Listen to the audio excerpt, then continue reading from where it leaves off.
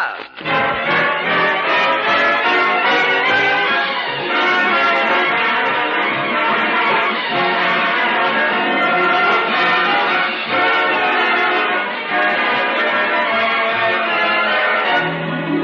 again, we'd like you to meet the Lyon family. I'm Richard Lyon. I'm Barbara Lyon. I'm Ben Lyon. And I'm Baby Daniels Lyon.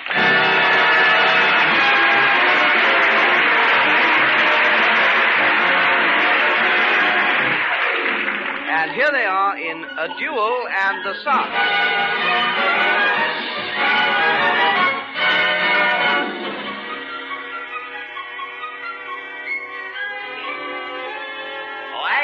Aggie, we're home. Oh, good. How did you all enjoy the French ballet? Oh, it was wonderful, wasn't it, Daddy? Yes, it was great. How did you like the show, Mrs. Lyon? Well, I was very disappointed. Why? Well, a big, strong man in tights chased the ballerina all over the stage for 2 acts. Aye?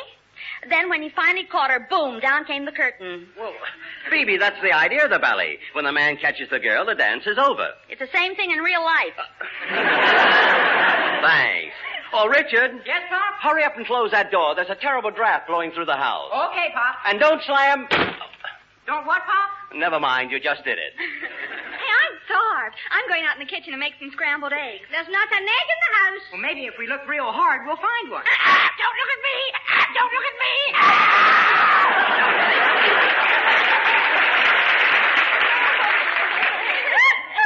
Oh, that parrot! Come on, children, I'll make you something. Oh, thanks, Aggie. She was pretty, wasn't she, Ben? Who, dear? You know who, dear. I saw you staring at that French ballerina tonight, that Fifi de la something or other. Oh, don't be ridiculous. I hardly looked at her. Oh, no? Your eyes were popping out of your head, and your pops were glued to your opera glasses. Well, everybody uses opera glasses in the theater. In the front row of the stalls? Well, for your information, I thought she had a very ordinary face. Mm-hmm. You weren't looking at her face. Now, listen, I admire Miss LaFleur for her artistry, like I admire a fine musician. I've never seen you look that way yet, Sir Thomas Beecham. I'm going upstairs. Come on. All right. Now, where did I put that writing paper? Oh, here it is. Dear Miss LaFleur, I am writing to thank you for the photograph that the stage doorman gave me of you. Oh, Richard, what are you doing? Well, none of your business, and stop barging in here like a nosy Parker. Who do you think you are, Pop? Oh, come on. Come on, show me. Give it here. Hey, stop that. You'll tear it. Gosh, a photo of Fifi LaFleur in her ballerina costume. Hey, what's this? I'm writing to thank you Hey, for... give me that letter. Honestly, a man's innermost thoughts aren't sacred with a woman like you around. Oh, Richard, you can do better than this. Well, why don't you write to her in French? It's much more romantic. I'll help you. Okay. Begin with, Mon petit chou. Shoe? Does that mean I'm a heel? Of course not. Chou is French for cabbage head. Are you nuts? I want to thank her, not insult her. Honestly, Richard, you're such a peasant. Cabbage head is a term of endearment. How humiliating. Now put, je vous adore, voulez-vous prendre du thé avec moi, dans le chapeau des nuits, des grands-mères, dans le bain. Barbara. Oh, I wouldn't write that. Why not? Oh, I can't spell it. Oh, stop. I think you should finish up with toujours amour and sign it Cœur de Lion, which means heart of an apple tree. Say, that sounds terrific. Oh, thanks. I taught myself from books and adverts. Now, come on, let's start again. And this time I'll make it really romantic. Okay. Ma chère Fifi.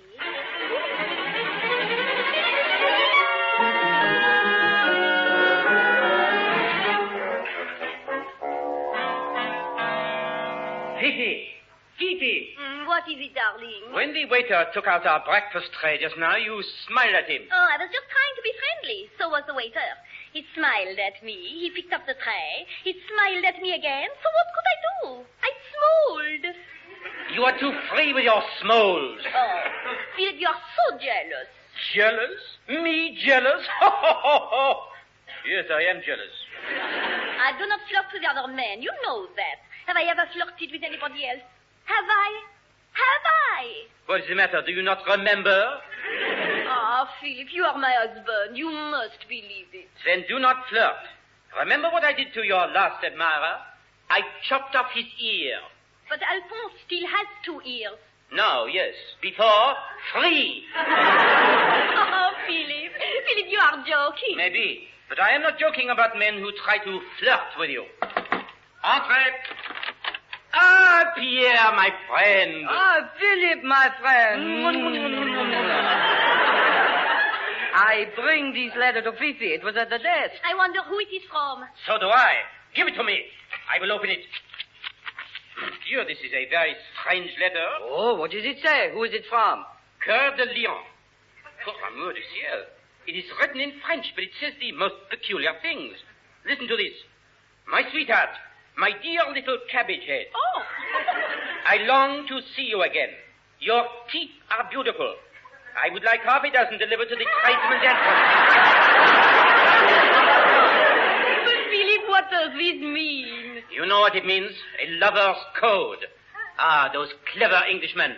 Oh, but I do not know of anybody who could write like that. Listen. Pourrons-nous prendre le pipe clock ensemble dans le chapeau de douille de ma grand-mère dans la piscine des oiseaux?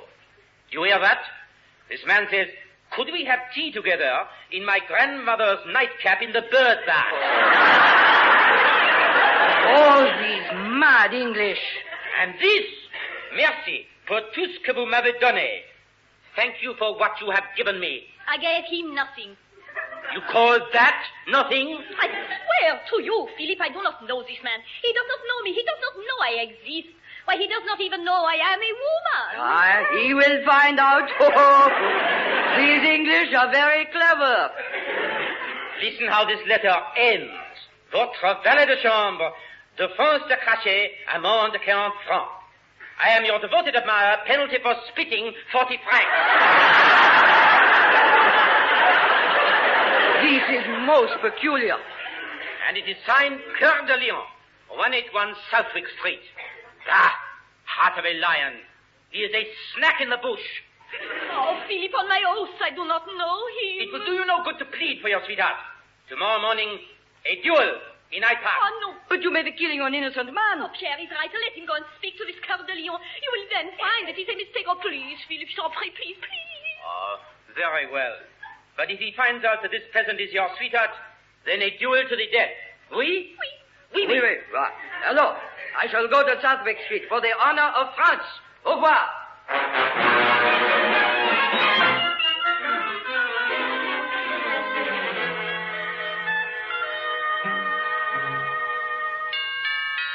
Come in.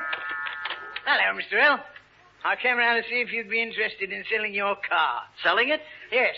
There's a bloke over here from the continent who's putting on an exhibition of old models, and he wants to buy yours. A bloke from the continent? Yeah. Really? That's right. And I know where I can get you a smashing little second-hand car for next to nothing. Oh, I don't know, Wimple. I'm awfully attached to the old bus, and it's in very good condition. It even has the original fuel consumption notice inside. Fuel notice? I've never seen that. What's it about? Oh, it's just a little plaque that says, don't waste fuel. Without petrol, we'll never beat the Kaiser. Well, it's time to get rid of that old tub. Now, look, here's a snap of the little model I was telling you about. All she needs is a paint job, and she won't use half the petrol your car does. Petrol? I've been running mine on racing spirit lately. So, blimey, that's alcohol. What a shocking waste. Here, take my advice and sell it. I took the liberty of asking the Frenchman to call on you today. Well, all right. I guess you... Hey, what's this on the floor? That's a photograph of that girl we saw last night. You know, that ballet dancer. Oh, yeah, pretty, isn't she? And what a lovely rosebud mouth. Yes, my missus has a rosebud mouth. It opened when she was born and hasn't closed since. You shouldn't talk about your wife like that. Now, well, speaking of wives, the new car would be a nice Christmas present for Mrs. L. Say, you're right. I could hide it in the garage until Christmas. Yes. Well, now, look, that Frenchman should be here any minute. I'm going out the back garden and fix the sprinkler. Aggie says it's not working. So I'll say toodaloo for now. Well, so long, so long. Well, the family's been wanting a new car for a long time, but I hate to give up the old girl. She's done well. I'm coming. Monsieur Lyon? Yes?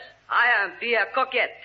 and I'm here to represent my friend, Philip. Oh, yes, I've been expecting you. You have? Yes, won't you sit down? Thank you. I hardly know where to begin. This is such a delicate situation. Well, I've given it a lot of thought, too. I'm not a man who changes horses in midstream. Monsieur, this is not a matter of horses. Well, that's merely a figure of speech, like off with the old and on with the new. You admit it? Of course. But why are you giving up the faithful one you've had all these years? Because she's falling apart.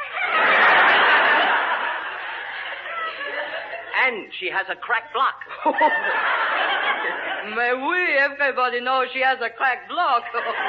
But it is still not sufficient excuse. But that's not all. Why, the other day she was going down the road, and do you know what happened? No, what? A big end seized up. Yeah, and I had to tighten it with a spanner. No, the shit. It's true. And I don't dare take her to town because she wobbles from one side of the street to the other. Quelle horreur, she wobbles? Tell me, monsieur, is it alcohol? Oh, I don't think so. Yesterday she only had 2 gallons before lunch. 2 gallons? Mais non. Mais oui, yes, that's right, yes. The new one won't cost me nearly as much. But what will your family say when they know about this new one? Oh, they're not going to know about it for a while. I'm going to keep her locked up in the garage for a few weeks. In my country, we go about these things a little differently. Well, naturally, I don't want her to freeze up, so I'm going to leave a lamp burning under her bonnet.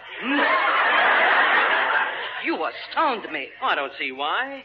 Of course, I realize she's second-hand, but I don't mind that as long as there are no accessories missing. What are you saying? I'm just thinking of her appearance. Her appearance? Oh, I assure you, you have nothing to worry about. Oh, I don't know. I understand she could use a new coat. A new coat? Yeah, and I'm going to give her one, too. But first, I'm going to rub her down with sandpaper.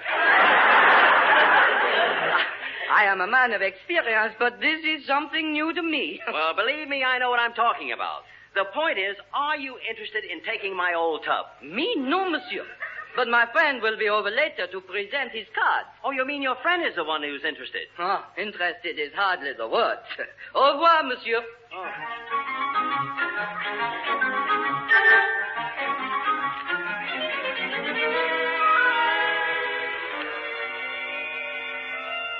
Oh, Ben, Aggie wants to... What's that in your hand? What do you mean, dear? Why, it's a picture of Fifi LaFleur. With love, Fifi. So it's true. Where have you been meeting this girl? No place. Now, look, before you condemn me, ask yourself these questions. Is your husband a man of low character? Would your husband chase after a French dancer? Is your husband that type of a heel? Ben, you've convinced me. Now, where have you been meeting this girl? Oh, stop that. You're always imagining things. Come in. Crétin! Vous chipez ma femme, vous n'êtes pas honnête. You dog. You are the man who tried to steal my wife. Peter Lafleur. I kill you. I slap your face with my glove. There. Oh! I challenge you to a duel. My card. My seconds will call on you. Good day, monsieur. Phoebe. Stop being hysterical. Did you see what that man did to me? Yes, and I don't blame him. Why did you steal his wife? He's made a mistake. He's obviously mixed me up with someone else. I've got to do something about this. I can't fight a duel, and he said his seconds would be calling on me. You see? He doesn't think you're good enough for his first. Oh, please. Come in. Bonjour, madame. We are looking for Monsieur Lyons. There's your man. Phoebe. We have the honor to represent Monsieur Philippe Lafleur. We have come to make the arrangements for the duel. Look, gentlemen, there's been a dreadful mistake. There's been a mistake, all right. He didn't know her husband was a champion fencer. Alors, we will meet in Hyde Park tomorrow at dawn. What weapon do you prefer for the duel? Swords or pistols? I have my choice? Yes. Conkers. Ben. Monsieur can choose the weapons tomorrow. And in case you do recover, never write a love letter to a married woman. It gives the game away. It's a lie. I never wrote a letter. Phoebe, help me. Do something. I'm neutral. Hey, I've been listening to all this, and my father's innocent. I'm the one who wrote that letter. I'm the one who should fight the duel. Oh, what a gallant little fellow to try and take his father's place. But he's telling the truth, aren't you, my son, my boy, my baby? You forgot, Monsieur Lyons. You told me all about this young woman today. You even said you were going to buy her a new coat. Oh, you did you? Pop! Now, wait a minute. Well, don't worry, Pop. I'll think of something. Barbara! Oh, Barbara! Oh, you have such a wonderful family. Why can't you leave other people's alone? Madame, my colleague and I wish to express our sympathy. Oh, thank you. Your colleague doesn't talk very much, does he? My colleague has no tongue. Oh. He hasn't? Poor fellow, how did that happen? It was cut off in a duel. Oh. One thing more, madame. If you should wish some very chic clothes to wear when you are in mourning, I recommend my brother. He has a dress shop in Bond Street. You buy your widow's clothes from him, and I get the commission. Yes, well, I'll remember that. What's your brother's name? Madame Lulu. You will look lovely in black. Au revoir. I kiss your hand. Au revoir, monsieur.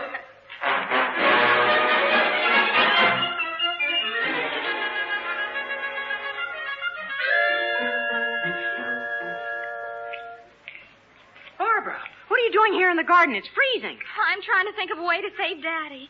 I've had a long talk with Mother, but she still doesn't believe we sent that letter. She thinks we're trying to cover up for him. What are we going to do? Well, Mr. Wimple has promised to come over and teach him something about fencing. I didn't know Mr. Wimple could fence. Oh, sure. He spent a lot of time in Paris. He was telling Pop all about it the other day when they sent me out of the room. I wonder what he'll teach Daddy. Well, let's see. The first thing he'll do is to try and figure out the Frenchman's strategy. Oh, that's easy. I already figured that out. Oh, you did? Well, what is it? He's trying to kill Daddy. Quiet. Here comes Pop. Oh, hello, kids. Oh, Daddy, I don't like the idea of your fighting this Frenchman. If you go through with it, I'll be all cut up. You'll be all cut up. What about me? Oh, you can win, Daddy. When it comes to fighting, there's nobody like you. You're so... Well, go on. That's all. You're just so. I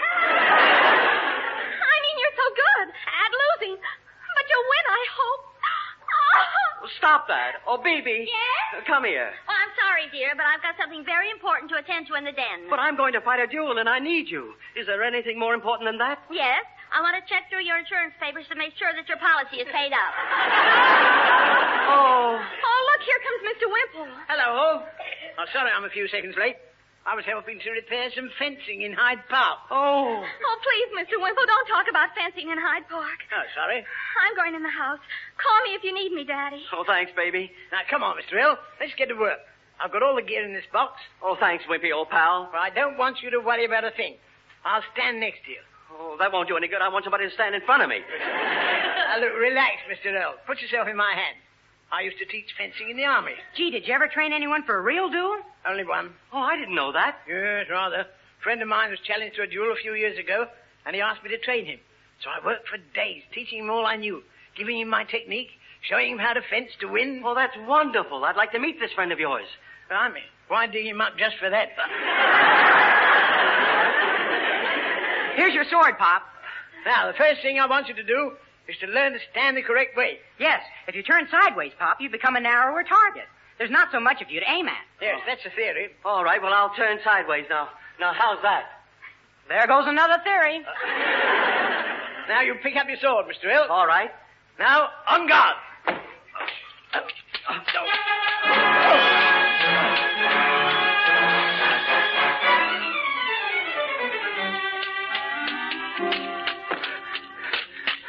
Well, how am I doing, Wimple? I don't like it, Mr. Hill. You're thrusting blindly. The froggy will slice your guard and run you through. Oh, don't be silly. I can't get hurt with these swords. They've got buttons on the tips. Well, those are only practice swords, Pop. You mean we won't have buttons on the tips for the duel? Blimey, of course not. Maybe pistols would suit you better. Oh, pistols, huh? Yes. You stand back to back, and when the referee gives the signal, you walk 20 paces forward, turn, and shoot. I walk 20 paces forward, turn, and shoot him? You got it. And if I miss, do I get another shot? Oh, you better not miss. If you do, the Frenchman's bullet may get you. Oh, you mean the Frenchman's got a gun, too? Oh, sure. Well, that settles it. I'm going over and have a talk with Fifi LaFleur. I'm going to make her tell her husband that I'm innocent. Oh, Pop, you can't do that. It's not etiquette.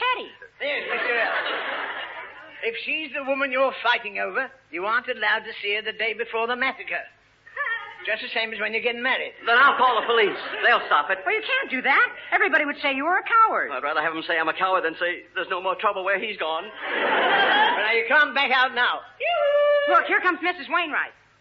By the way, Mr. Hill, did you ever have a blood test? Yes, they had to test it to see if it really was blood. You be quiet, Florrie. You've got blood, haven't you, Pop? Yes, of course, and very young blood. Oh, we know that, Ben. It's just that you keep it in such an old container. Funny girl. Girl? Ben, you've got that sword pointing right at me. I don't mind. No, but you might stumble and stab me. That's why I don't mind. Oh, so admit you'd like to cut me in two. Oh, no, Florrie. I wouldn't dream of doing a thing like that. You wouldn't? No, I couldn't stand two of you. Oh! Stop that, both of you. Now, let's get back to the arrangements. You'll need a doctor, Mr. Hill. You must arrange for a doctor to be there. You can't be too careful, you know. Well, Dr. Cupper lives next door. He might come with me. Well, give him a shout. I can see him in his surgery. Yeah, so can I. You, Dr. Cupper. You, Dr. Cupper. He's opened his window, and he's looking this way. Dr. Cupper, I'm fighting a duel in the morning. Will you come with me? He's shaking his head. But if you don't come, I'm liable to bleed to death.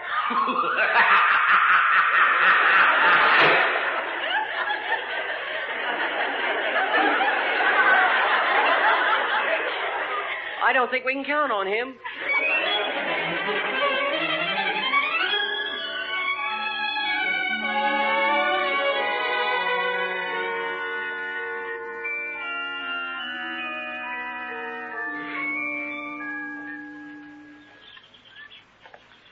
Nothing like Hyde Park early in the morning, is there, Mr. L?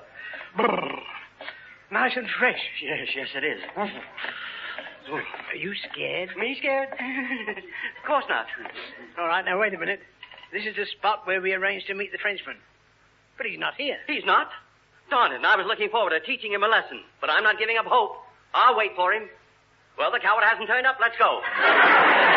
No. Wait a minute. He'll be here. We're a bit early. I say, Mr. L, what's that you're wearing under your coat? Oh, just a thick vest. It's sort of cold this morning, and I put it on for protection. Well, what's it made of? Wool? No, chainmail. You can't do that. It's against regulations. You'll have to take it off. What, and catch my death? Of cold, I mean? No, sir. Oh, and by the way, you owe me for that train fare here. Oh, yes, you bought the tube tickets. Well, how much do I owe you? Well, let's see now. Mine was 5p, and yours was 2.5 halfpenny. Well, wait a minute. Why did yours cost more than mine? Mine's a return.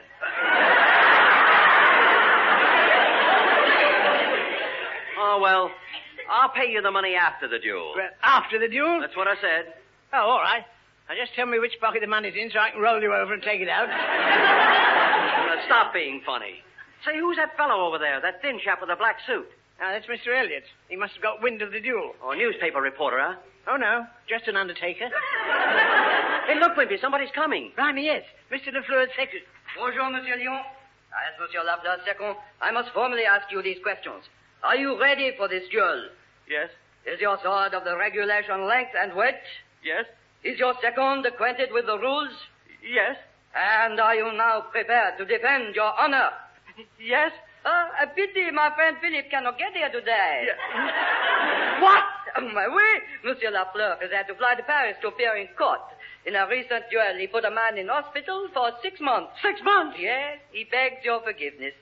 He regrets he will not be able to return to fight you. Au revoir, monsieur. Au revoir. Oh, Whipple, I'm free. Where's the nearest underground station? I want to phone my family. They'll be worried. Well, they'll be opening up the west gate in the park in a minute, and you can go through there. Just across the road, there's an underground. Come on.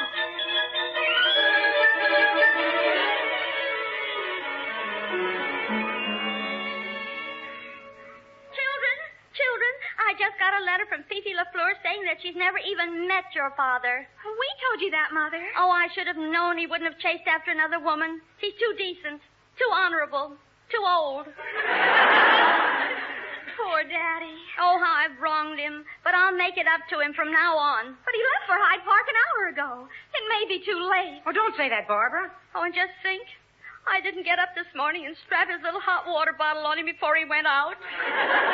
Oh, Mother. Why weren't we nicer to him while he was still among us? Now that he's gone up there, he won't ever know how much we loved him.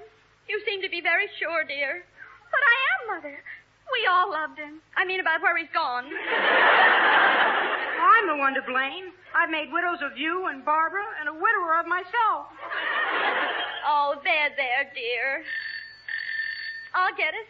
It's probably Mr. Wimple to tell us. I'll get it. Hello? Oh, hello, baby. It's me. Ben, where are you calling from? Well, I couldn't get through to you before, darling. I had to wait for them to open the big gates.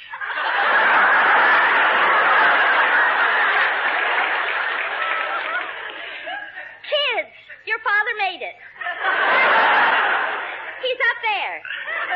Oh, no, dear. I'm speaking from down below. Oh, no, kids. Your father's speaking from down there. You know, where Florrie's been telling him to go for years. Poor Daddy. Why should they send him down there? Oh, I guess when they weighed him in the balance, they took Hell's Angels into account. Yeah, Ben, tell me, dear, what's it like down there? Well, it's terribly crowded, and I've met a lot of my friends down here.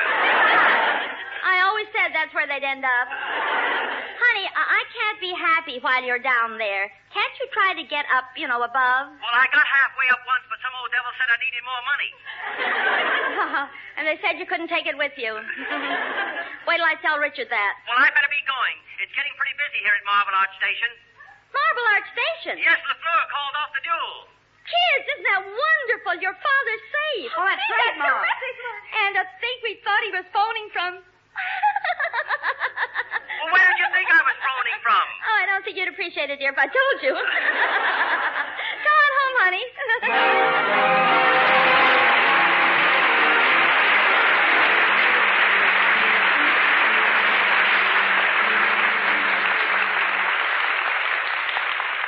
Oh, Ben, come here. I just received the most beautiful flowers from Dr. and Mrs. Cupper. What do you think? Well, wasn't that nice of them? Well, he probably feels badly because he refused to go to the duel with Pop yesterday. Yes. What does the card say, Mother? Well, just listen to this. It says, Mrs. Lyon, accept our condolences and deepest sympathy for the sad and grievous misfortune you have just suffered. Well, you'd better ring them up and let them know that you've got me back again. They know, dear. That's why they sent the flowers.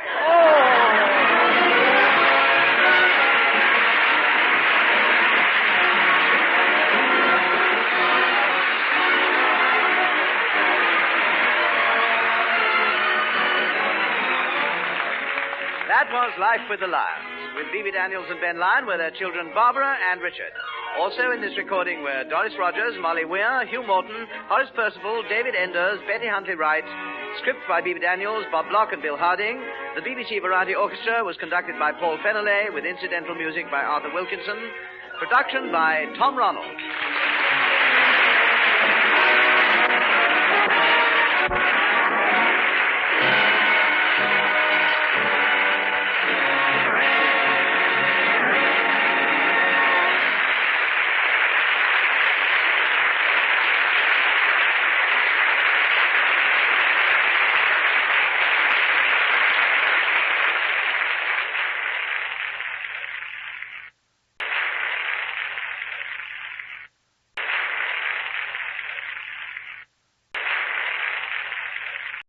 The BBC presents Life with the Lyons.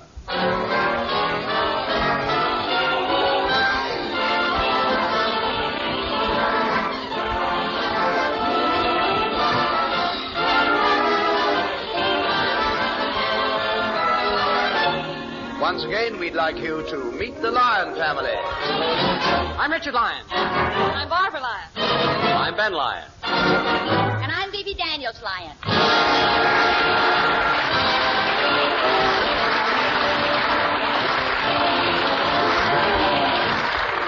And here they are in How to Be a Good Father.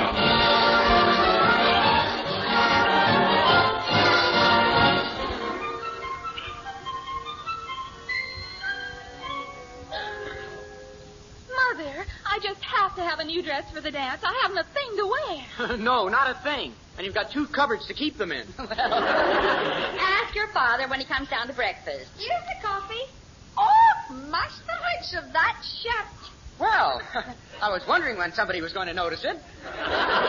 It's real sharp, isn't it, Aggie? Well, I've never seen so many colors in a shirt before. Red, blue, green, yellow, purple, black. Well, why didn't you get one with some orange spots on it, too? Well, because I wanted something on the conservative side. These aren't spots. They're tropical fish. You know, Hawaiian. Hawaiian, eh? Yeah. If you don't believe me, look at the label. See? Genuine Hawaiian shirt.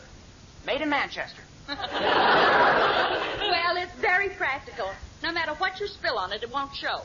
I think it looks very good on him. Look at the way his muscles fill it out. Those aren't muscles, Aggie. Those are wrinkles in his long underwear. Very funny. Ha, ha. I'm getting pancakes. Oh, pardon me. Phoebe, may I please have a cup of coffee? That is, if it isn't too much trouble. Of course. Sit down, dear. Here's your egg. Richard, what in the world are you wearing? My new Hawaiian shirt. Do you think it's a little too loud? Oh, I wouldn't say it was loud, but if we ever run out of coal, we can heat the house with it. Oh, stop kidding, Pop. I wouldn't take anything for this shirt. Well, I'd better. It's making me sick. Now, I wonder if someone would be good enough to pass me the toast. That is, if it isn't putting anyone out. All right, Ben. What's wrong? Oh, nothing. Why worry about leaving hot water for me? I'll only work my fingers to the bone for all of you. Here we go again. What was that, young man? Oh, I was talking to Barbara. Richard, eat your breakfast. Of course, there's no law that says I have to shave. Maybe you'd rather have me grow a beard. Oh, you know good and well I'd boil some water for you. Oh, sure. Other men can turn on the tap and get rivers of hot water, but not me. I have to shave out of a frying pan. Oh, Daddy, dear, may I have a new dress? No. But I just can't wear that old rag to water Cardinals dance. I just can't. Why not? Why, everybody's seen it twice. I'll swap you my blue serge. It's been around longer than you have. Daddy, please. No.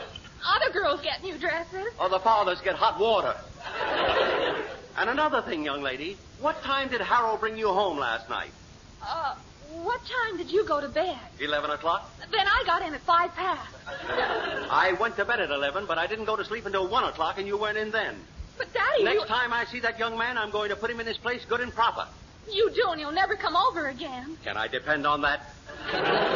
Barbara, you and Richard go upstairs and do whatever you were going to do. Well, I haven't got anything to do. Richard. Huh? Oh, hey, excuse me. I've got something to do. Ben, you shouldn't talk to the children like that. Oh, no? How would you like it if you couldn't shave every day? Huh? I mean, I'm going to generate a little discipline around here. Well, I think you owe them an apology. You know, dear, there's only one thing wrong with you. You're a mother. Well, this is a fine time to tell me. I mean, you let the children step all over you. No discipline. Oh, I see. Fathers, of course, do much better. We certainly do. Well, honey, just tell me anytime you want to be a mother. Oh, I'm going over to the barber shop. I at least can get some hot water there.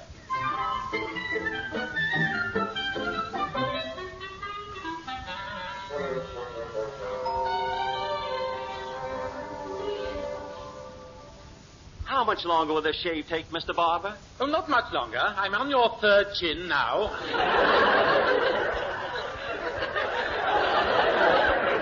Thanks. I usually shave myself, but my kids used all the hot water this morning. Children are always up to something, bless their little hearts. You know, I'm a child psychologist. Really? Yes. Now, just keep still while I lather you. You know, I've just been reading a questionnaire for fathers in a magazine.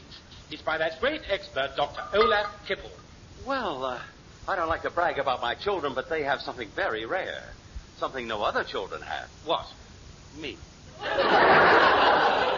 Now, just a minute while I read these questions. Now, first, are you helping your son gain a sense of practical values by encouraging him to take an interest in money?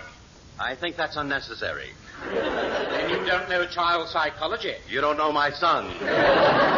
All right, I'll put down no. Next question. Do you object to your daughter wearing makeup? Well, she certainly slaps a lot of lipstick on when her boyfriend comes over. Then you object to her wearing lipstick? Oh, no, but I object to going out of the room, then coming back and finding him wearing it. Now, you take the magazine and answer the rest of the questionnaire while I sharpen the razor. All right. Let's see. Are your children's friends your friends? No. Do you... No. Yes. No. No. Yes. Definitely no. There now, I filled it all in. Oh, good. Now, I'll turn to the back page and add your marks up. If you get 100 points, you're a perfect father. 75 is good, but 65 is only fair. Well, what did I get? 12. What? Only 12? Well, that's awful. Oh, you're poor children. Now, look. And I thought you were such a good father. You're right. Give me my hat. I'm going home and take care of my dear little children. I have been a bad father.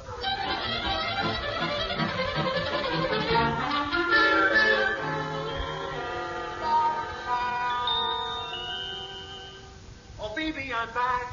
I'm in the den, dear. Where are the children? Where are my dear, sweet little kiddies?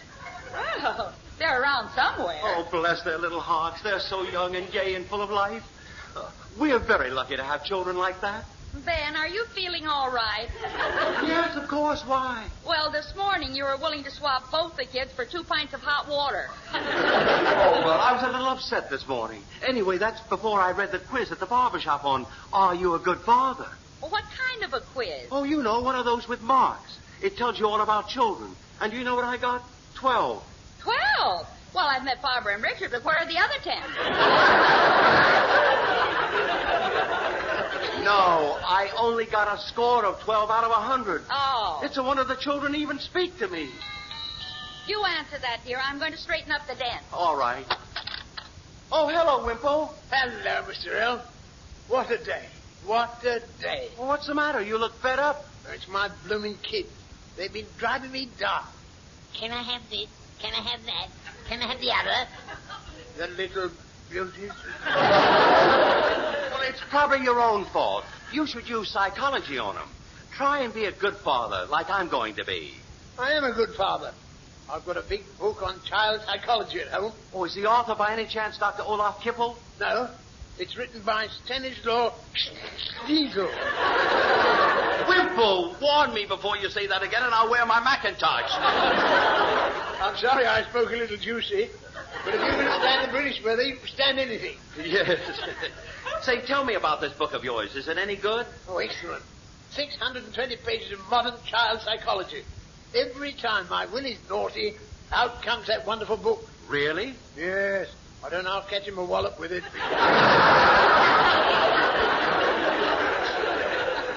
Wimple, you ought to be ashamed of yourself. I didn't really mean that.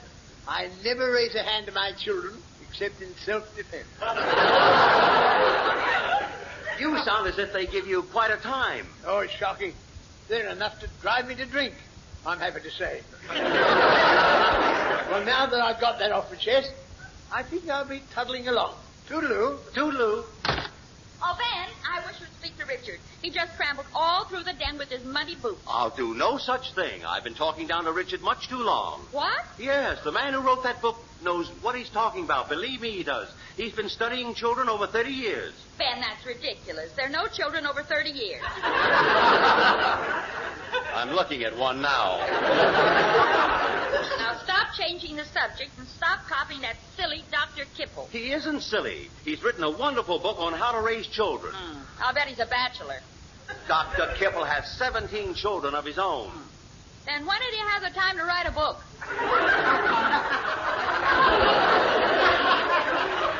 You can joke if you like, but I'm taking this thing seriously. From now on, my children are going to have the most cooperative father in history.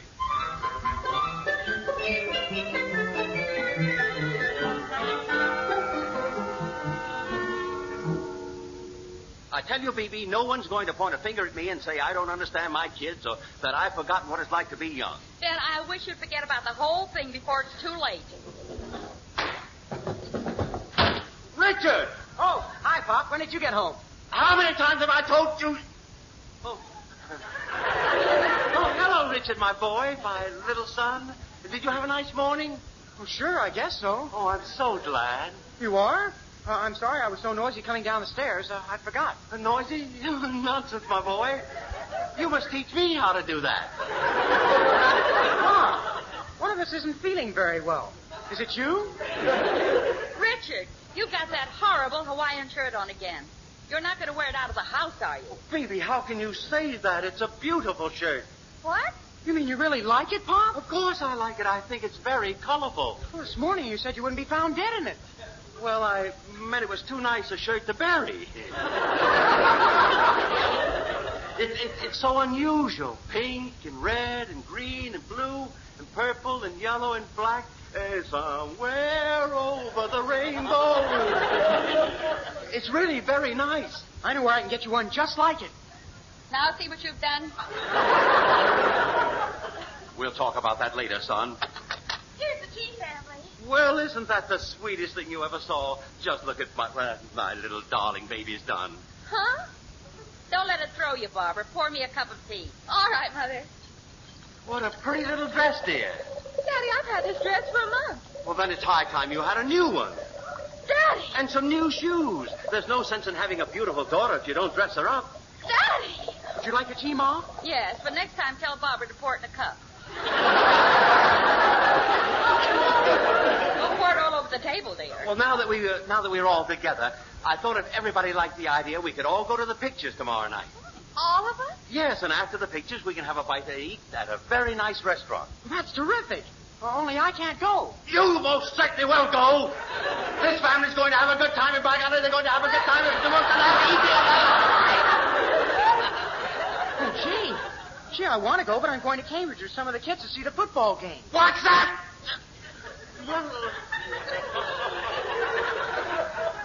What's that got to do with it, my dear little son?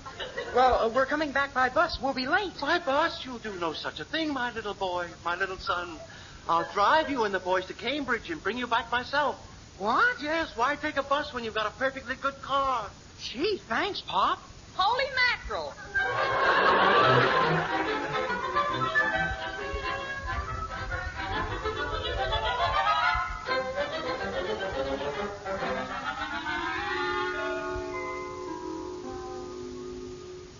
Ben, I insist you say something to Harold about keeping Barbara out until 1 o'clock last Saturday. Well, I'm not going to do it. Oh, please. The boy takes more notice of you than he does of his own father. In fact, I always think of you as Harold's father. Really? Yes. And when you stop to think of it, I'm old enough to be his, sister. Nevertheless, I'm not going to embarrass him. From now on, I'm handling my children's romances the modern way, by encouraging love to blossom under my paternal eye. Blimey. How long have you been over here? What are you trying to do, break Barbara and Harold up? Well, I'll leave you to it. Poor Barbara, poor Harold. Come in. Hello, Mr. Lyon. Well, Harold, help away. Come on in, my boy, my dear young friend. Mr. Lyon, I have an apology to make. I'm afraid I didn't get Barbara home until 1 o'clock Saturday night. My dear boy, you needn't apologize for bringing your little sweetheart home early. Early? Hello, Daddy. Hello, Harold. Now, honey, what sort of a greeting is hello? Don't you think that a nice big kiss would be more appreciated? Well, all right. Not me, him. Oh, well, so long, Daddy. I'm not going anywhere. You're not? No, your dear old dad's going to stay right here and keep you company. Doesn't that make you happy? Yes, very happy. Hooray. Whoopee. Well, that's more like it. You know something else? I've made some nice homemade fudge for you. It's a little too soft yet, so I put it on the settee next to you. Oh, thanks, Mr. Lyon. Oh, not at all. I'll go out and get some lemonade. Oh, sit down, Harold. You haven't told me how I look. Oh, you look beautiful. I love to look into your big brown eyes like this and take your dear hand like this. It's so soft and warm. You've got your hand in the fudge. Oh, that's awful. Where's my handkerchief? Well, here's your lemonade. And how are my two lovebirds? You don't seem to be making much progress. Daddy, please. Harold, why are you sitting so far away from Barbara? Well, come on now. Sit closer to her. Very well, sir. There. No, come on. Don't be shy, my boy. Much closer. Come on. Closer. If he moves any closer, he'll be on my lap. Well, what's wrong with that? Daddy! Well, now, are you both comfortable? Oh, quite, thank you, sir. Good. Now, speaking of arms, Harold, how long would you say your right arm is? Oh, about 35 inches. Why? Oh, nothing. Barbara's waist is 25 inches. I don't understand. Well, it's just that I like to see a good arm go to waste. Harold, isn't it time for you to leave? Oh, nonsense. You know, Harold, strict fathers are supposed to stop their daughters from romancing. Yes, sir. But if I happen to turn my back and you steal a little kiss, well, how can I stop you? Harold, I think you better go. Well, I've got my back turned. Can't see a darn thing from here. Oh, really? Sugar bush, I love you so. Anything happen boyfriend yet, Harold? No, sir. Well, for Harold's sake, get there. Yes, Mr. Lyon. He's gone. I wonder why he left in such a hurry.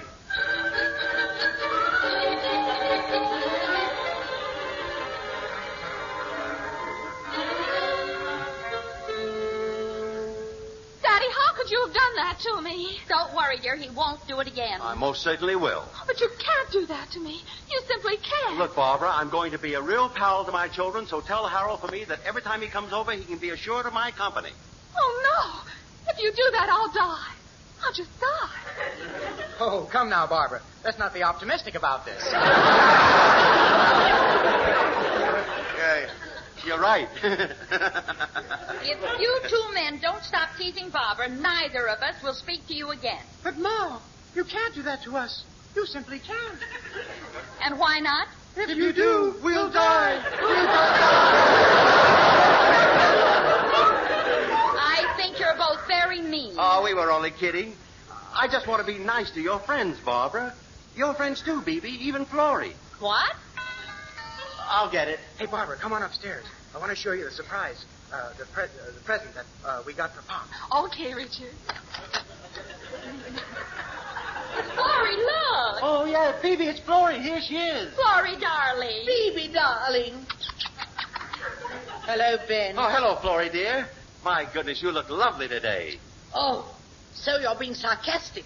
I know that twisted type of humor. The bigger the compliment, the nastier the meaning behind it. But I'm being sincere. I do think you're a charming, lovable, attractive person. Oh! Ben, Florrie's my best friend, and I won't have you calling her a lovable, attractive person. Here. But I'm only trying to be nice, Florrie. You brute. Well, two compared that game. You're a wonderful, intelligent, good-looking man. So there. I should have known better than to be nice to you, you old battle axe. Oh, you have a care what you call me, you barrel-waisted antique. I'll call you what I like, you old lard hips. Oh! Well, that's more like it. Now, come on, Florrie. Let's go out in the kitchen and have a cup of tea. All right. Goodbye, Ben. You sweet young thing. Ooh. Hey, Pop, here's a present from the fellas and me. A present? Well, thanks. We got it for you to show our appreciation for driving us to Cambridge in the car tomorrow. Well, how nice. Let's see, what is it? Oh, no. Oh, no, a Hawaiian shirt. Yeah, I told the fellas how much you liked mine, so we decided to get you one. Only yours has got more colors. How you like it? Oh, it's beautiful, son, but I couldn't think of accepting anything as valuable as this shirt. Oh, that's okay. There were 5 of us. It cost us $3 bob each. Oh. You see, we're all going to wear ours on the trip tomorrow, and we figured you wouldn't want to look silly. No, you're right. It's a very smart shirt. I'll go upstairs and try it on. Oh, swell. I'm going to get my jazz records. Willie Wimple is coming over. Well, let me know when he gets here. I'd like to know him better. But, Pop, you've known him since he was 2 years old. Nevertheless, I want to know him better.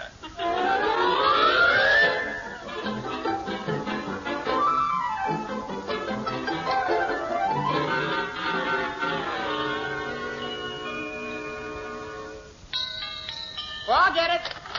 Hello, Richard. Oh, hi, Willie. Come on in. Oh, thanks. Hey, how did your dad like his Hawaiian shirt? He was completely overcome with emotion. No. Yes, he looked at it, closed both his eyes, shuddered, and then turned his head away. Golly, I've never seen anything like that. Yeah, those were his exact words. Good. Hey, where's he now? Oh, Willie, my friend. Well, how are you? Oh, hello, Mr. Lyon. Oh, don't be so formal, Willie. Call me Ben. Ben? Yes, after all, we're all boys together. Aren't we, Willie? Yes, Ben. Remember, I was your age once. I know, but things have changed so much since then. Where's your Hawaiian shirt, Ben? The shirt? Oh, I'm wearing it. It's under this turtleneck sweater. I didn't want the sun to fade the colors. It's very unusual, isn't it, Pop? Oh, very. It's, I suppose it's pretty hard to find the right words to describe these shirts, isn't it, Ben? Oh, I know the words, Willie. I just don't like using them. We're just going to play some records. Is that okay, Pop? Of course, I'll join you. I'm very glad you have a hobby, son. I've a hobby, too. Really? Yes. Every night I go dancing with a different girl. Oh. Is dancing your hobby? Now, go. Yeah, it's good. Well, so much for girls. Now, let's talk about records. Come on, let's really discuss records, huh? Yeah, let's. Hey, look, here's a racy patter, Ben. It's progressive bebop in a solid groove and a hot lick on a licorice stick. Oh, it's a smasher. Even the squares, right? Well, Natch, if you want to cut a rug, you got to have a hot brass with a sizzling flame. Or you ain't George, you're a creep. Dig me, Pop? Well, speaking of girls... Stop joking, Ben, and help us. Look, we've both entered for a contest, and we've got to give our opinion on progressive jazz. Yes, is it swing or bebop? Well, I'd say... Yes, go on. Well, take Stan Kenton's orchestra. I like it the best because it's sort of third-dimensional, but then I'm a real cat. Well, personally, I dig Dizzy Gillespie. How about you, Pop? Well, personally, I dig Ivy Benson. Because she's solid. Yeah, she's very solid, yeah. I mean, she can really sizzle licorice all sort.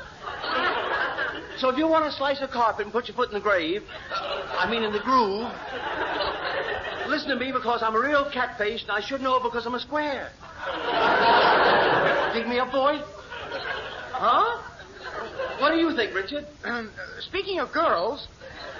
Oh, if you'll excuse us, Pop, we're going to take these records over to Harold Hemingway's house. Oh, don't go yet. I'm just getting hot. A boop boop did a man and what a chew. A boop boop did a man and what a chew. A boop boop did a man and what a chew. And the bam bam bam over the dam, down in the meadow, in a itty bitty poop, get down in Blimey. The cuckoos are out early. Dad, you shouldn't talk like that to Ben. I said, Ben? What do you mean by calling Mr. L. Ben? Oh, it's all right, Wimple. I gave him permission. Fathers today are entirely too strict with their children. Yes, well, maybe you're right. Willie, my dear little boy, don't just stand there. Run along and play like a good little childikins. Now run along. But, Dad! Oh, shut up! My angel child. Look, Wimple, the kids gave me this shirt. Have you ever seen colors like this before? Not when I was sober. Well, you needn't be sarcastic. The kids gave it to me as a gesture. Well, it's a pretty rude gesture. Oh, you're just jealous because it's a little colorful. A little? Mr. L., every time I look at that shirt, it makes me... Turn your head the other way. You're making the colors run. Come on, Willie. Oh, Richard, here's a £0.50. You and Willie get some candy. Oh, thanks just the same, but no candy for me, Ben. I've got to watch my diet, training to be a jockey. Oh, good for you, Willie. You know, I always wanted to be a jockey. I bet you'll make a good one. Oh, I don't know about that. I'd have to lose a few pounds to be a jockey. Blimey. You'd have to lose a few pounds to be a horse. That's enough out of you. Bye, Pop. Yeah, and thanks again for driving us to Cambridge tomorrow. Those kids are tickled to death that I'm driving them to Cambridge. Yeah, no, you're not. You promised to open the jumble sale for the church tomorrow. Oh, no. Oh, yes. And you said you'd be at the town council meeting in the evening. This is awful. What am I going to tell the kids?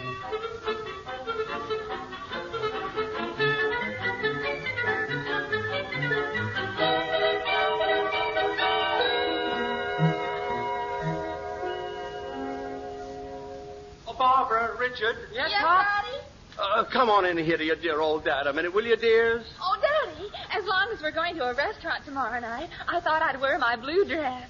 Me too. I have something to tell you both. Now, don't be nervous, kids. Sit down, Richard. Pop, what's bothering you? Well, supposing I couldn't keep my dates with you tomorrow. Only supposing, of course. Why? Are you expecting something to stop you? Oh, no. Only you can never tell what might happen. Who knows? An attack of flu, a business deal, a charity jumble sale at 2 o'clock followed by a council meeting at 7, a burst water pipe, a toothache, a charity jumble sale at 2 o'clock followed by a council meeting at 7, a heavy fog. Do you have to attend a jumble sale and a council meeting? Bless my soul, Richard, I'm glad you reminded me. Now, how did I forget that? I think you were delayed by a heavy fog. Daddy, are you trying to tell us that you can't take us out tomorrow? I'm afraid that's it, kids. But I broke a date with Harold. What about me? The boys gave you a shirt. I know, and I'm terribly sorry. Sorry about what? Daddy can't take us out tomorrow. I'm sure your father has a very good reason. But, Ma, he Now, said... run along, you two. Oh, but, Mother, he's just ruining my life. That's all. Barbara, how dare you talk like that about your wonderful father? You children are both very ungrateful. Sorry, Daddy. Well, me too, Pop. Come on, Barbara. Oh, Bebe, that was very nice of you to stick up for me like that. Well, it's my duty. After all, you are the head of the family.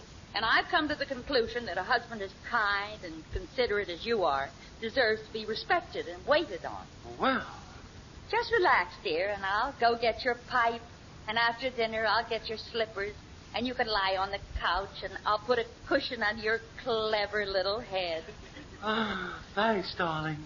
Why don't you go out in the garden before dinner and get some fresh air? I'll open the door for you. Oh, don't bother. I'll just float out of the window. Oh, dear. Before you go, are you playing golf on Sunday? Yes, Wimple and I are playing Hemingway and Mayor Clinker. It's a very important match. Good. What time do we all start? Well, Wimple thought that... We? Yes, we. The children and I are coming along so we can talk to you the whole time that you're playing. We don't want you to get lonesome. Oh, no. Oh, it'll be fun. Well, Bebe, you don't even like golf. Well, I know, but I'm going to learn to like it. It's a wife's duty to be interested in her hubby's hobbies. I learned that from a magazine I read at the hairdresser's today. Bebe, it didn't have... Oh, yes, it did. It had a questionnaire by Dr. Olaf Kippel on, are you a good wife?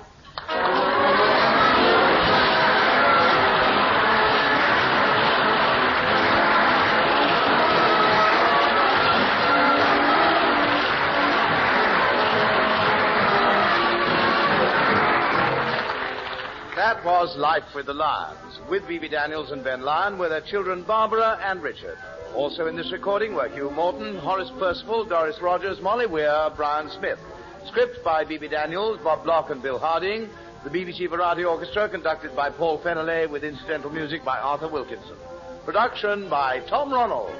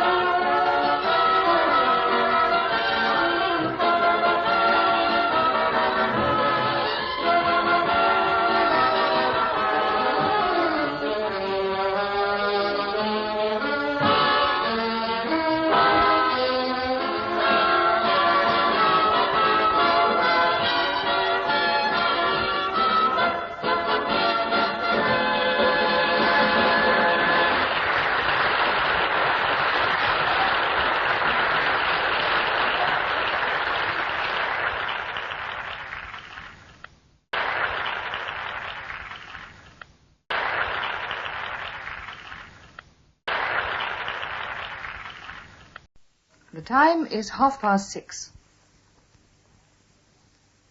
This is the BBC Light Programme and the British Forces Network in Germany. Ladies and gentlemen, Life with the Lyons!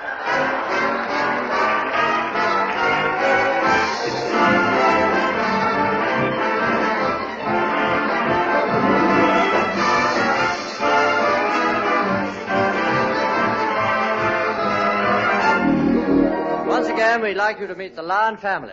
I'm Richard Lyon. I'm Barbara Lyon.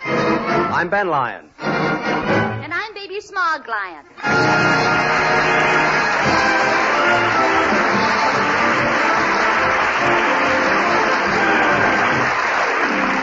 And here they are in Nature Boy.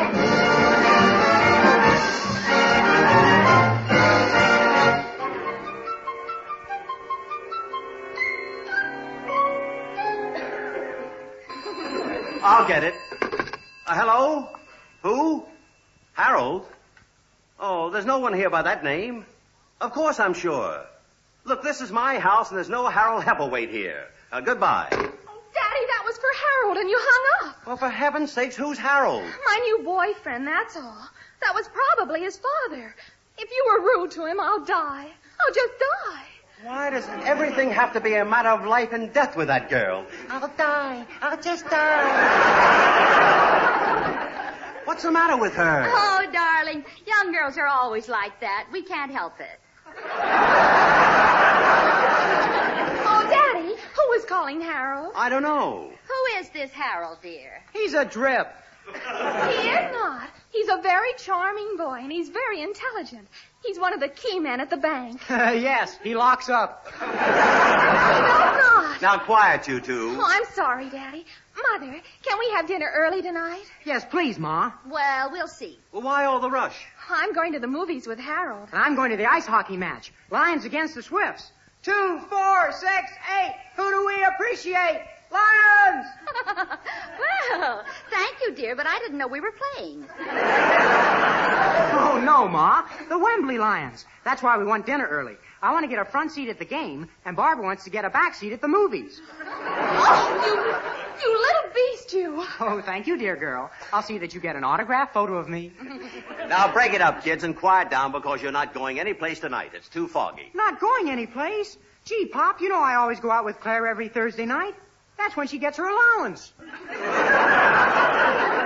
Well, you can call her up and tell her you're not going. That goes for you, too, young lady. Oh, Daddy, you're just saying that. You couldn't mean it. You just couldn't. I mean it, all right. Gee, what can we do? Did you hear that, BB? What can they do? I don't know what the younger generation is coming to. They've got to be entertained every minute or it's dull. You know what the trouble with you kids is, don't you? Yes, we can't go out tonight. No, you're missing all the simple pleasures of life. That's silly. You know something, son? When I was 16, I thought my father was pretty stupid, too. But when I reached 21, I was surprised to find out how much he learned in 5 years. Daddy, please let us go tonight. No. Pop, don't forget you were once a kid yourself. Nonsense. Well, you must have been. Well, don't tell me you were prefabricated. Now, that's enough, young man. But I just can't ask Harold to sit around all evening. And why not? In the olden days, young couples used to stay in the house with their parents. Can you see anything wrong with that, Richard? No, but I'm not a young couple. Old-fashioned ideas are out of place these days. Now, Barbara, don't argue with your father. Yeah. Daddy, are you sure you won't change your mind? Positive. I don't know what's wrong with this generation. The people in the olden days really knew how to live. Ma, what did they do in the olden days? I wasn't here, dear. Ask your father. Oh, Mr. Lyon, my electric iron won't work. Could you please come out to the kitchen and look at it? Oh, certainly, Aggie. I'll fix it for you. Do you think he can, Mother? Oh, of course. I remember the time our vacuum cleaner wasn't where he and your father fixed it. Did he do a good job? What are you laughing at, Ma? Oh, come on, tell her. Well, he put the motor in backwards, and instead of drawing in the dust, he blew off his pants.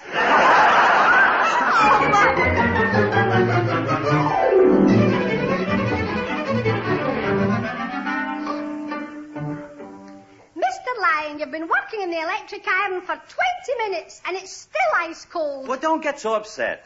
Suppose you were living in the days before electric irons. Now then, what was it you were pressing when the iron stopped working? Your trousers.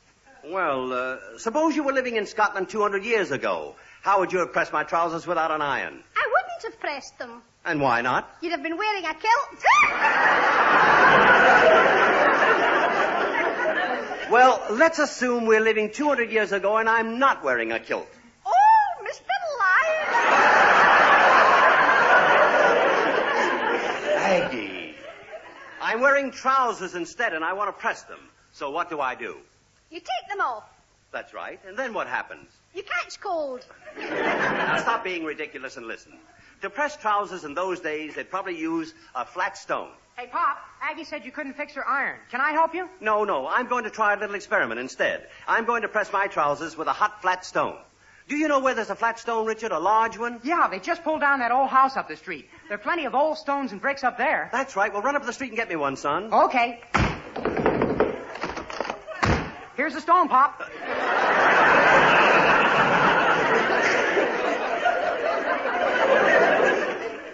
Well, what kept you so long? Heavy stone. Oh, I see. Oh, Mr. Lyon, you'll ruin your trousers. You'd better fix the electricity. She's right, Pop. It's probably a fuse. Look, I know what I'm doing. Where are you going? To fix the fuse. Oh, BB. Oh, come in, dear. Florrie's coming right over. No, thanks. Ben, you come back here. I have to fix a fuse, I'm happy to say. Come in. Phoebe, darling. Oh, Florrie, darling.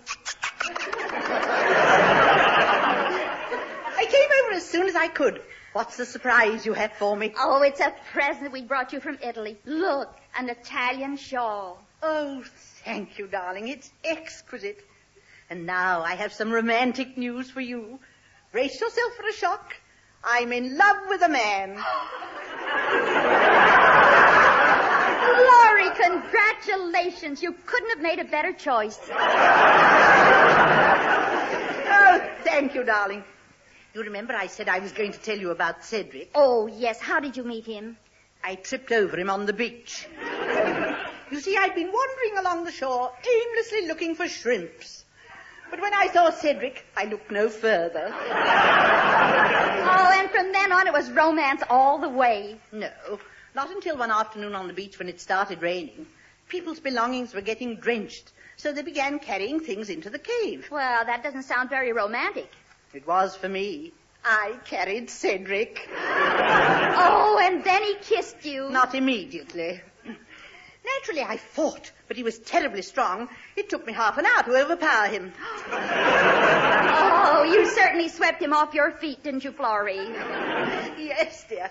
Well, I must be going. But first, I'd like to thank Ben for this lovely shawl. Where is he? Oh, he's mending the fuses in the cupboard under the stairs. Good. I'll go and thank him.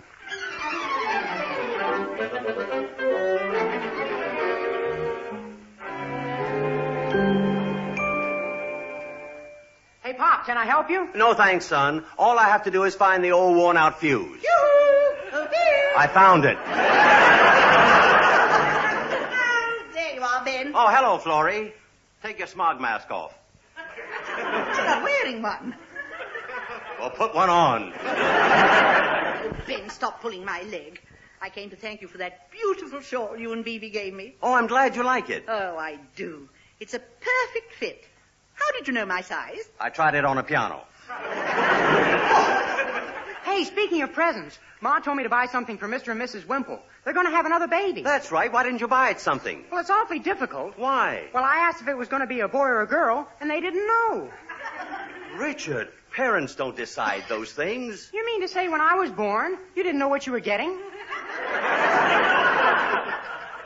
No prompting, Florrie. Richard, don't you know anything about babies? No, I don't even know about boats. Wait a minute. Where are you going, son? Get a bite to eat. I haven't eaten for a whole half hour. Hasn't eaten for a whole half hour. The way that boy eats, you'd think food was going out of style. Ben, now that Richard's gone, I'd like to tell you my thrilling romantic news. What news? Oh, can't you guess? Can't you read my emotions by my thrilled expression? Well, let's have a look at your face. Come closer. Not too close. You seem puzzled. Why? I'm trying to figure out what there is about your left eye that makes your right eye keep looking at it.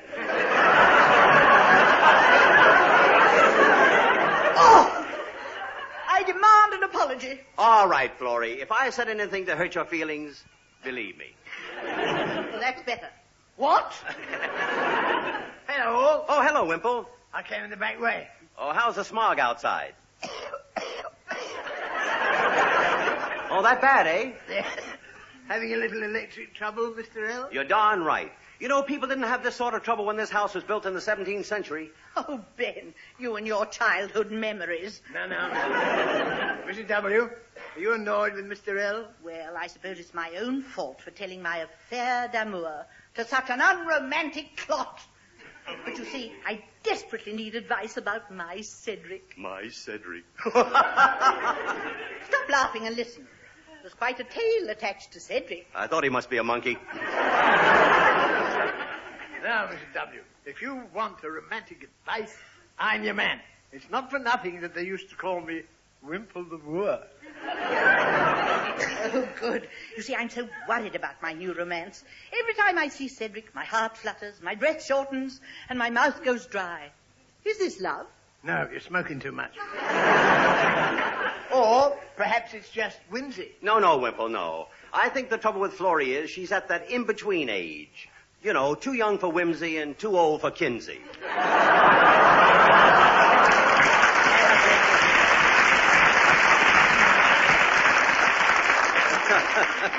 Mr. L., this is no laughing matter. The advice I'm giving now was learned by painful experience when I was courting my missus. I imagine you had plenty of rivals for your wife, Mr. Wimple. Oh, yes. She had dozens of men at her feet. Every time they looked up at her face, they went back to her feet again. Well, I think you're both horrid. I'm going out to meet my Cedric. Goodbye. Poor guy, I feel sorry for him. Well, at least the smog is so thick, he won't have to look at it. Here, Wimple, hold this screwdriver, will you? Blimey, haven't you repaired that fuse box yet? Yes, I've got it all fixed now, but I don't know if it's worth it. These modern inventions are a menace. Why do you keep harping on modern things? Because they destroy our social tranquility. People nowadays don't know how to use their leisure. Have you ever wondered what to do with your spare time? Mr. L., I've got 13 children. Yes, they must keep you pretty busy. Not half. You think if there were no modern conveniences like automobiles and trams or even electric lights, people would be happier, eh? Exactly. I wish my family had to... Say, that's an idea. Here. What are you pulling all those fuses out for? We're going to experience family life as it was in my grandfather's time. And we're going to start with no electricity. I think I'll stay and see the fun.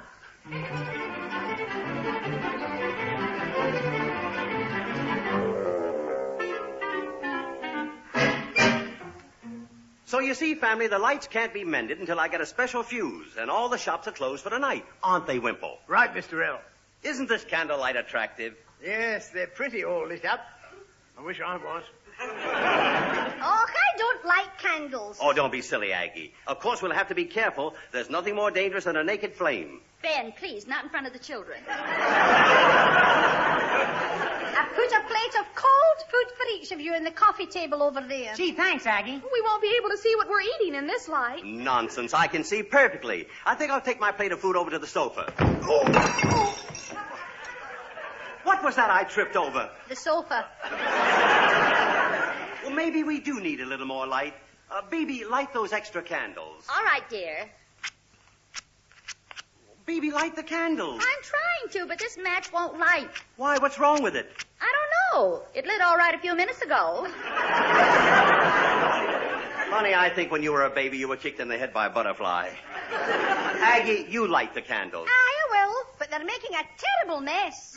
These buns are terrific, especially this one with icing on top. Well, I didn't get any like that. Let me see.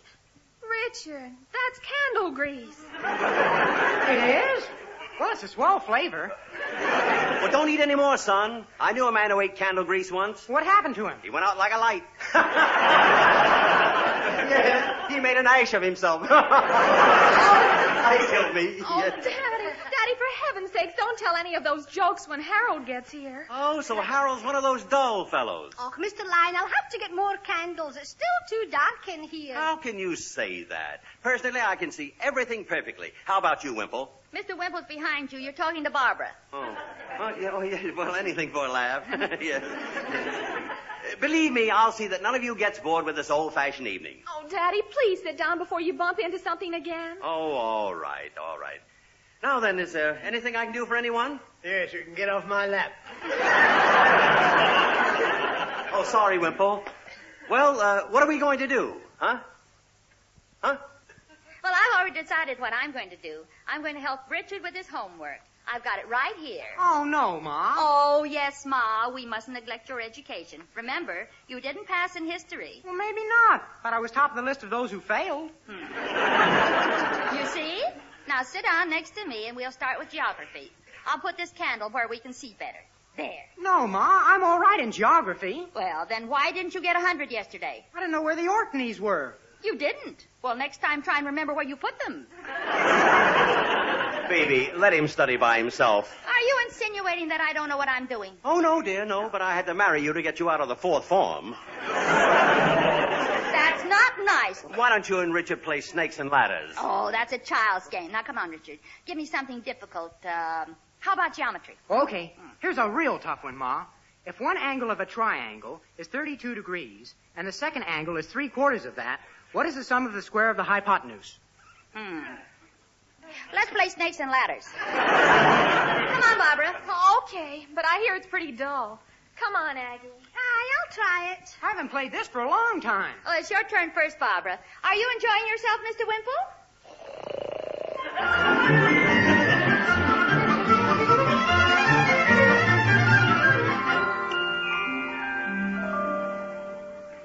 I had no idea snakes and ladders was such fun. Aye, so it is. Now, you want a 6 and a 5, Mrs. Lyons. Yes. Oh, doggone. Back to the beginning again. My turn, Ma. All right. Can't you stop all this shouting and arguing? How do you expect me to concentrate? What are you concentrating on? I'm concentrating on enjoying a peaceful old-fashioned evening in my own home. And instead of that, you're turning it into fun fair. Oh, but, honey, we're just having a good time. You're not by any chance getting bored, are you? Bored? Of course not. I just want a little peace and quiet, that's all. You're not bored, are you, Wimple? Oh, no. Come on, let's be devils. You sit next to me and we'll blow the hot wax off the candles. Well, now, stop that. Look. No, I tell you, we'll listen to the radio. Richard, switch on the radio. Well, can't, Pop. There's no electricity. Oh, yes, that's right. No electricity. Well, there's still plenty of exciting things to do. Would you like to look at the family album, Wimple? No, thanks. Let's do something less exciting. Oh, here's a 3. Up the ladder I go. Oh, Phoebe, stop that. Let's all play a game together. All right, what kind of a game? Well, I know a good one. My grandfather used to play tunes on glasses. The more he took, the higher he got. Well, we're not going to play anything like that. Now, what about the game, The Name's the Same? Oh, what sort of a game is that, Mr. Lyons? Well, it's the same game as they play on the radio. I'll show you how it works. Bebe, you be the contestant. You mean I have to change my religion to play this game? Of course not. Now, listen, I used to be in high gang. I've been in the American Air Force. I played at the Palladium, and I was in silent and talking pictures. Now then, what's my name? Dear me, this is very difficult. Oh, it sure is. Well, a nitwit wouldn't have trouble with that. Well, maybe you wouldn't, dear, but we're having trouble. Now, I'll give you one last hint. I'm a very close relative of yours. What's my name? Oh, I know. It's Richard. Richard was in silent pictures? Well, I didn't know that. Why didn't you tell me, Richard? Oh, go on back to your snakes and ladders. Oh, thanks, Daddy. Your turn, Aggie. Oh, aye. What are you looking for, Mr. Hill? I'm looking for an old joke book that belonged to my grandfather. Oh, here it is. See, jokes for every occasion. These jokes are even older than Vic Oliver. Yeah. They'll kill you. Now, listen. Here's the first one. It says, a patient inquired of his doctor, Doctor, what is good for my indigestion? And the doctor replied, your gas is as good as mine. Well, go on. It's finished. Oh, I'll hold a service for that one in the morning.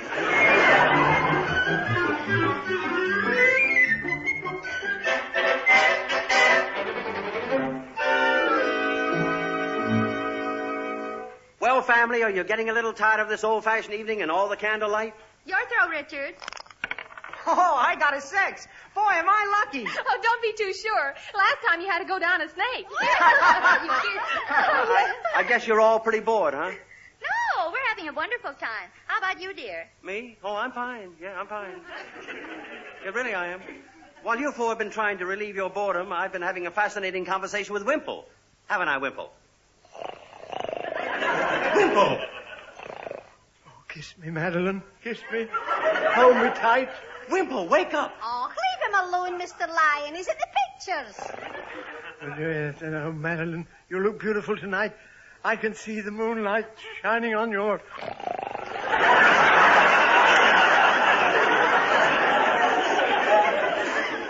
Sounds as if they're showing 3D. My, he certainly sounds asleep. Well, he won't be for long. No, he won't be. I'm going to dig him in the ribs. There. Oh, Madeline, stop tickling. Stop tickling. Hey? What's the matter? Oh, blimey, why did you have to wake me up? You better be careful, Wimple. The last time I dreamt of Marilyn Monroe, BB slapped me. What for? She had the same dream. Oh, Mother, could we put the snakes and ladder board away now? Harold will be here any minute. Oh, him? Yes, oh, him. And don't you dare be rude to him. He's the shy, nervous type. I know just what you mean, dear. Your father was the shy type, too. I was not. You were, too. Your mother told me you were 27 years old before you knew what you weighed stripped. Well, that's because the scales were down the street at the chemist. Barbara, I wonder how we can entertain your young man. Well, I don't know how we can, Mother. Well, if you like, I could sing to him. I said, I could sing to him. Well, no one seems to be very enthusiastic about it. Oh, but we are, dear. Aren't we, kids? Oh, yes. I beg you to sing for us, Daddy. Please, please, please. Very well, if you insist. Saved by the bell. Oh, that'll be Harold now. Please be nice, everybody. Remember, he's terribly nervous. I'll away and get some fresh coffee. Oh, fine. Come in. Hello, Harold. Hello, Barbara. Well, now. Come in. Oh, thanks. I say, pretty dark in here, eh? Yes, it is. I can't see my hand in front of my face. Here, try mine. Oh, Harold, this is my mother, and this is Mr. Wimple. Hello. Hello, Harold. Hello. Oh, and this is my daddy. Oh, Mr. Lyon.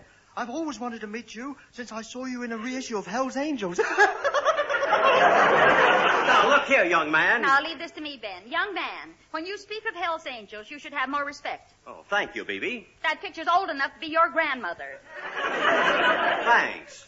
Oh, but I liked it. I thought it was wonderful. Well, that's different. Oh, Daddy, he's still nervous. Please try to make him relax. All right, baby, all right. Well, Harold, my boy, I hope you're getting used to our candlelight. Yes, this is really very funny. You see, when none of us expected it, the lights went out. Yeah, we've been stumbling around by the light of these candles ever since. So to cheer us up, Daddy's going to sing. Oh, no! What's that? Oh, no. I didn't mean to laugh just then. I always laugh when I'm nervous. Oh, well, don't worry, Harold. My husband is going to help you relax. Believe me, by the time he finishes singing, you won't have a nerve left. Oh, good. Eh? Now, Ben, what are you going to sing for us, dear? Well, would you like me to sing in my little Alice blue gown? No, there's no sense in changing. Harold, you sit next to Mr. Wimple. Oh, thank you. Mr. Wimple, does Mr. Lyons sing well? No, but this is his house. Now, I'm going to put this old record on that my aunt gave me and sing to that. There. This is really a hot number.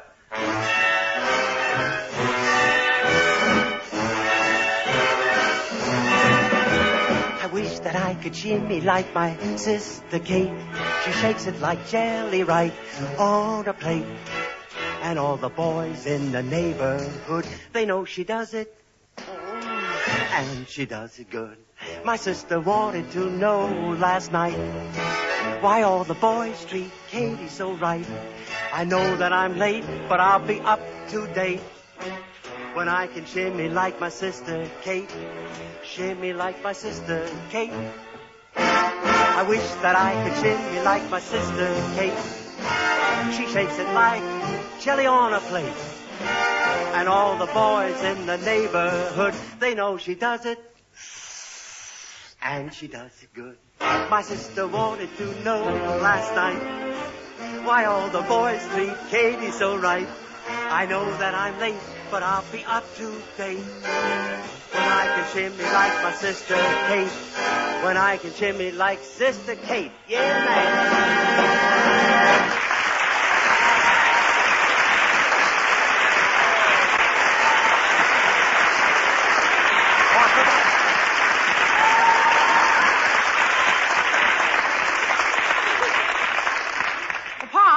Mr. Wimple and Harold rush out so fast? It was Daddy singing. Oh, that's a fine thing to say about your father when he's out there in the hall working so hard to get the lights on. Well, family, I fixed them. Richard, switch on the lights. Okay. Gee, that's wonderful. Was it a tough job, Pop? Oh, no. It was really simple. I'm not one to boast, but electrical engineering happens to be my middle name. Really? I thought your middle name was Bethel. Phoebe, please. Family, I have a confession to make. I deliberately fixed the electricity so it wouldn't work. Wow. Yes, I wanted to convince you all that the simple pleasures of life are the best. What did you do to the electricity? Oh, nothing very technical. At 7 o'clock, I disconnected the positive terminal from the input cable, causing a dispersal of the magnetic field and a consequential loss of voltage. Then at 9 o'clock, I plugged the crossover switch into the transmitting generator, at the same time connecting the negative fuse to the intake batteries, which resulted in increased resistance to the static potential. And so, of course, at 9 o'clock, the lights went on again. Just think. We were in the dark from 7 until 9. Ben, I had no idea you were so clever with electricity. Oh, I guess you'd call me a mechanical genius. Oh, Richard, switch on the radio. I want to hear the end of the 9 o'clock news. Okay. And that is the end of the news. Here is an announcement. The Electricity Board wishes to apologize for a complete blackout in the Marble Arch area of London. Owing to the overloading of generators, it was necessary to suspend the supply of electricity from 7 until 9 o'clock this evening.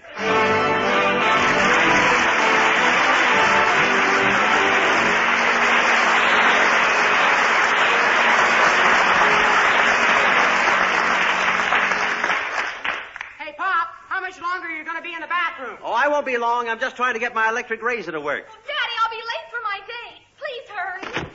What's wrong, dear? Oh, confound the thing. It was all right yesterday. Well, did you plug the crossover switch into the transmitting generator? Oh, I've done that, and I've taken the thing apart twice. But there's no electricity coming through. I guess the wiring's burnt through to the terminals. Well, can't you repair it, Daddy? No, it's too big a job. I can fix this. You can? Yes. You know what's wrong with it, my little electrical genius? No, what? You forgot to plug it in. Oh, yes.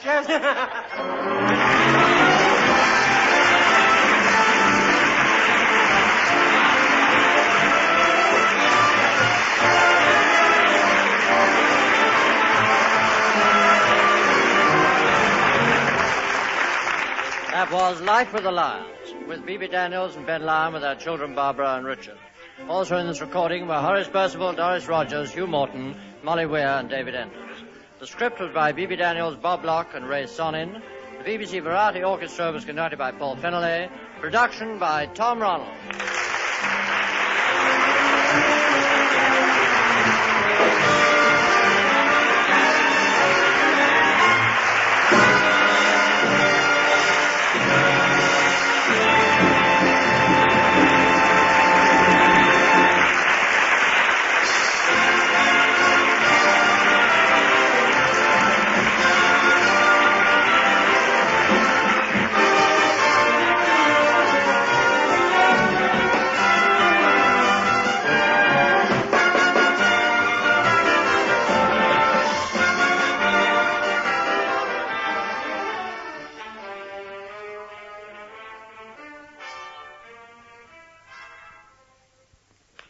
That was a repeat of last Thursday's broadcast in the Light program. Of last Thursday's broadcast in the Light program. Of last Thursday's broadcast in the Light program. Of last Thursday's broadcast in the Light program. And now the time is 6:30. This is the BBC Light program and the British Forces Network in Germany. Ladies and gentlemen, Life with the Lions.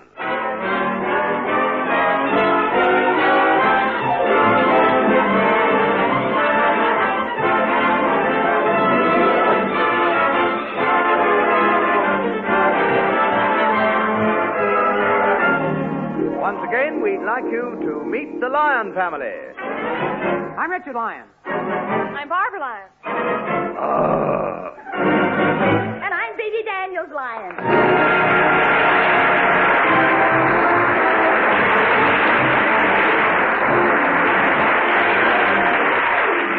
And here they are in Let the Men Do It.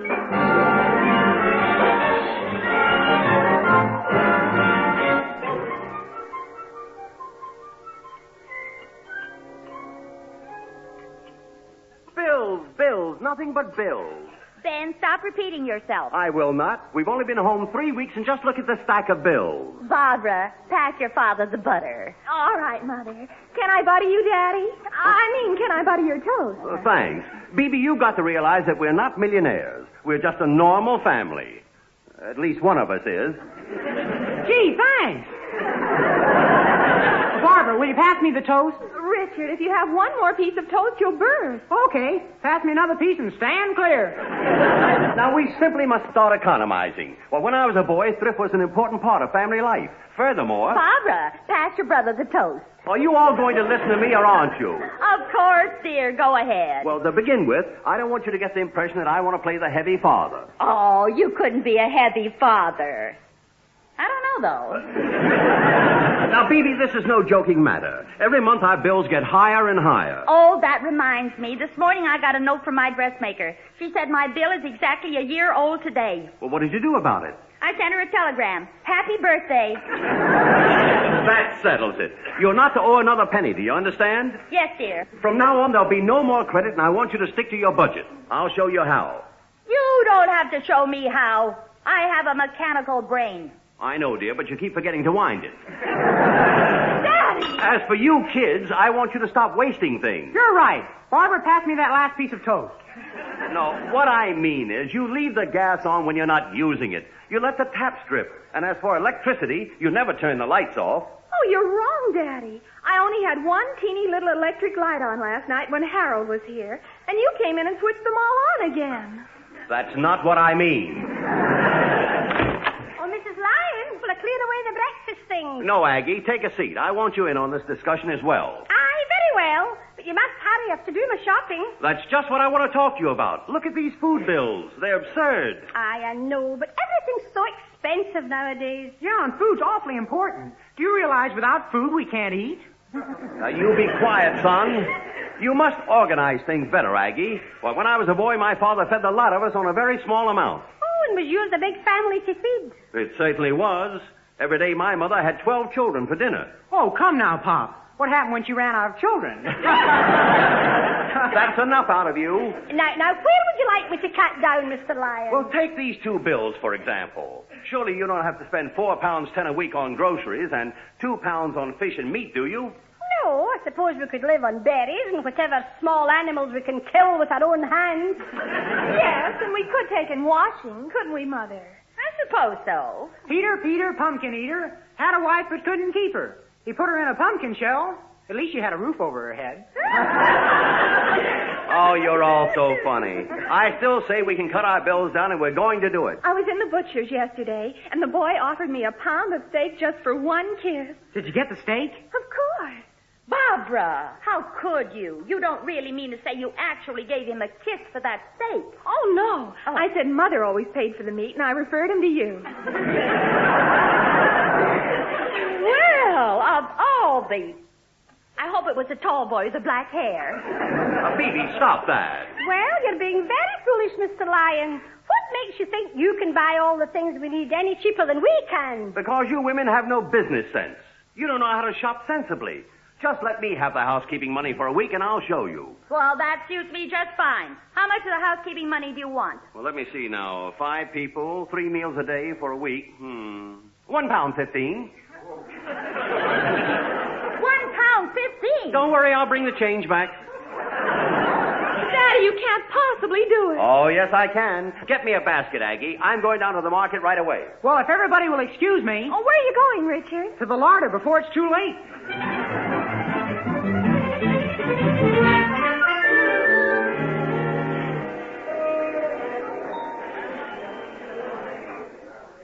Oh, excuse me, madam. Is this a queue for Farrow's Butcher Shop? That's right, dear. Then I'll join you. I hope the meat here isn't too expensive. Oh, I know how you feel. I just read in the papers how hard it is for you officers to manage in your old age pension. Yeah, no. I'm sorry. I thought to say yes, but I really mean no. Hello, Mr. L. Fancy meeting you here. I said, blimey, are you doing the shopping? I certainly am, and I can do it just as efficiently as any woman. Don't you ever do any of the shopping? Oh, yes. Once in a while I drop in at the fruit shop and pick up a couple of peaches. But lately their husbands have been coming home with them. Oh, Wimple, I'm serious. I'm doing the buying for a week to show my family how to save money. Oh, an economy way, eh? That's right. Do you know Bibi spends over £6 a week just on food? Mr. L., that wife of yours is trying to swindle you. Yeah, she and Aggie say everything costs so much. They're right. High prices are driving me daft. Why, do you realize the cost of living has gone up 2 shillings a quart? Yeah. Say, Wimple, are the queues always as long here? Always, and no wonder. When I came by this butcher shop this morning, hanging in the window was the biggest carcass you ever saw. It's escape. It's a surprise. Why are you queuing up? Well, if you must know, I'm doing it for Bibi. Well, that makes it a unique occasion. What do you mean? Well, I've seen housewives queuing for ham, but this is the first time I've ever seen a ham queuing for a housewife. Very funny. But the fact remains that any man can shop better than a woman. You're right, Mr. L. A man's much better. Nonsense. Only a woman can shop really efficiently. You're right, Mrs. W. A woman's much better. Wait a minute, Wimple. Whose side are you on? Nobody's. I'm just trying to start a row. You won't have to try very hard. Oh, come on. The queue's moving up. Then you're going to find that food is a great problem nowadays. Am I right, Mr. Wimple? It always was, Mrs. W.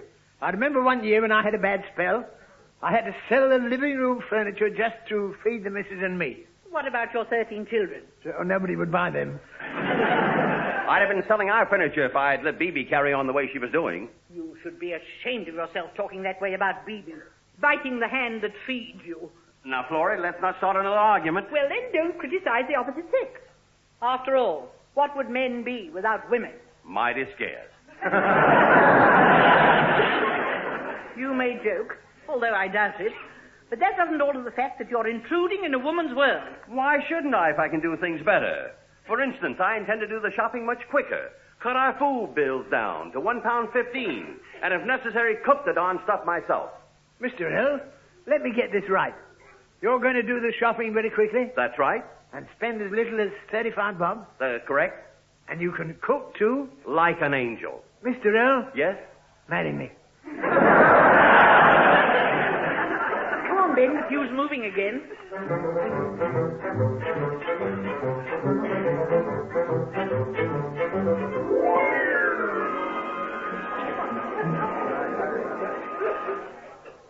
Well, we've reached the counter, Mr. L. And it's about time, too. I finished, Ben. You can take my place. Oh, thanks, Florrie. Mr. Butcher, I'm after this lady. Well, I don't think much of your taste. Oh, I'm going home. Well, what can I do for you? Well, I could go for a big steak for around 9p. Well, you better go for it. We haven't got one here. Next, please. Just a moment. What are you recommending today? Well, there's a brisket of beef, or perhaps you'd like a nice bit of skirt. How old is she? I'm talking about meat. I want something big enough for 5 people with no fat on it. Then I suggest you go out and buy a large, thin horse. That does it. I'm going someplace where I can buy meat much cheaper. If you can find any, buy me some. Next, please. Of all the nerve. Oh, Ben! Look, here comes Mrs. L. Phoebe, what are you doing here? Oh, well, yesterday I ordered something and I came in to cancel it. Oh, good girl. Tell the butcher. I will. Oh, George. Yes, Mrs. Lyons? Have you already wrapped the offal I ordered? Yes, I did. Well, you can take out my heart and liver. I'm going to get along without them. What about your brains? She's been doing without those for years. Now, look, Mr. L. Here's that pest, Jack Diamond. I see him, and stop calling him a pest. Good morning, all. Ben, old boy, I saw you through the window. What are you doing in here? I'm leaving this minute, Jack. Do you know a place where they sell meat cheap? Oh, do I? I've got a friend in the meat and grocery business. I'll be glad to introduce you to him. Oh, that's very nice of you. Not at all. You get your meat, and I'll get my commission. Come on, let's get over to my friend's market. Ben, don't do it. She's right, Mr. L. Now, don't try to stop me, Wimple. Come on, BB. We'll pick up the kids later on. I want to give them a lesson in shopping.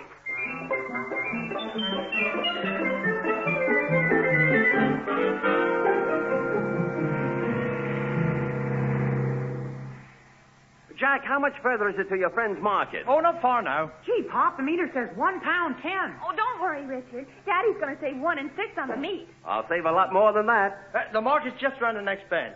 As a matter of fact, we're just going along the street where I live. Steve! What's going on here? take it. Just a simple little place, but it's home to me. Oh, Ben, I'm scared. Don't worry, dear. Jack, I must admit I didn't expect to come to a neighborhood quite like this. I've never heard such a commotion. I've never seen such litter. And as for the people, they all look like crooks. Yes, and see the shop. And that old tumble-down movie house. Oh, don't tell me anybody ever goes to see films in there. Of course they do. Last Sunday they were queuing to see that old movie of your dad, Hell's Angels. I love these people. And those who couldn't get in were soaked through to the skin in that sudden cloudburst. They were the lucky ones. Richard, you should have more respect for Daddy's favorite movie star. Oh, thank you, Barbara. Yeah, here's the market. Stop here, cabby. Is this it? Yes, sir. Barney's Grocery and Butchery. Family supplied. But we've already got a family. We want food. Come on, let's go inside. Just a moment, you lot. Ain't you forgetting something? Why, of course. Goodbye, Mr. Cabby, and thank you for a lovely drive. Never mind the drive. It's my clock I'm worried about. Well, I think you have a very nice face. Phoebe, he means a taxi fare. Oh. Here you are, cabby. Stop. Well, here we are, Benny boy. The cheapest food in the country. Just pop in and get all you want. Oh, look at that sign, Daddy. Exports and unclaimed food. Unclaimed food? Yes. They had some army stuff left over from World War II. I see. Come on, family.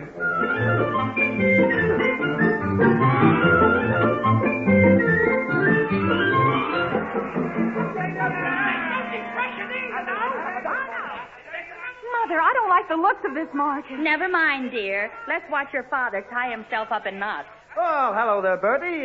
Have you got time to wait on some friends of mine? Yes, we're noted for our food. Our cuisine is the queasiest in town. Well, it looks terrible. You wouldn't catch me eating any of this stuff. Phoebe, be quiet. Well, I just want him to know that he's not talking to any dumbbell. Then keep quiet. Oh, what about your prices, Mr. Birdie? Our prices are so ridiculous, I'm ashamed to write them down. Oh, that's wonderful. Did you hear that, family? Yes. Well, how much are those lamb chops? 9 shillings a pound. Well, you have a nerve selling them for 9 shillings a pound. Mother gets them for 3 and 2. Yeah, think of all the lamb chops you can get off a cow. Oh, you silly boy. Don't you know where lamb chops come from? No, I don't even know about boats. Show them something else, Bertie. All right. How about some of this nice cow beef for 11 shillings a pound? 11 shillings for cow beef? Holy cat. No, not holy cat. There's some beef in it, too. Now, come on, family. Let's get out of here. I've had enough. Good. Goodbye, Bertie. Goodbye, peasants. Oh, I'm so mad I could spit. Well, Daddy, I hope you're satisfied. Don't be ridiculous. I'm going somewhere else. Come on, Barbara. We'll go home. I've got something very important to do. Coming, Richard? No, I'll stay with Pop. He needs watching. You're right. We'll see you at the house. Pop, the girls are right. I don't think you can get meat and vegetables better or cheaper than you can at our market in Portobello Road. I heard that, and you're wrong, Richard. You can still save a lot of money. How? I'll take you over to a friend of mine who's in the wholesale business.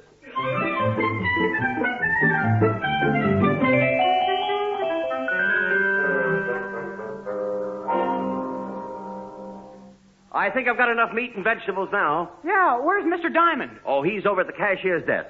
I told you it'd be cheaper buying wholesale. I've saved 2 a pound on meat alone. Yeah, but what are you going to do with 100 weight of pig's trotters? Oh, it'll go pretty fast. You know, we always have to give a few scraps to the cat. Yeah, but what about the 200 weight of Brussels sprouts and cabbage? And all those faggots? Well, they'll just have to be eaten. They also have to be paid for, too. Oh, don't worry, Pop. I'll take care of half of it. Richard, my boy, do you mean it? Yeah, I'll eat it and you pay for it. I might have known. Oh, I was only kidding, Pop. Say, I can save you the cost of transporting all this stuff by getting my pals to carry it. Oh, that'd be a real big help. Thank you. Oh, don't mention it. In the past, I may have seemed money conscious, but on this occasion, I'm not even going to ask for any financial reward. Why, Richard. A son should always be glad to help his father. I'd be ashamed to hold out my hand for money. I guess I'd feel uncomfortable, too, son. Well, exactly. So to save embarrassment, just leave the 5 bob in my bedroom. What? Well, everything's settled, Ben. My friend says he'll send you a bill, and the meat and veg will be delivered this afternoon. Good. You needn't bother collecting it now, Richard. There's only one thing that worries me. Where are you going to keep all that meat? Well, Bibi will just have to take some of her dresses out of the cupboard. You can't keep meat in a cupboard. No, you will have to get one of those big commercial fridges like they have in Billingsgate to keep fish in. Gee, aren't those big fridges, the kind you can walk in, awfully expensive? Not if you know where to buy one. And are you lucky? I've got a friend in that business. Come on. Oh, I'll bet Bibi's going to be proud of me.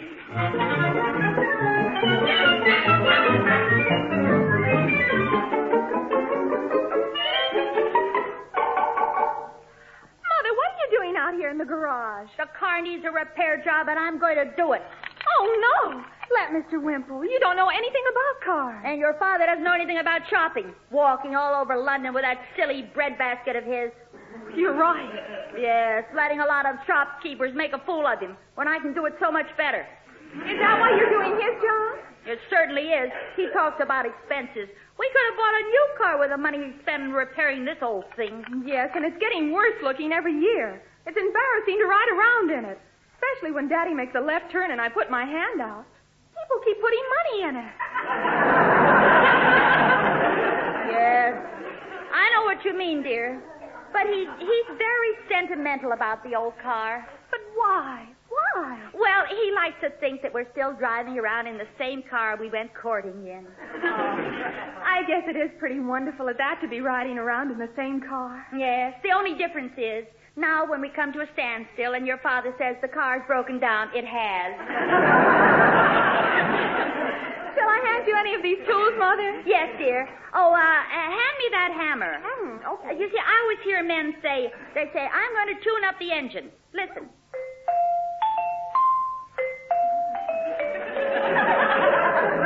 Not bad for an old car, huh?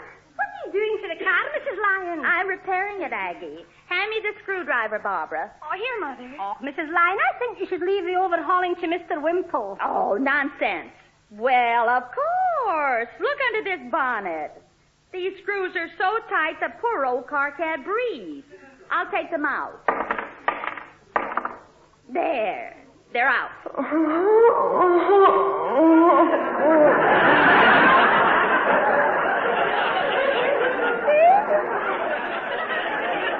The poor old car. Now, here goes the fourth one. Mrs. Lyons, if you remove all the screws, won't the engine drop out?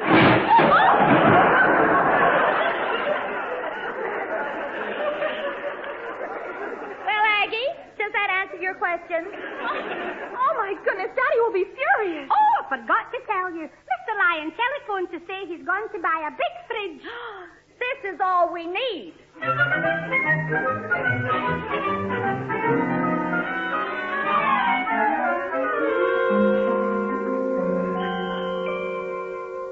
Well, here's the shop, Ben. The biggest fridges in London. Come on, let's go in.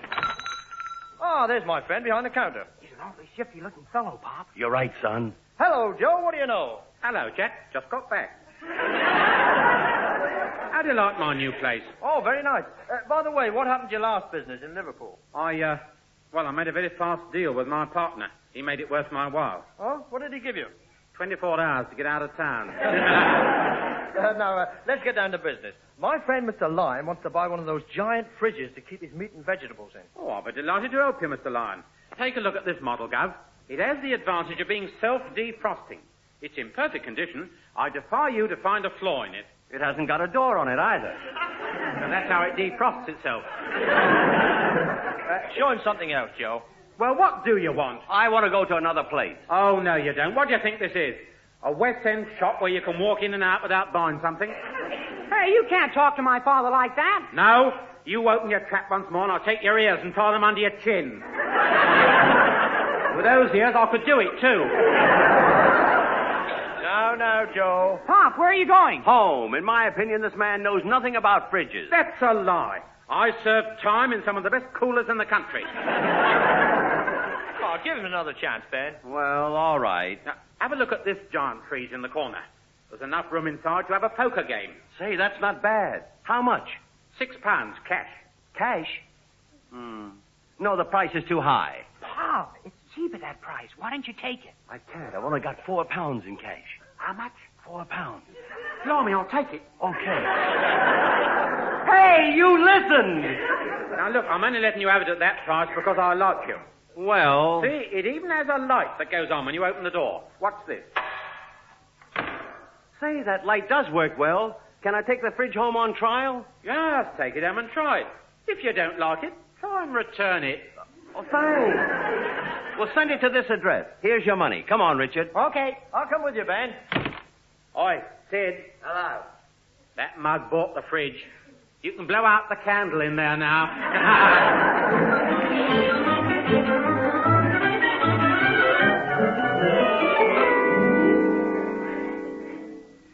Baby, what have you done to my car? Never mind the car. Let's talk about the vegetables and the meat. Oh, did the kid deliver it already? Kid, it took 6 men 2 hours to unload it. Daddy, how could you? You be still. Where did you put it? In the larder? In the larder, in the den, in the hall, and in the tool shed. Ben, why in the world did you buy all that stuff? Now, stop working yourself up. I got it very cheap, and I bought a great big fridge to go with it. One you can walk in. Is it here yet? Yes, it's right over there next to the piano. Oh, it's really a beautiful job, isn't it, Barbara? I can't tell you what I think of it. Oh, words can't express it, eh? Well, I've got the words, but I'm your daughter. Do you realize you spent more in 1 day than we spent in 8 months? I know, dear, but I saved money. Mr. L, can I give you a hand with all this stuff? Yes, just as soon as we have a cup of tea. Tea? You put that meat in the fridge right away. Do you hear me? Now, be calm. Remember my appendix. You had your appendix out 3 years ago. I know, but it isn't right to forget it so soon. Now, don't be funny and don't ever try to run this house again. Do you hear me? I've had all I'm going to take. Do you understand? I'm fed up. Up. Fed up. Up. Now, look, honey, forget it, will you? I'm sorry. Fed up. Up. Phoebe, where are you going?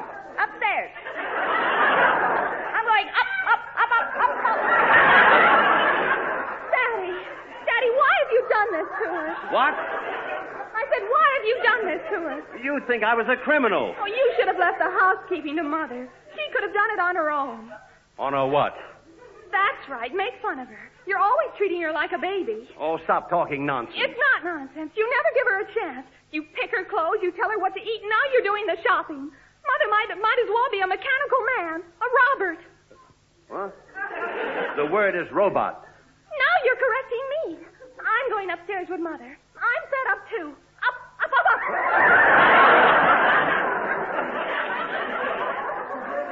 Well, now that's over, thank goodness. Let's get the meat into the fridge, and afterwards we'll stock the vegetables in the summer house. You can help yourself to anything you want, Whipple. No, thank you. Richard, where are you? I'm here behind this pile of cabbages. Well, move your head so I can see which one is you.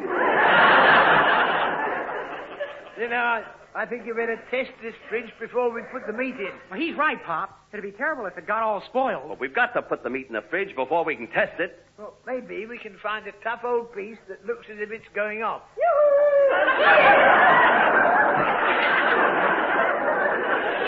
We've found it. Pop, you don't mean you're going to put Mrs. Wainwright in the fridge? What a brilliant idea, Richard. How'd we do it? Leave it to me. Oh, Ben, where's Phoebe? I just had a tiff with my Cedric and I want to talk to her. Oh, she's upstairs. My, Flora, you look wonderful in that new coat and fur piece. Doesn't she, Wimple? No. As a matter of fact, we were just telling Boo about you. Boo? Boo-hoo.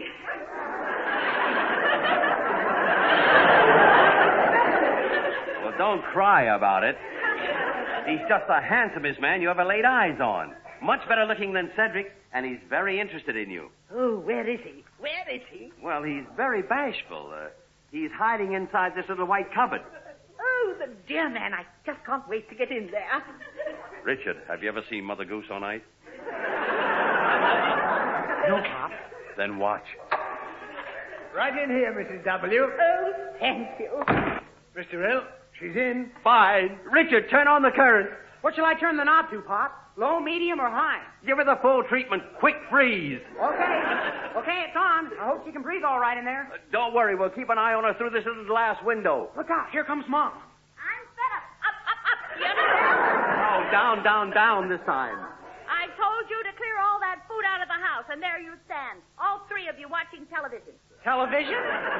Yes. That woman on the screen looks just like Florrie. There. Turn the sound up. I can't hear what she's saying. Well, maybe that's for the best. Oh, that's funny. She's taking off her fur piece. Now she's taking off her coat. Quick, get her out of there before she does a strip freeze. Yes, I'll open the door. Help! Get me out of here. I'm roasted.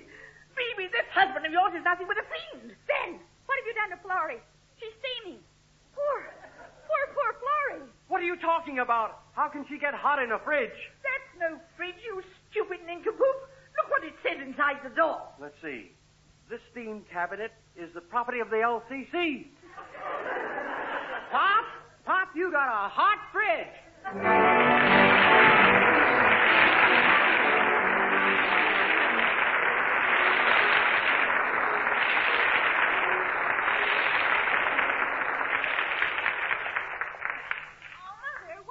For lunch? Fish with all that meat? Well, I sold all the meat and vegetables at a very small loss. Oh, that was very clever of you, son. Yes, a pal of mine and I did it this morning. Wonderful. Where's the money? Oh, right here. But I thought, considering I made such a smart deal, you'd be willing to split. Even. All right. Good. Here's a third for you, a third for me, and a third for my pal. Wait a minute. I thought we were going to split even. Well, that's right. My pal's name is Evans. That's odd.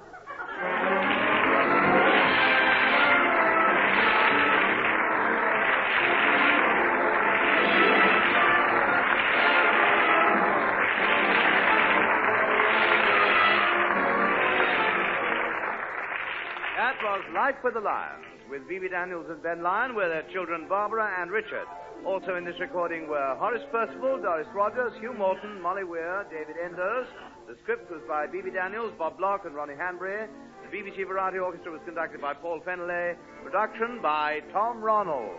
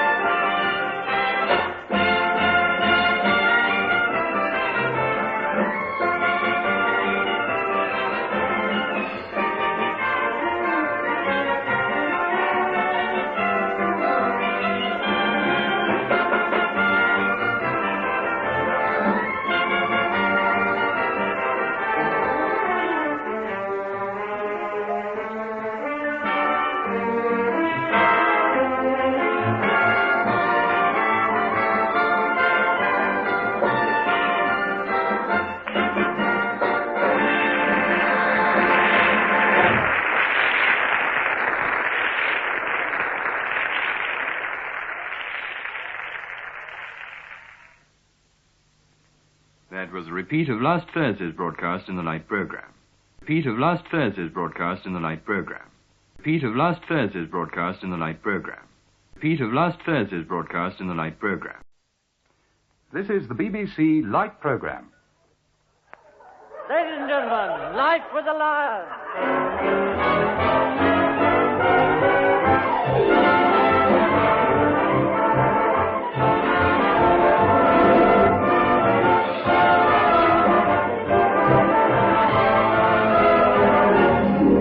Once again, we'd like you to meet the Lyon family. I'm Richard Lyons. I'm Barbara Lyon. I'm Ben Lyon. And I'm Bibi Trafalgar Lyon.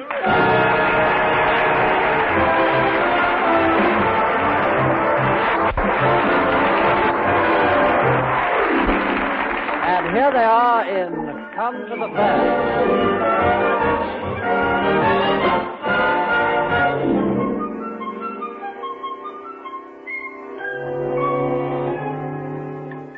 Oh, honey, is breakfast ready yet? Yes, the kids will be here in a minute. Now sit down and eat it while it's hot. I got it all ready. You mean you cooked it? No, I'm afraid not. You can come down, kids. It's safe. That's a fine thing to say. Oh, can't you take a joke? I took you, didn't I? Now, let's not quarrel on a beautiful morning like this. Smell that air. It'll be wonderful on the golf course this morning. Pass a coffee, dear. Golf course? Are you playing that silly game again? It's not a silly game. You just don't know anything about golf. I do, too. And I don't see anything clever about running around and making a lot of googlies. You're talking about a cricket match. Well, I don't see anything clever about going around matching crickets either. Kids, are you coming down to breakfast? Coming, Pop.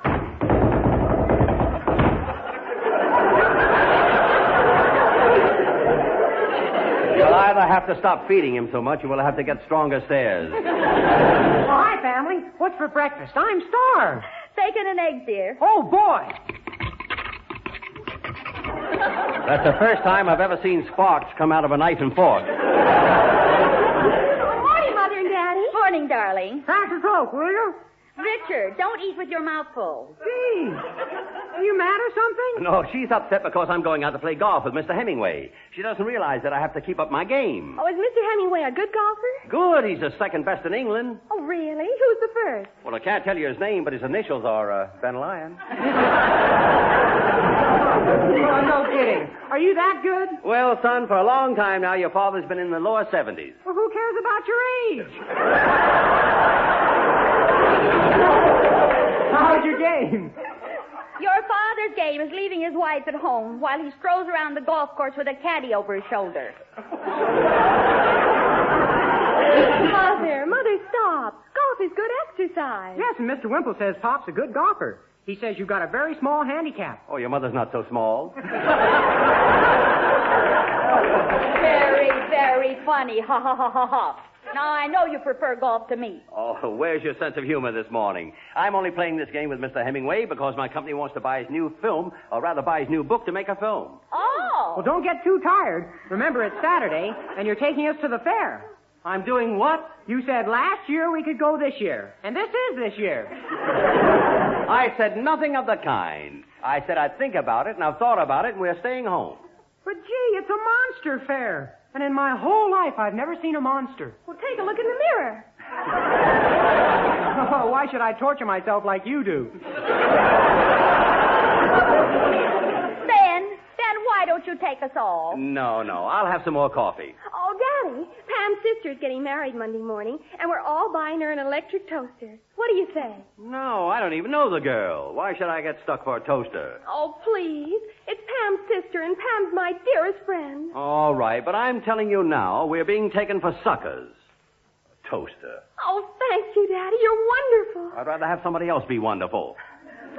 Mother, will you buy it for me? I have to go to my dramatic class. No, dear, I don't feel like walking today. These new shoes hurt my feet. Then why don't you change them? No, I've had these feet for 32 years. Yes, and you've had the same empty head for 32 years. Oh, have I known you that long? Mother, will you get the toaster or not? Not. Richard? I'm going to play football. Daddy? Isn't it bad enough that I have to pay for it? Daddy, please. Oh, all right. I'll get it on my way to the golf course. Oh, thank you, darling. Thank you. I want to kiss you. You have to give me wet kisses? Boy, am I a mug. You are not. Don't argue with your father. He knows what he is.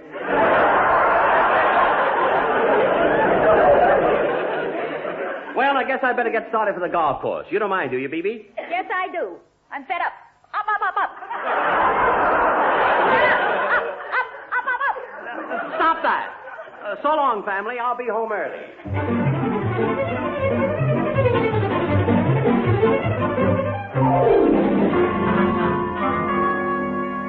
Oh, Mother, is Daddy home yet? No, dear. He's probably still trying to fight his way out of a bunkhouse. You mean bunker.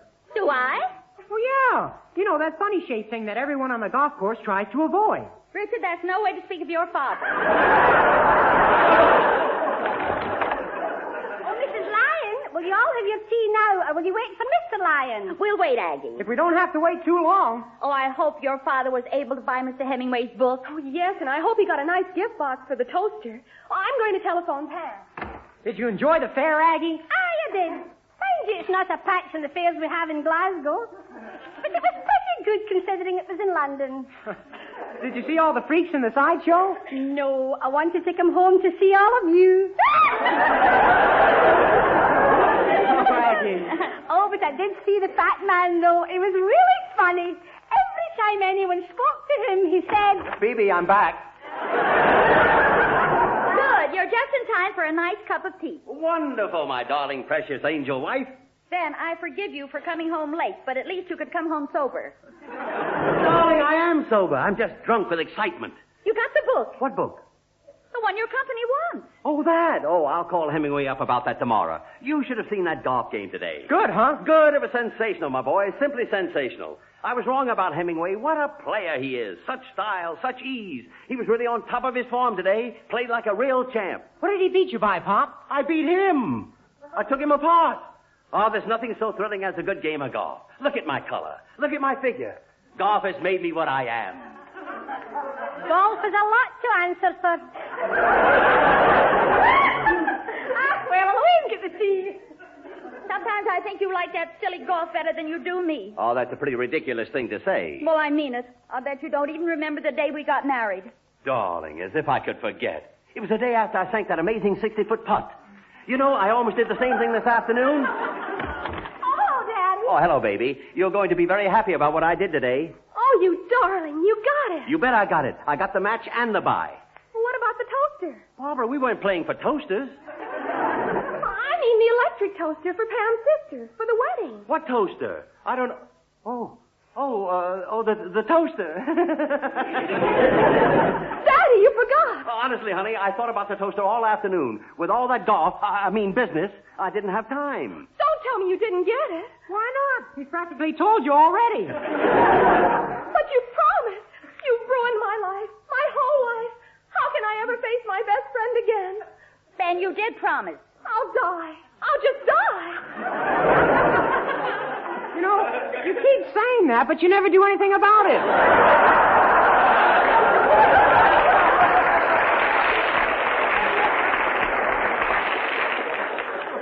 I asked you to do one little thing for me, and you forget. We'll drive to a shop after tea and get one. The shops are closed. And tomorrow's Sunday. What shall I do? What shall I do?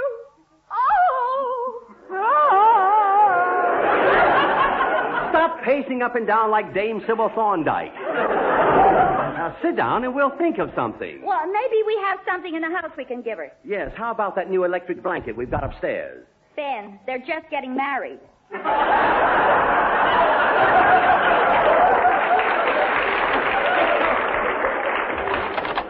your tea.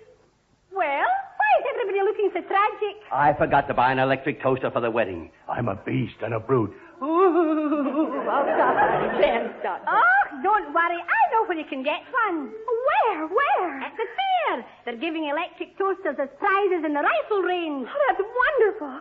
Are they very difficult to win? No. All you have to do is score 5 consecutive bullseyes. Oh, they're practically giving them away. Oh, come on, Daddy. Let's go to the fair before they run out of them. No, sir. Saturday night's the only chance I get to clean my golf club. Golf clubs? Do you put golf before the happiness of your own daughter? Barbara, please don't ask questions that are difficult to answer.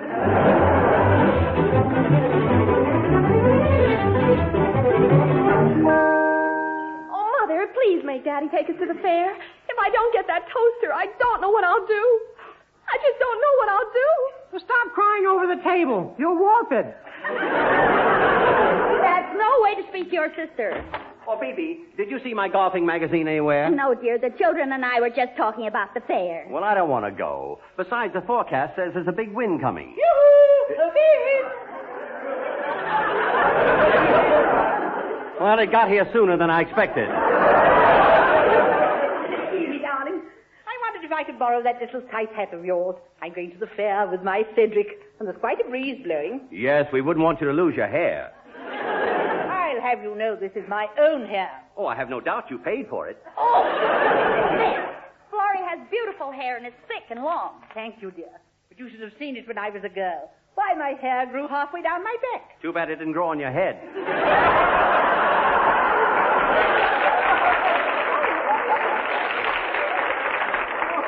Oh, Daddy. Now, don't get upset, Barbara. That was a very clever joke.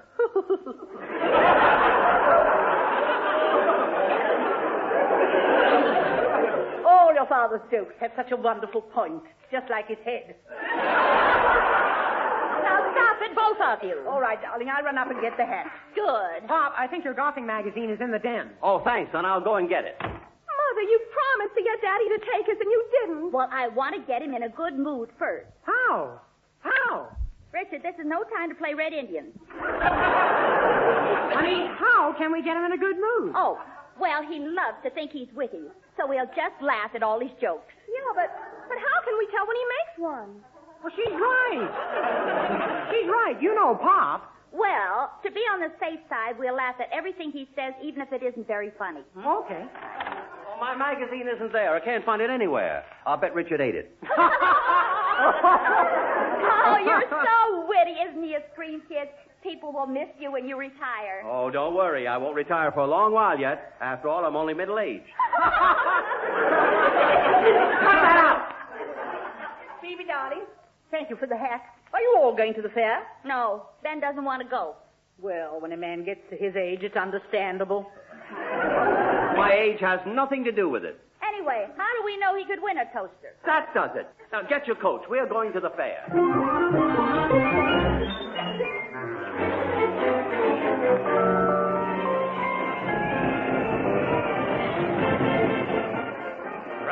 Roll up, all the fun of the fair. Roll up, ride in the swan boat, trip around the pond.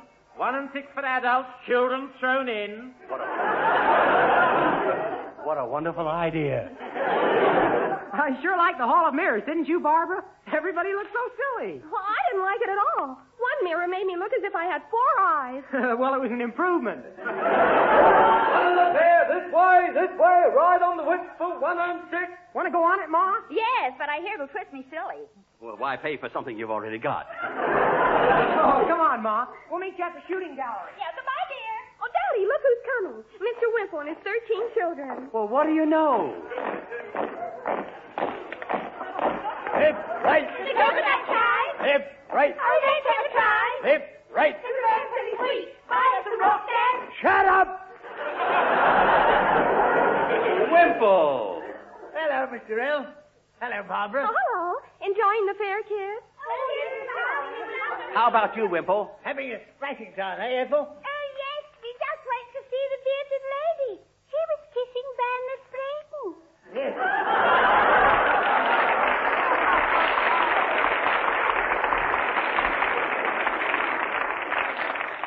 Have you been all over the fair? Yes. And there's something special I'd like you to see, Mr. L. It's very educational. Oh, really? Then I'll come with you. Oh, but Daddy, my boyfriend Harold is going to meet me at the shooting gallery. And what about the toaster? Oh, I can win that later. Come on, I'll take you down to meet Harold. I'll be right back, Wimple. Okie doke. Now run along, children, while Daddy takes Mr. L to see the hula dancers. What are they? Pretty ladies that dance in grass skirts. Oh, for dinner. What are you going to do while Daddy watches the pretty lady? Ride on the roundabout. Charlie, what are you going to do? Ride on the GG. Herbert, what are you going to do while Dad watches the pretty lady? What's good enough for Dad's good enough for me. No, there's nothing doing, Herbert. You'll go along with the rest. I'll meet you back here, children. Bye, Dad. Oh, there you are, Wimple. You said you had something educational to show me. That's right, Mr. Hill. Hula dancers. Hula dances? I don't see anything very educational in that. Oh, but there is. You'll learn a lot. I don't think I want to. Oh, come on. They wear grass skirts, and if we look very carefully, we may see one going to seed. Well, all right, I'll watch, but only for a few hours. Come on, Nick. The booths are over here. And now, here are the beautiful hula dancers to give you a sample of what you'll see inside.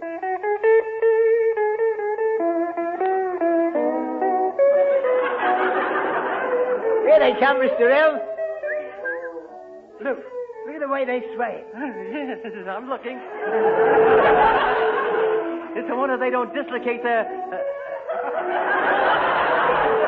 Well, it's a wonder they don't. And those costumes, they're shocking, I'm happy to say. And now, girls, give the audience a grand finish. I wish they wouldn't wiggle themselves like that. Well, they have to. After all, those scanty costumes must be awfully cold. Oh, I don't know. They're keeping me warm. Yes, I must admit they're good dancers. I guess so, but they're a little... that is... Well, what does it make you think when you see them swaying like that in those grass skirts? I wish I had a lawnmower. Wimple! Lummy, look at that. What's the matter? There's a bloke in the crowd looking at those girls through binoculars. The shameless, contemptible, sneaking lucky devil. Well, that's all for the preview, but there'll be plenty more inside, so roll up and buy your ticket. Wimple, do they actually charge money to see that degrading spectacle? Yeah. Well, don't just stand there. Buy the tickets. Hey, Lion, what are you doing? Oh, my goodness. Oh, hello, honey. We were just looking for the shooting gallery. Well, it's over this way. Now, come on.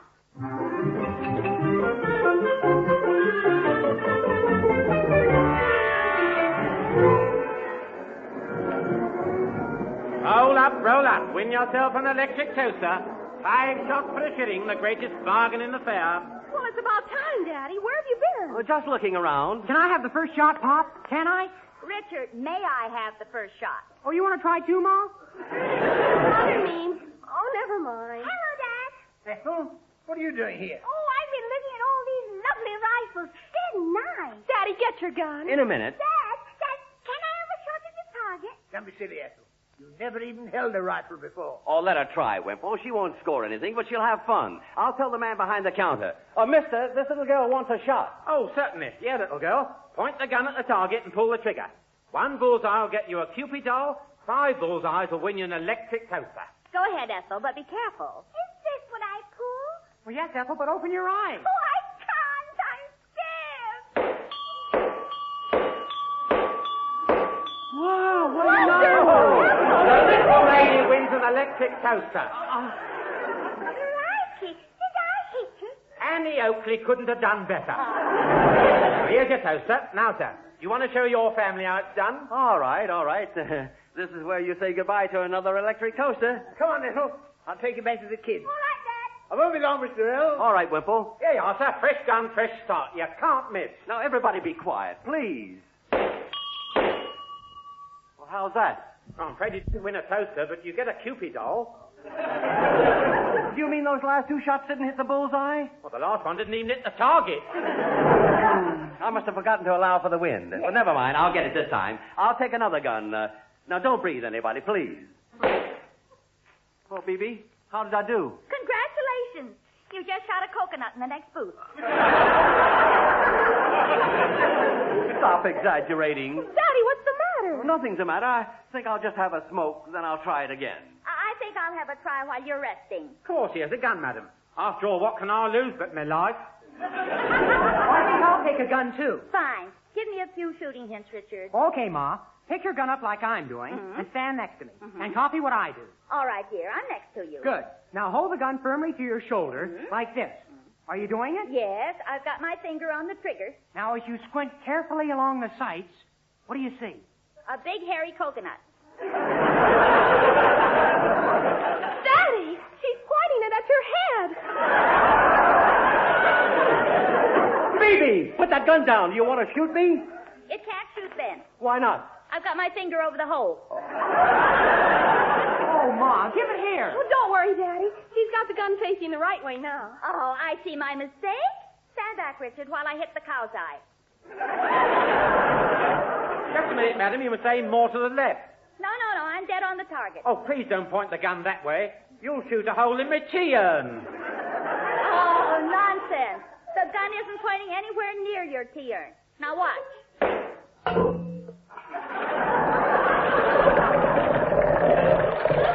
See anyone? Oh, see what you've done. Give me another gun, mister. All right, but so far you owe for 3 tries and my tea urn. Here's your gun. Oh, thanks. I'll get that darn toaster this time. Oh, fine. That entitles you to another doll. Are you sure this gun is all right? Oh, try another one. We have dozens. I'll take this one. I'll get that darn toaster this time.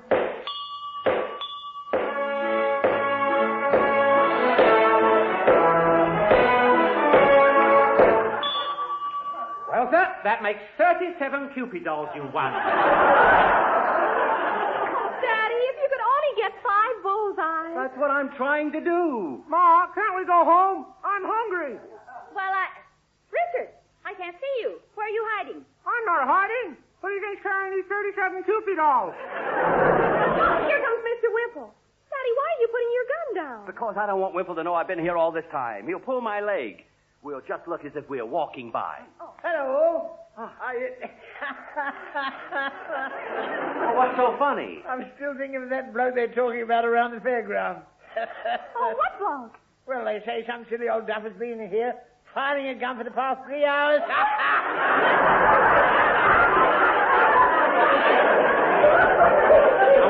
wait a minute. See here. 3 hours, what a mug. I bet he couldn't hit a barn if he was standing inside it. Mr. Wimple, please don't call my husband a mug. I was... You heard me. I will not have you referring to him as a silly old duffer who's been here 3 hours. The silly old duffer's only been here 2.5 hours. He's right, Mr. Wimple. Mr. L., do you mean to say you've been shooting here all the time and won nothing but Cupid dolls? Doesn't that strike you as strange? Strange? What do you mean? Well, I mean there's a little bit of fiddling going on around here. I've got an idea. You carry on shooting and I'll be back in no time. Toodaloo. Oh, look, Mother. Here comes my boyfriend, Harold. So it is. Look, Ben. He's over there by the coconut shy. Which coconut is he? Daddy, please don't tease him when he gets here. You know how shy and nervous he is. Here he comes. Oh, hello, Harold. Hello, Barbara. Oh, you remember my family, don't you? Oh, yes. How do you like the fair, Harold? Oh, I love it. Barbara and I came here yesterday, didn't we, Barbara? Oh, yes. We both bought a ball of candy floss. And then I took Barbara in the tunnel of love. Yes, you did. And when the train stopped and it was too dark for anyone to see, I leaned towards Barbara. Yes? And ate her candy floss.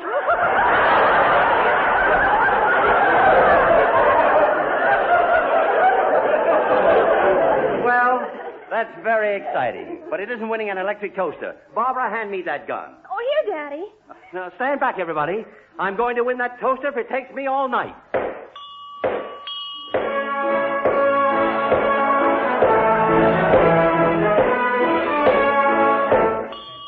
Here you are, Governor. Another Cupid doll. That makes 64. But I don't want another Cupid. Look, won't you please take back all these dolls and give me just one little electric toaster in exchange? Sorry, I can't do that. Ben, let's go home. It's getting late. Oh, he can't, Mother. My life is through if he goes home. Well, I don't know about your life, but I can't carry another Cupid doll. Stop complaining. Well, my nose itches and I can't scratch it. Barbara, scratch your brother's nose. I'm back, Mr. Hill. Any luck? No, Wimple. Blimey, I'm sorry for you. Thanks. I'm so sorry for you, I've decided to put you out of your misery. Oh, that's nice of you, pal. Here, take this gun. Wimple, I'm not feeling that bad. Oh, don't be daft. I'm not suggesting you should shoot yourself. Well, what's the difference? I'd only miss anyway. Well, cheer up. I brought this rifle from my house. I know it shoots straight. I had it in the home guard. Oh, well, thanks. Give it here. Here, you just take that gun of yours away from here, Buffalo Benny. I'm closing down. Oh, you can't close down yet. Daddy's got to win a toaster. Barbara, let me handle this. Come on, kids. Let's go home. We're making your father nervous. All right, Mother. Good luck, Daddy. Come on, Toopy. I'm coming. Come on, Mr. Hill. Aim at the bullseye. I'll tell you, he can't use that gun in my stall. He can use this gun if he wants to. Sure, I can use this gun if I want to. Who said so? Wimple said so. Well, I say you can't. And I say you can. I don't care what you say. If he shoots that gun, it'll be over my dead body. That can be arranged, too. Good evening, Alderman Wimple. Good evening, Constable. This man won't let Mr. L use my gun. Yes, I know. I've been listening to your discussion. And I don't see any objection if Mr. Lyon pays a shilling a time. Oh, well, I suppose I can't argue with the law. Well, I'm only trying to be fair to both of you. Go ahead, Uncle Horace. Thank you, nephew. Now, come on, Mr. L. Just show us what you can do with a real rifle. You bet I will. I'll hit the bullseye now. Here we go again. I'll get it this time.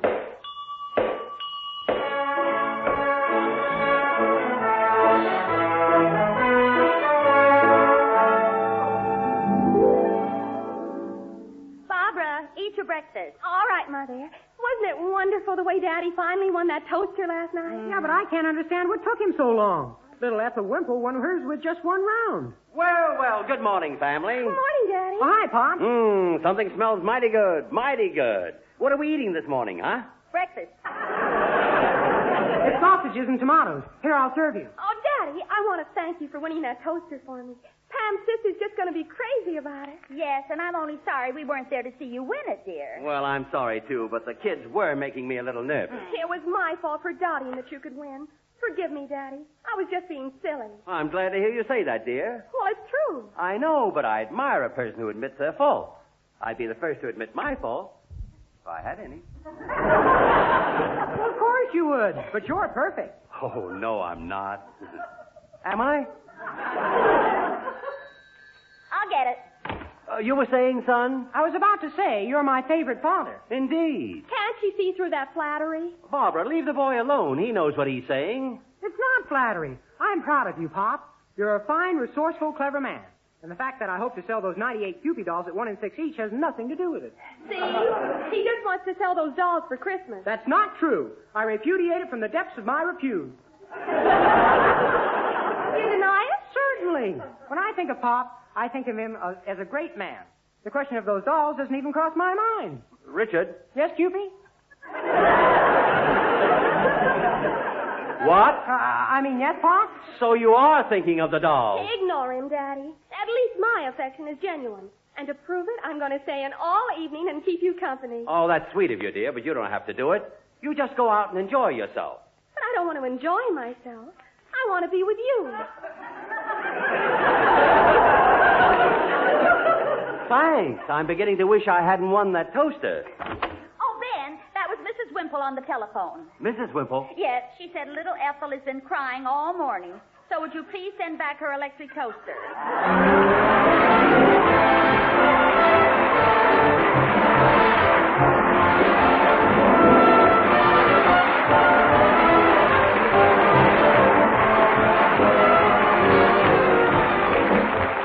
That was Life with the Lions, with B.B. Daniels and Ben Lyon, with their children, Barbara and Richard. Also in this recording were Horace Percival, Doris Rogers, Hugh Morton, Molly Weir, David Enders. The script was by B.B. Daniels, Bob Block, and Ronnie Hambry. The BBC Variety Orchestra was conducted by Paul Fennelly. Production was by Tom Ronald.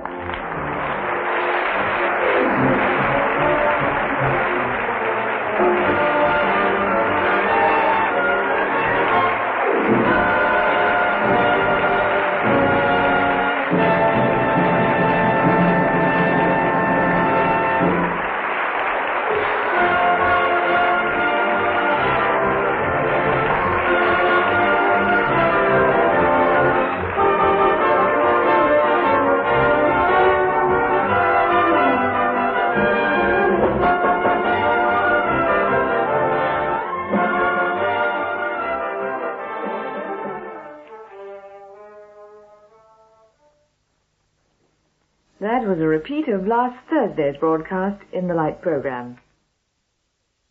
In the Light program. In the Light program. In the Light program.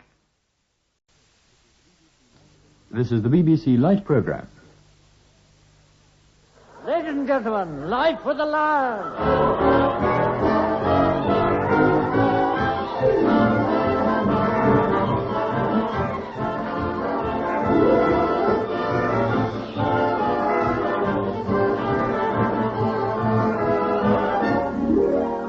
We'd like you to meet the Lyon family.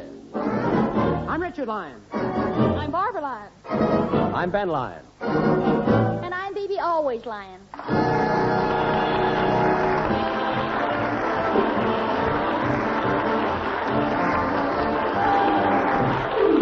Here they are in No Rest for Ben.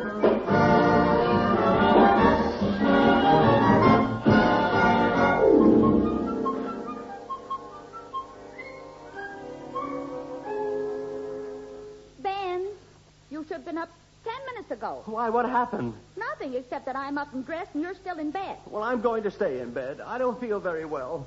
I think I have a cold coming on. Oh, you're just imagining things. I am not. You just don't care. Oh, you'll feel much better when you get out of bed, honey. I'll light the gas fire and warm your slippers. No, you won't get anywhere by coaxing me. Oh, please, dear. I'll prepare a special breakfast for you and I'll cook it myself. You won't get anywhere by threatening me either. I can't understand what you're making such a fuss about. You look perfectly healthy to me. How can you say that when I'm practically dying? I ache all over. Even my little tummy aches. But you haven't had breakfast yet. How can you have a tummy ache when your tummy is empty? You get headaches, don't you? That's a very nasty thing to say. Now, are you going to stop foxing and get up? No. Then I'll pull the bedclothes right off of you. There. Baby, I'm freezing. For goodness sakes, put those bedclothes back. Now stop throwing yourself around in a temper. You're kicking the lace off the bottom of your nightshirt. Ma, what time are we having breakfast? As soon as I can get your father up. Come and help me. Pop, why are you all huddled up on the bed? I'm ill, and your mother doesn't care. The cold air will finish me off, and my legs all double up. I've got a cramp in my leg. Oh, no, you haven't. Your big toe is caught on the hem of your nightshirt. Now stop making things up. I tell you, I've got a cramp. Well, then try to stand up. Here, Richard and I'll help you out of bed. Sure. Come on, Pop. Alley-oop. Oh, I'm probably too weak to stand. Here, I'll sit on this leather chair first. What's the matter? The leather's cold. Oh, come on. Stand up slowly by yourself. Easy does it. That's right. Well, he's on his feet now. Oh, Mother, Aggie said if you don't come down to breakfast, she'll... Why have you got a tent in your room? That's Pop in his nightshirt. Achoo! Oh, darn it. Now I'll probably get a really bad cold. Oh, dear, I'll get you some cough mixture right away. Oh, I'm sorry I burst in on you, Daddy. I thought you got up a long time ago. Well, I didn't. I'm a sick man, and I'm getting back into bed right now. Oh, I'm sorry I doubted you, darling. Here's the cough mixture. I poured it out for you. Oh, thanks. Daddy! Oh, my throat's burning. What is that stuff? What does it say on the bottle? Apply to furniture with a soft rag. Mother, do you realize what you've done? You've given Daddy furniture polish. Well, at least you'll never be trouble with Death Watch, Beetle. A fine thing. It's a good job I only took a tiny sip of it. Yeah. If you'd swallowed a lot, it would have polished you off. A lot of sympathy I get from this family. Oh, Ben, you're such a wonderful husband. If anything ever happened to you, I'd go crazy. That's what I like about you, honey. No matter what happens, you never change.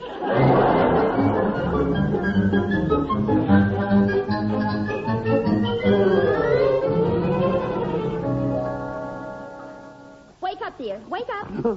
Oh, baby, I was asleep. Well, I'm sorry, but I must find out what you want for breakfast. Oh, I'm much too sick to eat. Don't worry about my breakfast. Just you go ahead and have yours without me. We have. Oh, fine, unsympathetic family you are. Oh, stop getting so upset. Oh, well, now that you've ruined my sleep, I might just as well have something to eat.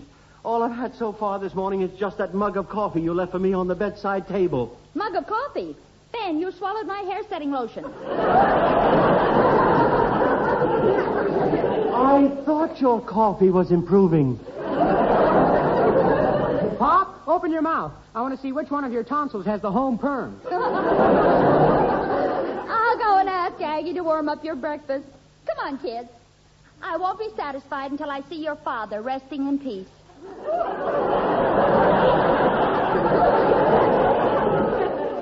I don't like the way you said that. Oh, we want to stay, Mother. We won't make any noise. No, and we'll be so quiet he won't even know we're here. All right.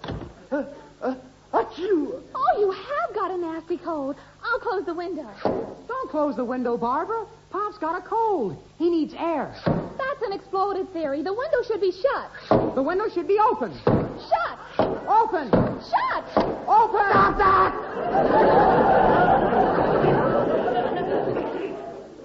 What do you think you're playing? Drafts.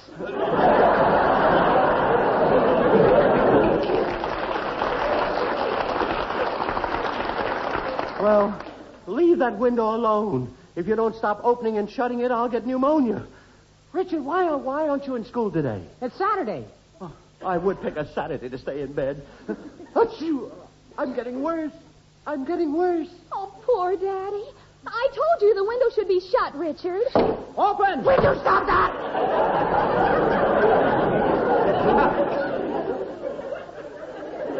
Now, Richard, go on and play with your chemistry set. Mix yourself some gunpowder or arsenic. Okay, I can take a hint. Come on, Barbara. Oh, I'll be with you in a minute. I just want to shut the window. Barbara, leave that window alone. Oh, why do people have children? Well, it's like this, Pop. In the spring, the father bird lays the eggs for the mother bird to sit on. And then the bees come along and sprinkle the eggs with pollen until they hatch out. Now, if you want the eggs to hatch out quicker, you have to put them under an incubator. Thank you, Richard Lyons. Gee, I guess I'm a little advanced for my age. Yes, son, you have a great brain. It's too bad it hasn't reached your head yet. Now run along, both of you, run along. All right, we're going. See you later, Daddy. Oh, what's happened to Aggie? Where's my breakfast? Oh, this is a fine way to treat a sick man. Oh, Mr. Lyons, here's your breakfast. Oh, well, thank heavens for that. Just put the tray down beside my bed. Here you are, then. Now, I'll just open the window for you a wee bit. Aggie, come away from that window. Well, you don't have to shout. I'm sorry, but my nerves are on edge. I've got a bad cold. Come along now and have your nice breakfast. Oh, what did you bring me? Bacon and eggs? No. And kidneys on toast? No. Well, come on. What did you bring me? A nice mug of hot gruel. Aggie, how could you do this to me? Here I am, miserable and cold and starving, dying for a bite to eat. What do you offer me? Gruel. Oh, don't carry on so much. I have to be gruel to be kind. Here now, eat it. I don't want it. Oh, come on now, eat it up. Mrs. Lyon will be along in a wee while with your lunch.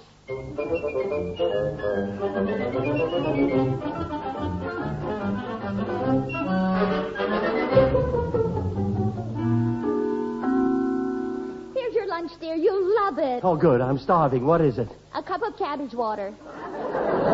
Take it away. If there's anything I hate, it's boiled cabbage water. Oh, are you supposed to boil the cabbage? Of course. How else would you get cabbage water? Oh, well, I put this one through a mango. How can you treat me like this? I think I'll try to get some sleep into my poor, weak body. No, dear. You mustn't go to sleep feeling depressed. You need cheering up. I'd rather be miserable. No. I'm going to tell you a funny story about pigs that I heard at the butcher's this morning. Look, baby. You see, I was just wondering how to cheer you up. So when the butcher told me the story about pigs, I thought about you. Thanks, but I don't want to hear any story about pigs. Oh, well, then I'll tell you a story about people. This one will kill you. Phoebe, stop that noise. My head is splitting. Every little noise makes it ring. Well, I'll tell you the story in between chimes. All right, but make it very quiet. I will. It seems there were two fellows, and they met on the street.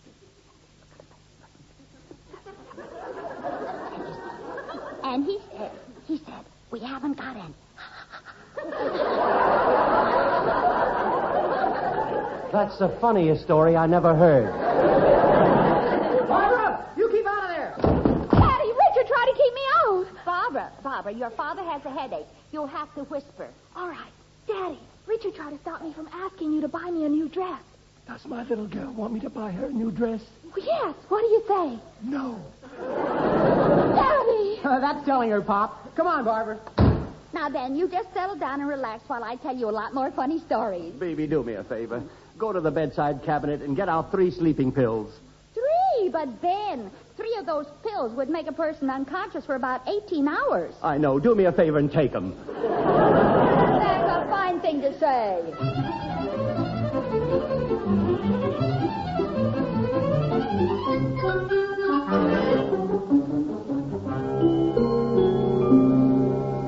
Phoebe, get me the thermometer.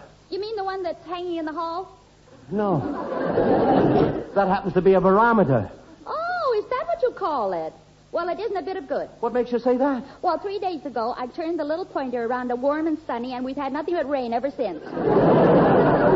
Look, will you please get me the thermometer? It's over there inside the medicine cupboard. All right, I'll find it. Oh, I hope that medicine cupboard isn't still filled with all those cosmetic bottles of yours. It isn't now. Too bad the vanishing cream didn't fall on you. Oh, I found the thermometer, dear. Good, bring it here. All right, open your mouth. Which end do you light? You don't light it. You rinse it under the tap and put it in my mouth. Oh, all right. Now then, open your mouth. Open wide. Close. That's the idea. Now, don't you think if we're going to the Hemingways for lunch next Sunday, I ought to buy a new hat? Oh, I knew you'd agree with me. Phoebe, here, take this thermometer and read it. Oh, my goodness. It says 108. 108? Yes, I'm going to ring up the doctor. Don't bother with the doctor. Ring up the fire station. Oh, dear. Maybe I better rinse it in boiling water again. Yes, but... Phoebe! Just go away and leave me alone. I want to get some rest. All right, dear. I'll sit here and see that no one comes in to disturb you, and I'll be very quiet. Oh, that's my girl. Sleep tight. I will. Now for nice, restful sleep. Oh. Hello, Pop. Feeling better? What have you carrying, dear? My portable radio. I brought it in to keep Pop company. Well, now, wasn't that sweet of him, Ben? Yes, just darling. You should be very proud of your son. He built that radio cabinet out of his own head. Yeah. And it's all wood, too. Well, that makes two of you. I'll just switch it on. That's horrible! Switch it off! Okay. I thought it would cheer you up. Thanks. Now listen, both of you. I don't want to be entertained. I don't want to talk to anyone. I just want to sleep. That's all. Sleep. Sleep. Sleep. All right, dear. Hi, Daddy. I just got a thrilling book out of the library for you, and I'm going to read it to you. Some other time, Barbara, darling. Right now, all I want to do is to get some rest. Oh, let her read it to you. After all, the poor child went all the way to the library to get it. Oh, you'll love this story, Daddy. It's very peaceful. All right. Go ahead. Oh, fine. It's called Mr. Jones' Last Journey. Oh. Chapter 1. Little did Mr. Jones know when he got a slight cold that it would develop into something from which he would never recover. Oh!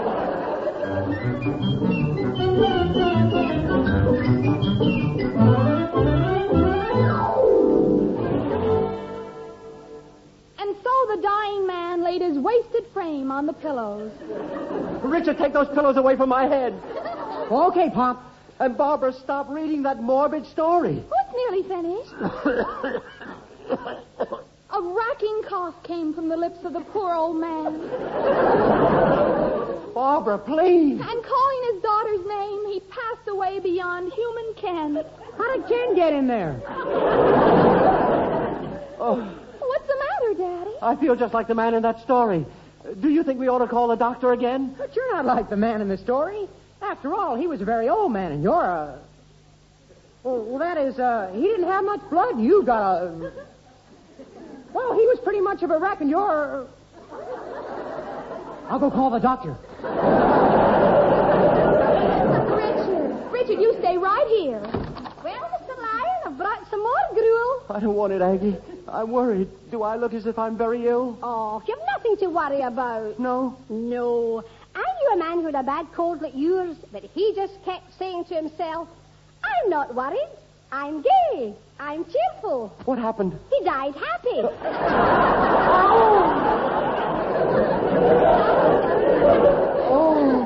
Now, cheer up, Daddy. I'm going to read you another story. Barbara, you'll find some money in my trouser pocket. Go out and buy that dress you wanted. Oh, you're the kindest father that ever wanted to live. Come on in, Mr. Wimple. Hello, Mr. L. How do you feel? Oh, terrible, Whipple. But Beebe called the doctor and he said it wasn't serious. The doctor? Oh, dear. What do you know about it? When I heard Mr. L was ill, I brought along this medical encyclopedia of mine. If you'll tell me your symptoms, I'll tell you exactly what's wrong with you. Well, I have quite a pallor. I'm cold and I'm stiff.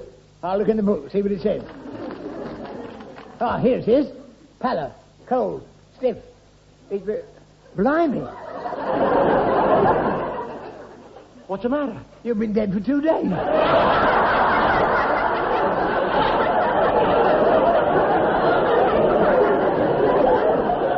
Oh, it's nothing serious, Pop. Lots of people get cold and stiff in the joints. Of course. The trouble with your father is he lets himself get depressed.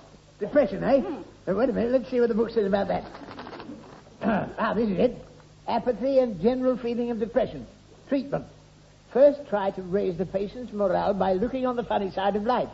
This can be done by asking the patient to please turn over. That's in brackets. Turn the page over. Yes, sorry. Now, here we are. The symptoms previously described can only mean one thing. The patient is about to become a mother.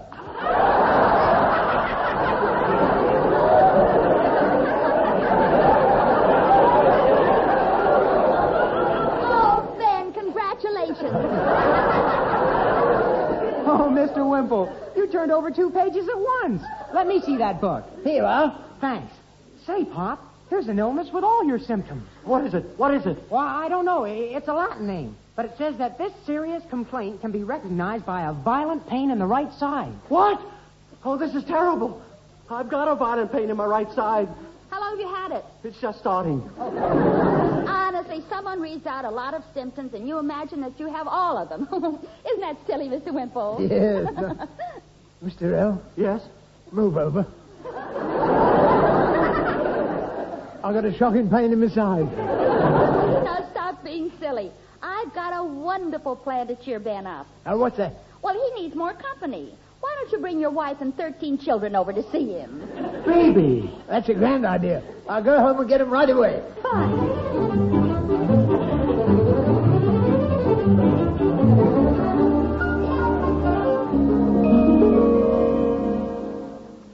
Wilhelmina, children, anybody at home? We're all here in the living room, Dad. We've just finished having tea. Oh, what are they playing at in there? Only cowboys and Indians. Timothy's waving the old battle axe. Well, tell him to put your mother down. Come in, Dad. Have a cup of tea. Okie doke. Wilhelmina, why don't you get up from the tea table and keep the children quiet? Mum hasn't spoken to anyone since we finished tea. Wilhelmina, let me see your plate. I thought so. Now listen, you kids. Who put cement in your mother's custard? I know who did it. It was Charlie. Is that true, Charlie? Yes, Dad. So due to your despicable trick, your mother's jaws are stuck together and she won't be able now to speak for days. Here's half a crown. Oh, Dad. Oh, I was only joking, Wilhelmina. I'll get your jaws open. Now, here, drink this hot tea. Go on, drink it. Ah, there. Your jaw's opening. Oh, thank goodness. Now you children go and get cleaned up. I'll deal with you later, Charlie. Yes, and comb your hair, too. We're all going over to see Mr. L. I don't want to wash my face. Now you be a good boy and do as you're told, or Father Christmas won't bring you any Christmas presents. All right, Mum. There you go. That's it. Go on. You go on belittling me in front of the children. What do you mean? Well, you always tell them that Father Christmas brings the presents, the grocer brings the food, and the store brings the babies. Now they're beginning to wonder what I'm hanging around for. That's right. Complain. You're always complaining. Now. You don't love me. You just married me for my money. Well, I've certainly earned it. Oh, how can you be so cruel? All right. Now, don't cry. I'm sorry. Are you really? Yes, I'm a brute. No, you're not. You're just masterful, and I'm glad. As long as you're with me, I shall never be afraid of anything. And as long as I've got you to protect, I shall always be a brave man. You darling. Kiss me. I'm not that brave. What did you say? I said, oh, nothing, dear, nothing. Then hurry up and kiss me. Kiss me as you've never kissed me before. All right.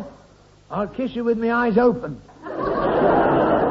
You would have to spoil it. And now, don't start all over again, Wilhelmina. Let's get ready, or we'll never get over to Mr. L.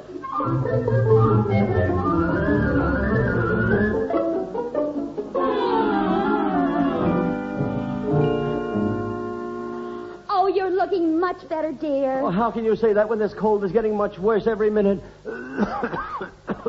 This may turn out to be fatal. Oh, I hope not. Those fatal illnesses take so long to get over.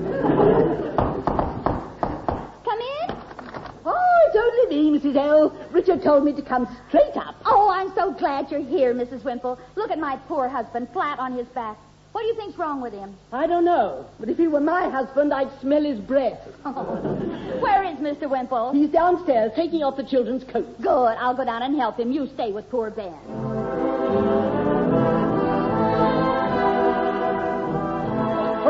Please, I don't want music. Richard! Want me, Pop? Yes, I don't want any music. Okay, I'll go down and work on my chemistry set. Don't try and split the atom, Richard. Oh, I don't know how it works. What ignorance. Don't you know what happens when an atom and a neutron get together? No, I don't even know about boats. Go on downstairs, son. Okay. Quiet, that's all I ask for. Just quiet. Left, right. Left, right. Out of the castle. Yes, Dad. Children all present and correct to keep you company, Mr. L. Fine. Now, Childikins, just be quiet and sit on Mr. L's bed. Go on, all 13 of you.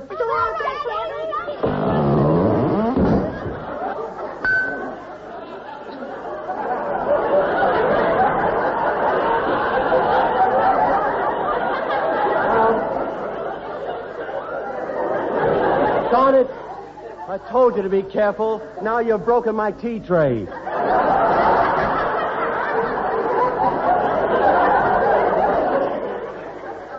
We're sorry we broke your bed, Mr. L. Oh, that's all right.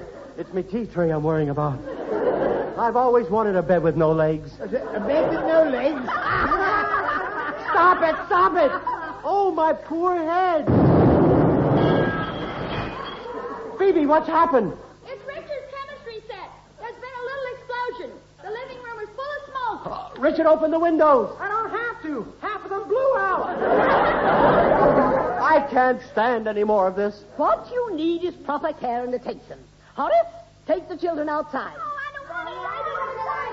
By the time I finished with you, Mr. L, you'll be a new man. Well, I hope the new man will be happier than the old one.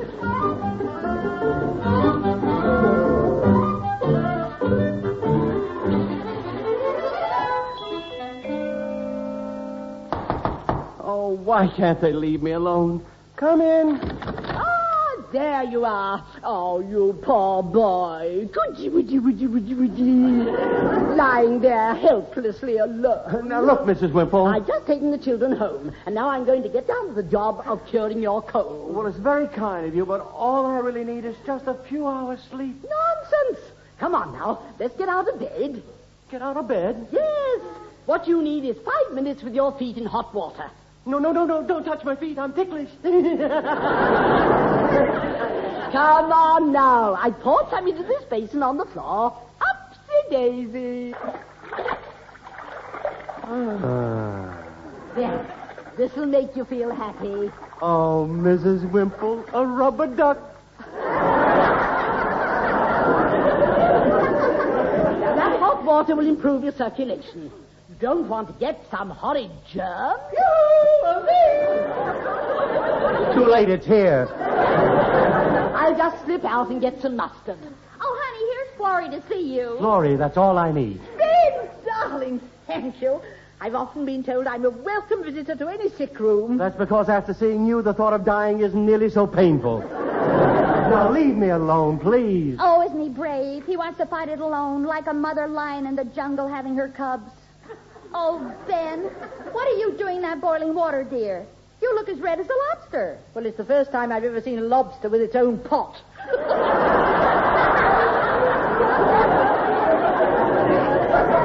Hello, Mrs. Wainwright. Oh, pardon me. I just brought this tin of mustard for Mr. Ailes' bath. It'll dry up his cold in no time. You pardon me, Mrs. Wimple, but mustard is an old-fashioned remedy.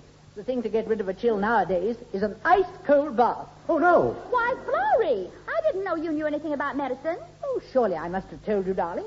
I was a hospital nurse during the war. Yeah, she went under the name of Florrie Nightingale. Will someone take away this bowl of tepid water, please? I took care of my Aunt Ada when she was desperately ill. You did? Yes. It may interest you to know, Mrs. Wainwright, before I met Horace, I was a nurse, too. Would someone take away this bowl of cold water, please? If I hadn't married Horace, I might have wound up a hospital matron. Well, I don't think it's very nice to wind up a hospital matron. Will someone take away this bowl of freezing water?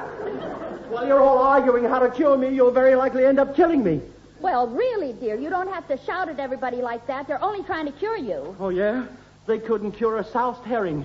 Is that so? I cured my husband many a time. Phoebe, go out and get some ice cubes. All right, dear. Ice cubes? Yes. I know what I'm doing. When I was serving out in Africa, I once drove influenza from an entire native tribe. What happened to their regular witch doctor? Heat is what he wants. I'm going to stick on this mustard plaster. No, stop it, both of you. Oh, Mr. Lyon, I brought you some more gruel. I don't want any gruel. Hold still. Ooh. There. The plaster's on nice and snug. A mustard plaster won't do him a bit of good. I'm going to tear it off. Oh, hi, Daddy. I just brought my new dress in to show you. Go away. Papa brought the animals in to see you. Oh, here the ice cubes, Florrie. Well, put them on his chest. All right. No, keep away from me. You're all driving me crazy. Crazy, I tell you. Give me my clothes. My clothes. Ben, what's come over you? You're sick. Where are you going? I'm going to the office to get some peace and quiet. I'm fed up. Up, up, up. Up, up, up, up, up, up.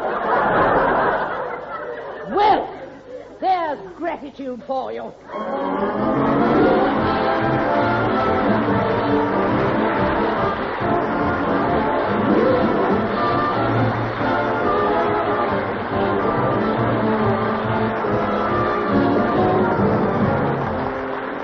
That was Life with the Lions, with B.B. Daniels and Ben Lyon, with their children Barbara and Richard. Also in this recording were Horace Percival, Doris Rogers, Hugh Morton, Molly Weir, and Gwen Lewis. The script was by B.B. Daniels, Bob Block, and Ronnie Hanbury. The BBC Variety Orchestra was conducted by Paul Fennelly, and the production was by Tom Ronald.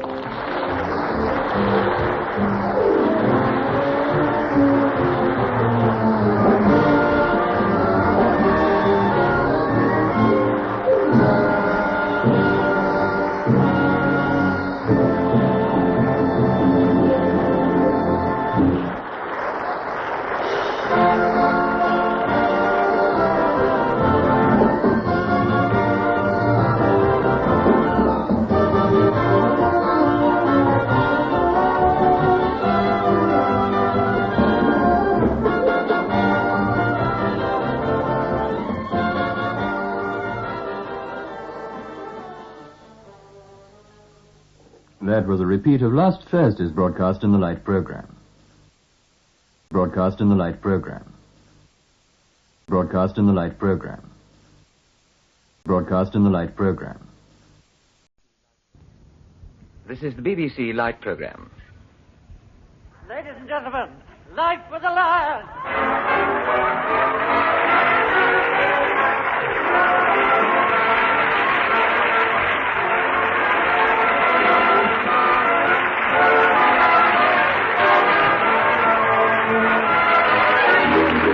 Once again, we'd like you to meet the Lyon family. I'm Richard Lyon. I'm Barbara Lyon. I'm Ben Lyon. And I'm Baby Daniels Lyon.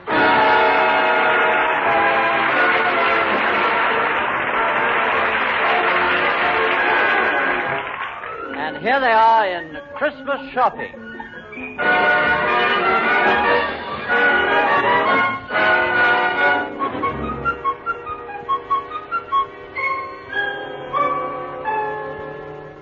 Richard, pass the holly paper. And don't use up all those Christmas labels. Okay, Pop. Have you got all the presents for your little friends, dear? Oh, yes, Ma. Jingle bells, jingle loud and clear. I'm going to give to all my friends what they gave me last year. That's not a very nice Christmas spirit, Richard. You're right, Barbara. Everyone should give with a full heart, without any thought of receiving. Ben. Yes, honey? Last night I dreamt you gave me a fur coat. Well, don't wake up. Now, where's that red ribbon? Oh, here, Daddy. Catch. Oh, thanks. Ben, I wonder what Florrie would like for Christmas. A man.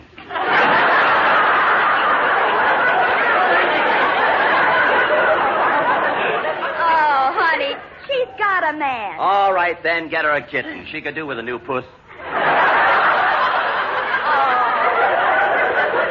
Honestly, I think you're mean.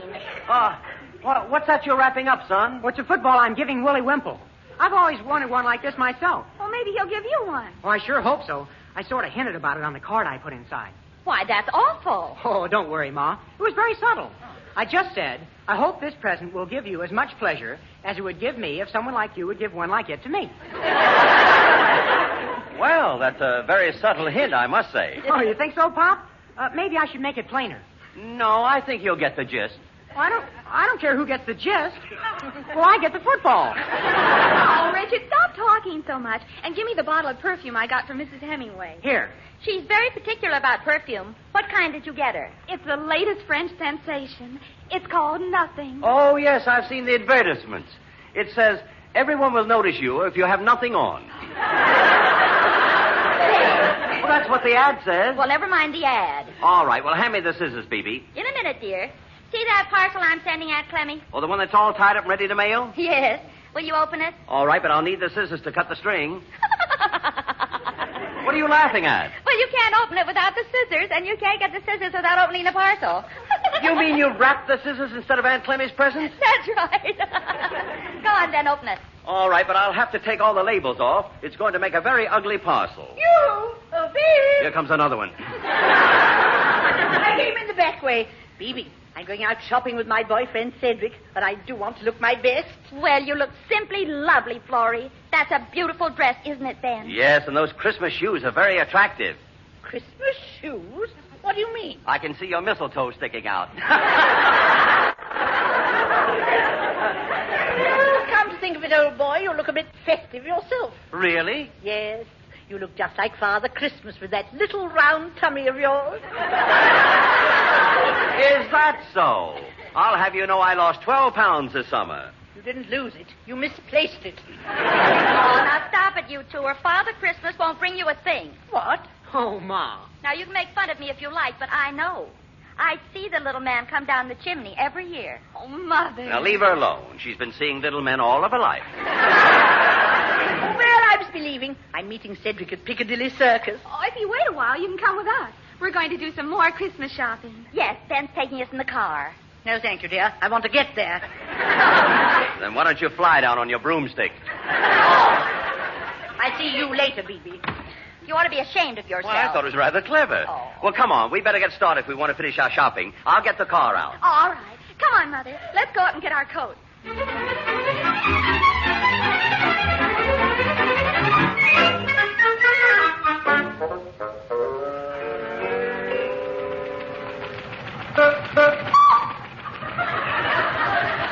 Daddy, can't you go any faster? The traffic lights are just a few yards ahead, and they turn green. I see them. The old car's running like a charm, isn't it, BB? Yes, too bad it doesn't run like a car. Is that so? It goes better than Mr. Hemingway's car, and his is a 1953 model. And that's not bad considering this car is a 52 model. It is? Oh, yes. It'll be 52 years old next week. Pop, the traffic lights have changed to red. Ben, can't you do something to stop the wind? It's terrible. It's blowing in around the windscreen, isn't it, Barbara? Oh, it isn't bothering me. I'm sitting right behind Richard's ears. Well, honey, you're lucky. Move over. Pop, what are you waiting for? The lights will never get greener. Look, Richard, I'll get through them as fast as I can. The way you're acting, you'd think I was under the impression that the red and green lights are Christmas decorations. They are? I didn't know that. Look, there's Mayor Clinker. Hello, Mayor Clinker. Hello. Hello. Well, there's Monty's department store, Pop. I see it, son. I'll pull over to the curb. I say, Alice, look at that car. Oh, love a duck, what a wreck. He looks just like my first husband. You're right, the man driving it looks like Vic Oliver. Vic Oliver? He should have as much hair. Oh, Daddy, there's a car park attendant. He'll park the car for you. Oh, yes. Attendant, will you please park my car? Park it. I'll hide it. Well, I have a good mind to... Oh, come on, Daddy. All right, but it's a lucky thing for that fellow I'm wearing glasses.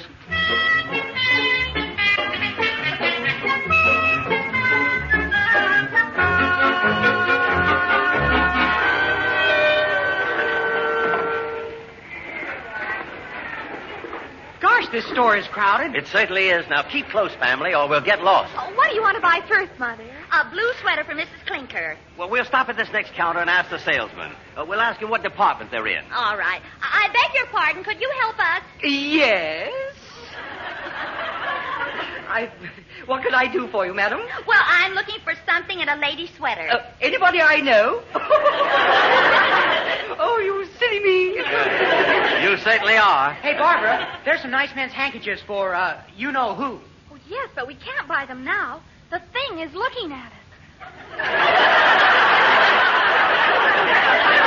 We'll pretend to the thing. It's for a friend.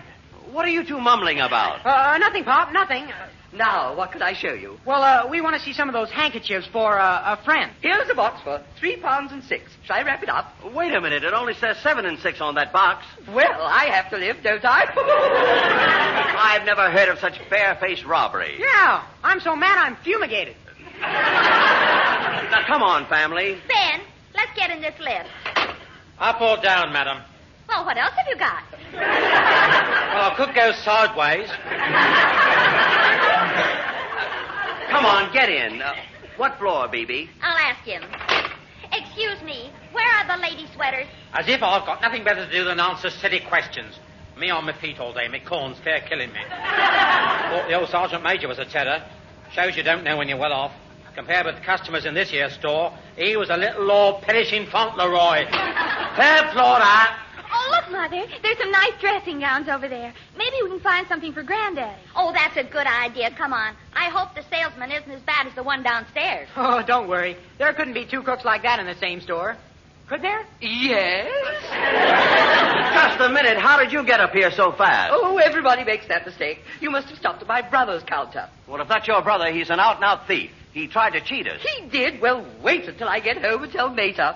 You mean you're going to tell her her son's a thief? Oh, she'll be glad to hear it. She was beginning to lose faith in him. You just love my little gray-haired mother. She's the liveliest little thing for her age. She is? Yes, you should have seen her coming down the street last Christmas Eve. All you could hear was jingle, jingle, jingle. Sleigh bells? No, handcuffs. They were taking her to Holloway. Oh, fine. Could we see an inexpensive blue dressing gown for my grandfather? I'm sorry, but we haven't any left. How about a black chiffon nightgown? For my grandfather? Well, why not? If he wants to be silly in his old age.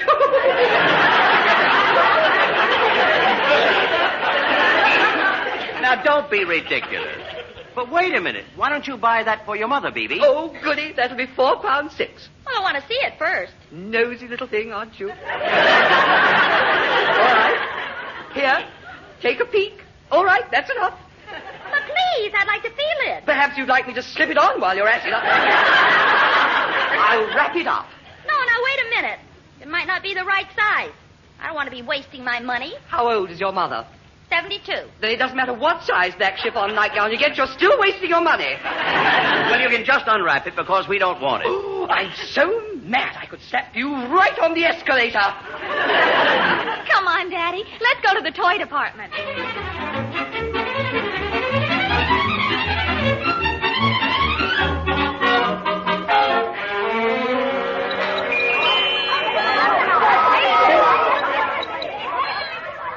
Department's right over here. I see it. Well, Pop, where's Mom? Well, she was here a second ago. Oh, BB. I'm right behind you. Yes. Did you think I was gone? Yes, and I still do. Now, stay with us. Oh, there's a salesman who isn't busy. Oh, you're right.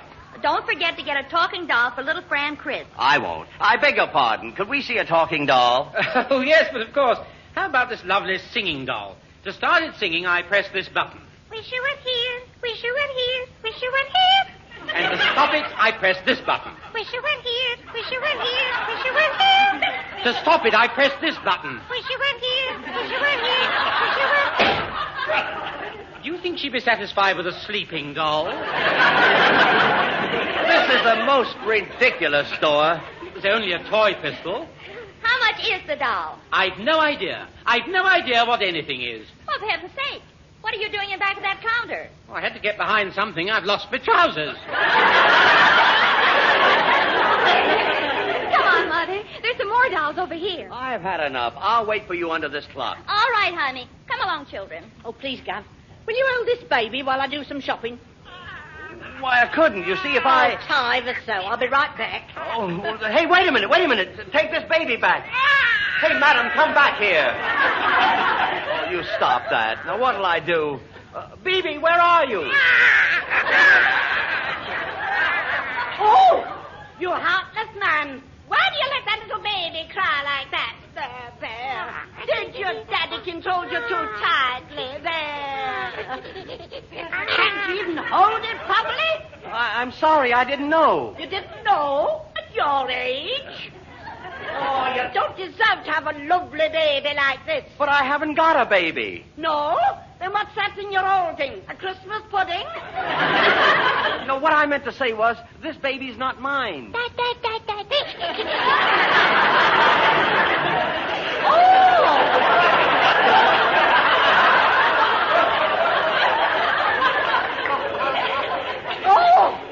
So you won't even admit your own child. I tell you, I'm not this baby's father. Ben, what's that you've got in your arm? A baby. Oh, come now. I haven't been gone that long.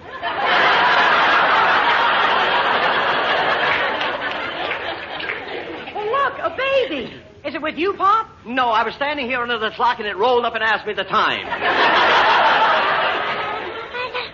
Well, Daddy, don't you know where it came from? Of course he does. He's old enough to know about the store. I don't know. A woman asked me to take care of it for her. I don't even know her name. Come on. Let's go through the store and try to find its mother. All right. What did she look like? Was she tall or was she short? I'm not quite sure. Blonde or brunette? She was wearing a hat. Well, that'll be easy. All we have to do is look for a tall, short blonde with black hair. Yeah. Well, come on. Let's start looking.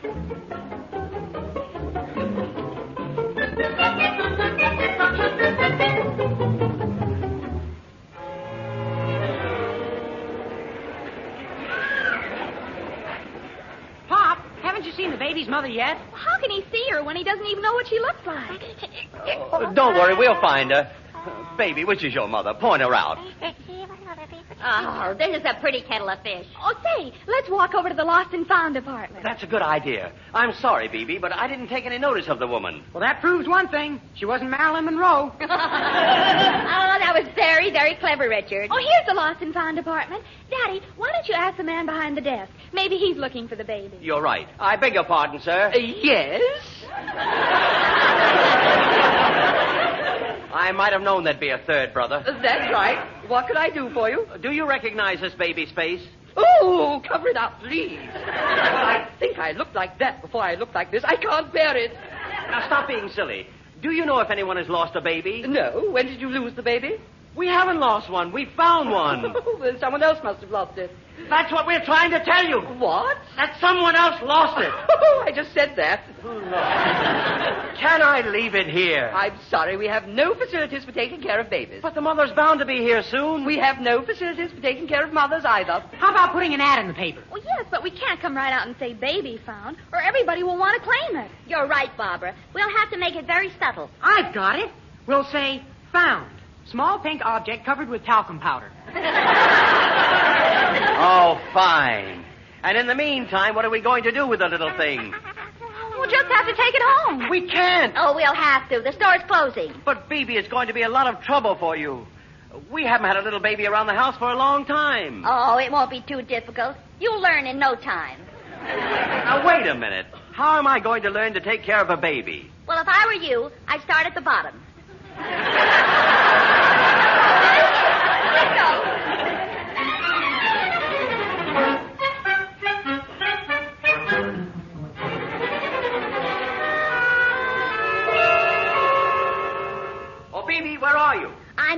and don't speak so loudly. The baby's asleep in the den. Oh, good. I'm going to the club with Wimple. He's calling for me. You're doing nothing of the kind. You found that baby, and it's your job to take care of it. Go on in now and see what it wants. Oh, all right.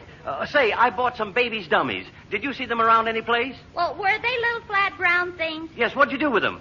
I thought they were mushrooms, so I chopped them up and put them in the soup. Oh, fine. Oh, dear, Ben, I'll answer the baby and you feed the door. Oh, you've got me all mixed up. Well, I'm glad you're normal again. If that's Wimple, tell him I'm in the den. All right, dear. Oh, hello, Mr. Wimple. Hello, Mrs. L. Lummy, what was that? Oh, haven't you heard the news? What news? We've got a little stranger. Why, Mrs. L. Congratulations. Oh, don't congratulate me. The credit should go to Ben. Yeah. When did this happy event take place? Oh, just an hour ago. And you're walking around already? Well, of course. Well, I can't understand why Mr. L didn't tell me before. Well, how could he? He didn't know about it himself until it happened. Well, I call that carrying secrecy too far. Where did this sweet little bundle arrive? In hospital? No, in Monty's department store. Yes, eh? That's right. Then we brought it home. Well, this is all very unusual. But if you need any baby clothes, we'd be very glad to lend you some. Well, thank you, but that won't be necessary. The baby arrived fully dressed. Oh, blimey. It's wonderful what you can do under national health, isn't it? Of course. We haven't got used to it yet. Ben's still trying to figure out where it came from. Well, didn't anyone tell him about the birds and the bees? Well, of course, Mr. Wimple, but this is a baby. I wish we knew who its parents were. What? I thought you said it was your baby. Oh, no. A woman left it with Ben this morning, and we don't know who she is. Oh. Well, of course, that's different. Yes. I'm only its mother by proxy. That's a legal term. It means like when you're not all there. That's you, all right, Mrs. L. Thank you.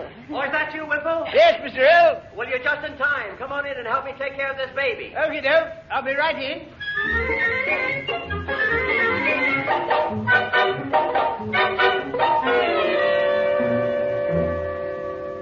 Well, Mr. L, where's the baby? Right here on the couch. Wait, I'll lift him up and show him to you.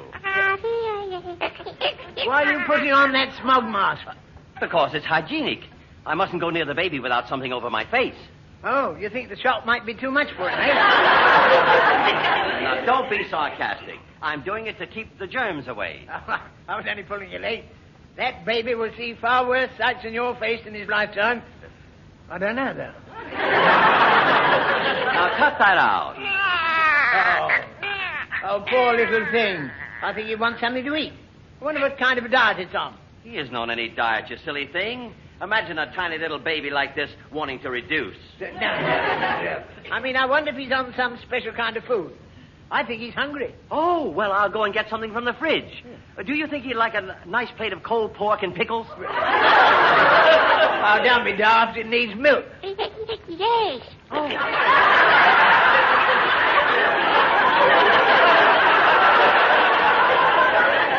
Well, I already tried milk, but I spilt most of it. Oh, how? The funnel kept slipping out of its mouth. Bobby, you don't know anything about kids. Oh, I suppose you're an expert. Well, with 13 kids, I should be. It's easy to take care of a baby. All you have to do is to feed it properly, put talcum powder in the silliest places. Oh, I think he's talking to me. Here, let me hold him, Mr. L. All right, but now be careful. Here. Tom, I say, he's not very good looking, is he? Well, turn him the right way up. Oh, sorry. Yes, you're right, baby. Uncle Horace doesn't know how to hold you properly. Give him here, Wimple. I'll show you. All right, here you are. You see, you hold it with one hand supporting its back like this, and the other hand supports its tiny head like this. I see. Well, that's not all. See how happily and naturally the little darling nestles in my arms? Yes, hear him. It's because it feels tied to me by an invisible bond of love and affection. Oh, That was beautiful. Mr. L? Yes? You'd make a wonderful mother. Now stop ribbing me. There now. Look what you've done. You frightened it. I did not. Did I, baby? Yes.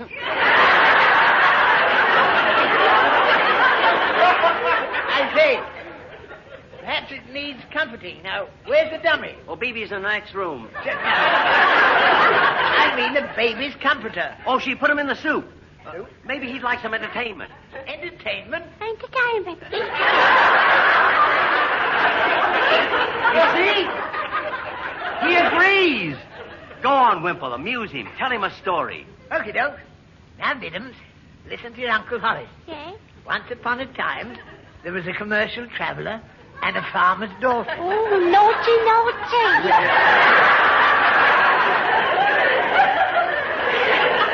Wimple, cut the clowning. We've got to make him go back to sleep. Oh, don't worry. I'll do it. Good. Well, how long do you think it'll take you to put him to sleep?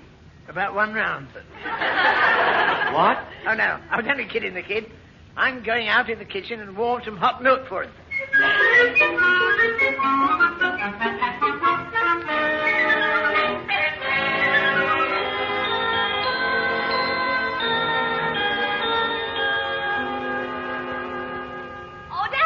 The baby. Oh, just fine. He's sound asleep, thanks to Wimple. How did you do it, Mr. Wimple? Oh, I just gave him a bottle of warm milk. Has your mother heard anything from the baby's parents yet? No, she's phoned the police and the newspapers, but hasn't heard a word. Tracing missing persons isn't easy, Daddy. Now, you're right, Barbara. My wife got lost in Epping Forest once.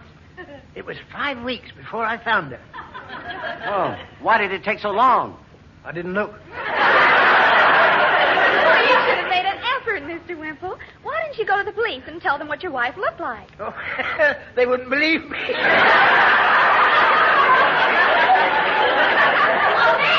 then how's the baby? Oh, fine. He's fast asleep. No news, eh? No, its parents must be worried sick. Well, maybe it's been left an orphan. Oh, come now, girl. What would a little baby like that do with an orphan? Honestly, Richard. Oh, it's a sweet little thing, isn't it, Mr. Wimple? Yes, it's a pity he's so ugly. With a mug like that, he'll never be good looking. Oh, you're wrong. It's the other way around. A beautiful baby never grows up to be a handsome man. Oh, but I did. Oh, I think the baby's waking up. I'm going out to get a bottle. You mean he's thirsty again? No, but I am. What? No. I'm going out to make him some hot milk. Well, I think I'll get something to eat, too. I'm hungry. But you just had your dinner. Yeah, but that was 10 minutes ago. I'm going to get a snack out of the fridge. There's a little custard in there and some pickles. Honestly, he'd eat anything. Yeah, maybe we better hide the baby. Oh, Ben, isn't it the most adorable child? Look, it's waking up. Waking up.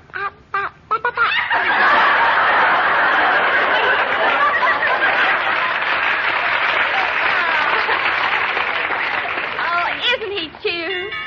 Oh, I'll get it. I wonder who it is. Oh, hello, Mrs. Wimple. Mother and Daddy are in the den. I'll go in the kitchen and tell Mr. Wimple you're here. Thank you, my dear. Hello, all. Hello. Oh, Mr. L., I want to thank you so much for minding my baby. Your baby? This is your baby? That's right. Didn't you know? Well, how could I? Some strange woman gave it to me. Oh, that was my sister. I knew you'd take good care of him, so I didn't bother to find you. Fancy you not knowing our little Donald. That's nothing. Wimple didn't know him either. What? Hello, Wilhelmina. Mr. L., here's a bottle for the baby. Horace Wimple, don't you know who this baby is? No, but I'm glad you're here to see it. Did you ever see a doll like that before? What's the matter with his face? Well, he looks like an unhappy frog. Mr. Wimple. I'll bet this baby's mother's got a face like the back of a bus. What? I can't understand how she got anyone to marry her. The husband must be a blooming idiot. I agree with you there. This baby happens to be our own little Donald. He is? Oh, you're the limit. Imagine not knowing your own baby. Well, after all, you can't blame him. With 13 of them, it must be a job to keep track. Yes. Thanks, Mr. L. It's going to be more difficult when the next one arrives. Ta-ta. Hello, young Donald. Hello, Big. Oh, isn't he cute? Yes, he certainly is. And you know something, Mrs. L? Now that he's sitting up with a light on his face, Yes? I've never seen such a beautiful baby.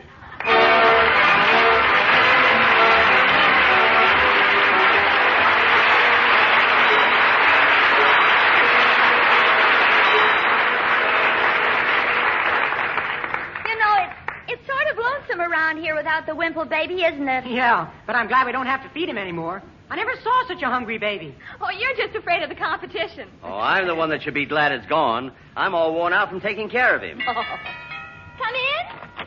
Hello. I came to tell you the news. Our new baby should be here very soon. The missus has gone to the hospital. Oh, how wonderful. Number 14, eh? That's right. And it leaves me with all the blooming housework to do. Oh, that's too bad, Wimple. I'll be glad to help in any way I can. I knew you'd say that, Mr. Earl. So I brought the kids over for you to take care of while the missus is away. What? That's right. Children, forward, march. Left, right. Hello, Mr. Dell. Left, right. Hello, Mr. Dell. Bring in your luggage. Yes, sir.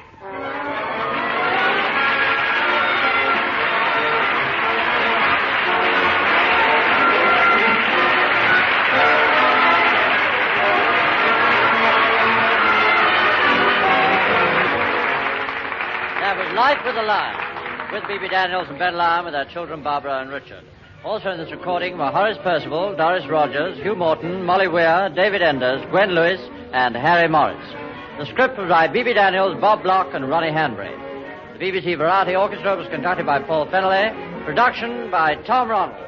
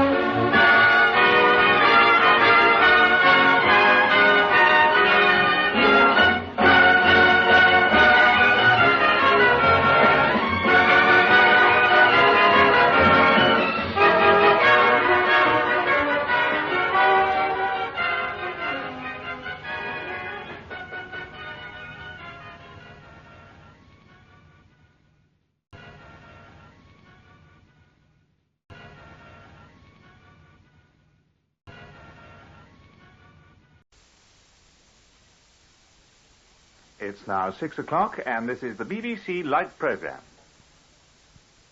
Ladies and gentlemen, Life with the Lions.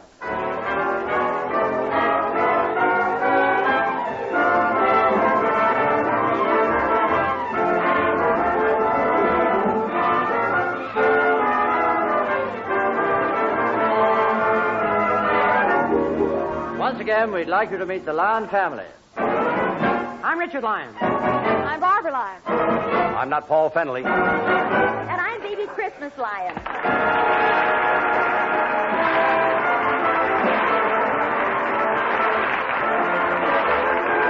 And here they are in "'Twas the Night Before."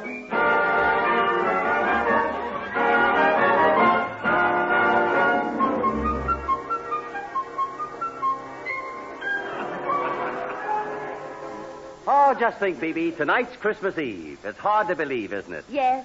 It seems you were saying the same thing only a year ago. I love Christmas Eve. Don't you, Daddy? Yes, I must admit I get a great kick out of it. Well, me too. Every time I think of it, a wave of nausea sweeps over me. Oh, it's nostalgia. Honestly, Richard, you're the stupidest boy in the world. Oh, that's a compliment.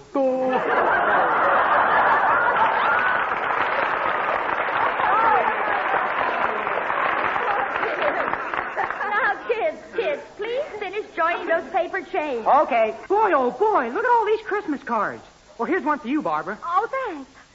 Mother, look at this card. It's from Harold. Oh, how pretty. A silver Christmas tree. Oh, and listen to the poem on it. It says, This Christmas is my happiest. The skies above are blue because I've met a lovely girl. Gorgeous, sweet, and true. Well, if he's met a girl like that, there's not much hope for you.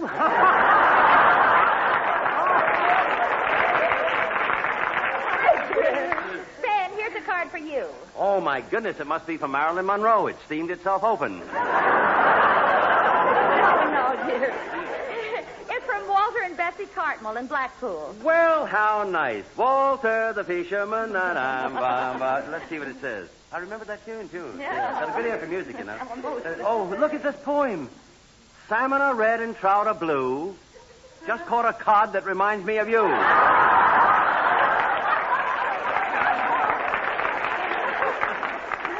Daddy, let's read the cards later. If we're going carol singing tonight, we ought to rehearse. You're right. Come on, B.B. and Richard. Carol singing now. 1, 2, 3. Good King Wenceslas Looked out on the feast of Stephen. Jingle bells, jingle bells, jingle all the way. Oh, what fun. Just a minute, Richard. What's the matter? We are singing Good King Wenceslas. You are? When did you stop singing Jingle Bells? We never started. We sang that last year. Oh. Now, come on, let's begin again now. 1, 2, 3. Good King Wenceslas looked out on the feast of Stephen. Good King Wenceslas looked out on the feast of Stephen. When the snow lay round about deep and crisp. Richard! Well, now what? I'm singing Good King Wenceslas. Yes, but you're singing it to the tune of Jingle Bells. Darling, were you reading the music? No, I was singing it by ear. Oh, I knew you couldn't make that awful noise with your mouth. Oh, Mr. Lyons, Mr. Wimple just telephoned to say he won't be over this evening. His wife is still in hospital waiting for the baby to arrive. Oh, I hope it's a Christmas baby. Aye, but I feel sorry for the poor man. It's to bath the 13 children, cook the meals, and keep an eye on the house. Ben, why don't you go over and help him out? I will, and I'll take all their Christmas presents. Fine. Tell him I'm going to the hospital in the morning to see Mrs. Wimple. I'll be there bright and early. Look, honey, he doesn't expect the impossible. Just be there early. I'll be home for tea.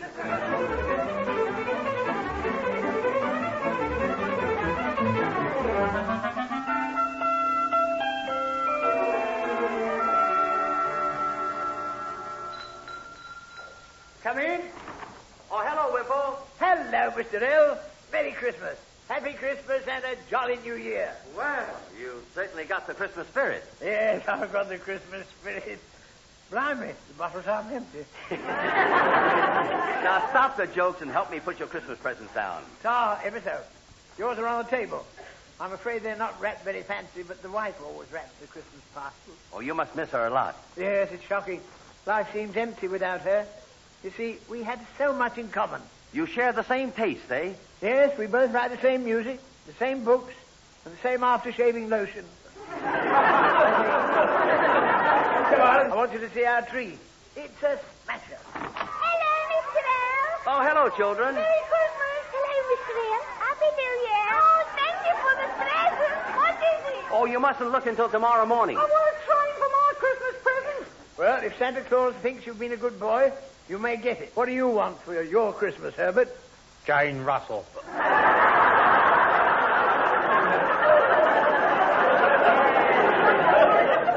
But, Herbert, you can't have Jane Russell. No harm in asking. Say, that's a beautiful Christmas tree, Wimple. Where'd you get it? A man named Nick gave it to the kid. For helping an old lady across the road. I wish we could hang something else on the tree. Yes, Wimple, your socks look sort of lonesome. Oh, well, I'll take them down as soon as they're dry. Oh, you've been washing clothes, too, eh, Wimple? Oh, not half. I washed my shirt this morning, but I think I put too much starch in it. Well, how much did you use? Well, half of that packet on the table. Oh, wait a minute. This isn't starch. It's pastry flour. Well, oh, lummy, I used about a pound of it. Your shirt must be in a terrible state. Where is it? Well, the weather was too bad to dry it outside, so I put it in the oven. For heaven's sakes, open the oven door, quick. Okay, doke. Well? Blimey. A sponge cake with a 16 collar. Well, never mind. You can have it for tea. Save me one of the cups. Oh, Dad. Now I'll have to wash it again. Careful. You come and help me wash these cups and saucers. and help me wash these cups. Never mind, I don't need any help to wash the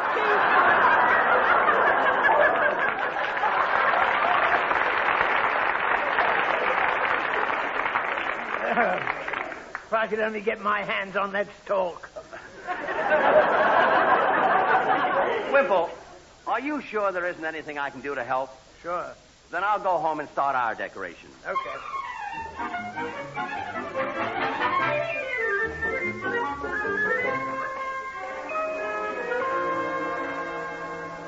Ma, do you like the way I put the Christmas cards on the mantelpiece? Oh, yes, darling. They look lovely. Oh, Phoebe, I'm home. Mr. Lyon, the gas cooker isn't working. Oh, that's too bad. Oh, don't worry. I phoned the gas company, and they said they'd try to send a man over. Well, don't tell Florrie, or she'll ambush him.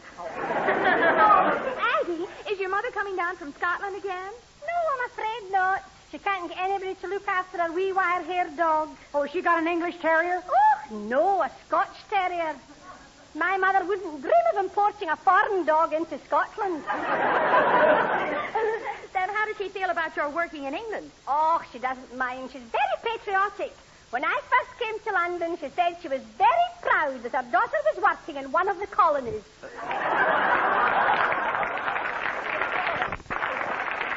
Colonies? Aye. Oh, well, on the way and start preparing the vegetables. Oh, by the way, Mr. Nick telephoned and said he'd be over. Who's Mr. Nick? I don't know. Say, Barbara, have you hung up the smooching spinach yet? Smooching spinach? Yeah, that's mistletoe.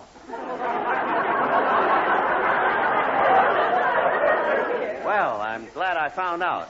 Yes, I hung it up. Well, now, come on, all of you. Let's put up these paper chains. All right. I'll take the yellow one. And I'll take the green streamers. I'll take the ones to match my eyes. Barbara, hand your father the red streamers.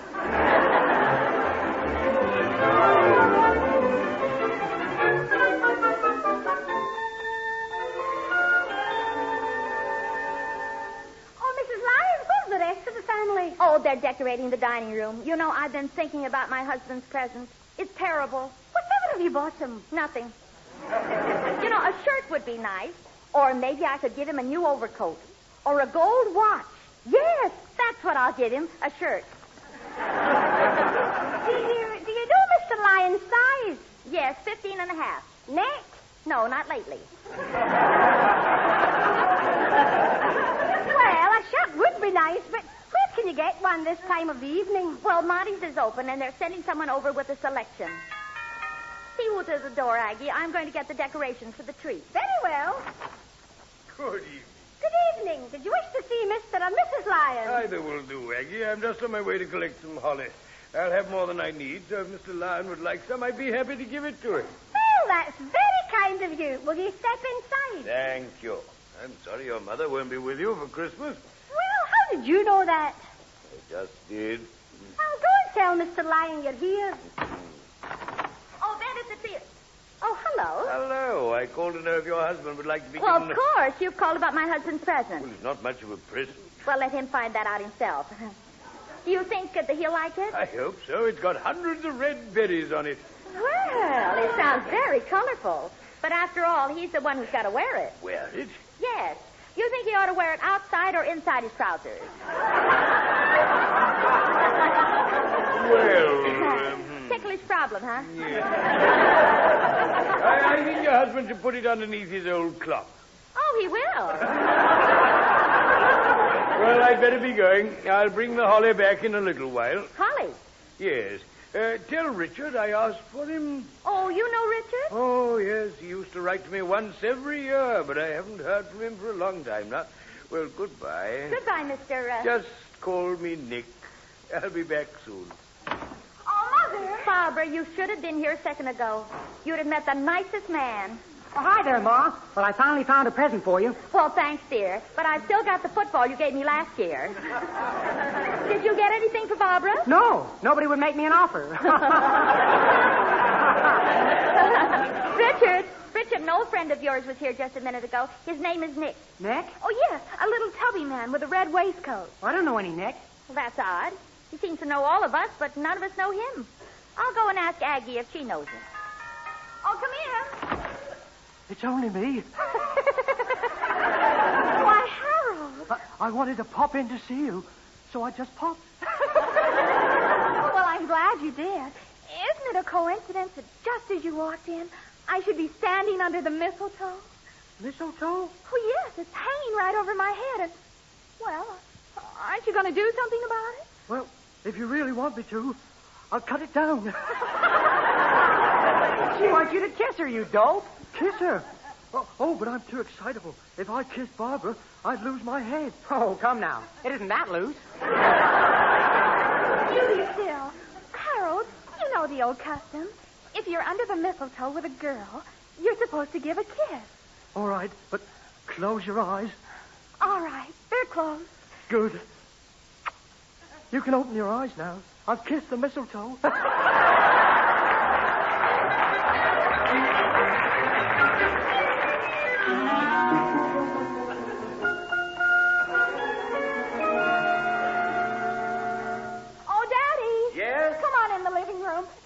Arrived and we're all decorating this. Hey, that is a nice-looking tree. And, Richard, you made a very good job of the base. I strung the fairy lights on, too. Oh, they look fine.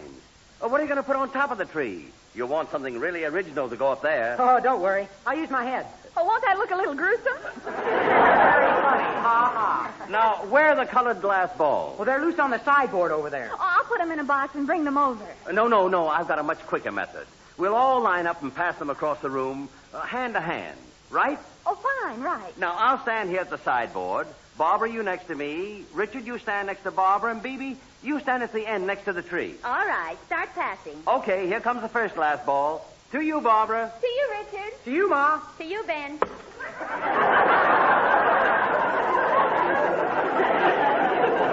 Bebe, I'm at the other end of the line. Oh, I'm sorry, dear. I got mixed up. Start again. All right, but now watch it this time. Oh, here's a pretty red one. To you, Barbara. To you, Richard. To you, Ma. To you, Richard. To you, Barbara. To you, Daddy. To you. I got it back again. Now, what are you grumbling about? I give up. Oh, try once more, Ma. All you have to do is put the glass balls down by the tree. Oh, all right, dear. Go ahead, Ben. This time I won't pass it to anyone. I was a fool to suggest this in the first place. Well, here goes. To you, Barbara. To you, Richard. To you, Ma. Oh, it's Nick. I'm so glad I answered the door.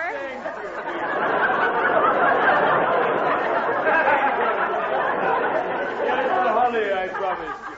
Oh, it's gorgeous. Where do you think we should put it? Well, leave it to me. I'll put it in the den. There are no decorations in there. Well, how did he know there weren't any decorations in the den? He's never been in there. Come in. I brought all your Christmas presents over. Oh, thank you, Florrie, darling. And here's yours from us. Oh, thank you, Bebe, darling. The big parcel is from the children and me. Oh, how sweet of you children. And the little one on top is from Ben. Oh, how sweet of you, Ben. Keep away from me, Florrie.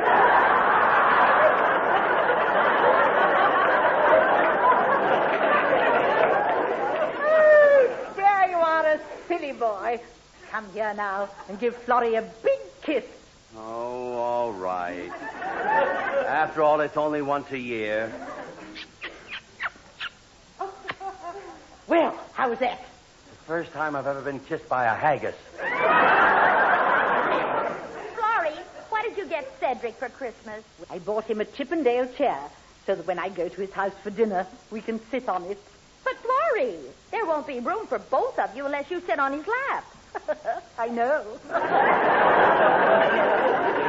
Oh, well, I must run along now. I'm having dinner with my Cedric. Well, come back when you're through. The whole gang's coming over. We're all going to have a Christmas drink together. Oh, thank you, Ben, dear. Well, I must hurry or I'll be late for Cedric. Oh,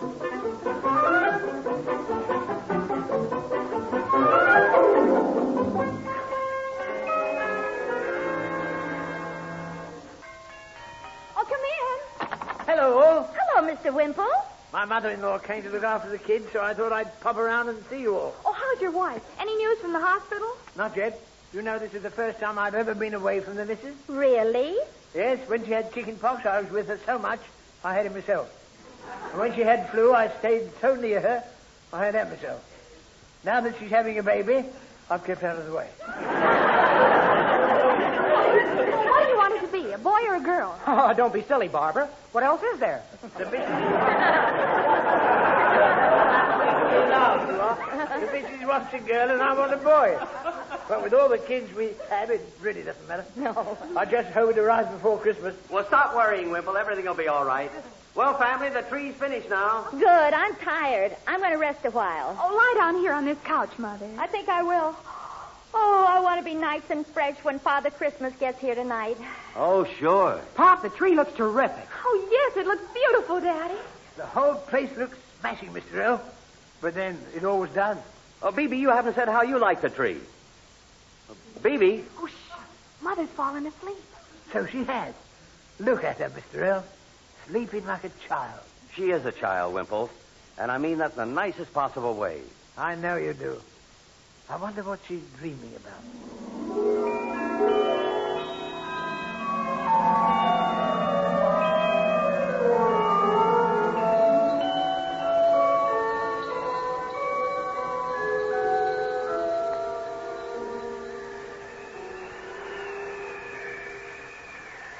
Oh, it's getting colder up here at the North Pole every year.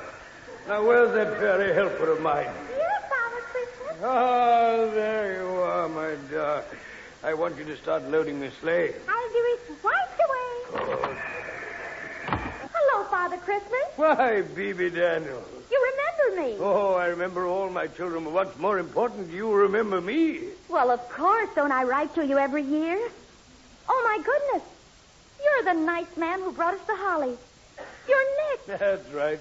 But you weren't wearing a beard and a Santa Claus suit today. Oh, no, my dear. I only dress like this once a year. The rest of the time when I visit mortals, I appear in many different guises. But why? Well, I learn a lot. Besides, what would people say if they kept seeing the chubby old man they've been talking about for centuries? How he's been. He's always been very loyal to me. You think so? Oh, yes. When he was 4 years old, I brought him a little yellow teddy bear, and he still sleeps with it. You're right. I only wish that Barbara and Richard could be here to see this lovely magic workshop. How do you make your toys, Father Christmas? Well, first I gather my materials together. I take a handful of yesterday's wishes, a few of tomorrow's hopes, a spell to bind them together. Mix the ingredients with love and care, and voila! A little blue rabbit, a toy train, a doll's house, anything you wish. Oh, that's wonderful. And I can't even bake a cake. So I hear. All your toys are simply beautiful. Well, I try to keep a high standard, but as far as the younger children are concerned, I sometimes wonder if it's high enough. Oh, how can you say that? Well, the heart of a tiny child is a very lovely thing. In their own little world, they can reach up and pluck a star from the sky or ride on a wish over the rainbow. So how can I possibly fill their stockings with more beauty than they already know? But you do so much good, Father Christmas. And believe me, we grown-ups appreciate it. We grown-ups. Oh, my dear, delightful Bebe. Whoever accused you of being grown up? Oh, I don't know. 32 is pretty old. My dear, age is only a state of mind, and your mind... Well, perhaps I better explain it to you another way. Yes? The spirit never grows old. Oh, are those your reindeer? Yes, I'd like you to see them. Come along. Here they are. Dasher, Dancer, Prancer, Vixen, Comet, Cupid, Donner. Prancer, where's Blitzen? He took a night off. He went to a stag party. What? I was only joking. He's standing behind me. Well, that's better. Father Christmas, that reindeer spoke. Well, of course, they're very special reindeer. Oh, yes, I forgot. Prancer, are you looking forward to the trip tonight? Yes, indeed. When I finish my rounds, I'm going to drop in and take a present to my little brother at Whipsnade. Oh, you are a dear. Yes, I am a dear. Well, I thought I better finish loading my toys. I haven't much time, and I've so many places to visit. Was there anything in particular you wanted, Mrs. Lyons? Oh, yes, Prancer. I hope Mrs. Wimple's baby will arrive by Christmas. Don't worry, it will. That Mr. Wimple. You know, every time I fly over his house, I bump into a very tired-looking stork. Oh, there are two other little things I'd like. I know, you'd like Aggie's mother to come down from Scotland, and you'd like your gas cooker repaired. Well, it's done. Oh, thank you so much. Not at all. Well, the sleigh's all loaded. We'll be over the snow clouds and past the moon in no time. Oh, I wish I could come with you. So you shall. In you get, Phoebe. Oh, thank you, Father Christmas. Now, steady there, Dasher and Prancer. Now, off we go. Gee up, my reindeer. Gee up. Up, up, up, up, up, up.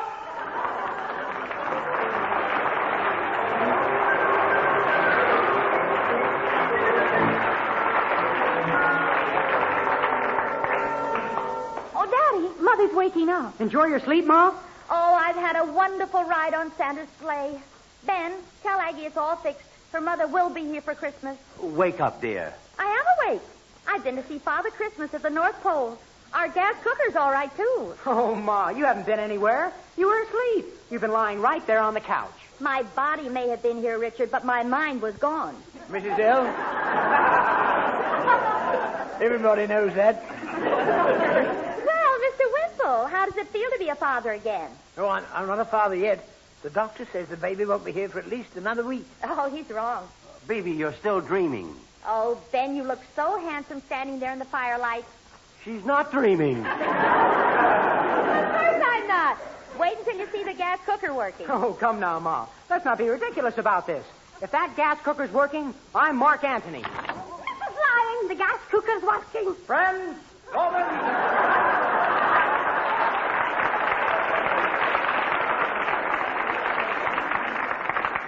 Lend me your ears. You don't need them.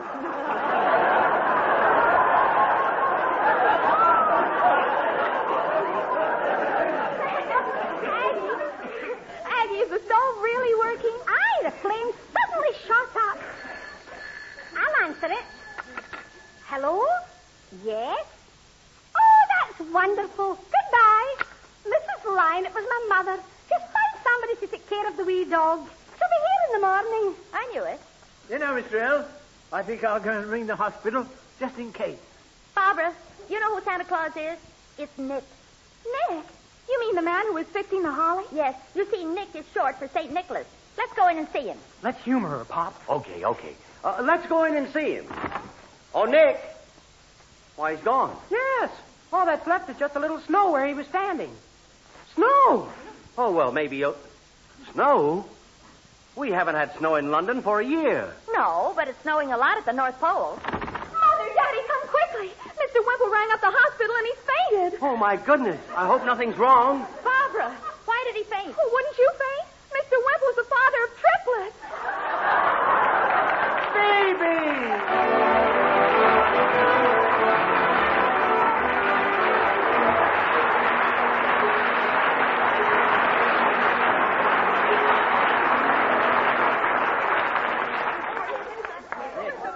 Are you feeling better now, Wimple? Oh, yes, Mr. L. But I think I'll have just one more glass of sherry. Well, help yourself. The lion gives the punch. Oh, well, now that you're all here, I'd like you all to raise your glasses and drink to someone who'll remember this Christmas Eve for the rest of his life.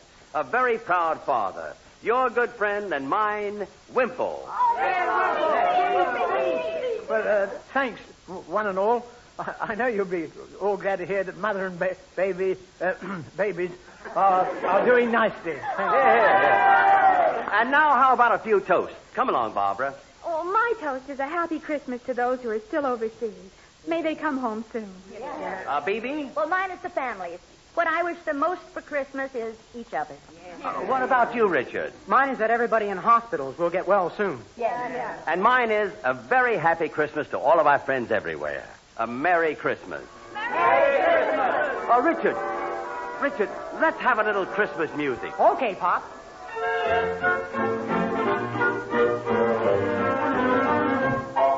When the party starts and the night is young, go and find where the mistletoe's hung, and standing there is a pretty miss.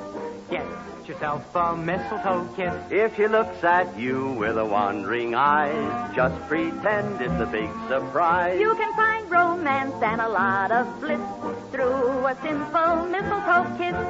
While your arms around her, your heart says you found her. And you won't astound her with your I love you. When the party's over and there you are, What do I say to her ma and pa? they will understand when you tell them this. Blame it on the mistletoe kiss.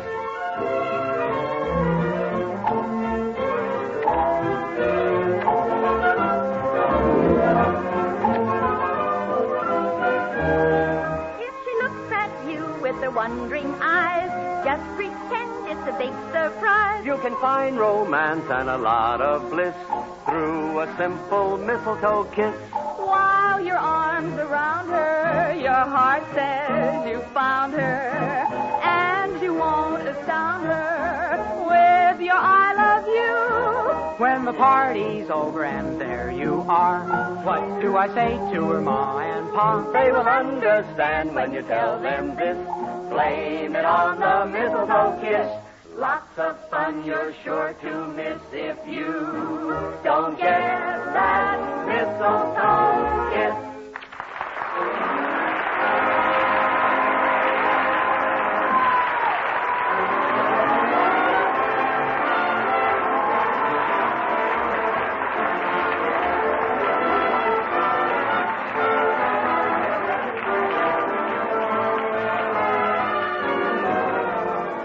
That was Life with the Lions, with Bibi Daniels and Ben Lyon with their children Barbara and Richard. Also in this recording were Horace Percival, Doris Rogers, Hugh Morton, Molly Weir, David Enders, and Norman Shelley. The script was by Bibi Daniels, Bob Block, and Ronnie Hambry. The BBC Variety Orchestra was conducted by Paul Fennelly. Production by Tom Ronald.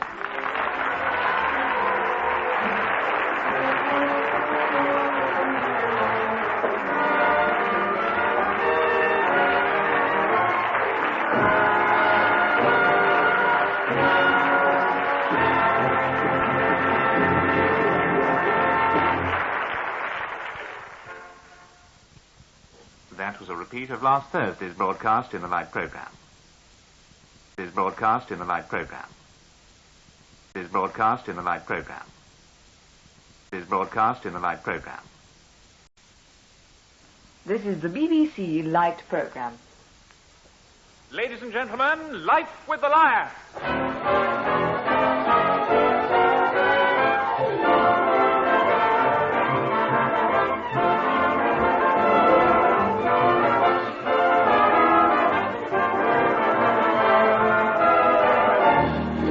Once again, we'd like you to meet the Lyon family. I'm Richard Lyon. I'm Barbara Lyon.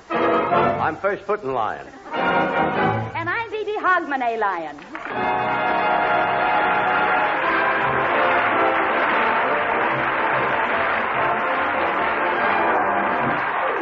And here they are in Who Gave Me That?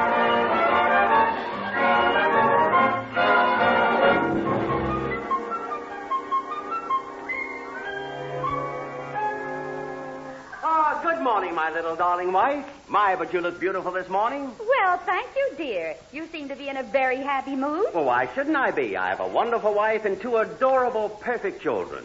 Ben, do you feel all right? Of course I do. I'm just turning over a new leaf. It's all part of my New Year's resolution.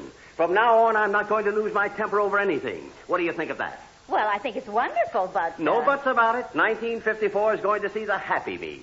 Everybody will be calling me Benevolent Big Ben. Good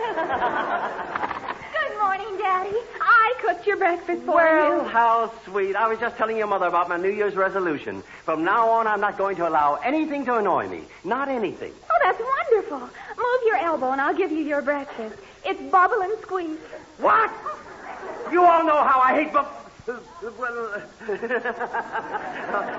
old Bubble and Squeak, eh? Well, there's nothing I like better than Bubble and Squeak smothered with. Smothered with what? Anything as long as it's smothered. I know you don't like it, Daddy, but it's all we had. I'll go and make you some toast. You know, Ben, she's almost as good a cook as I am. She can cook toast without a recipe. Hi, family. What's for breakfast? Bubble and squeak. Oh, boy, my favorite dish. Good. Eat mine before Barbara gets back. Gee, thanks. Hey, isn't that a new clock on the mantelpiece? Yes, your father got it for Christmas. Boy, a silver chiming clock. Who gave it to you, Pop? I don't know, but the card's bound to be around here someplace. Oh, Ben, if you'd only make out a list when you open your presents. Maybe Mayor Clinker gave it to you. He said he didn't think much of the one you got. What do you mean? Well, I heard him talking to Mr. Wimple on the street, and he said Ben Lyons got the worst-looking clock I've ever seen.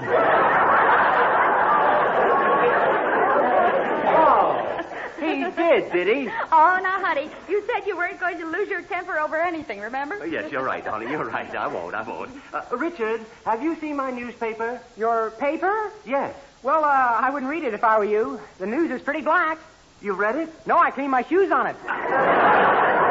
You cleaned your shoes on my paper? Ben, what about your resolution? Oh, Mrs. Lyon, I've done the shopping and... Mr. Lyon, your face is red. Have you been lacing your shoes again? Well, no, Aggie. He's trying not to lose his temper. Then he should do what my grandfather used to do when he found his temper was going. What was that? He would recite a wee thing called the Hottentot. And soon his temper was back to normal. The Hottentot? Yes, it's very simple. Listen.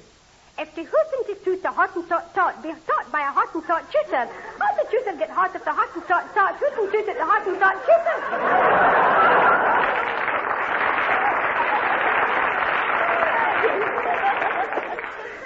That's all. I'd rather lose my temper. I've never heard anything so ridiculous in all my life. It doesn't make sense. Oh, but it does. Well, I'll away and prepare the lunch. We're having bubble and squeak. Pop, stop gripping the arms of your chair so hard. You'll break them. Oh, here's your toast, Daddy. Barbara, I wouldn't bother your father right now. He doesn't like my cooking. It's worse than that. Oh, who told him I drove the car on a flat tire? You what? Oh, it's not that, Barbara. And it's not because you knocked the gate down on the way out. I didn't knock the gate down. It was a garage door. I couldn't help it, Daddy. I think the garage is getting smaller. I do. I really do. If to toot and to toot a hot and tot tot. Be taught by a hot and tot tutor. Ought the tutor get hot at the hot and tot tot. Who's the hot and tot tutor?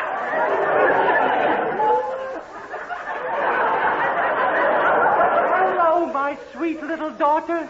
Hello, Daddy. Oh, come on, kids. Let's help your father look for that card on the clock.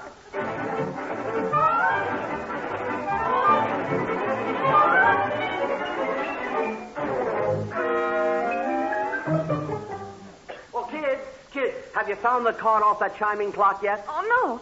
But, Daddy, why have you got your hand bandaged? Well, I was showing Richard a little experiment with his new chemistry set, and there was a small accident. Yeah, some chemicals exploded under Pop's chair. Oh, boy, was his face red. Now, stop making things up. Do you know who I think gave you that clock? Aunt Florrie. What makes you think that? Well, there's an inscription on the side that says, a present to remind you of your oldest friend. Well, she's right. Aunt Florrie is the oldest friend we've got. Florrie's the oldest friend anybody's got. I'll answer it. Oh, come on, kids. Let's look in the den. The card may be in there. Hello, Mrs. Wainwright. Hello, Aggie. I just popped over to thank Mr. Lyon for his Christmas present. Tell me confidentially, what did you think of the pipe I gave him? The pipe? Yes. Having his name engraved on the side was my own idea. Oh, that was very clever. I'll call him. Oh, Mr. Lyon. Yes, Aggie? Mrs. Wainwright would like to see you. I'll await you, my what? Oh, hello, Florrie. Ben, dear, thank you for the lovely necklace you gave me. Oh, don't mention it. I've always wanted to get something around your throat. Now stop your joking. Tell me, did you like your present from me?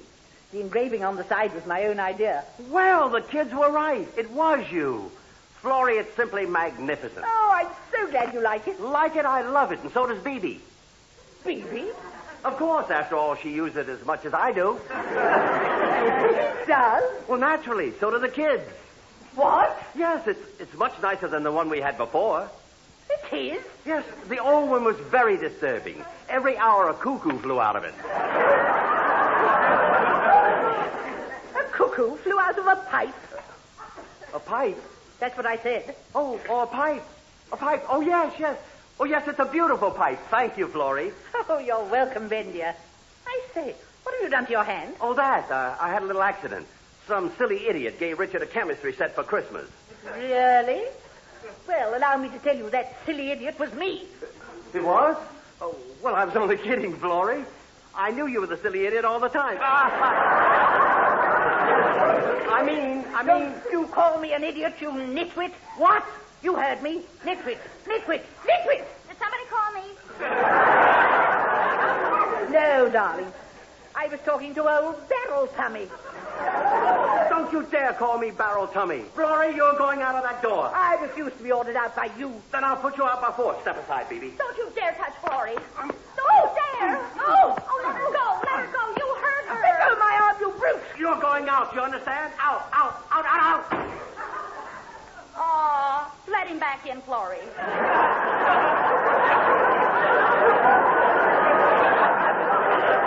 Oh, very well.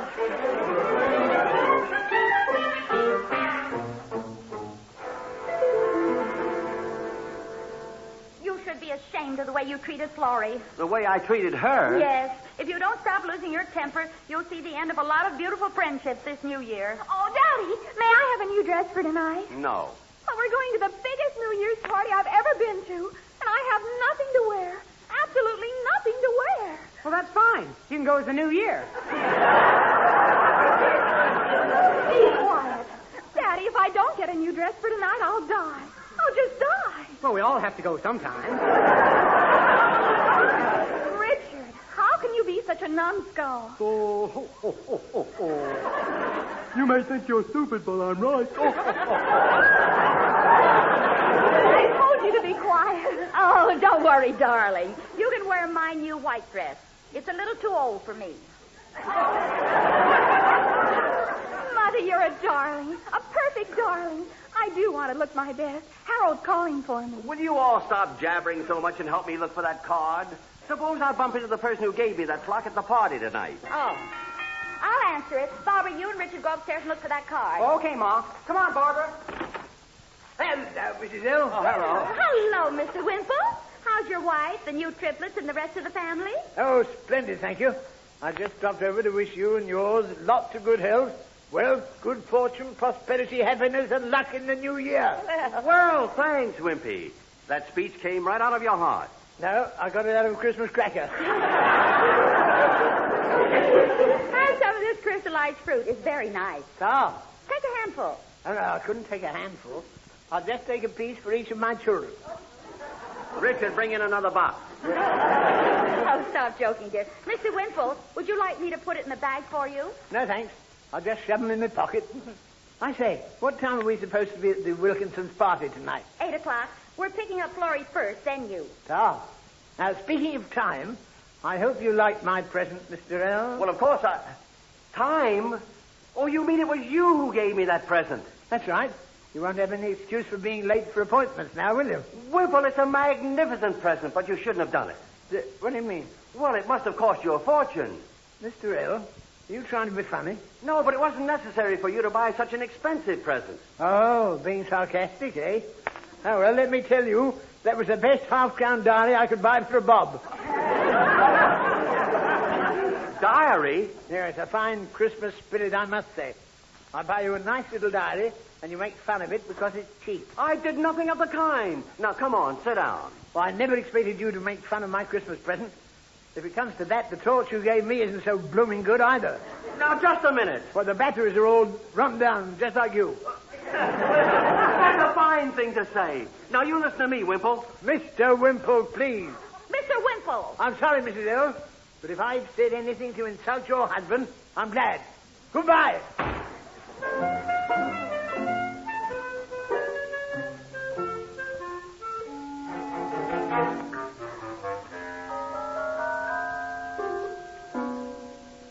Pop, have you apologized to Mr. Wimple yet? No, and I'm not going to. Oh, yes, you are. And you're going to send him a present to show him how sorry you are. Well, Ma's right. But what are you going to send him? How about a nice fruitcake? Yes, I'll send him one that I baked myself. You do that. It'll serve him right. Richard, you take the fruitcake over to Mr. Wimple right away and tell him your father's sorry. All right. Well, where is it? Right there on the table. It's in that white parcel. Oh, I guess you're right, honey. Richard, tell Wimple I want him to have it for his tea. Oh, okay. I'll be right back. Good. Oh, Mother, I'm going over to Claire's house. I promised to take her some bones for her dog. All right, dear. Where's the parcel of bones I had in here? Well, they must be those that box on the sofa, dear, that package. Oh, well, it doesn't feel like bones. It smells like fruitcake. Ben, you know something I do? Yes, I do. This is terrible. Wimple's going to get those dog bones. Oh, that's awful. The poor dog will be starving. Now, stop pretending. You know what you've done. Well, Daddy, who are you phoning? Wimple, I've got to stop him from opening that parcel. Oh, it's no good. The line's busy. Why doesn't Mr. Wimple answer? Phoebe, he's engaged. Ben, that's a very nasty thing to say about a man with 16 children.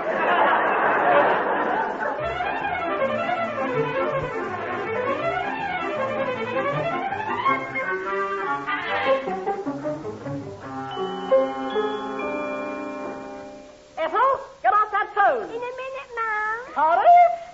Yes, my love. Get up and stop feeling sorry for yourself. Don't sit there like a broody hen.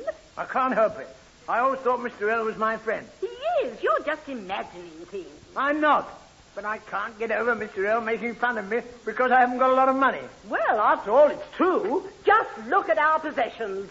We've got... Good night, Dad. Good night, Dad. Good night, Dad. Good night, Dad. Good night, Dad. Not, Dad. Good night, Dad. Good night, Dad. Good night, Dad.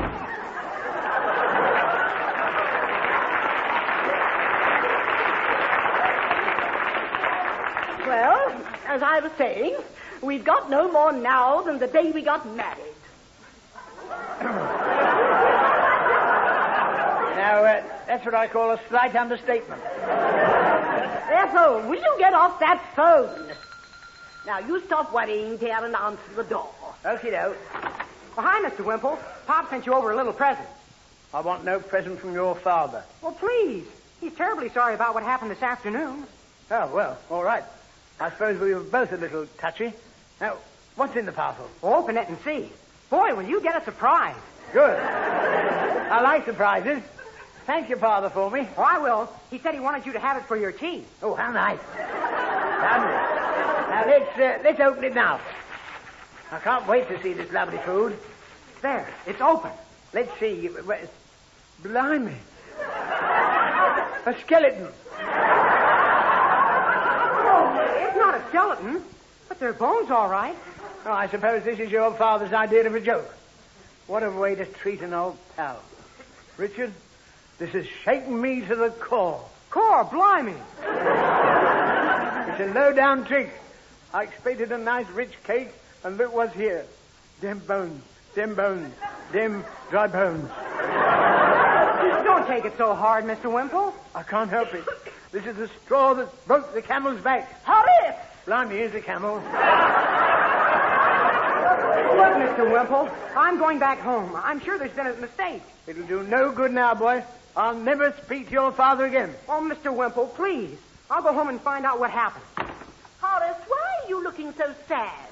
I don't think I'll ever smile again. Now, Horace, don't carry on so. What's in that parcel? Bones that my so-called friend sent me. It's so cruel, Wilhelmina. I can't bear to look at those bones. Then you needn't, dear. Look into my loving face. I'd rather look at the bones.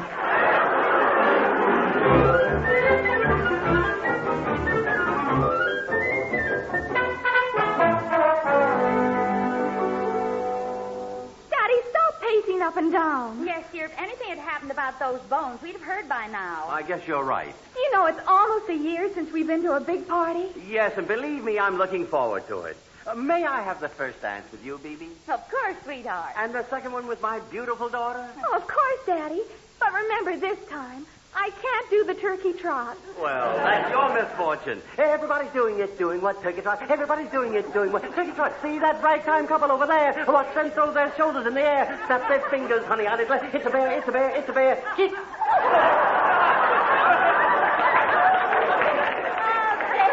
Don't wear yourself out before the party, dear. Oh, I hope we find the card off that clock before tonight. Oh, let's not worry about anything. We're going to have a wonderful evening. Oh, you're right. What are you doing, Daddy? I'm trying to figure out what this Christmas present is. I wonder who gave me this silly thing. Oh, why didn't you make out a list, dear? Now, let's not start that again. Oh, Daddy, isn't it wonderful? Mr. Hemingway's lending us kids his new car to go to the party tonight. Well, how nice. Yes. Mother, have you seen Mr. Hemingway's drop head? Yes, dear. I think he does it to hide his double chin. She's talking about the car. Oh. How did he happen to lend it to you kids? Well, I told him if he let us borrow it, Richard would take his daughter to the party. But Richard can't stand Violet Hemingway. Well, neither can the rest of the boys. Well, I'm going upstairs and press my dress. Doggone it, I wish I could figure out what this gadget is for. Oh, come in. Hello there. Well, hello, Mr. Hemingway. Come right in. Oh, Happy New Year, both of you. Happy same New to Year, you. too. Excuse me for not shaking hands, but I'm trying to figure out what this stupid contraption is for. Honestly, show me the man who gave me this, and I'll show you an idiot. I gave it to you. I'm an idiot. I'm sorry you don't like my present. Oh, but I do. Oh, yes, if then he only knew what it was, he'd be thrilled to pieces. It's a combination shoe tree and collapsible sock stretcher. You open it like this. Well, of course, just what I need. Oh, well, I'm glad. I was afraid someone else would give you one like it. But, by the way, you're going to the Wilkinsons' party tonight, aren't you? Oh, of course. Well, would you like me to give you a lift in my new car? I thought you were lending it to the kids. Well, I was, but on thinking it over, I decided it would be better you two went in my car and you let the kids take your car. Why? Well, if my brand new car happened to get scratched, it'd be a tragedy. But if the kids scratched your old car, it really wouldn't matter.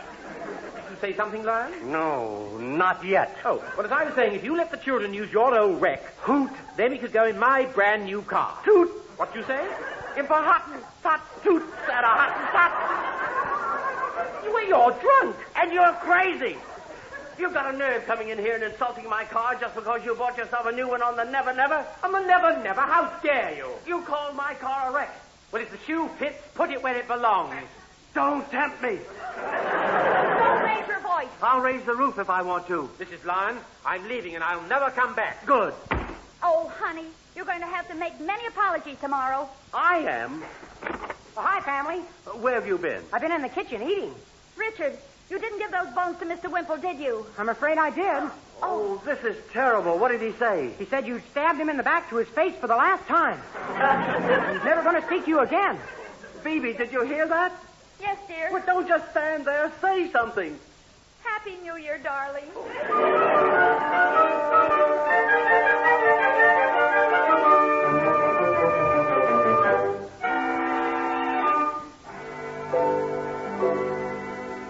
Ben, stop looking so miserable. I can't help it. I'm losing all my friends. Just think, Wimple says he'll never speak to me again. Well, there's no good in crying over spilled bones. Barbara, what time were you picking up Mr. Hemingway's car? Oh, we're not. Daddy and he had a row over our car. What did he say about it? Well, believe it or not, Richard, he had the colossal nerve to say these very words to me. A broken down wreck. Yeah, but what did he say about the car? I'm talking about the car. Gee, that's awful. There's something else I have to tell you, Richard, dear. Now what? I want you to be brave. You're taking Violet Hemingway to the party. Violet Hemingway? No, I'll join the Foreign Legion first. Now, Richard, be calm. Well, I can't take her. Everybody will laugh. She'll show me up. Up. I won't go to the party with a horse in girls' clothing. Oh, stop it. Violet isn't horsey. Are you kidding? Last time we went to a horse show, she won first prize and her horse was second. How can you say that? Violet has a sweet little face. Oh, sure. It's faces like hers that have made smog masks so popular. Don't be silly. The important thing is, how are we going to get to the party? You can take my car. Oh, but I thought you wanted to use it yourself. I'm not going to the party. It wouldn't be any fun. None of my friends would be speaking to me. Darling, they will have forgiven you by now. You'll find out by the time you get to the party, nothing will be different. You're wrong. They'll point the finger of scorn at me and say, there's that two-faced old stinker, Ben Lyons. That's what I said. Nothing will be different. Now, stop trying to make light of it. I tell you, I'm not going where I'm not wanted. Then I'll stay home with you. Oh, poor Mother. Poor Daddy. You don't have to worry about me. I don't want to go to a silly party and talk to a lot of scatterbrained nitwits. I can stay home and talk to your mother. I didn't mean it that way, sweetheart. Oh, gosh, if you two won't go, Barbara and I don't want to go either. Oh, no. You children must enjoy yourselves while you can. Run along and have your fun and your music. Drink your patty de foie gras. Eat your sparkling burgundy. Yes, don't worry about us. Well, all right, if you want it that way. Come on, Richard. Let's get dressed.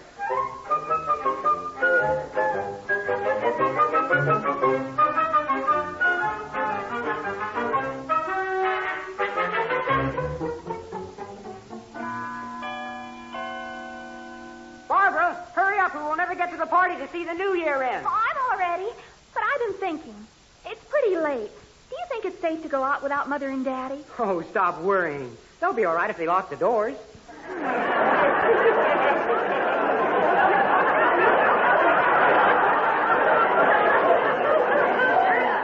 Yes, I guess we can trust them to look after themselves. Well, sure.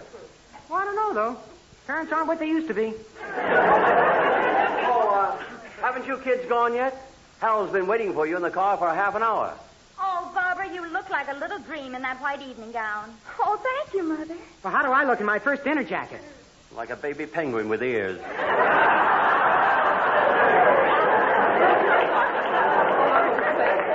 Oh, no, he does not. He looks very handsome. Oh, I guess he's not so bad. Now, hurry along, you two, or you'll miss all the fun. We hate to leave you alone like this. Are you sure you won't be lonesome? Oh, of course not. What are you going to do? Oh, we're going to have a hilarious time. Playing shove halfpenny and dominoes. That's right. Now, run along, kids. All right. See you later. Mm-hmm. Come on, Richard. Okay. He kissed me. Well, here I'm in my carton, all ready for Hogmanay. How do you like it? Oh, it's beautiful, Aggie. Have a nice time at your party. Thank you. I'll away and get my coat. Oh, it's nice to have a quiet New Year's, isn't it, honey? Yes, it is. It does you good to get away from the kids and friends for a while. Gives you a chance to relax. Take things easy. Read the paper. Yes, dear. There's always so much noise around here, so much excitement. Running up and down the stairs and laughing and singing. Absolutely unnecessary, isn't it? I suppose so. Bebe, make some noise. I'm lonesome. Well, hi, Ma. Hi, Pop. Richard, what's the matter? Did you forget something? No. Well, what about the party? Oh, the party? Well, I didn't think it would be much fun sitting around talking to a lot of kids my own age. What good is that? Since when don't you like kids your own age? Well, hi, Mother and Daddy. Barbara, why didn't you go to the party, dear? Well, I guess I was just lonesome. Well, me too. Oh, I'm so glad you were both miserable. Honestly, you women are so soppy. Bridget, stop acting like a baby. Oh, that must be Harold. He was putting the car away. Come in. It's just me. And me too. Hello, Lyons. Well, Mr. Hemingway. Yeah, we will a couple of chumps to quarrel the way we did today. I'd rather have an old friend anytime than a new car. Oh, I'm so glad you've made up.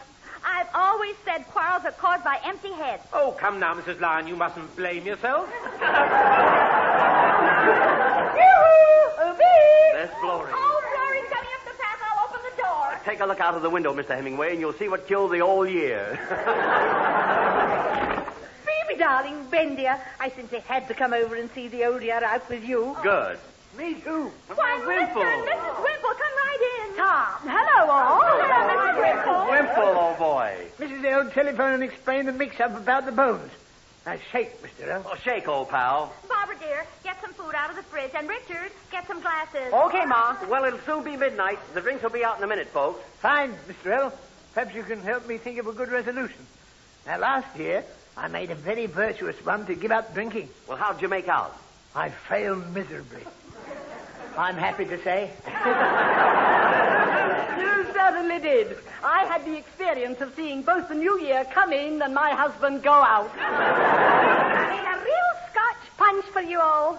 Aggie, I thought you were going to a party. It's a party. Oh, I'm so glad. Take your glasses, everybody. It's only a few minutes to midnight. Yes, I'm glad we're friends again, Lyon. It was wrong of me to bear a grudge, but I was hurt because you didn't even send me a Christmas card. Well, that's a fine thing to say.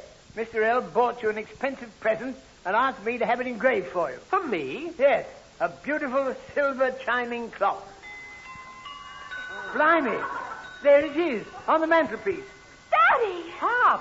Why didn't you give it to him, Mr. L? Oh, well, it was because he was saving it for a New Year's present, weren't you, Ben?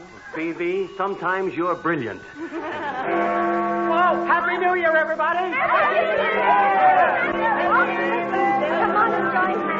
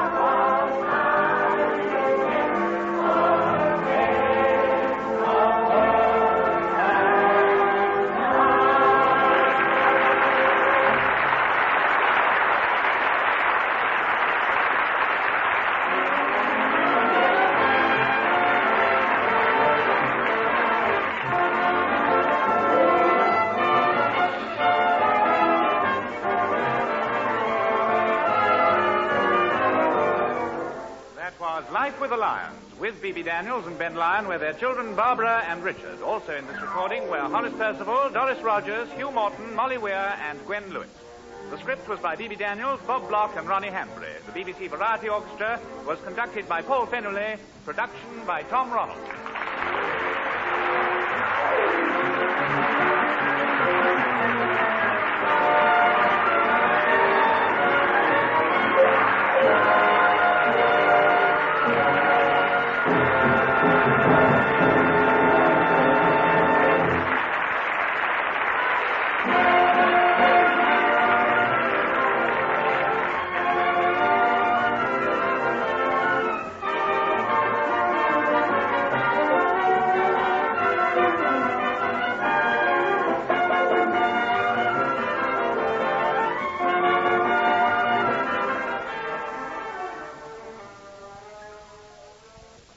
That was a repeat of last Thursday's broadcast in the Light program. Thursday's broadcast in the Light program. Thursday's broadcast in the Light program. Thursday's broadcast in the Light program. The time now is 6 o'clock. This is the BBC Light program. Ladies and gentlemen, Life with the Lyons.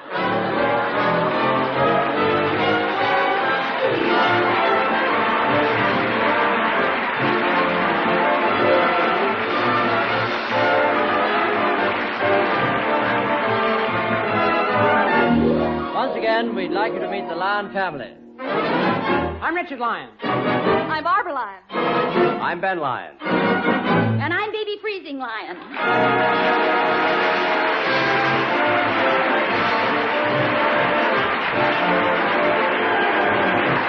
And here they are in Once Upon a Mime.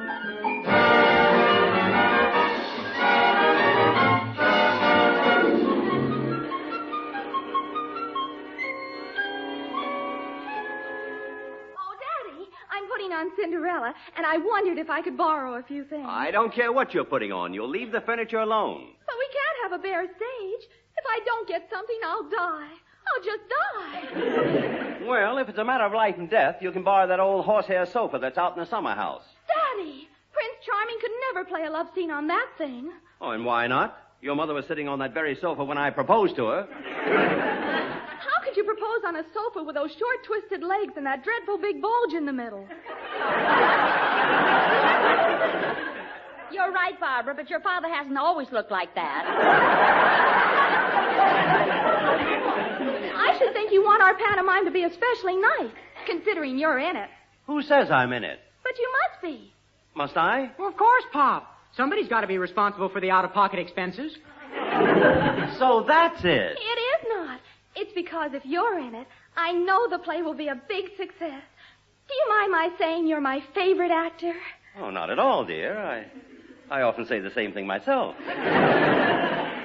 Cinderella, eh? That's right. You know, funny thing, I've always wanted to play Buttons. I'll give your pantomime all I've got. Does that include the furniture? Of course, take anything you want. Buttons, eh? I shall get the audience's sympathy, eh, Bibi? I hope so. What part are you playing, Barbara? Oh, well, naturally, I'll play the part that matches my personality and appearance. Well, I get it. One of the ugly sisters. Oh, that wasn't very nice, Richard. What are you playing, dear? Cinderella. Who am I, Prince Charming? Richard, Prince Charming is a girl. But a prince is a boy. How can you be so stupid? Don't you know in pantomime boys are girls and girls are boys? No, I don't even know about boats. Don't worry, boy. You're a great actor. Opening night, they will cheer your performance. Oh, Ben, come away from that mirror. Honestly, all this fuss about playing a button. Oh, you're in it too, Mother. You're Dandini. Dan who? Deanie. Who? Deanie. Houdini. You mean I've got to escape from handcuffs and things? No, honey. You're Prince Charming's friend. Oh. You'll make a fine Dandini, and the part of Buttons was certainly made for me. Well, I must get off to the office. Mr. Fox has set up an appointment with Mr. Harcourt today. If I make a good impression, he may back 6 of our films. Oh. Well, goodbye, my dear little family. Oh, goodbye, darling. Daddy's certainly left in a good mood. Yes, but he won't be so happy when he finds out your boyfriend is playing Buttons. Why, that's awful. Barbara, you'll have to ask Harold to play another part. Oh, all right, Mother. I'll try.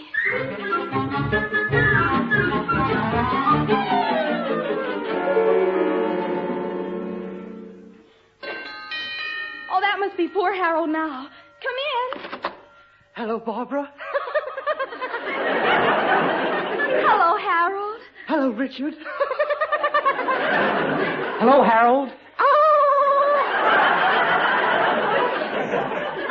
I'm so glad you're here. Oh, I just made some tea. Would you like some? Oh, no, thanks. All I want to do is just look at you. Oh, Harold. Oh, my tingling pulse. Oh, my fluttering heart. Oh, my upset stomach. Richard, stop that. Well, stop looking like a soulful sheep and tell Harold about his part. Oh, I'm glad you mentioned my part. I've been studying it all day, and my mother's bought a complete Buttons costume. Well, I'm afraid I've just been reading our big scene. It's wonderful. But you see... You're the beautiful Cinderella, and I'm Buttons, your devoted admirer. When the curtain goes up, there's no one on the stage but you and your Buttons. Oh, come now. Oh, come now, boy. She'll have to wear more than that. Oh, Richard, I didn't mean to say that you... Why, Harold, you've gone quite red. Well, isn't that cute? Red Buttons. If you don't leave us alone, I'll call Mother. Okay. Why don't you tell him he can't play the part? Oh, I want to be nice to him first. Now, leave us. All right. Now, sit down on this sofa, Harold. Thanks. Close, isn't it? Yes. Now, about this pantomime, dear. The pantomime can wait. I have something to ask you. You see...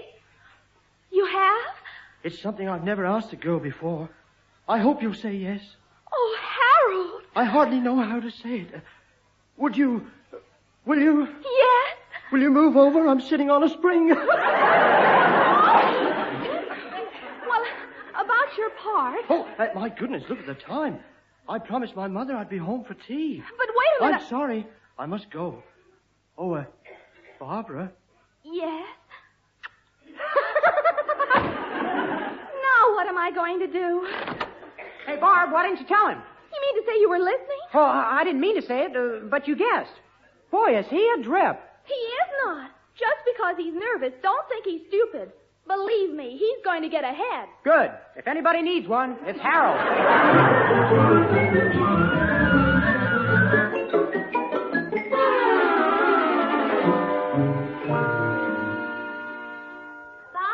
What did Harold say when you told him your father was playing Buttons? She didn't tell him. No, and now it's too late. What am I going to do? What am I going to do? Oh! Stop that, both of you. The only thing you can do now is offer your father the next best part. Well, which do you think is the next best part? The Fairy Queen. You know. Cinderella's godmother. Oh, he'd never do it. Well, leave it to me. Pop playing a woman. Oh, I'd like to see me do it. Oh, you will. You're playing Cinderella's stingy old stepmother. What? Oh, no, I'm not. You can count me out. Oh, please. No. Richard. No. Richard, honey, I realize I can't make you play the part, but if things were different, I have a lovely box of candy you could have. Barbara, are you trying to bribe me into playing that part? Of course not. Well, you better, because I won't do it for nothing. Well, I brought home some beautiful chocolate meringues today. Well, if I do agree, it's only because you're my sister. The fact that I'm going to have those chocolate meringues and candy has nothing to do with it. Where are they? In the kitchen. Oh, gee, thanks. It worked. Yeah, like a charm. Oh, look out of the window, Mother. Daddy's coming up the path. Yes. Now all we have to do is get him to play the fairy godmother. Oh, I hope he's in a good mood. If he isn't, we've had it. Who left that footstool in front of the door? We've had it.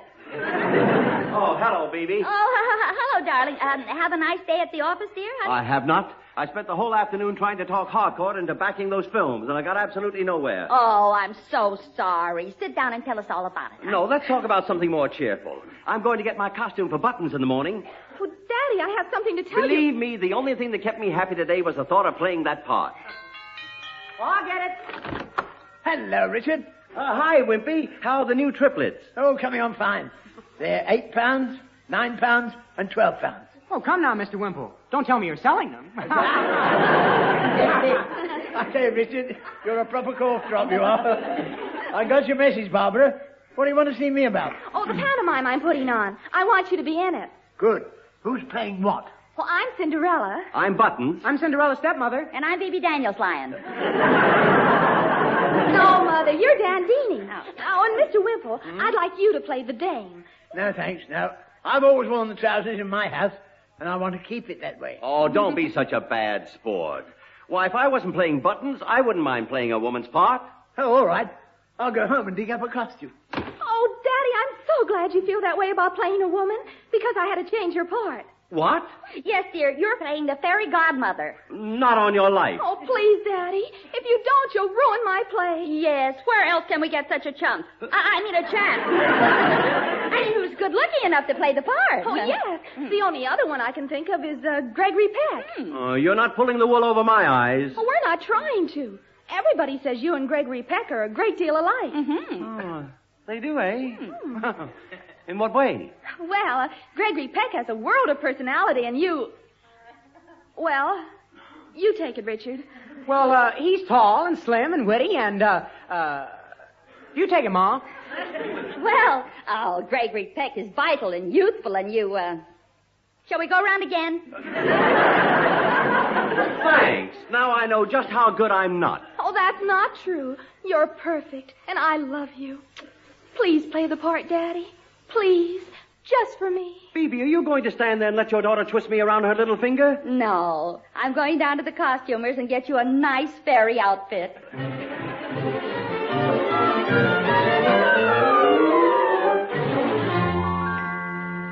No, Phoebe, I won't. I feel absolutely ridiculous in this fairy godmother outfit. Well, you shouldn't. You look beautiful, dear. Just like a big blue doll. Well, that's because I'm cold. Doesn't he look sweet, Aggie? Aggie? Aye, and the blonde wig suits you very well, Mr. Lyon. I like the way it's done up in that pompadour style. Yes, Ben, you look lovely with your hair piled up over your face and your face piled up over your chins. Yes, dear, and your chins piled up and up and up. In other words, I look horrible. Oh, nonsense. That frilly skirt and bodice were just made for you, weren't they, Aggie? Aye, there's nothing better than Scotch twill. Scotch twill? What do you mean? Well, the skirt took the high road and the bodice took the low road. Oh, Aggie, it looks perfect. There's only one thing wrong, dear. Your figure needs a little padding. Oh, no, it doesn't. Oh, yes, it does. Aggie, where are those water wings you got out of the attic just now? Right here. Now hold still, Mr. Lyon, while I put them on you. There. Ah, that looks fine, Aggie. But they should be blown up a bit. Ben, take that little tube and blow. I certainly will not. Oh, you're acting very petty. This This is for charity, and all you've done is think about yourself. Oh, all right. Mr. Lyon, your shape looks perfect now. Close the nozzle and tuck the tube in. All right, all right. What's the matter? The tube's cold. Oh, never mind, darling. You look wonderful. Think I'd better warn you, there's a bit of a leak in one of those wings. Well... Then I better test them. Now, Ben, hold still while I squeeze you. There.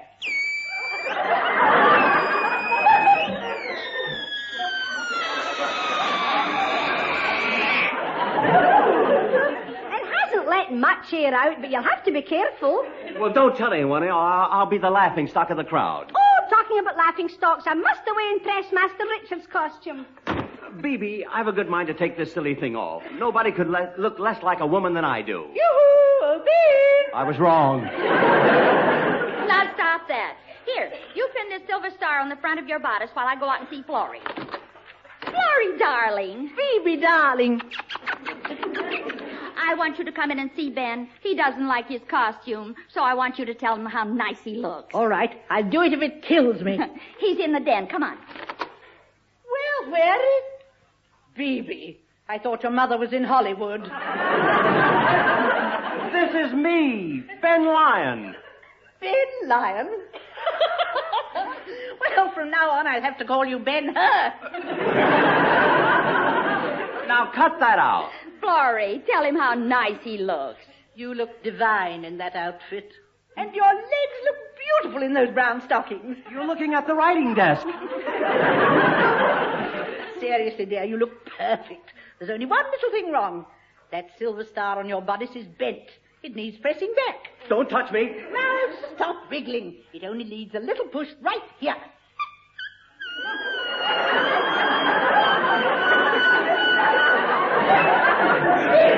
What's that? I think it's the kettle boiling over. Let's go out and see, huh? Pop, you better change out of your costume. We start rehearsing in 10 minutes. Good. You girls go ahead, and I'll be with you in a few seconds.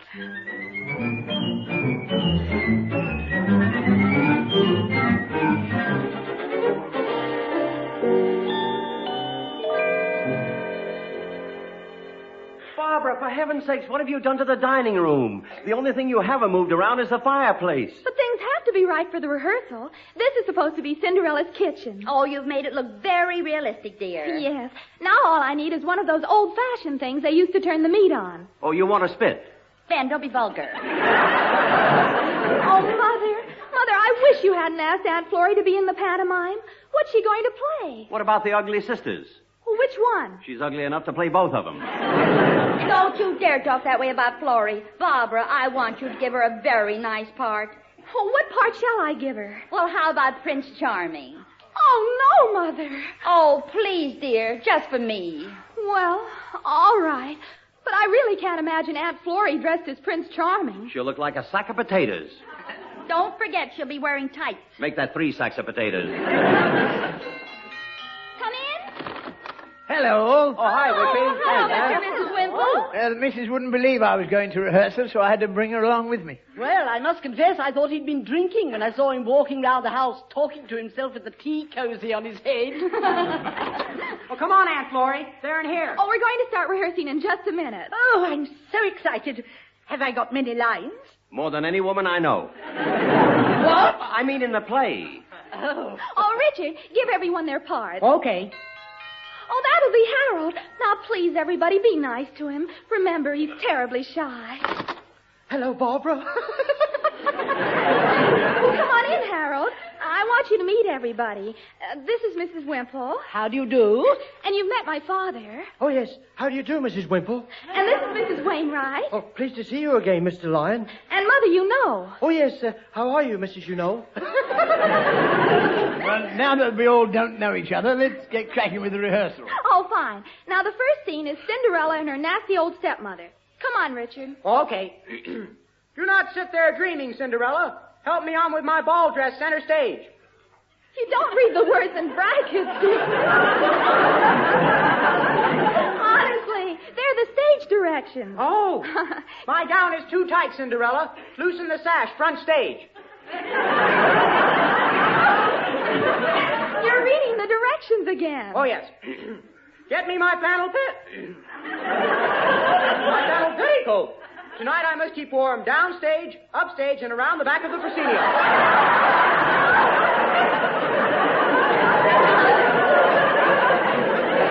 Honestly, Richard, how can you be so stupid? I practice. Oh, go and exit. Now, this is where I talk to myself. Alas, everyone is going to the ball except me. Here I sit in front of the fire. Hello, Cinders. Harold, you cut off the end of my soliloquy. Oh, I'm sorry. Well, that's all right. Now go on with your line. Oh, yes. Cinderella, will you marry me, Barbara? This is going to be some play. Well, I couldn't marry you, Buttons. How could you support a wife on what you make milking cows? Well, what's wrong with milking cows? I pull down 6 and 8 a week. No,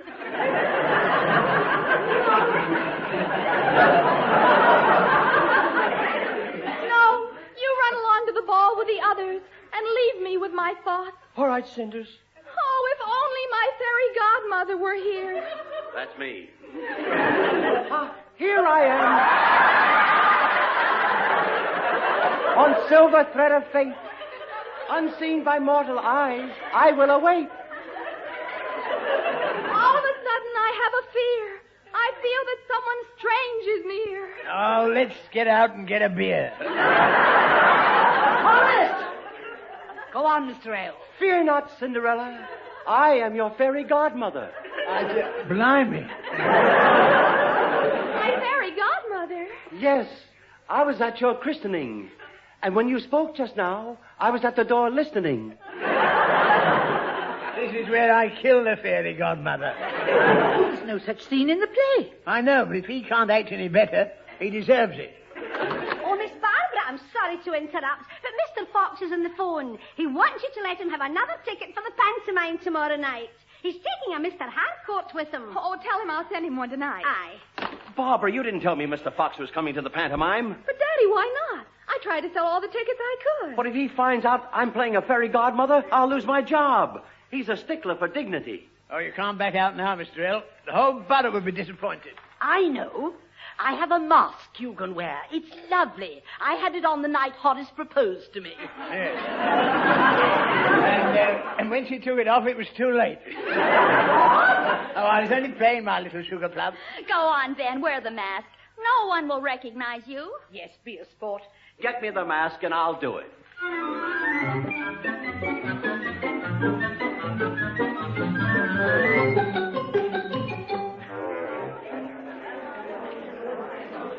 Oh, Mr. Fox, what part of the pantomime have you enjoyed the most so far? The interval. How about you, Harcourt? I've enjoyed every minute of the show. Oh, so have I. I like the smell of the grease paint. Oh, is that what it is? I thought it was the acting. The curtain's going up. Aye, this is the big ballroom scene.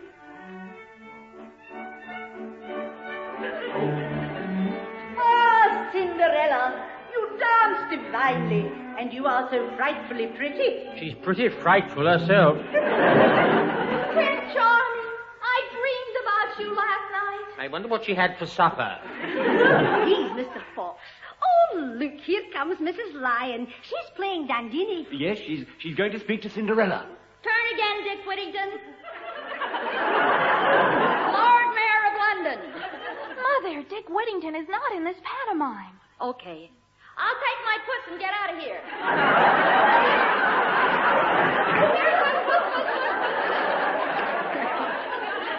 Cinderella, sit here again, and I will get you some champagne. I won't be long. If only my fairy godmother were here. I am.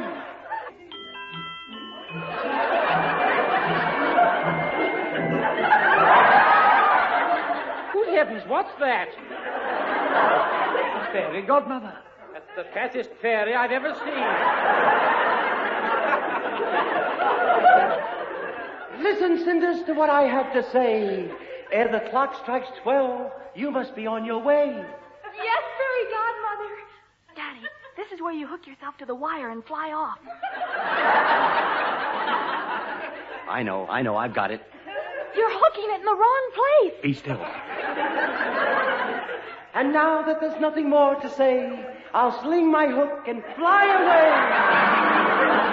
Farewell.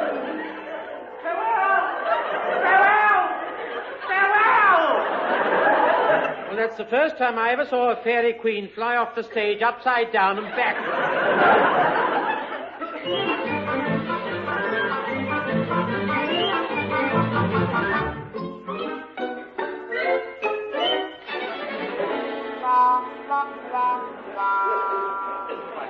This is the last act coming up. I wish the woman in front of me would take off that big hat. During the last scene, I couldn't see any of the actors. Do me a favor, change places with me. Fox, I wish you'd stop making unkind comments about this show. There's a certain person in it who'd make any play delightful to me. The curtain's going up. Oh, they're back in the kitchen now. Oh, the ball last night was so wonderful.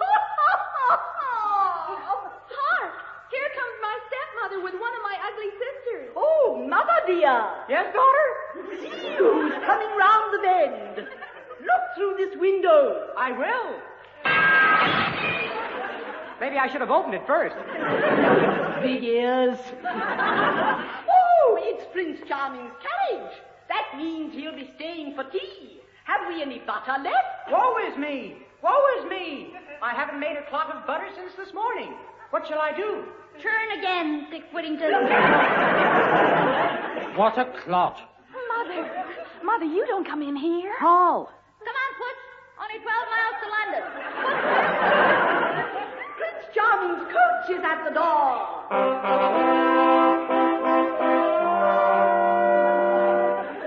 I say, the carriage is beautiful, and those are 3 magnificent horses. There are only 2 horses. The one in the middle is Florrie Wainwright. Welcome, Dame Strongheart. She's in charge of the pages. Isn't this a bit irregular for a dame? Well, I had to get in this play somehow. Here, ye pages, step this way. Left, right. We brought the door slipper. Left, right. We have a little sitter. Cut out the cackle. Yes, sir. Whoever this glass slipper fits, I shall wed. Young maiden, will you try on this slipper? Oh, look. Ah, the slipper fits. Prince Charming, my dreams have come true. And here's my godmother to confirm it, too.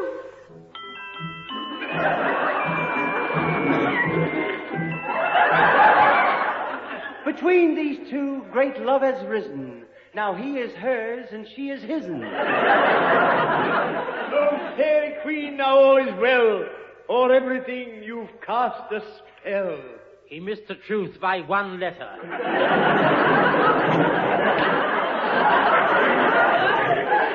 Oh, Godmother, thank you for putting things right. Come here and let me squeeze you tight. Oh, be careful of my water wings.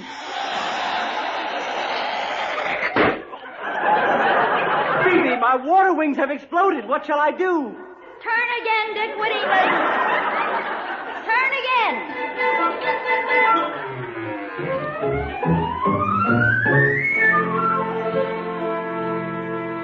Well, Barbara, you can feel very proud of yourself. It was a big success. You're right, Mrs. L. We made £53. Yes, you really put it over on them tonight, Mr. L.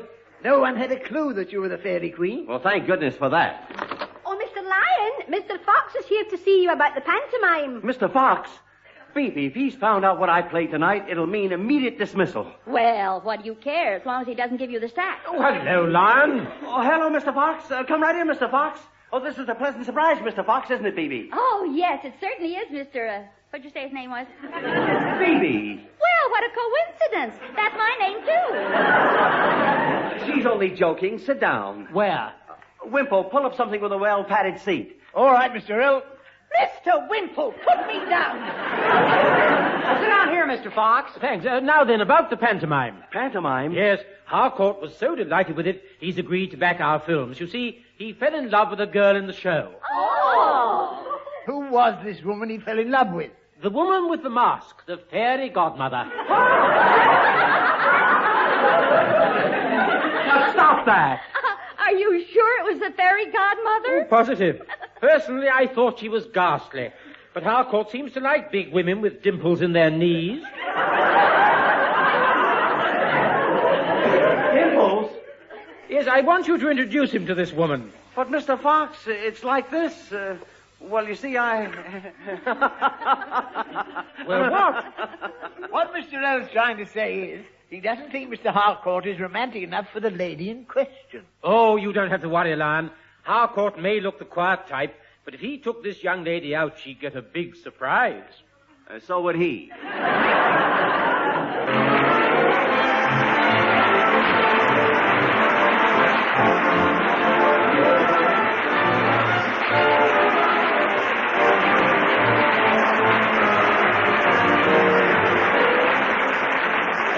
Life with the Lions, with B.B. Daniels and Ben Lyon, with their children Barbara and Richard. Also in this recording were Horace Percival, Doris Rogers, Molly Weir, Hugh Morton, Gwen Lewis, and Keith Pyatt.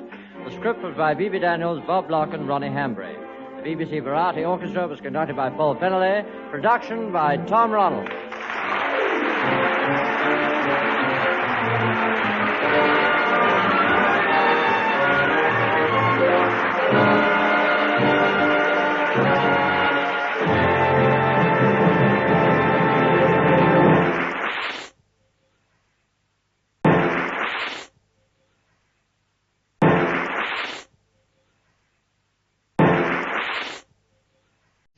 This is the BBC Light Programme.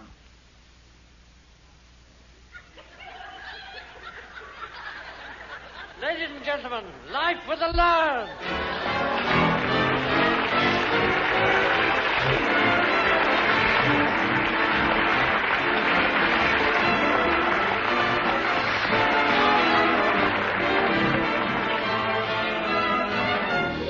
Once again, we'd like you to meet the Lyon family. I'm Richard Lyon. I'm Barbara Lyon. I'm Ben Lyon. And I'm BBC Lyon.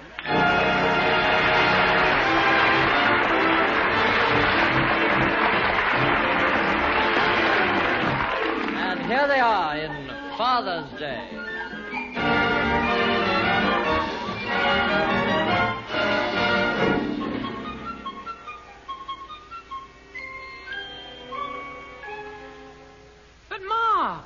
Celebrate Father's Day in America. No, Richard. 5 years ago, my club started a Father's Day in Britain. But, Mother, I've got a date next Saturday. Me too. I'm playing football. Oh, why couldn't we buy him a tie? Yeah, so we could just polish the car or something. You're both being very selfish. I should think you'd be glad to devote one day a year to your father. Must I remind you who supplies all the money to clothe and feed this family? We know who doesn't, and we're very grateful to you, Ma. Yeah, but I'll have to break my date with Harold. Yeah, why can't we just polish the car or something? Because your father is one of the sweetest men in the whole world. And that's not only my opinion, it's your father's opinion, too.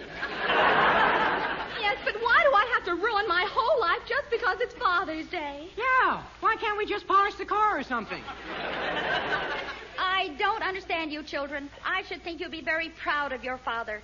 Do I have to remind you what makes him such a great man? Oh, of course you don't. He's a great man because he's, go ahead, Richard, you tell us. Well, he's outstanding because he's a, go ahead, Ma, you tell us. No, you both praised him enough. I finished the fruitcake you asked me to make as a surprise for Father's Day. Oh, thank you, Aggie. Oh, and I'd like you to see the decorations I put in Mr. Lyons' cake. It's all done in red and white, and across the center is Happy Father's Day to Hell's Angels. Oh,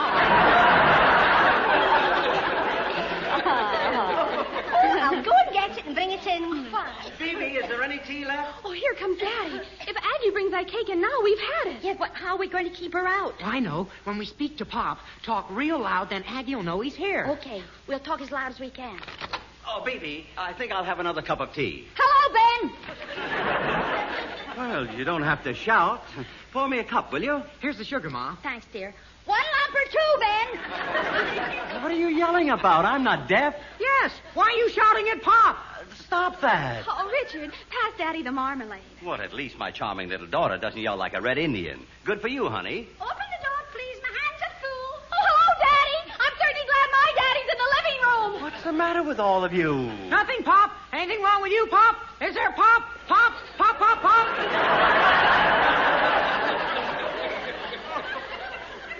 Now stop popping. You sound like an outboard motor. I'll be back later. She heard his kiss.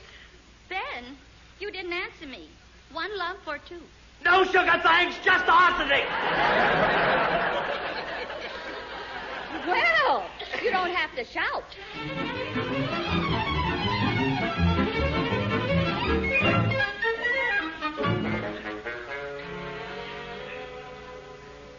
Hey, Barbara, have you broken your date with Harold yet? No, and I lay awake half the night trying to think of a way to tell him that I can't go out with him. Oh, why prepare the guy for such good news? Now, stop being sarcastic and help me.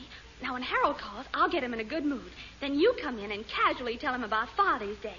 Do you think you can do it diplomatically? Look, Barbara, whether you know it or not, I happen to have dignity and an air of extinction. Distinction. I've got that, too. Oh, that'll be Harold now. Okay, I'll go in the next room and come back at the crucible moment. Come in. Oh, hello, Harold. Hello, Barbara. I can't tell you how glad I am to see you. Oh, me too. Oh, Harold, you pay me such lavish compliments. I do? Oh, yes. Tell me some more. Well... Were you looking at my eyes when you said, well? Well... Oh, you were. Tell me about my eyes. Well, Yes. You have two. Oh, you counted them. Yes. Yes. Education is a wonderful thing. Why, Harold, you made a joke. And you're so attractive, too. If you want to hold hands, I'll let you. Oh, all right. There. Harold? Yes? You're supposed to hold my hand, not your own. Oh, yes, sir. Hello, Harold. Did Barbara tell you the terrible thing that's happened? No, what? Tomorrow's Father's Day. What's that? Well, it's exactly like Mothering Sunday, except it's for fathers and it's on a Saturday. So what's going to happen? Well, I have to stay home and keep my father company instead of going out with you. Oh, that's wonderful. What? It's Father's Day. What a beautiful idea. It's about time someone thought about the man in this world. I'm going out and buy a present for my papa. Goodbye, Barbara. Oh, he's gone. Richard, I'm so unhappy. I know how you feel. I just telephoned Willie Wimple and told him I couldn't play football tomorrow. Oh, that's a shame, honey. If parents have to ask their children to make such sacrifices, then I'm glad I'm not a parent. Me, too. Believe me, when I grow up to be a father, I'm not going to have any children.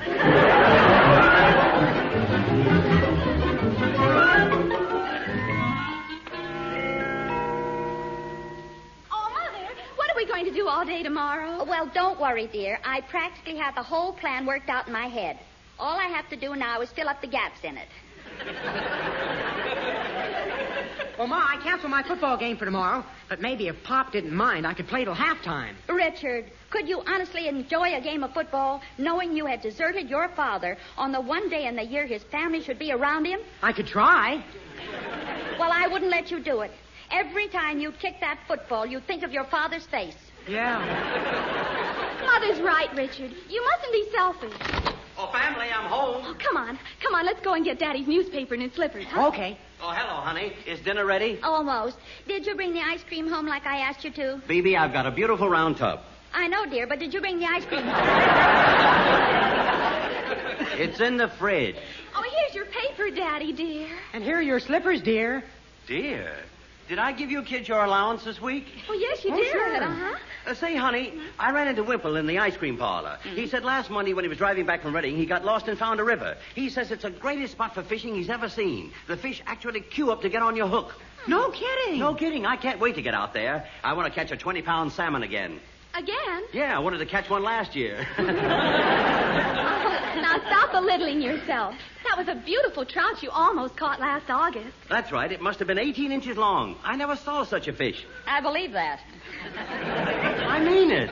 I'd like to have another go at that trout this year. I'll bet it's grown a lot since last August. Yes, it grows 6 inches every time you tell us about it. You'll be sorry you said that when I come back with a big basket of fish. Wouldn't it be simpler to open a tin of sardines? Now, don't be sarcastic, young lady. You know, Wimple... I saw Mrs. Wimple today, and she said that... Honey, do you mind if I finish? Yes, I do. I'd miss you terribly. I was speaking about Saturday. Do you mind? Yes, no one is speaking about Saturday in this house. Why not? Is there something special about this Saturday? Oh, of course not. Is there, kids? No, nothing. No. Good, because Wimple and I are going fishing. Jumping catfish. No, trout. It's only 20 miles, so if we leave here around 5 in the morning, it shouldn't take us long. Oh, but you can't go. You just can't go. And why not? I've made all the arrangements. I've never known it to fail. You have a genius for spoiling everything. Haven't you ever heard of Father's Day? Oh, that old thing. Oh, the children at Aggie broke their dates, and now you want to run off to some silly old river and go fishing. What do you mean, silly? An opportunity like this happens once in a lifetime. Pop, the river isn't going to dry up overnight. Yes, and we had such a nice day planned. Honey, I don't care about Father's Day. But we do. We want to show you how much we love you. And we're going to give you a good time if it kills you. I'd rather go fishing. No, this is a fine state of affairs. I'm fed up. Fed up. Now, Bibi, don't start that again. Fed up. Up. Oh, Mother, he didn't mean it. I don't care. I'm so mad I'm going away forever. Forever? Yes. And when I come back, don't ask me where I've been.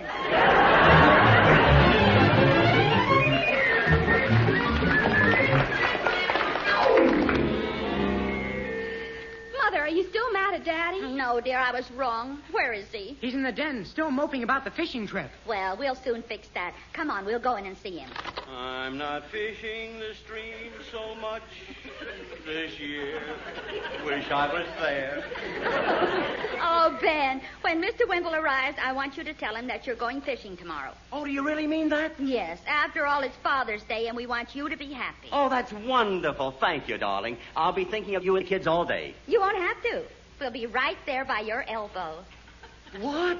Yes. We're all going with you. Hey, that's a swell idea. And so romantic. I can see it all now, with the water gurgling gently and the sun sparkling on the fish as they come up for air. Fish do not come up for air. Oh, come now. You're not going to tell us they come up for water. Well, they don't come up at all. Well, then how do they breathe? Through little things they call fins, stupid. They don't breathe through fins. Don't you know anything about gills? No, I don't even know about boats. Well, Richard, don't worry. We'll all know a lot about fish by the time we get back. Oh, yes, and we'll help you, Daddy. We'll stand by and hand you the bait when you need it. Oh, I don't think you'll like that. Half the time I'll be using worms. Ooh. Why don't you use flies? Oh, I'll use flies, too. But your mother won't have to hand them to me. When I go fishing, I always put about 22 flies in my hat. Don't they drive you crazy? Honey, stay at home, please. No. Oh, cheer up, Pop. Barbara and I'll clean your fishing tackle for you. Come on, Barbara. All right. Bibi, it's not that I don't want you all to come along, but families never go on fishing trips. I don't believe that. Well, it's true. Come in. Oh, hello, Wimple. Hello, Mr. Wimple. Hello, all. I got everything set for the fishing trip tomorrow, Mr. L. You bet. Have you told your wife you're going? Of course I've told her. Well, what did she say? Nothing. Just hit me over the head with a poker. Oh, that's a shame. Wimple, why do you let your wife beat you up like that? Just to show her who's boss. Well, I would have thought she knew. Oh, she doesn't have it all her own way. Matter of fact, it was me that finished the fight. I gave her a terrific punch on the fist with my nose. Well, does that mean you're not going fishing? Oh, I'm going all right. When the missus saw I was determined, she had to give in. Good for you. Now, I want you to tell Bibi something. Oh, gladly. Tell her how silly it is for a man's family to go with him on a fishing trip. Well, Go ahead. Tell her you wouldn't do it in a million years. Well, would you? Yes. What? There, you see? Wimple, come outside. I want you to see my garden. But I've seen your garden 1,000,000 times. Well, yes, but I'd like your opinion about my back porch. It's a bit wobbly. Oh, don't worry. Only shows when you walk.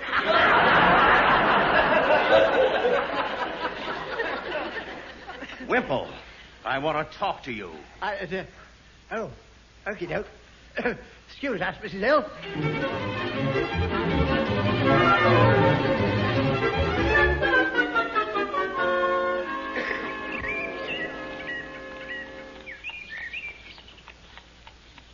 Mr. L, hurry up and tell me what's on your mind. It's cold out here in the garden. Never mind that. What's the idea of agreeing with Bibi? I had to. You see, she belongs to the same club as my missus. And all the women in that club have decided to celebrate Father's Day. Well? Well, my whole blooming family broke dates to be with me. And it's quite a few dates, you know. You mean to tell me they're all coming with us on the fishing trip? Yes, all 16 of them. Holy smoke! You know what happens when you take a bunch of women and kids on a fishing trip? You don't catch anything.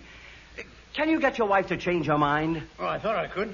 But when I looked into her loving face, and believe me, her face needs some looking into, I knew she was determined. Well, I guess we'll have to make the best of it. You're sure the fish in that river are really big? Big? Well, the day I was there, I caught one, and believe me, you've never seen anything so enormous dangling on a line. Oh, I don't know. Take a look at Florrie's clothesline. Blimey, you're right. Last time I saw a slip that big, the Queen Mary was coming out of it. Here comes the old tug. Hello, W. What are you doing in the garden on such a cold day? I thought I'd better take in my washing. Now turn your heads, you men. You mustn't look while I'm unpegging my undergarments. Oh, is that what you're doing? I thought you were pitching a tent. Oh, you beast! If it weren't for Bibi, I wouldn't go fishing with you. Fishing? No fish will ever come within 10 miles if they see her. Don't worry. I told you these are big fish. They don't scare easily. I'm driving out with you, Ben, so do me a favor, will you? What's that? Leave the car top down. I love the wind to blow my hair back. I know. Last time you rode with us, it blew back into the luggage boot. Oh, you wait until I tell Bibi what you said, you old flabby hips. Well, that got rid of her. Yes, but this is going to be a ducky fishing trip. Well, I better go in and start checking my fishing tackle. Now, get an early night, Wimpy, and be sure and set your alarm clock. I will. Oh, Mr. L. Yes? Happy Father's Day. Happy Father's Day.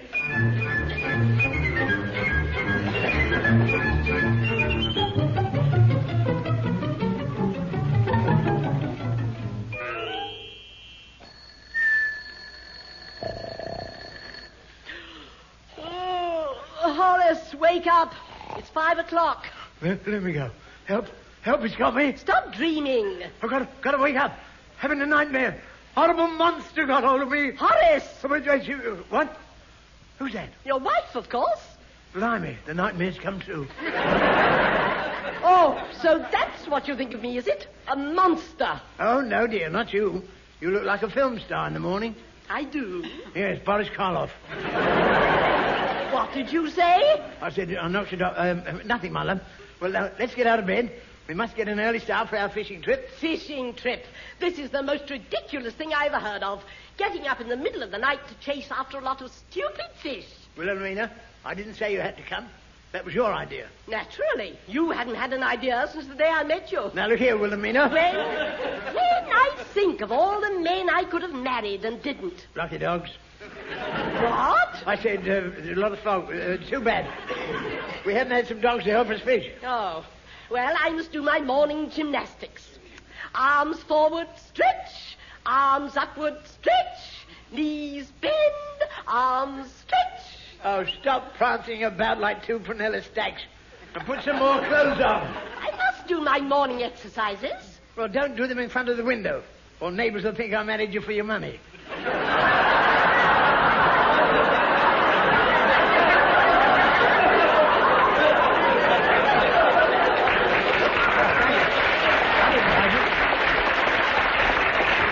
Horace, that's enough. Lummy, the kids are up. Where's my dressing gown? Where are you going? To the bathroom. I want to shave before breakfast. That's right. Use all the hot water. What about me? You can shave after breakfast. Good morning, Mum. Morning, Dad. Good morning, Mum. Good morning, children. Oh, and there's my Herbert. How is Diddens this morning? Was his cot comfortable? Oh, I wish you wouldn't mollycoddle that boy. It's time he stopped sleeping in a cot with a baby's rattle. Isn't it, Herbert? Yes, Dad. Now then, come on, everybody. We must get ready for the fishing trip. Dad, look at the state Charlie's in. Lummy, what's he been up to? Digging for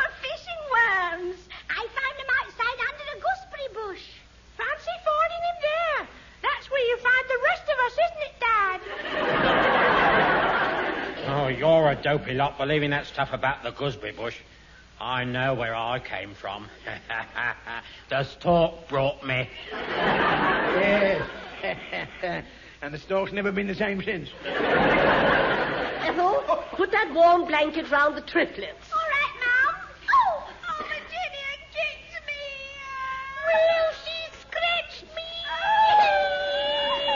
Oh, shut up! Horace, don't you dare shout at my kitty widdies. There, kitty widdies. If they don't shut up, they get a smack in the choppy office. You'd better not. Now come on and help me get the picnic ready. Blimey, you're right. I promised to meet Mr. L at the river in an hour.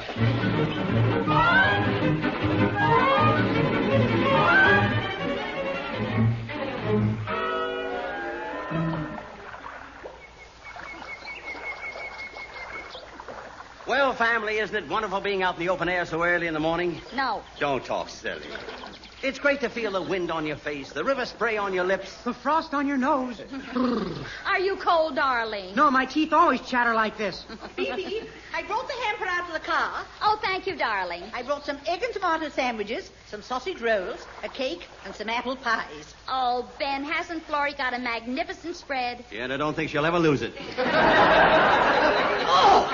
I've unpacked your fishing tackle, Pop. Oh, thanks, son. I'll start in as soon as Wimple gets here. Honestly, I can't understand what people see in fishing. A man sits on a riverbank dressed in tweeds with a pipe in his mouth. And what does he look like? Wonderful. Oh, well, I'll take the hamper over by that tree and unpack it. Poor Florrie. She's been fishing for a man for years, and she's never caught one. Well, no wonder. Look what she uses for bait.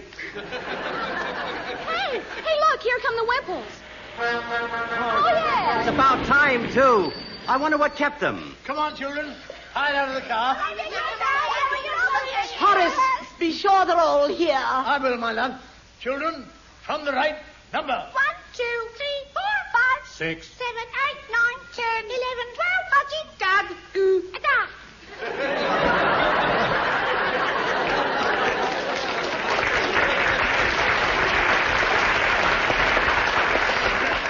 Well, Lummy, the triplets answered too. Hello, Mr. and Mrs. Wimple. Hello. Oh, we were beginning to think you weren't coming. Well, we had to keep stopping. You know what it's like with children. Yes, the hats keep blowing off.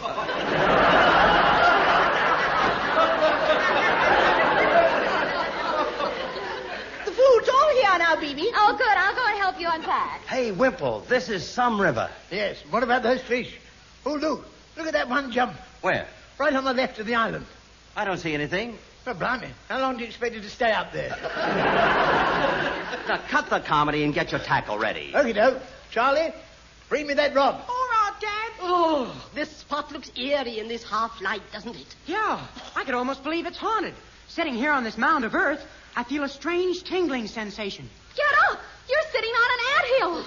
Oh, gosh, you're right. Help! Gee, gosh, oh! Help! Gee, gosh, oh!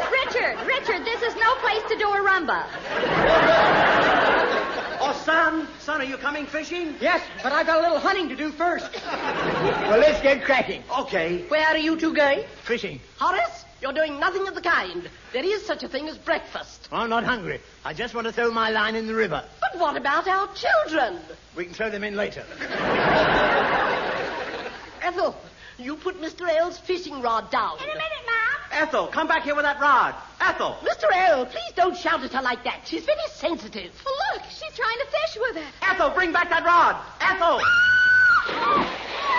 Blimey, Ethel's fallen in the river. I'll save her. I'll get her. Save her! Oh, it's all right. Daddy's going to dive in after her. Go on, Daddy.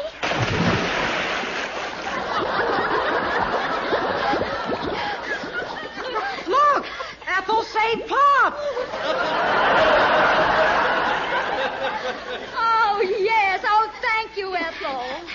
It was easy. Oh, I caught my foot in the fishing reel. Quick, wrap this blanket round him. Yes, here, dear. Take this towel and dry yourself off. Oh, here's a dry coat, Daddy. Oh, thanks.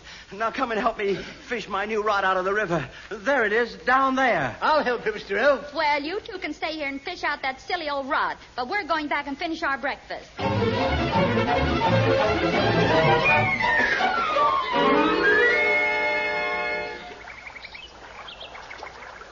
Wimple, stop fishing and help me get my tackle off the riverbed. Okie doke. We'll fish it out with my rod and line. But it may break. Is that the strongest line you've got? Well, I wasn't expecting to catch any whales today. Don't be ridiculous. What are you doing now? Getting ready to cast the line, of course. But it won't go to the bottom like that. You need a sinker on it. All right, you hold it. Wait. You misunderstood. I said sinker. Well, the sinkers are already on. What's the matter with you? Here, you can have first go. Oh, thanks. You'll have to cast out a bit to allow for the current. Look, Wimple, I know what I'm doing. You don't have to tell me. First, I cast the line back over my shoulder like this.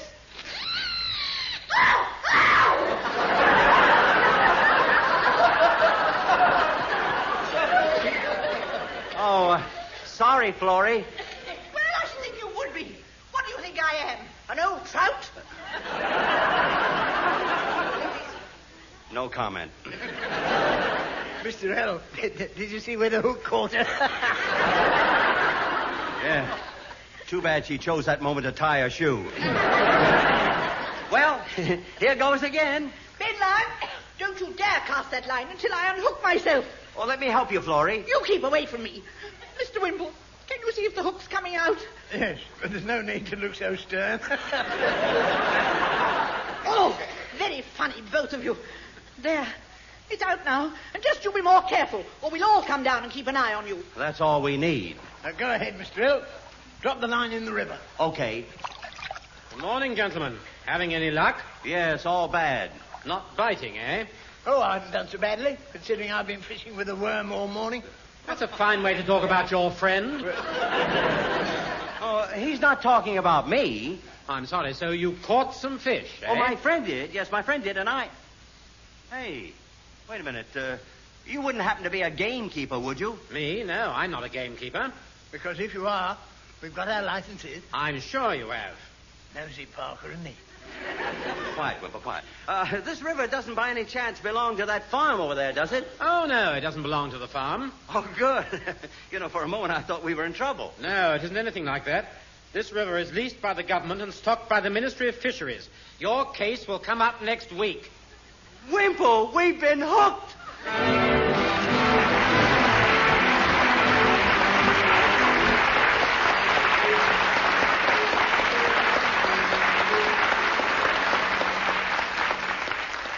I'm sure glad to be home again. Oh, me too. I caught my foot in a rabbit's hole, and I've got a terribly painful ankle. Well, what about me? I walked into a tree, and I've got a very sore head. Well, what about me? I sat on an anthill, and I've got a... Oh, well, pain doesn't bother me. How on earth did you walk into a tree, Bebe? Oh, it was actually a low branch, and I couldn't see it. I think I've got a lump coming up. Poor Bebe. You can laugh, but that branch caught me right on the head, and believe me, it's pretty thick. It always was, honey. Daddy, I think you're mean. Mother tried so hard to make this a perfect Father's Day. I know, and I appreciate it, but this family kills me. You come back from a fishing trip, and all you do is moan and groan over a lot of trivial things. It's more than I can... Achoo! Oh, I think that's wonderful. That I caught a cold? Yes, it's the only thing you caught today.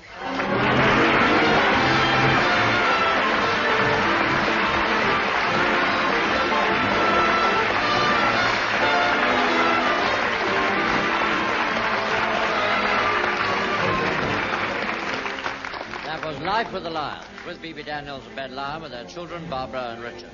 Also in this recording were Horace Percival, Doris Rogers, Molly Weir, Hugh Morton, and Gwen Lewis. The script was by Bebe Daniels, Bob Block, and Ronnie Hambry. The BBC Variety Orchestra was conducted by Paul Fennelly. Production by Tom Ronald.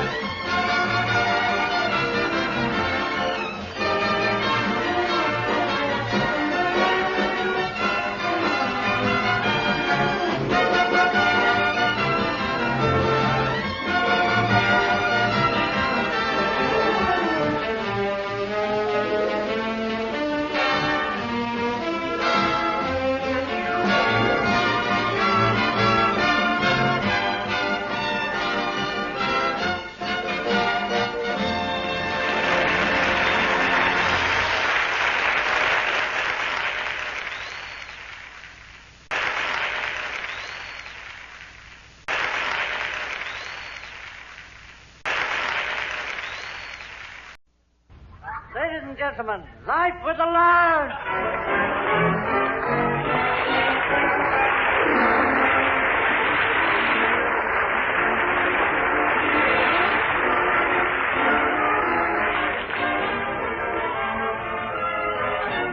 Once again, we'd like you to meet the Lyon family. I'm Richard Lyons. I'm Barbara Lyons.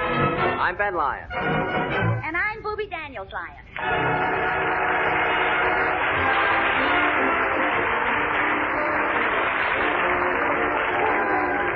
And here they are in I Hear You Calling Me.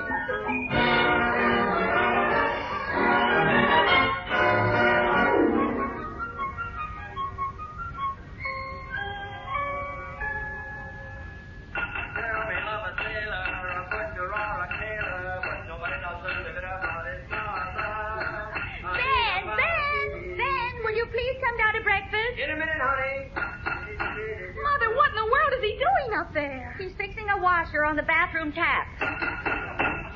Sounds as if he's building a new bathroom. I wish Mr. Wimple hadn't given him that book on home repairs. Barbara, Mr. Wimple knew what he was doing. Well, I'll say he did. Every time Pop does a job to save half a crown, he has to pay Mr. Wimple 10 shillings to repair the damage he's done. Oh, I'm sorry I'm late, honey, but I had to finish fixing the washer. You'll be glad to know the hot water tap doesn't drip anymore. Daddy, it was the cold water tap that needed the washer. It was? Well, never mind. I'll put a washer on that right after breakfast. You'll do nothing of the kind. Just look at yourself. You're soaked to the skin. Well, everybody gets wet changing washers. It's difficult to hold the wrench and keep one finger over the hole in the water pipe at the same time. You should have turned off the main water cock. Richard, how dare you call your father a name like that? Oh, honey, he only... Oh, well, never mind. Well, Mr. Lyons, here's the post and a fresh pot of coffee. Oh, thanks, Aggie. Oh, here's a letter for you, Barbara. Oh. And a letter for me marked OHMS. Who do we know with those initials? Well, whoever it is, he must be very mean. Didn't even put a stamp on the envelope. They don't have to, honey. They own the business. It's probably from the income tax. What? It's from the Air Ministry. What does it say? Lyon Benjamin Bethel Esquire. This is to inform you that you have been called up for service in the Royal Air Force. And will report to the above address at the earliest possible moment. Oh, but you were in the American Air Force. Well, the RAF probably want me for some special liaison or intelligence. Yes. After all, you were a colonel in the 8th Air Force in the last war. Yes, and they probably haven't seen an officer like me since. Aye, that's true enough.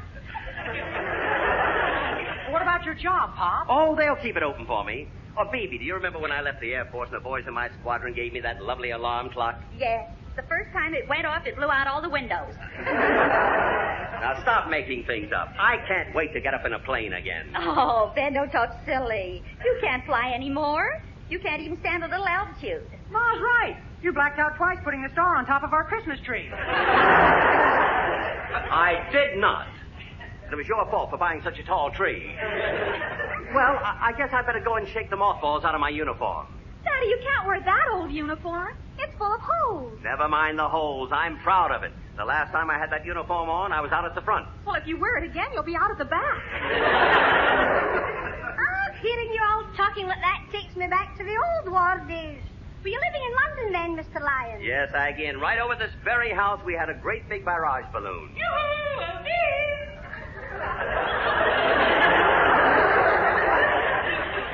It's back again. I'll away and get another cup from Mrs. Wainwright. Phoebe, darling. Florrie, darling. Florrie, the Air Force has recalled Daddy. No.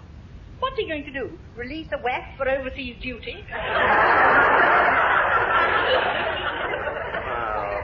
You can laugh, but this letter says as soon as possible they want me to join the Air Force. Who sent it? The Navy? You wouldn't say that if you'd seen Daddy in his Air Force uniform. He looked so handsome. Oh, thank you, dear. Yes, I did turn a head or two in the old days. I remember standing in the high street wearing my hat with a gold braid and all the medals jingling on my tunic when a very sweet old lady came up to me, looked me in the face, and said, "Any seats in the 1 and 9? I don't think you know what a great hero Pop was during the war. Wouldn't you like to hear about some of Daddy's experiences as a pilot? No, my dear. Air Force men have never really interested me. How can you say that, Aunt Florrie? Pilots are so romantic. Well, give me the senior service any day. Why? Well, airmen and soldiers may go on furlough, but sailors take liberties. Woo! Oh, why, Florrie, you know about boats.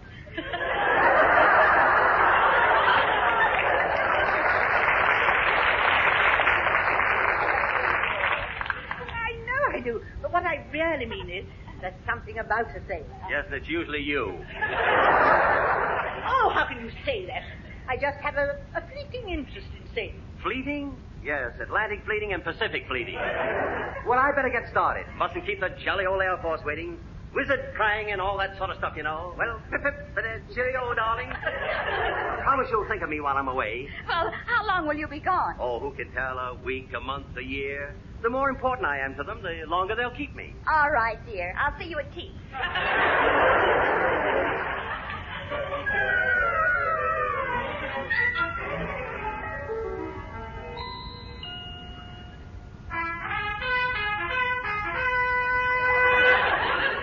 Sergeant, are there any more recruits to interview? Yes, sir, just one. Orderly, send the last recruit in to Wing Commander Digby. Yes, sir. You know, Sergeant, these new recruits we've been getting have all been fine intelligence, sturdy chaps. Up to now, we haven't had a single physical wreck. Good morning. Well, it had to happen sometime. Well, I was told to report here for an interview. Oh, good. I'll fill out this form when you answer the question. Name? Ben Lyons. Home? Almost every evening. I mean your address. Oh, sorry. 181 Southwick Street. And now description. Color of hair. Platinum brown. Color of eyes. Lazy lagoon blue. Let me see. Oh, I'll put down shocking pink. Date of birth. Birth? Do you really have to know? Of course I have to know. Well, Good heavens. So you actually saw the Great Fire of London? Well, I think that'll be all, Air Craftsman Lyons. Air Craftsman? I was a colonel in the American Air Force. No, don't worry. The chances of promotion in the RAF are excellent. Good. I won't be satisfied until I hold the rank of Air Vice Marshal. Sergeant, I think this chap needs a little discipline. You're right, sir. Now, come along now, Lime. We'll have a little drill. Quick march! Left, right, left, right, left, right. Pick up your feet. Left, right, left, right, left, right. March, right, hold, right, turn as you were. About turn, chin in, chest out, heels together, right one, stand eat.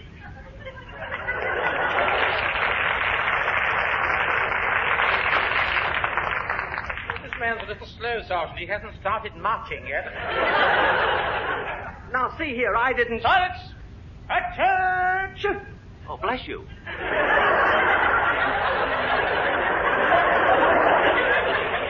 That'll do, my man. You're under Air Force discipline now. Check the parade strength, Sergeant. Very good, sir. Parade from the right, number 1. Ben Lyon, all present and correct, sir. That'll be all, Lyon. Your report for your medical tomorrow. Oh, thank you, sir, thank you. And may I say how lucky the Air Force is to get me. It's too bad I'm just one man. Goodbye, sir.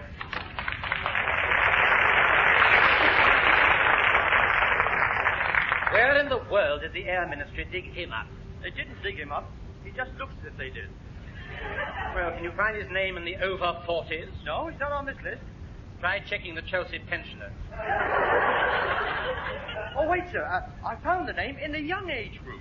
What? Yes, sir. He's been called up by mistake instead of another Ben Lyon. Shall I get him back? No, it'll have to go through the proper channels in triplicate. You'll be notified within a week.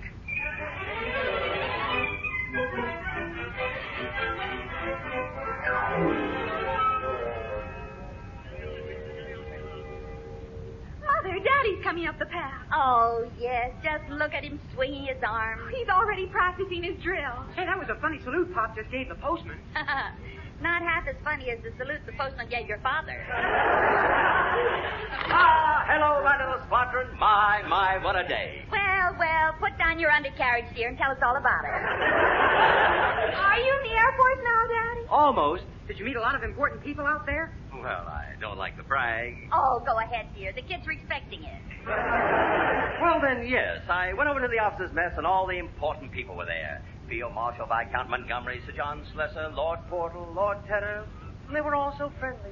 Did you meet Lord Tedder? Well, almost. You see, when Lord Tedder walked in, I rushed over to him and stuck out my hand. And what did he do? He handed me his overcoat, so I hung it up. It was an awkward situation, so I just stood in the corner. Oh, poor Daddy. Didn't anyone important speak to you? Oh, of course. General Griswold spoke to me. He's the commanding general of the United States Air Forces over here. Charming man. Makes everyone feel so much at home. What did he say? He said, get out of my way. You know, it was one of those, just one of those informal affairs. Well, I wish someone had said more than that to you. Oh, they did. When Field Marshal Viscount Montgomery of Alameen left, he walked straight up to me and gave me an important order to carry out. What did he say? Get your hair cut. You know, I think I'll take my old American Air Force training manual over to Wimple. I have an idea it differs a great deal from the British one. Oh, here it is, Daddy. It was up on the bookshelf. Good. Are you sure it's my training manual? Oh, positive. It says, before firing your pistol, be sure your powder's dry. Oh, no. Wait a minute. Stop clowning and give me that book. Richard, get your coat. We'll go over to Mr. Wimple. Right, Pop. I won't be long, honey. Good. Remember, dinner's at 8:30. Oh, don't worry, Ma. I'll remind him. Bye, Barbara. Bye, Appetite. Say, Pop, isn't that a beautiful car outside Miss Gladys Young's house? It certainly is. Say, I'd better drop in and say goodbye to Glad or she'll never forgive me. Come on, son. But Miss Young might have guests. Oh, I don't mind. I'll knock on the door. Well? Oh, good evening, Milton. Would you please tell Miss Young I'd like to see her for a moment? Oh, I'm afraid that's quite impossible. Miss Young is giving a private party. I have strict instructions to keep away all gatecrashers. Oh, now stop the comedy. I must see her. I'm going off. You've been going off for years. What? Good night.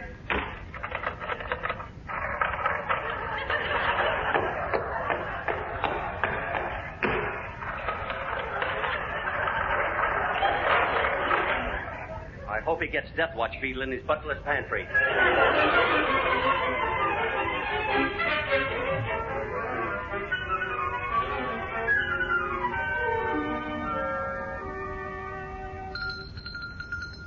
Come in. Oh, Wimpy, old pal. Guess what? I've been called up for the Air Force. Blimey, they must be pretty desperate. Oh, you shouldn't say things like that. Pop was the real Air Force hero in the last war, weren't you? Well, yes, but I don't like to talk about it. Oh, go on. Force yourself. Well, all right. I did perform one heroic deed that amazed even me. There was no one else for the job, so I was chosen to volunteer. You see, Wimpy, I crawled out on the wing of a great big bomber and fitted a new wing support. Very brave, Mr. Earl. Very brave. Was the wind blowing terribly hard? No, but the hangar was very cold. I might have known. Didn't you do any flying? Well, of course he did. Tell him about the day you flew over the channel. Oh, yes, Wimple, that was a tough flight. When I passed over the French coast, a German came up behind me and shut off my rudder. I wondered how it got that shape. Well, I'm talking about the plane. I was in such a predicament, I finished the rest of the flight upside down. Its controls went, eh? No, his braces broke. and he had to keep his trousers up. That's not true, son, and you know it. Wimple, were you in the forces? No, I was exempt. Why? I told them I had bad eyesight, and I took my wife along to prove it.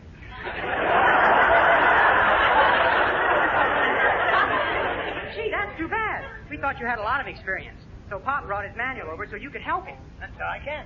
I was in the Home Guard all through the war. Oh, then you must have seen a lot of action. Not half. I was attached to an ATS unit. I was the only man in the camp. Really? Yes. Whenever the CO wanted to punish me, he'd send me on a 24-hour pass.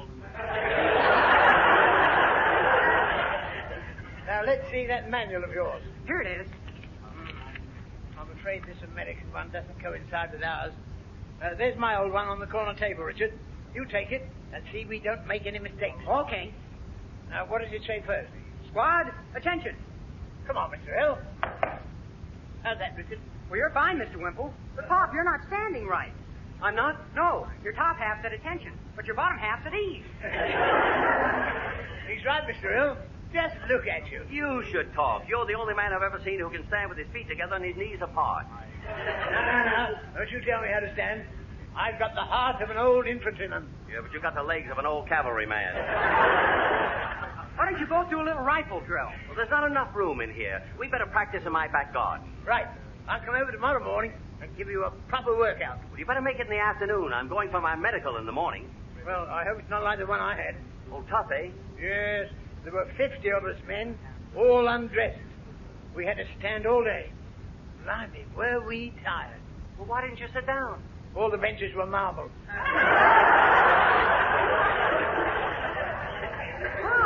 Pop, look at the time. I promised Ma we wouldn't be late for dinner. All right. Well, so long, Whipple. With all your military experience, we may end up in the same camp. I mean, they wouldn't want me. Why not? Well, I've been married 26 years. I haven't got any fight left. Your wife will be glad to hear that. Come on, Richard. I want to read this manual over before dinner.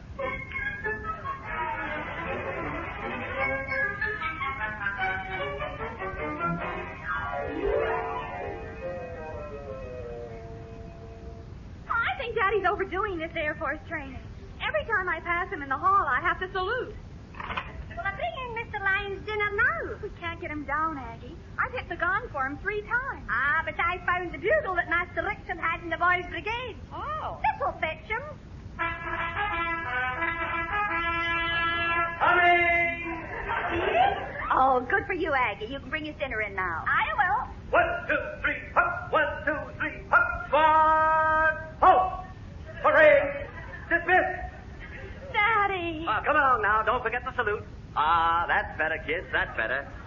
Richard Lyon, don't you know better than to sit down at the table before your superior officer? Sorry, Pop.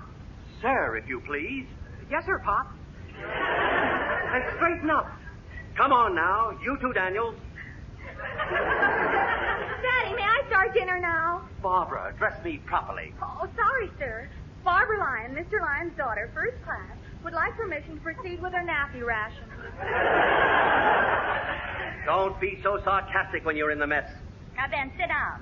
Your dinner will be here in a minute. Who goes there? Friends, meat pie.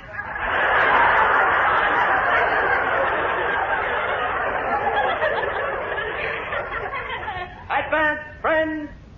Halt, meat pie. Mr. Lyon, I haven't seen carrying on like this since my old Uncle Angus came home and leave from the Glasgow Highlanders. Did I ever tell you of the dreadful thing that happened to him?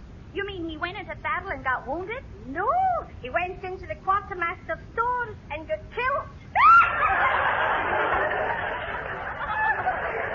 That is positively the worst joke I've ever heard. We must give it back to Big Oliver. Well, I must away to my cookhouse and do the fatigue. Pass the celery, will you, Ma? Here you are, dear. Boy, oh, boy. I love celery. Oh, we know that. You always make such a noise chewing it. Celery! Halt!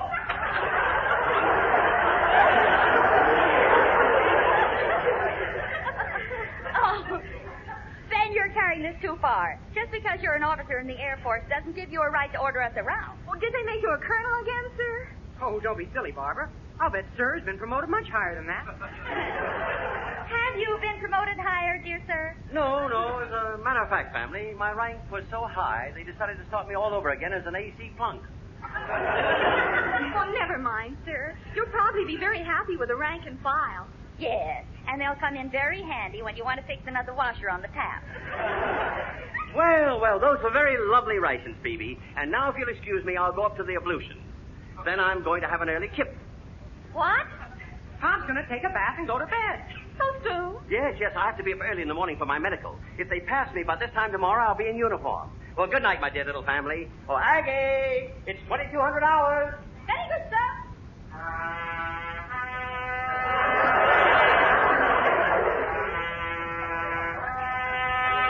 Well, family, don't just sit there. Lights out!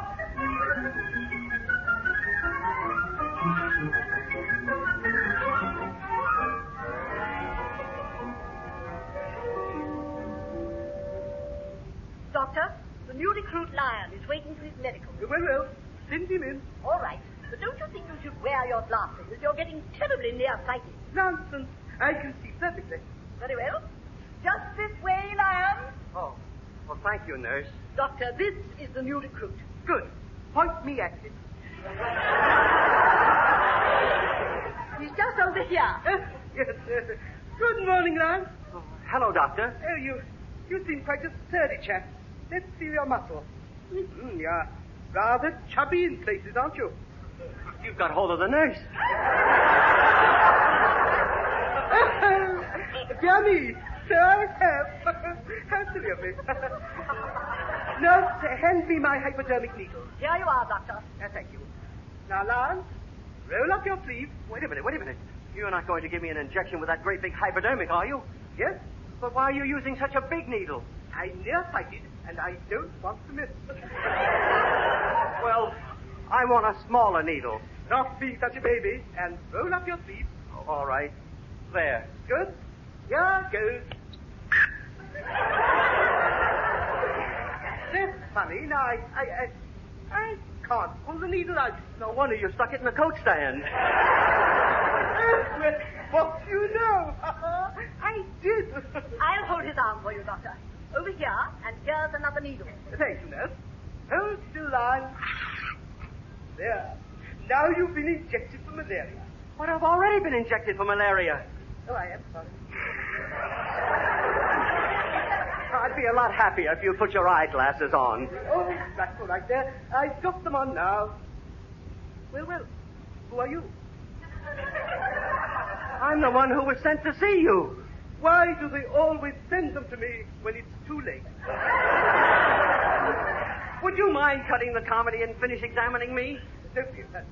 Nurse, you'd better take his pulse and be sure to count his heartbeats out loud. Very good, Doctor. Lyons, give me your wrist. Here. 1. Well, go on. I'm waiting for the next heartbeat. Oh, well, while you're taking his pulse, I'll examine his feet. Take your shoes off, my man. Oh, I can't do that, Doctor. Why not? There's a strange woman present. Oh, well, never mind your shoes. 2, I think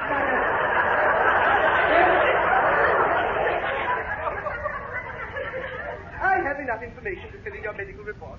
Good. How do I stand? That's what puzzles me.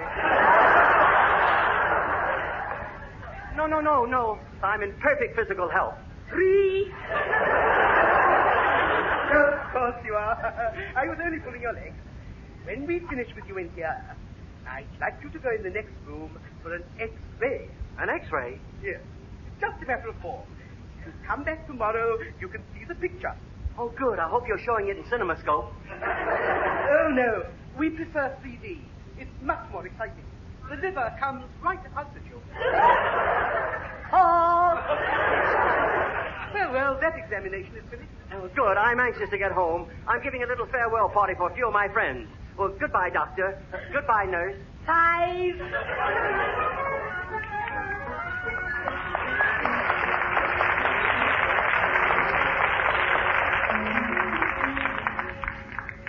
The coffee and sandwiches are all ready, Mother. Good. I hope the guests arrive early. Oh, I'm going to miss you terribly, Daddy.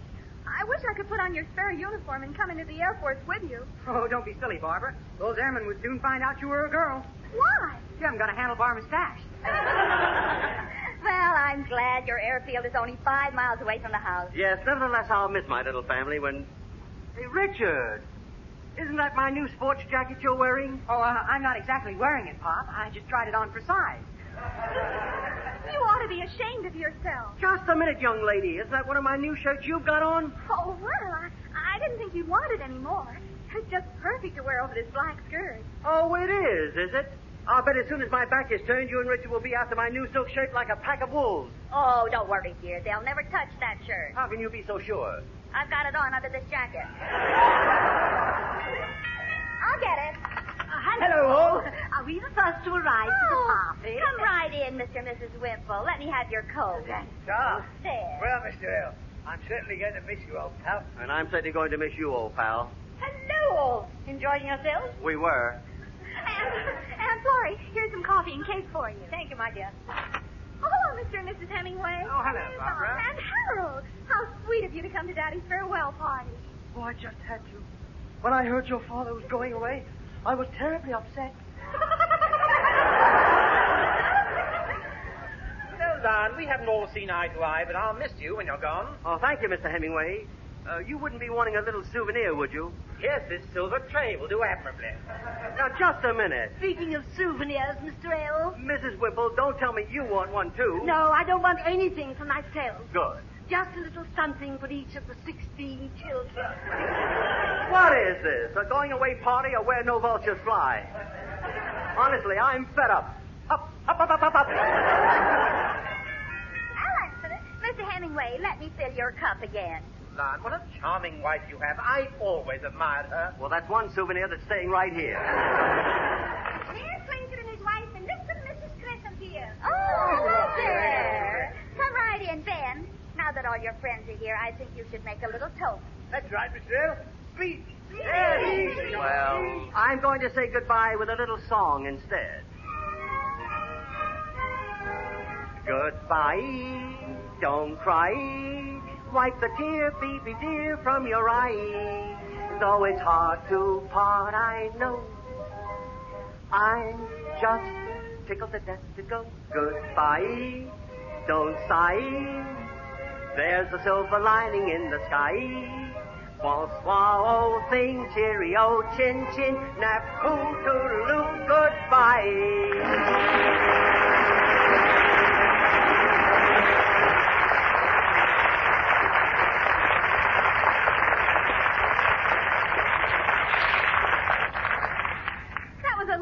Party last night, wasn't it, Mother? It certainly was.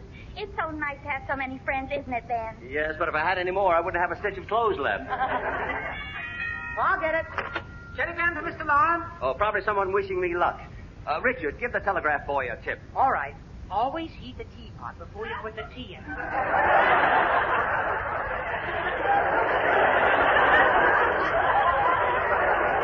How can you be so mean? Now, stop that. Here you are, young fellow. Now, Governor. Morning. Oh, who's the telegram from, Daddy? It's from the Air Ministry. Oh, no. Catch him, kids. He's going to faint. Oh, I'm all right. I'll just sit down. Richard, what does that wire say? It says, regret we called up the wrong Ben Lyons. However, if Zeppelins ever come back in style, we'll send for you. Oh, look, Richard. There's something else on the back. Please send back your uniform. Fine thing. All I've got to wear now is a bathing suit and a Spanish shawl.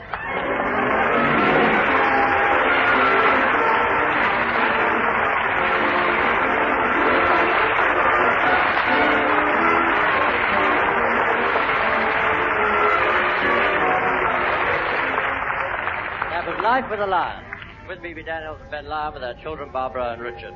Also in this recording were Horace Percival, Doris Rogers, Molly Weir, Hugh Morton, Gwen Lewis, and Reginald Beckwith. The script was by B.B. Daniels, Bob Block, and Ronnie Hambry. The BBC Variety Orchestra was conducted by Paul Fennelly. Production by Tom Ronald.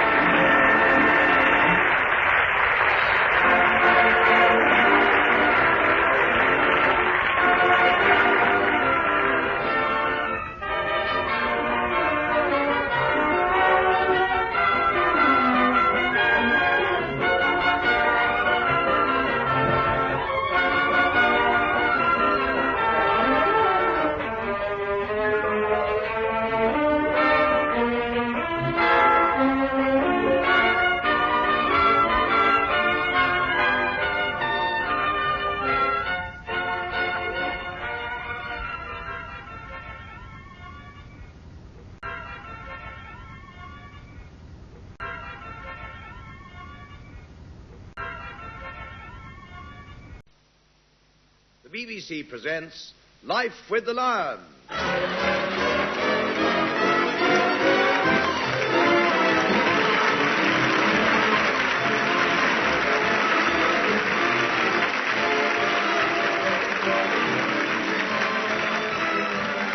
Once again, we'd like you to meet the Lyon family. I'm Richard Lyons. I'm Barbara Lyons. I'm Ben Lyons. And I'm B.B. Daniels Lyons.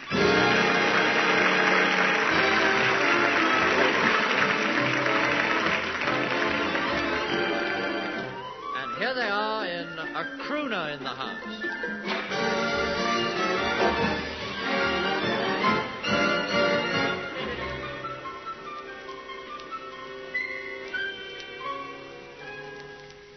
Aggie, is lunch ready yet? Yes, but I didn't know you would be in. Oh, I hope there'll be enough to go round. Oh, don't worry. But I've only made a small toad in the hole. Well, then we'll all have just a little less toad and a little more hole. Fine. Well, I'll away and get it. Fine. Oh, kids, lunch is ready.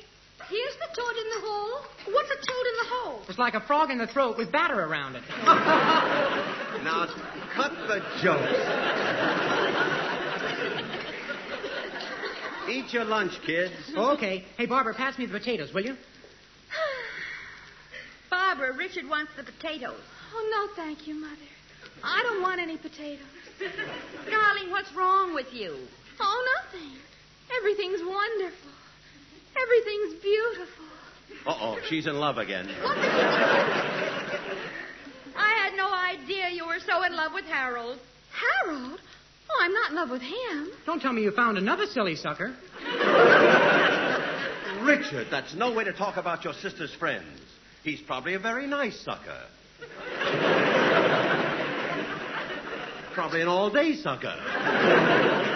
Barbara, where did you meet this boy? Oh, it all happened in the reference room of the public library. We both walked to the center table to use the dictionary. He was looking for laryngitis when suddenly he saw me.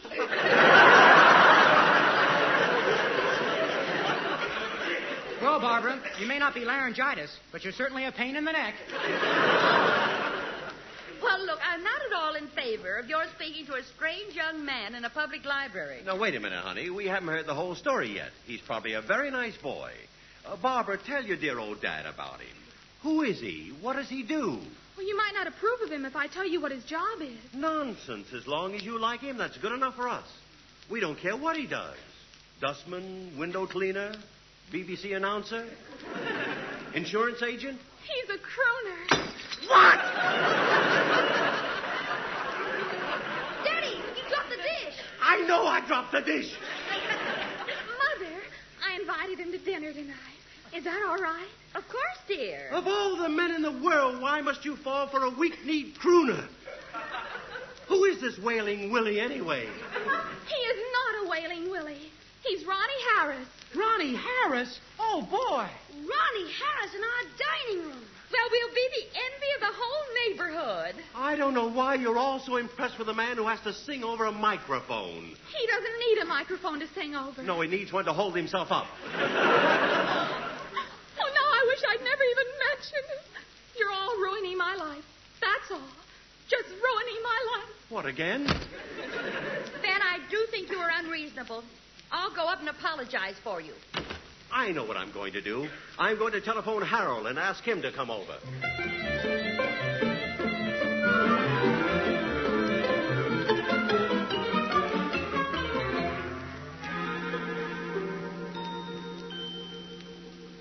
Hey, Pop, Harold's coming up the path. Yes, I can see him. You know, life's a funny thing. I never thought I'd prefer Harold to anyone. Come in. Hello, Mr. Lyon. Come in, Harold. Oh, thank you. Now, I'll come straight to the point. I suppose you know Barbara is infatuated with Ronnie Harris. Oh, yes, sir. I've noticed her feelings towards me changing. Only last Tuesday, she gave me a peculiar look. Well, you've always had that.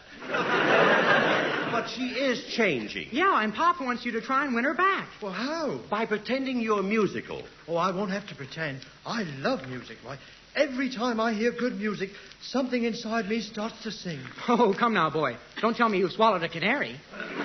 Stop that, Richard. Tell me, Harold, do you do any singing? Oh, yes. I've got a very good voice. Splendid. Did you hear that, Richard? Yeah, but don't you think he should sing 2 or 3 songs for us before he tries them out on Barbara? That's a good idea. Harold, let's hear you sing 2 or 3 numbers. Oh, very well. 7, 11, 24.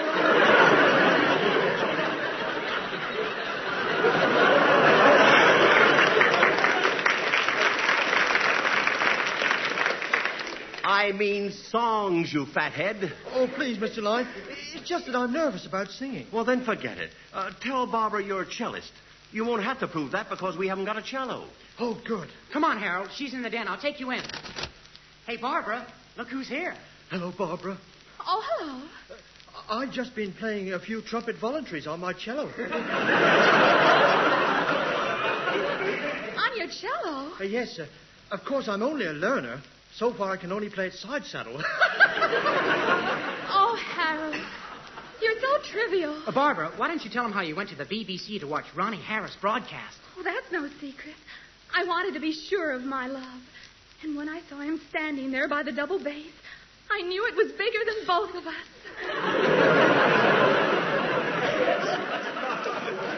Well, I know as much about music as he does.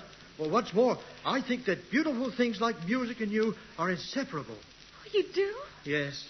Why, when I'm with you, my senses sing a lovely symphony, my heart sighs like a violin, and my brain sounds a fanfare to your beauty. Quite the little one-man band, aren't you? Richard! Harold, that's almost the way I feel about Ronnie when I hear him sing. He has the kind of voice that reaches out and runs its fingers through my hair. Well, I guess that's cheaper than buying a comb. Richard, if you don't leave us alone, I'll call Mother. Okay, I'm going. Listen, Harold, I don't want to be unkind, but now that I've met Ronnie, you can never recapture my love. Oh, perhaps not right away, but eventually I'll creep into your mind. I'll creep into your heart. Believe me, Barbara, I'm the biggest creep in town. Oh, no, Harold. No, it's no use. You can't understand the way I feel about him. You see, men and women are different. I know. They've got long hair. Oh, maybe I can explain it to you another way. Oh, there's no need to explain. Ronnie's marvelous, and I'm just a silly, ugly, insignificant little twerp. Oh, no, dear. You're not little. Well, I suppose it's all over. You and I could have made sweet music together, but it seems the bottom has dropped out of our intermezzo. Goodbye, Harold. If music be the food of love, if music be... Goodbye, Harold. Goodbye, Barbara.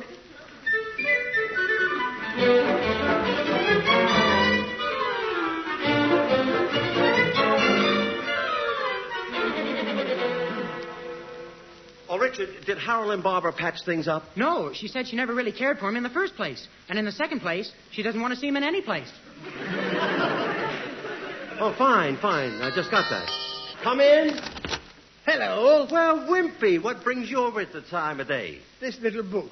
I brought it along to get Ronnie Harris's autograph for my kid. Were they fans of his? Oh, not half. Oh, hello, Mr. Wimple. Ben, I want to show you the album I bought for Ronnie Harris to autograph. That's a wicked waste of money. We've already got an autograph book. I know, but you've signed every page.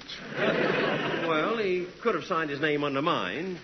Honestly, Wimple, ever since they heard that crooner was coming to dinner, everyone in the house seems to have taken leave of their senses. Did you ever hear Ronnie sing? Yes. My wife took me to a concert of his once, and it was packed. I'd never seen such an enormous gathering. You have now. Hello!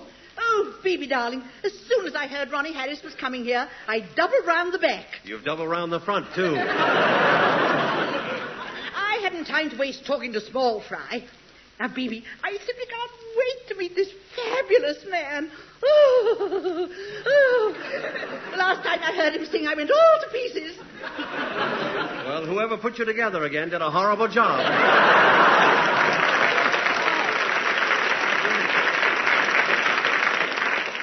Laurie, darling, would you like to have dinner with us and meet him? Oh, I'd love to. Oh, and Mr. Wimple, we're expecting you and your wife. Oh, Tom. I do hope I can get his autograph. I'd give anything for it. You mean you'd actually pay money? Of course. Do you think there are many people who'd be willing to pay? I'm sure of it. Ma, you have no idea how I'm looking forward to this party tonight.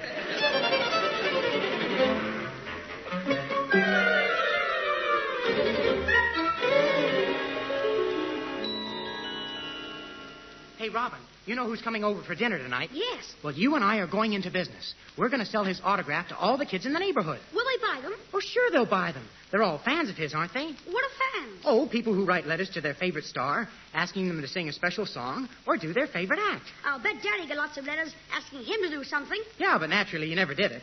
Now, about these autographs. How much are we going to charge? $1 apiece. Jeepers. And if we run across someone with half a crown, maybe we can get Ronnie to write something very special, like yours truly or something. Help his armholes out. Oh, the autographs aren't all. We'll invite the kids to come into the back garden and listen to him sing. For that, we'll charge $1 each. Oh, Master Richard, will you ask Mr. Harris to sign my autograph book tonight? Oh, sure, Aggie. It'll only cost you $1. A shilling? Oh, very well. Richard, don't forget to get an autograph for me. Okay, that'll cost you $1. But I thought we were partners. Oh, we are. But you don't want the business to lose money, do you? Oh, I never thought of that. Here's $1. Thanks. It must be an awful nuisance having a brother who's too young to understand money. On the contrary, it's a great advantage. Well, if you'll give me some tickets for tonight, I'll start selling them. Ah, that's my partner. Here's some I wrote out. Now remember, $1 for the first row, 6p for the second row, and 2p for the balcony. The balcony? Where's that? In the tree. Now get going.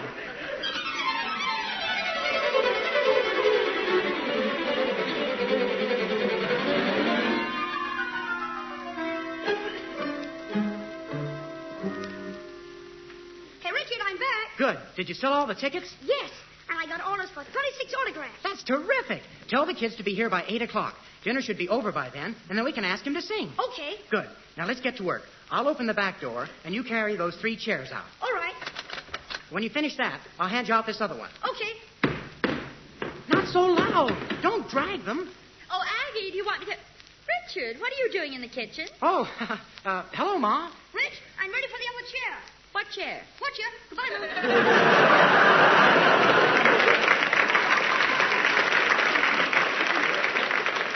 Wait a minute.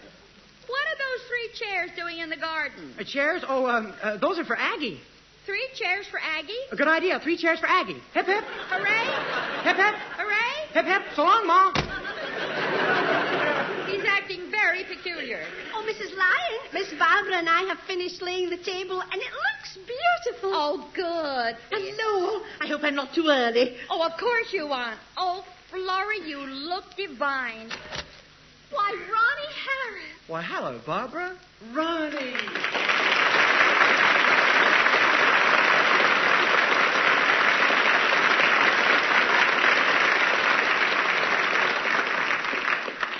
Won't you come in? Well, thank you. What a charming house you have. Would you like it? I'm so glad you like it. Come on in the living room and sit down. Oh, hello, Barbara. Oh, hello, everybody. This is Mr. Harris. Good evening, all. Could I have your autograph? Of course. Thanks. How does it feel to have a lot of women faint when you go places? Well, it's very flattering, but I really can't think why they do it. Of course, I can understand if it happened to someone like your father. What? Yes. I suppose millions of women have fainted at the sight of that tall, dignified figure, that handsome face, and beautiful voice. Well, yes. Oh, my goodness, Daddy. Daddy, you never made anybody faint in your whole life. Oh, that's where you're wrong. I remember the night when dozens of women fainted all around me. When? The night I went through the wrong door at the Turkish bath.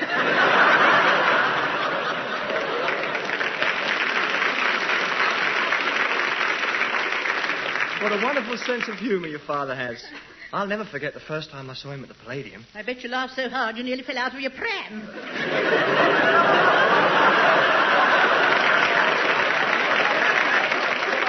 Look. Let the boy talk. I've always been a great admirer of yours, Mr. Lyons. Well, I must say one thing for you, son. You have excellent taste. Come in the den and we'll have a cigar. Thanks. That'll be wonderful. Excuse us, ladies. You know, Ronnie, I like you. I'm glad you're not one of those impossible people who want to talk about themselves all the time. Thank you, sir. Now, tell me again, son. What did you like most about my act at the Palladium? Personally, I think... I haven't seen Daddy so happy since he got lost in the Hall of Mirrors.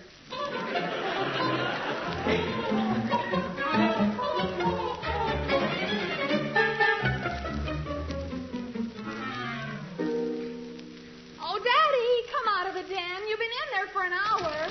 I'm sorry, dear, but I've been talking to Ronnie about doing a musical with me.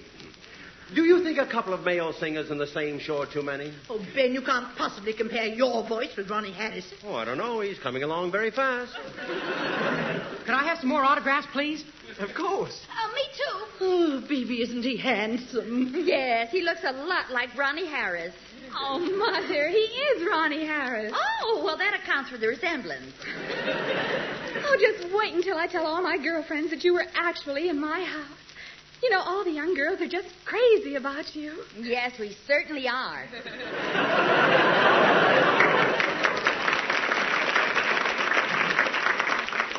Say, could I have another autograph? Me too. Boys, leave him alone. Come in.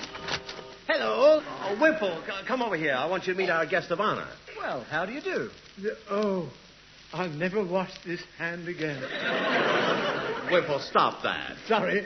You know, Mr. Harris, you've caused a lot of trouble in my house. My missus says if she ever meets you, she'll leave home. Oh, I'm terribly sorry. Oh, I'm not reproaching you. I was just wondering if you'd come over and meet her. Oh, Ronnie, dinner won't be ready until 7:30, so I was wondering if you'd sing for us. Richard, he can't sing yet. The kids aren't outside. I know, but how am I going to stop him? Richard, stop that whispering.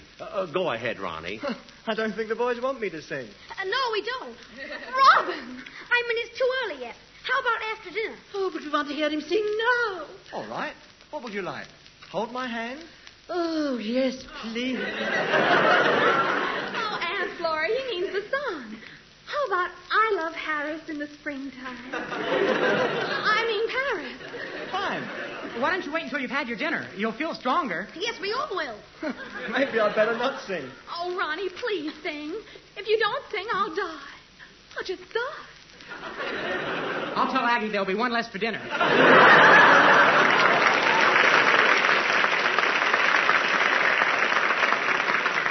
Now, you be quiet. Ronnie, I have an instrumental record here of Supposin'. Will you sing that for us? Well, if you all can take it, I'd love to. Fine.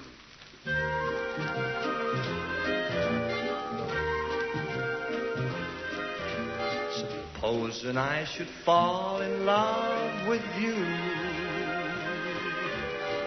do you think that you could love me too? Supposing I should hold you and caress you, would it impress you or distress you? Supposing I should say for you I yearn, would you think I'm speaking out of turn? And supposing I declare it, would you take my love and share it? I'm not supposing I'm in love with you. Just supposing I should fall in love with you. Do you think that you could love me too? Supposing I should hold you and caress you, would it impress you or distress you? Just supposing I should say for you I yearn, would you think I'm speaking out of turn? And supposing I declare it, would you take my love and share it? I'm not supposing I'm in love with you.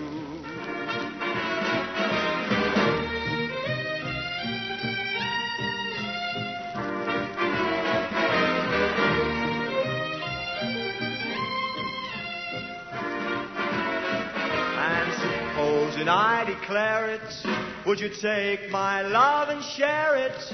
I'm not supposing I'm in love with you. No, I'm not supposing I'm in love with you.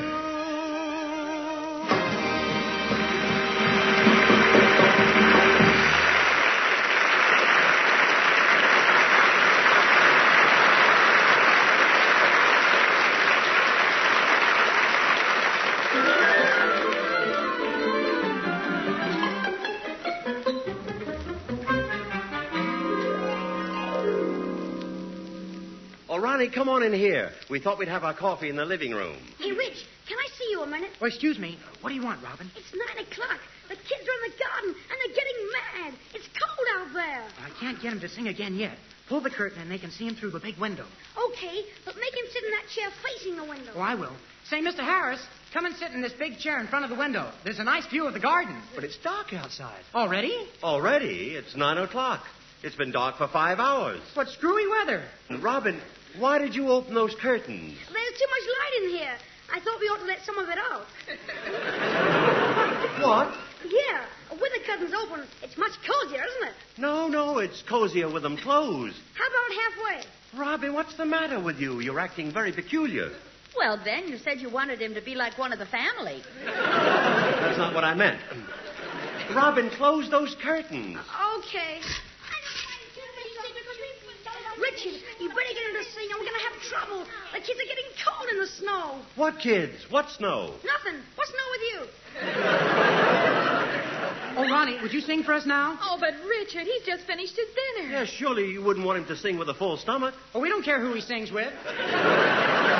Later, son, later. Robin, what are you doing with those curtains? I lost something. What did you lose? I don't know. That's what I'm looking for.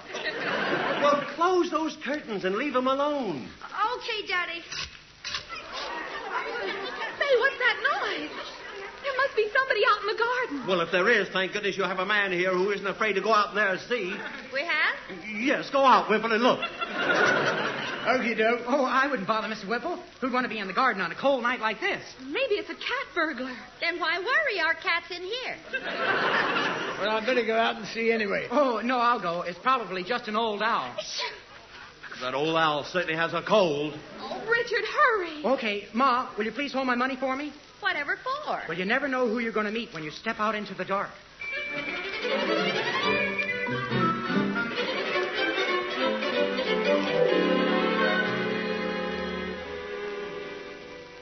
Robin's got those darn curtains open again. Where is that boy, anyway? And where's Richard? I think he's still out in the garden. Ben, I'm worried. He's been gone a long time. That makes two of you. Mr. L, look. Where? What's the matter? There's a face peering through the window. Oh, yes. I can't see it. Well, look, can't you see a little monster with a flat nose and pop eyes? All I can see is my own reflection. That's close enough. See, maybe it's Richard. He's still out there. Oh, Richard! What do you want? Oh, you better lock that door. We think there's someone lurking in the garden. Yes, we don't want any strange men coming in here. You speak for yourself. Richard, the kids are getting mad. They want their money back. Well, there must be an easier way. I'll go and see who that is. I'll come with you, Ben. It may be the taxi I ordered. Oh, I hope not. I'm coming. Oh, hello, Mr. Lyons. Why, Harold, what brings you here? I came over to say goodbye to Barbara, even though it's going to break my heart. I'm going away forever. I'm sorry, Harold. Oh, by the way, this is Ronnie Harris. Oh, so you're the man who stole my girl. Oh, you're mistaken. He didn't even know about it. Now, come on, you two shouldn't quarrel. I'm sorry. It's just that I don't want to lose Barbara. Well, then, I'll step out. Oh, no, that wouldn't do any good. She's just interested in singers. Say, I've got a wonderful idea. All we need is a record of a first-class singer. Well, I've got the very thing, a wonderful record. That'll be perfect. Now, listen carefully. I'll tell Barbara that Harold has a sensational voice. Yes? Then you put the record on in the dining room. And you want me just to open and close my mouth in time with the song? He's not as dumb as he looks. But then, he couldn't be. Come on, let's get back to Barbara. Barbara, look who's here. Oh, hello, Harold. Barbara, there's something you didn't know about Harold. He has a wonderful voice. He never told me that. Oh, that's because he's too modest. Harold, go ahead and sing for Barbara. Oh. That's enough. You see, Barbara? But he only sang one note. Ah, but what a note. Ronnie, I'm going out and put that record on. Cough when you're ready. Okay. I can't get over Harold being a singer. I hope he's as good as you say he is. Barbara, you may have heard some great singers, but I can truthfully say that when you listen to Harold singing, it'll be a record. Oh, well, good. Now, sit down, everybody. Get ready, Harold. I'll accompany you on the piano. I'm ready? Fine.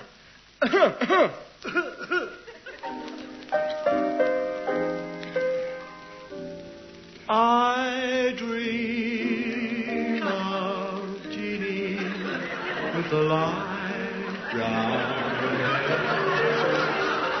Born like a.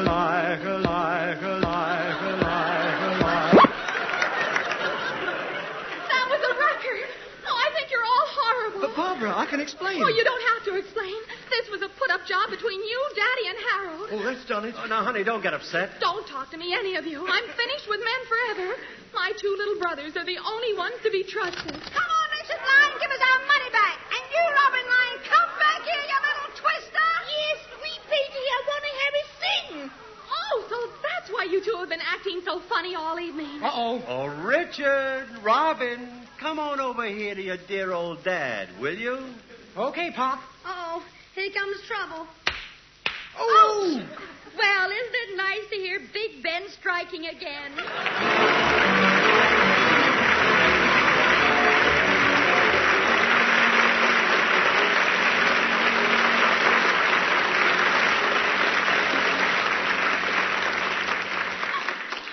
Oh, cheer up, darling. It's not as bad as you think. Oh, yes, it is. My whole life is ruined. Here, take my handkerchief, honey. Oh, please leave me alone, you man. Now, Barbara, I will not have you referring to your father as a man.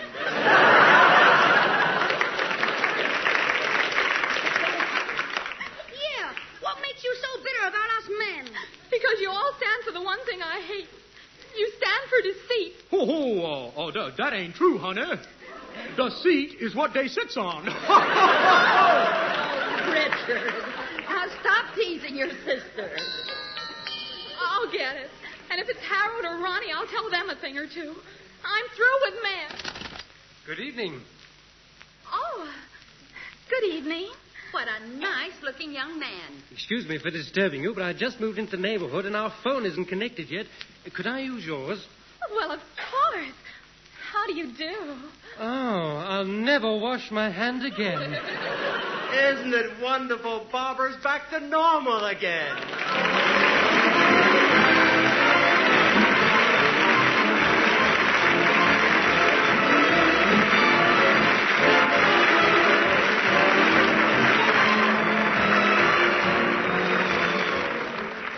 That was Life with the Lyons, with B.B. Daniels and Ben Lyon with their children, Barbara and Richard. Also in this recording were Doris Rogers, Molly Weir, Horace Percival, Bob Block, Richard Bellairs, Hugh David, and Ronnie Harris. The script was by Bob Block, Ronnie Hambury, and B.B. Daniels. The BBC Variety Orchestra was conducted by Paul Fennelly. Production by Tom Ronald.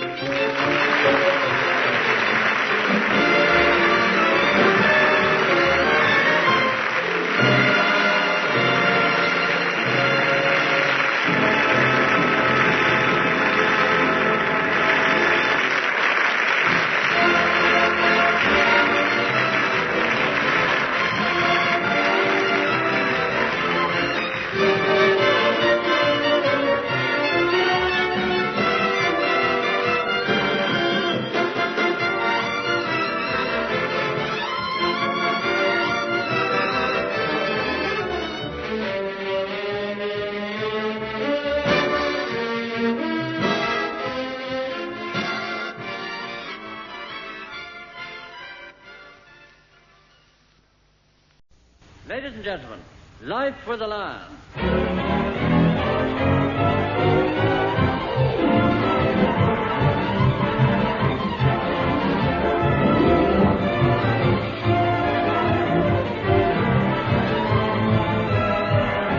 Once again, we'd like you to meet the Lyon family.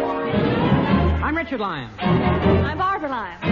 I'm Ben Lyon. And I'm B.B. Daniels Lyon.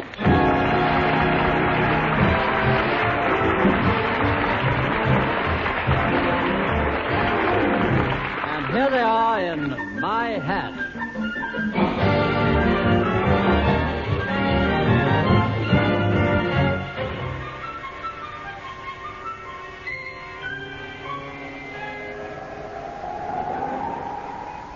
Oh, Master Richard, hold on to these groceries. Oh, I will. Oh, boy, I've never seen such a windy day. Me neither.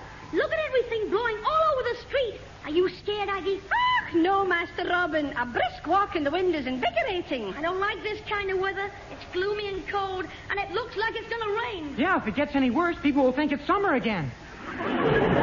Oh, you two don't know what a real windstorm is. You should see the kind we get on our farm in Scotland. I remember one of our hens with her back to the wind laid the same egg 10 times. I might have known you were going to tell one of your tall stories. Oh, it's getting worse. You better hold on to my hand, Richard. Oh, come now, child. Me hold on to your hand? What for? Well, with this wind and those ears, you're liable to take off. As they say in France, touche. Hey, look who's coming around the corner. Yes, it's Mr. Wimple. Where? Just a few yards behind that blonde. Oh, that poor girl. She should be wearing slacks in this weather. If she's not careful, the wind will blow her skirts up. Oh, there we go. Blimey. Old-fashioned ones.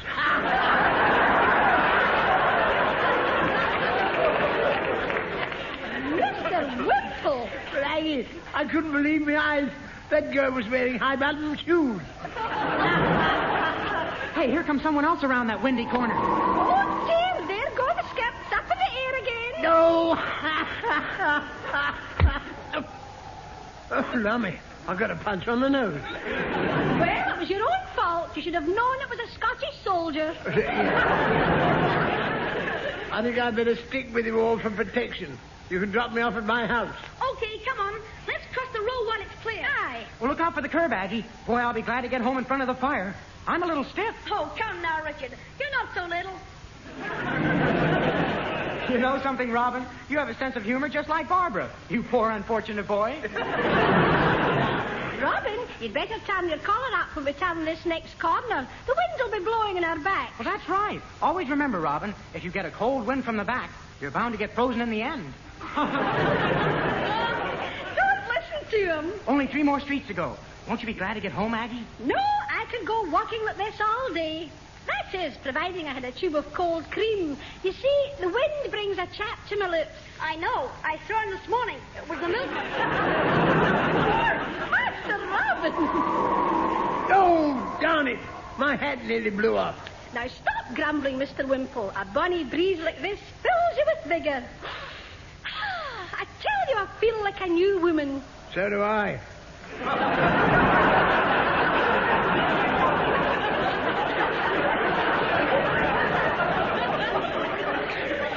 But I'm stuck with the old one. Here's what we turned left for Marble Arch. That's right, Robert. Dory, look what the wind's blowing round the corner. Holy mackerel! A man's hat. Quick, catch it! I've got it! Here, let me have a butcher's.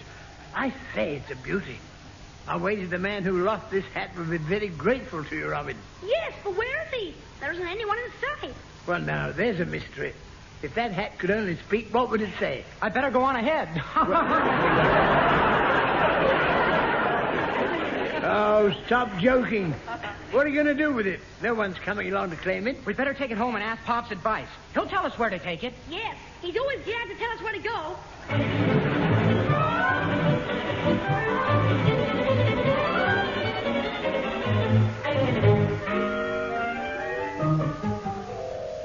Oh, Bibi, when Aggie gets home, tell her I won't be in for lunch. Why, dear? I just made a date with Jeffrey Trenton, one of our new television sponsors. Oh, well, if you want to impress him, why don't you invite him here? I cooked the lunch today. Honey, you just answered your own question. That's not very nice. If you ask me, there's nothing wrong with my cooking. It's your sense of taste. You think so, huh? I'm positive.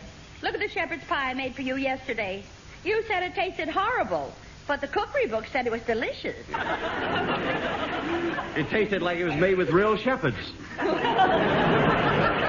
thank you. Now, honey, why don't you face it? You'll never be a cook, and I should know. You've been feeding me on your experiments for 24 years. Yeah, that's 24 years of good cooking gone to pot. Oh, Daddy, I heard you say you were going out, so I brought your hat and coat. Oh, well, thank you, my dear little girl. I'm glad you're wearing your new suit, dear. I'll bet you won't meet anyone who's any better dressed than you are. Well, I wouldn't say I'm the best-dressed man in London, but then, that's only my opinion.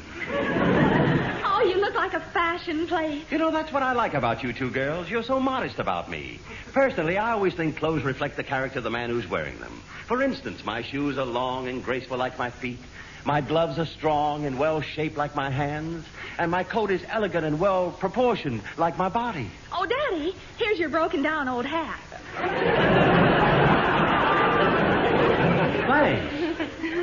I wish you'd buy a new one. It isn't good enough for a handsome head like yours. You should throw it away. Oh, Barbara, he can't. It's attached to his shoulders. She means the hat.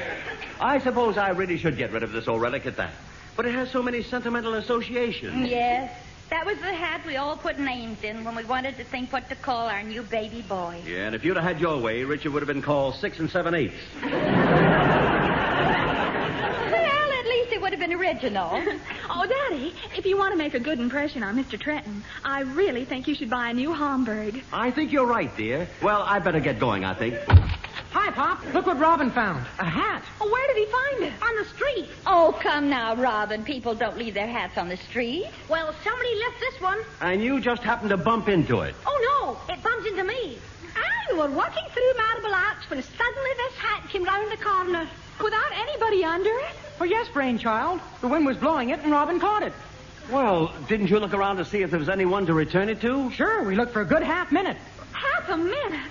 Richard Lyon, you practically stole that hat. Yes, dear. Didn't you see a policeman you could give it to? Yes, we saw a policeman, but he was already wearing a hat. Aggie, I'm surprised at you allowing the boys to come home with this hat. Robin, give it here. Okay, but wait until I take my frog out of it. Oh.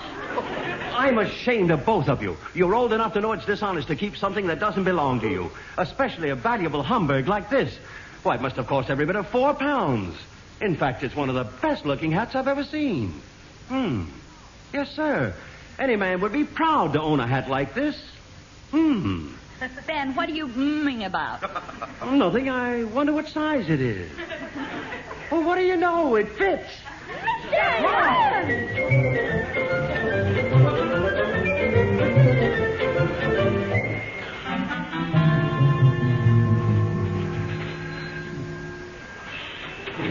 Oh, good morning, Miss Seymour. Oh, Mr. Lyon. Oh, what's the matter? Your new hat. It's divine. Oh, you like it? Oh, yes. Forgive me for saying so. But that other one you always wear looks as if it was picked up off the street. But not this one.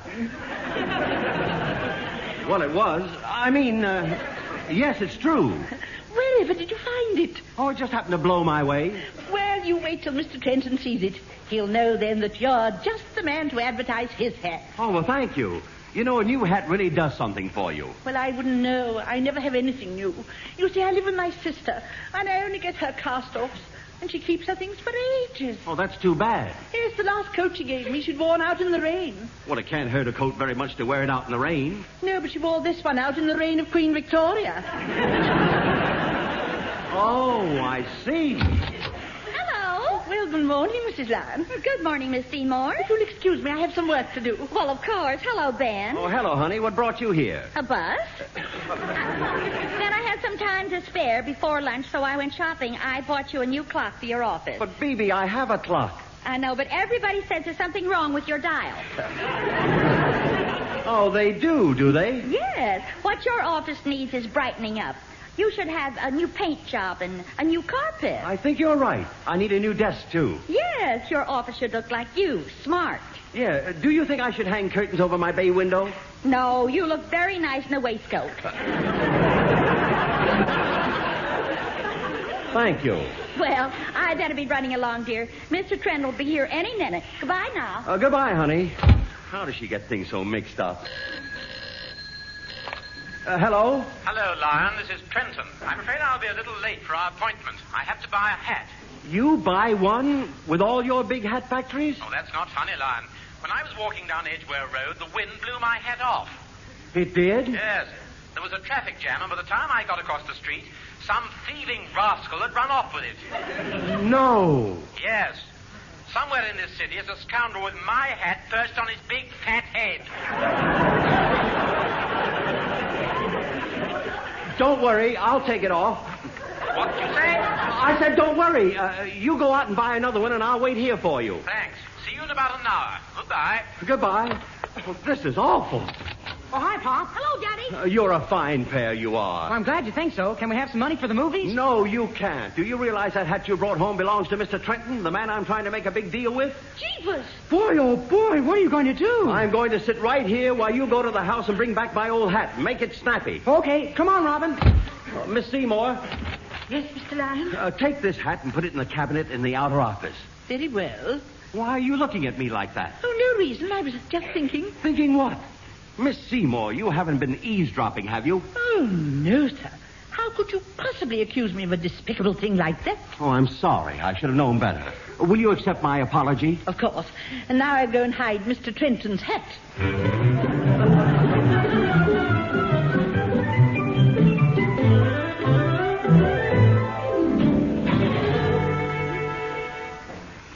Mr. Lyon, Mr. Trenton is here. Oh, well, show him in. I will.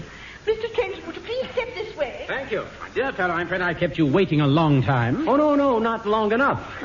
Nice of you to say so. It was a nuisance about that hat of mine, but naturally I wouldn't be seen dead without one. Well, naturally. I always say, show me a man who doesn't care about his outward appearance, and I'll show you a man who's careless about his job. Right? Right. I wouldn't want to discuss business with either of them. Oh, excuse me, sir. Hello? Hello, Daddy. Oh, Barbara, has Richard left yet? No, and he's afraid to talk to you. I should think he would be. Tell him to hurry and get over here with that, what we both know.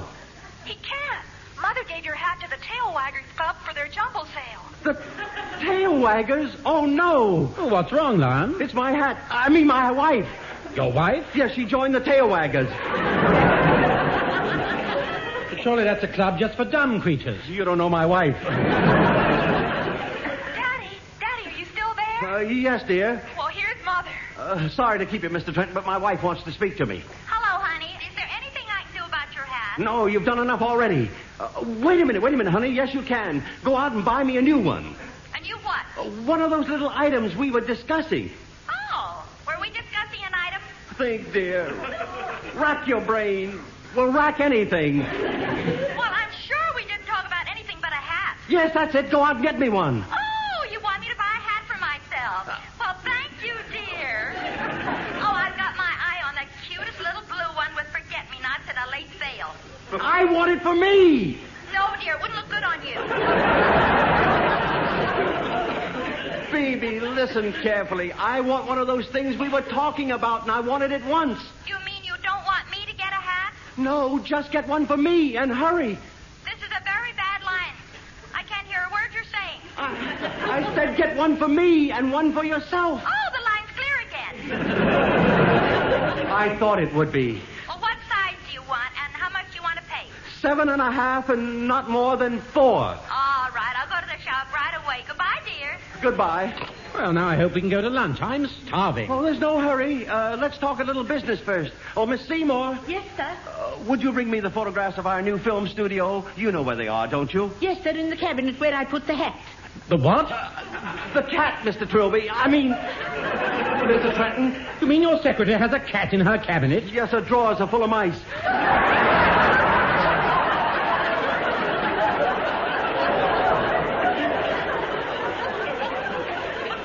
Well, why doesn't she get some steel drawers?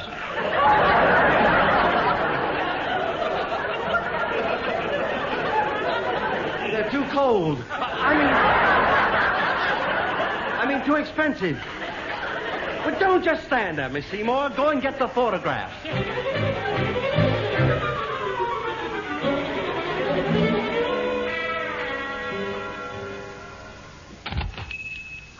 Mother, what a sweet little shop. Yes, and what a large selection of men's hats they have. Oh, yes, they certainly have.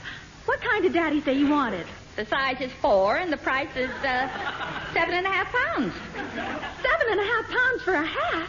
That's a sin. Well, never mind. The sin will be on your father's head. Oh, look, here comes the salesman. Oh, yeah. Excuse me, sir. Yes? Could you take care of us? Not on my salary. I've been waiting all day to tell that joke. All day, and I've said it, and I'm glad.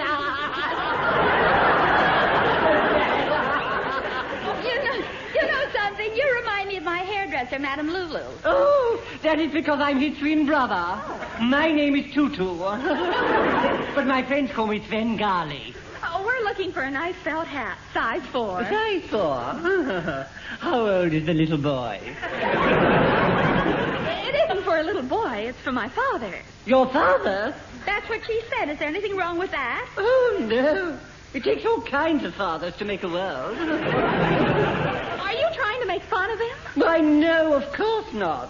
Good heavens, what an itty-bitty head he has. An itty-bitty head. Well, there's nothing to laugh at. Oh. Many a brain has been lodged in a pinhead. Well, you should know. Now, madam, about this chapeau. We have them for all occasions. Does your husband want this hat for the weekend? Well, of course. Where else would he wear it? Oh, Mother. Sir, perhaps you'd like to suggest a few models. No, but I'd love to. Would you care for a topper? No. A bowler? No. Well, how about a pork pie? No, thank you. We just had lunch. There's a joke in there, and I hope I never find it. Look, there's a nice model on the stand. Would that be suitable for town wear? Oh, no, it's designed only for country wear. You see, it's very... Tweedy? Yes, precious. I was talking about the hat. Oh, yes, it is. Well, I'm afraid that's the wrong type for my husband. Ah, then how about this deer stalker? No, his deer stalking days are over. I hope. Oh, there's a hat that would suit Daddy. Look, up there on the second shelf. Oh, yes. That is a Lyons style with a large feather. The hat is made of a very pliable material. Why, you can even sit on it. Is it felt? Only if you sit on the feather. Oh, I signal myself. Oh, forgive me, high rampon. Dear. On second thought, it's not conservative enough. Oh, well then, how about this nice little black Homburg? A size 4. Yes, that will be perfect. We'll take it. Is this cash and send? No, charge and carry. Very well then. I'll just pop it into this little bag. You will get the bill in due course. Good. As a reminder, I'd appreciate it if you'd give me one of your pink slips. What? And freeze to death? Freeze to death! Oh, you nonsensical me. Hello, Mom. Hi, Ma. Did you get the hat? Oh, yes, dear. Look. The man's putting it in that little brown paper bag. Gee, it looks small enough to be a lady's hat. Oh, how can you be so ridiculous? A Homburg couldn't possibly be a lady's hat. Don't you know the difference between men's and women's hats? No, I don't even know about voters. Oh, why, you clever little boy. Oh, here's your parcel, madam. Well, thank you. Come on, children. Let's take this over to your father's office. Not so fast. I will open the door for you. Oh, well, thank you. Thank you. Richard, give the gentleman a tip. Okay. Never get off a bus when it's moving.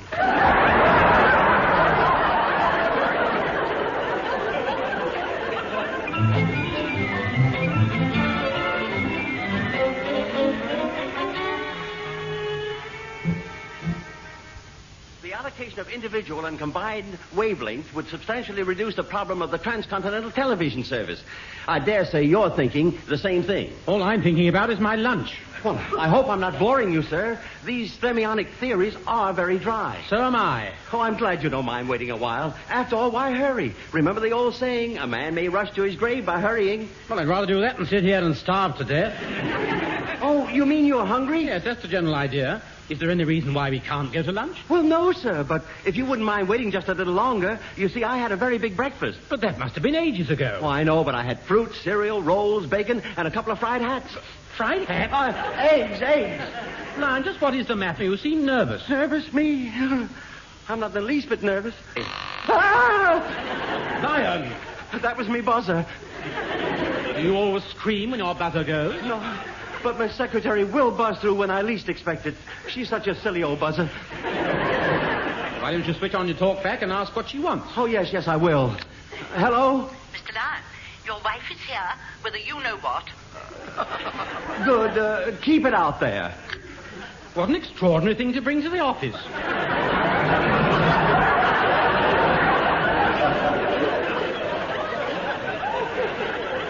Excuse me just 1 second, sir, and I promise you we'll go to lunch the moment I get back. Oh, all right, but howdy. Maybe you'd like a paper while I'm gone, sir. I'm hungry. We'll have 2 papers. Ben, your hat? Well, it's about time. It's in this brown paper bag. Let me see it. Is this it? What's the matter? Where's the rest of it? That's all there is. What do you think I am, a pygmy? Ben, you can't tell by just looking at it. Put it on. All right, there. Jeepers! It's just sitting on top of my head. You have a point there. Oh, can't you pull it down a little more? There's nothing more to pull down. Well, maybe we could find a man to enlarge the hat to fit your head. Yeah, or maybe we could find a headhunter to shrink Pop's head to fit his hat. This is your fault. Of all the silly half-witted things to do, just look at it. Stop that. Stop laughing, children. It's not the least bit funny. Not funny at all. Sorry, Pop. You're the cause of all this, you fathead. Well, if that's all the appreciation we get around here, we may as well go home. Come on, Barbara. Maurie's angry. Let that be a lesson to you, Robin. When you grow up, never marry a woman. Hello, Mr. Hill. Wimpy, what are you doing here? Well, I thought if you hadn't eaten, we could have a late lunch together. Thanks, but the way things are going, I don't think I'll have lunch anywhere today. You see, Wimple, your hat. Oh, you mean I should raise it to you? No. I mean, it would fit me. I'll give you £2 for it. Well, if you insist. Here, wait. There's a shocking wind blowing outside. What am I going to wear? I know. Richard, give Wimple that Hamburg you found this morning. Okay, where is it? Over there in the cabinet. All right, Pop. Lion, are we going to lunch or aren't we? Oh, just a moment, sir. Wimple, hurry up. Take it and get out of here. Okie doke. Coming, Mr. Trenton. Here you are, Mr. Wimple. £2 and a new hat all in one morning. I always say it pays to drop in on an old friend. Well, toodaloo, boys. Goodbye, Mr. Wimple. Bye. Well, we fixed that up. Hello, children. I just got back from lunch. Have your father and Mr. Trenton left yet? No, but they should be going any time now. In case you start looking for that hat Daddy wore to the office this morning, we gave it to Mr. Wimple. Oh, you mean the one in the cabinet drawer? Oh, no, the one on top of the cabinet. What? Do you know what you've done? You've given away Mr. Trenton's new hat. Quick, Robin, we must catch Mr. Wimple. Oh, dear, I'll have to go in and tell your father he can't go to lunch now until you get back.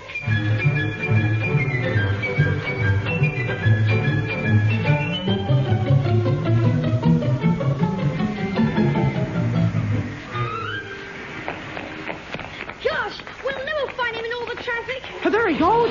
Look, he's driving away in his car. Mr. Wimple, wait! Mr. Wimple! Oh, he's gone. Richard, do something. Oh, don't worry. I'll show you how Bogart does it in the movies. Taxi! Hey, taxi! Where to, Cub? Quick, follow that car. Okay. Richard? Yes? I think we should have got in the taxi.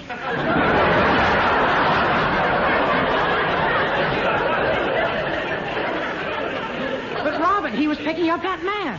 Look, Mr. Wimple's car is stopped at the traffic light. Come on, we can catch him if he runs. Hey, Mr. Wimple! He heard you. He stopped his car and he's getting out. What's the matter, kid? Well, that hat Pop gave you. You'll have to give it back. Oh, so your old man wants to back out of his bargain, does he?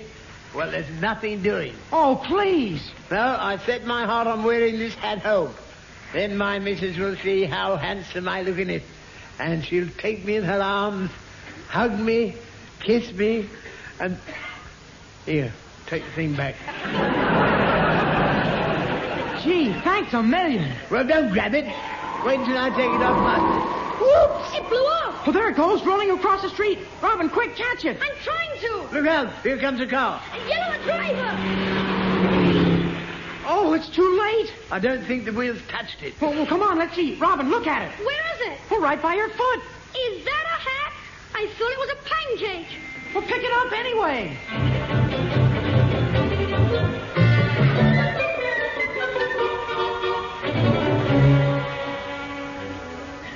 Mr. Trenton, sit down, please. Lion, I don't understand you. Ever since your secretary rushed in and whispered something in your ear, you've been acting as if you don't want me to leave this office. What makes you think a thing like that? You can leave any time you like. And stop pushing that desk in front of the door. I'm starving and I want my lunch. Now, where is my hat? Oh, Mr. Lyons. Yes, Miss Seymour? The boys are outside. They've got the... You mean they've got Wimple to give them back the... Yes, but I'm afraid something happened. Mr. Trenton's is covered in...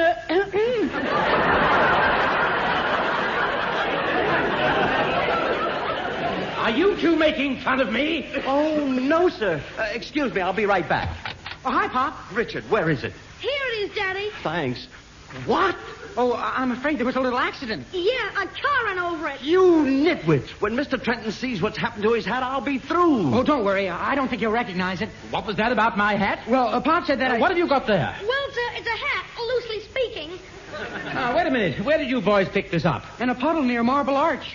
Yeah, we're sorry. Well, you don't have to be. This is the hat I lost this morning. What? Yes, see the maker's name in the crown? But Mr. Trenton... You don't know what it means to me to get this hat back. I never admit it, but I'm very superstitious. That's why I was so upset this morning. I'll just brush it off and put it on. Here, let me do it.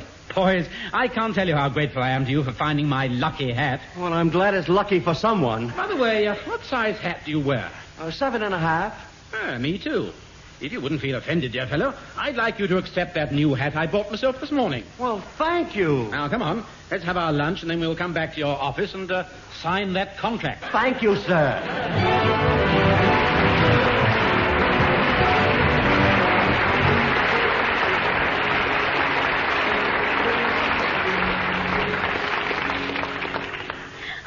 Glad Mr. Trenton gave Daddy his lucky hat by mistake. Barbara, there's no such thing. Oh, Phoebe, kids, I've got great news. Mr. Trenton signed the contract for 10 years instead of 5. Oh, did you hear that, kids? Oh, I'm certainly glad your father's got that lucky hat. Ma, I tell you, there's no such thing as a lucky hat. Oh, this is all due to Robin and Richard, so I'm going to raise their weekly allowance by 2 shillings. I'm certainly glad Pop got that lucky hat.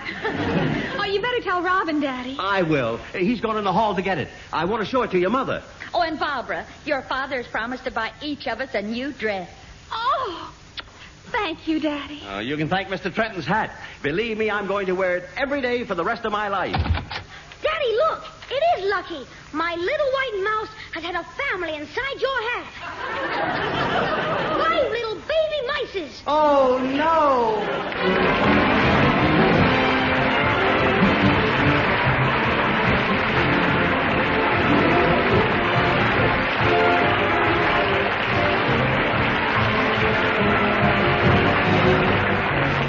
That was Life with the Lyons, with B.B. Daniels and Ben Lyon with their children, Barbara and Richard. Also in this recording were Doris Rogers, Horace Percival, Molly Weir, Hugh Morton, Richard Bellairs, and Charles Hawtrey. The script was by Bob Block, Ronnie Hanbury, and B.B. Daniels. The BBC Variety Orchestra was conducted by Paul Fennelly. Production by Tom Ronald.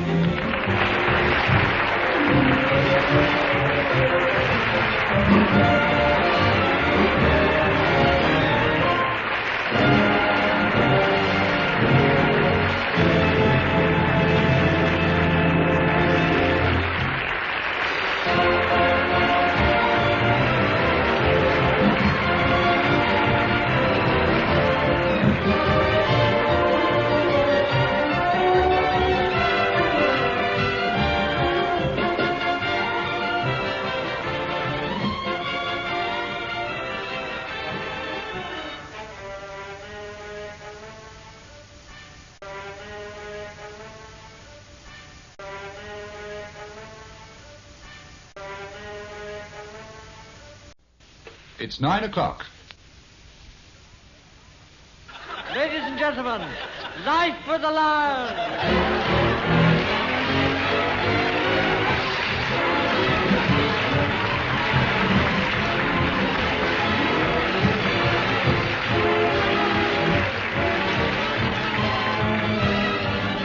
Once again, we'd like you to meet the Lyon family. I'm Richard Lyon. I'm Barbara Lyon. I'm Ben Lyon. And I'm B.B. Daniels Lyon.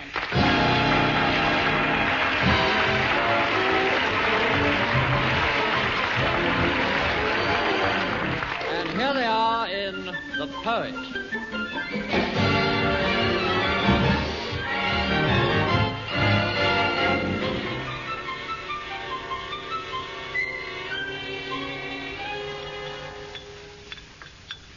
More toast, Daddy? Oh, thank you, dear. Robin, when you finish your breakfast, will you please go and get my golf bag? I'll get your clubs, but I'm afraid you won't be able to take your bag. Why not? My baby mouse just had some baby mices in it. Not again. Oh, how sweet. Well, you can get those baby mices out of there at once. You understand? But the poor little things haven't even got their eyes open yet. They're lucky. If they could see who they're living with, they'd run like mad. You can't turn them out, Pop. After all, they were born in your golf bag. That practically makes you their father. Richard's right. You're their father by proxy. Proxy? What's that? Well, that's like when a person isn't all there.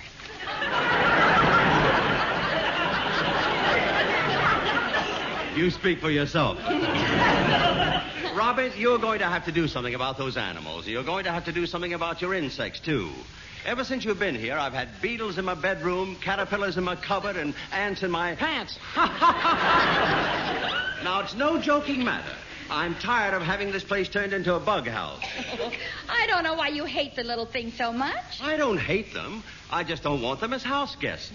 More coffee, Daddy? Thanks. I met a boy in the park this morning who knows all about insects. This is a charming subject for the breakfast table. He said ants are just like human beings. They have their own government, their own armies, and their own police. Yes, and ants have something no other insect has. Well, what's that? Baby ants.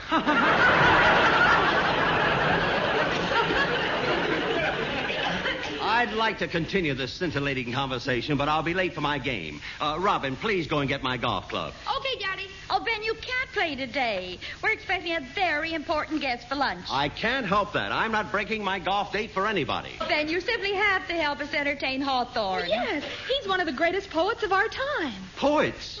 You mean I have to cancel my golf game to meet some anemic, pale-faced pen pusher? Daddy, how can you talk like that? He's a genius. All the critics rave about his poetry. I'll bet I could write poetry as well as he can. Ma, Mrs. Wainwright said he likes flowers. Do you want me to pick some in the park? Oh, Richard. Oh, my goodness. We'll buy some at the florist. A poet. I could have been a poet myself.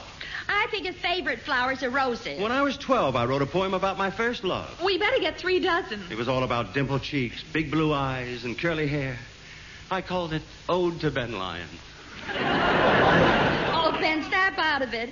You realize for 2 years we've been trying to get Hawthorne to lecture to us, and finally we've caught him. You make him sound like a case of measles.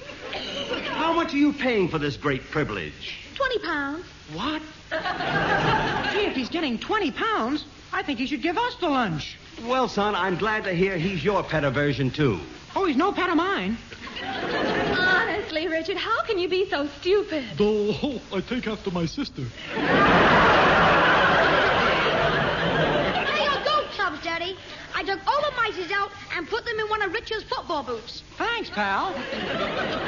Oh, Master Robin, we're right out of dog food. Will you be a good boy and go up the road and get some? Sure, Aggie. Oh, Robert, if you want to get the dog something really nice, go to the butcher's and get an oxtail. I got her one last week and she loved it. She did? Yes. Ask the butcher if he'll give you another tail off the same ox.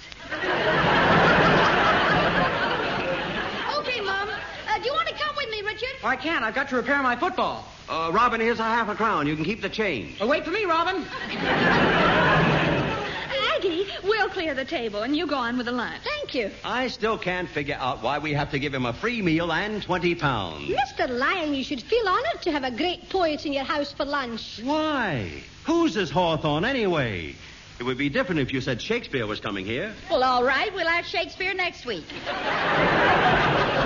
I just can't believe he's accepted our invitation. I wonder why he did. He had a lot of good reasons. 20 to be exact. Ben. I thought poets were born, not paid. Money means nothing to Hawthorne. Mention that when it's time to give him his check.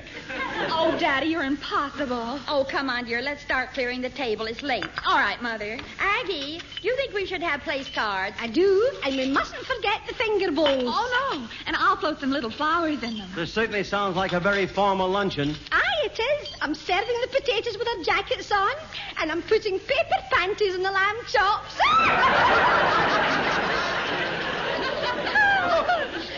well, I must away and get things started.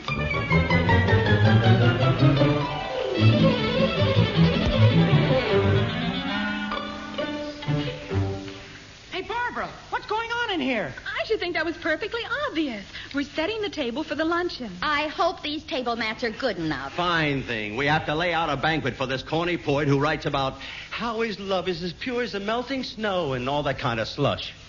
That's not true. Oh, Daddy, that's not true. Hawthorne writes about nature and nature's children. I once read that he loves to just sit and stare at the dear dumb creatures. Then you better seat him opposite your mother. Thank you. Well, I don't care. Nobody ever makes this fuss when I come home for lunch. Look at all this wonderful food just for... Hey, these hors d'oeuvres are terrific. Ben, stop eating them. That plate of gherkins and stuffed eggs looked very nice. Oh, the gherkins were my idea. Well, who was responsible for the eggs? The hens. Cut the cackle. I mean, who's responsible for boiling them? Oh, that was me. You see, I was looking for a recipe for boiling eggs. A recipe? Yes. But then Aggie told me all I had to do was give each egg 5 minutes. Well, I had 10 eggs, so I gave them 50 minutes. Wow, you boiled them too long. Yeah, that's what Aggie said when she saw me cracking the shells with a hammer. Well, thank goodness you didn't touch any of the rest of the food. These olives are delicious. Oh, Daddy, please leave them alone. There won't be any left for Hawthorne. Yes, and Mr. Wimple said he particularly likes olives. Likes olives what? Now, stop being funny and leave the food alone. It's not nice to keep picking at it like that. Well, it's my food. Well, yes, Pop, but it's a shame to keep eating the best things. Well, yes, I guess I should stop. I was wondering what this sliced salmon tastes like, that's all. It's delicious. Oh, Richard! Oh, you're right, son. The salmon is really delicious. Awful. I wish you would get away from the table and let us finish setting it. Barbara, you better go in the kitchen and see if we've got enough coffee cups and saucers. All right, Mother. There should be about 25 cups and 25 saucers. Oh, let's see. 5, 10, 15, 20, 25... That's right, Mother. 25 cups and 24 saucers. I don't know. Other fathers have nice, dainty daughters, but not me. Mine has to be as clumsy as an elephant. Daddy, I object to being called an elephant. Well, if you don't like it, you can go and pack your trunk.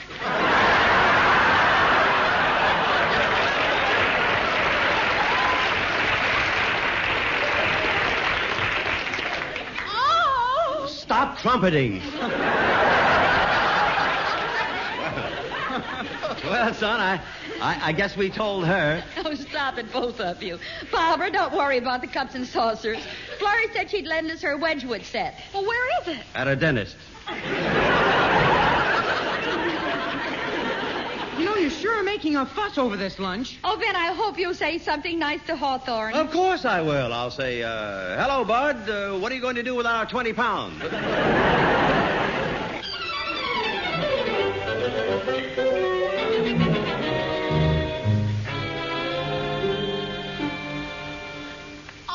Mother, the table looks beautiful. Yes, it really does. I wonder what Hawthorne is going to recite after lunch. Well, whatever it is, Aunt Florrie said we should pay particular attention to the meter. Well, naturally. We don't want the gas fire to go out.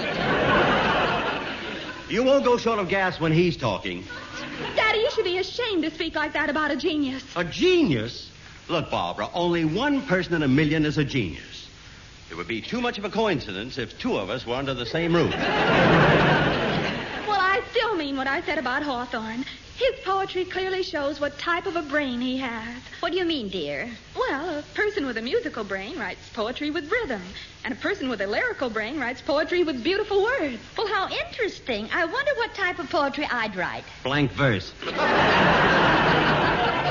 That wasn't very nice. Well, it's all so silly. Hey, this salmon is really delicious. Ma, do I have to listen to the poetry? Of course you do. You'll find it very elevating, won't he, Barbara? Oh, yes. Hawthorne's work is a wonderful mixture of common sense and abstract thinking.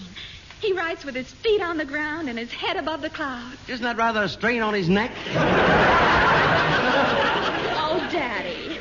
Mother, may I invite Mary Wilkinson? I'm sorry, dear, but we haven't room. Well, there was enough room for Richard's English teacher. Oh, but darling, Richard's English teacher is a personal friend of Hawthorne's. They went to school together. Yeah. Now, do you understand why my teacher's coming? No, I don't even know why you have an English teacher. You don't speak it. Is that so? I can speak English as well as you can. In fact, weller.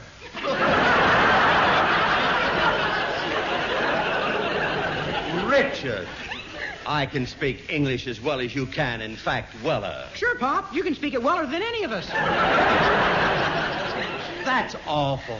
I send you to school, try to give you a good education, and just listen to the way you murder the Queen's English. Oh, Daddy, please leave those peanuts alone. Hawthorne will be here in 15 minutes.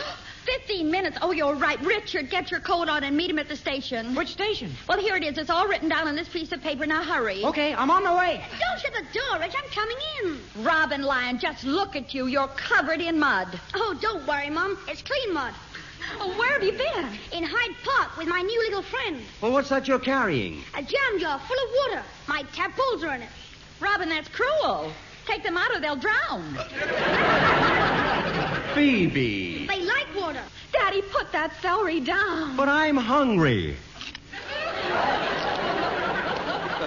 Ooh.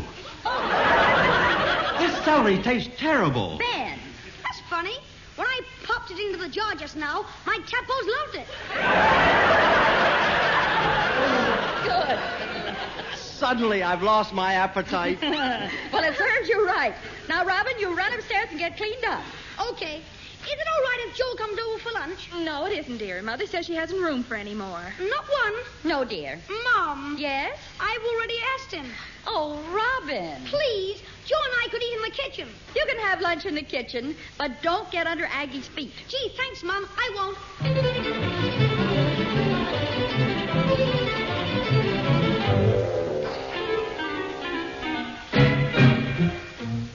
Ben, stay away from that hors d'oeuvre tray, please. It's my food. Well, I don't care. I spent a long time making that tray look nice. And when you keep taking things off it, you spoil the symmetry of it. I spoil the what? The symmetry. Haven't you ever heard of symmetry? Yeah, and if I don't get my lunch pretty soon, that's where I'll finish up. Honestly, sometimes I think you have a bigger appetite than Richard. Well, I must confess I'm very proud of this old tummy of mine. That's obvious, dear. It sticks out a mile. Well, I'm going in the kitchen to see how the lunch is getting on. I'll help you. Oh, Aggie, everything smells so good. Aye, it's coming along nicely. Where's Robin? I thought he was in here with you. He was, but he's gone outside to meet that wee friend he's bringing to lunch. Hey, look out the window. He's coming through the garden with him now. Wait a minute. He's a grown man. Aye, and isn't he handsome? He looks just like a film star. Hello, everybody. I'd like you to meet my friend Joe. Well, hello, Joe. Hello. How do you do? Hello, it's nice to meet you all. Oh, won't you sit down? Thanks. My, what a lovely smell of cooking. Want me to open the oven so you can smell it better? Master Robin, just you leave that oven door alone. Joe, will you excuse us a minute? I want to speak to my husband. Oh, of course. What do you want, honey? That man looks like a tramp to me. Well, what if his clothes are a bit ragged? Remember the old Chinese proverb? Light of a man's soul does not shine through hole in trousers. Please be serious. He's wearing sandals and he has a rope for a belt. He might be a kidnapper, a burglar. Why, he isn't even wearing a pair of braces. Well, then he must be a hold-up man. I tell you, this isn't funny. How do you know he didn't make friends with Robin just so he could come into this house and rob us all? Oh, all right, honey. If that's the way you feel, I suppose I'd better tell him to go. Yeah, go on, dear. Oh, Joe. Yes? I'm afraid we can't invite you to lunch. You see, young man, we're having a very important guest for lunch, and I'm afraid we can't possibly squeeze in anyone else. I quite understand. Anyway, Mr. Lyon, no matter who you're having for lunch, meeting them after meeting you could only be an anticlimax. There'll be one more for lunch, Aggie. Oh, good. He can have his lunch in the kitchen with me. Do you live in London, Joe? No, I'm just passing through. Last night I was in Staines. Yes, and he walked all the way here. Oh, Mother, I thought we could put the... Oh, hello. Barbara, this is Joe. Hello, Barbara. Oh, what a pretty name. Oh, well, thank you. Did you really walk all the way from Staines? No, I just came in here from the dining room.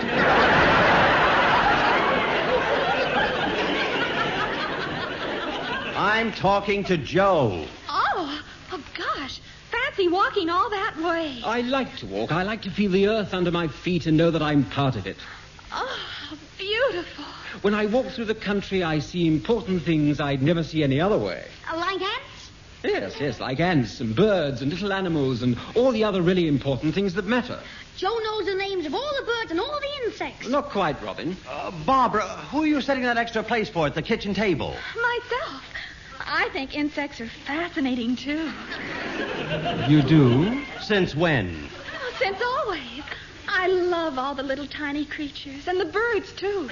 But the other day, when I brought you one of my white mouse, you jumped about... Oh, Robin, dear, go upstairs and wash your hands. That isn't fair. Just because I said you didn't... Go and wash your hands, Robin. It's almost time for lunch, dear. Oh, all right. Then I'm going to have lunch in the kitchen with Joe. Mrs. Lyon, your guests will be here in 5 minutes. Oh, dear, and I haven't even combed my hair. Don't worry. It looks beautiful as it is. Well, thank you. I haven't combed my hair either. Yours looks beautiful, too. And I haven't combed my hair. Here, borrow my comb. Oh, thanks. Oh, this is silly. Come on in the dining room and I'll set a place for you.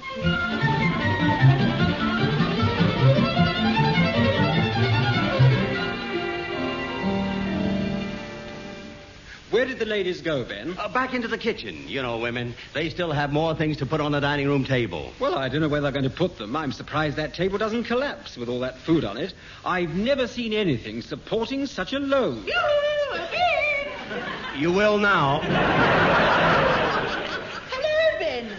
Oh, well, aren't you going to introduce me to your handsome friend? Down, Florrie, down. Oh, Joe, this is Mrs. Florrie Wainwright. How do you do? Oh, this is my lucky day, Mrs. Wainwright. You're the third beautiful woman I've met. Oh, you naughty, naughty man. You're just saying that to inflate my ego. From where I'm standing, it's already inflated. Ben, you should be ashamed of yourself, insulting a poor, defenseless widow like me. Widow? You mean an attractive woman like you is single? Oh, but only because I've been saving myself for the right man. Did you have to save so much? Oh, so you think it's funny too, do you? Yes, I like to see two friends pulling each other's legs. Naturally, I know Ben couldn't possibly mean the things he said about you. You're too attractive a woman. Oh, now, come, young fellow. When a man pays a woman the compliments you've paid me, he usually has the wrong ideas. Oh, but I assure you I haven't any wrong ideas. Oh, come now, you're not trying.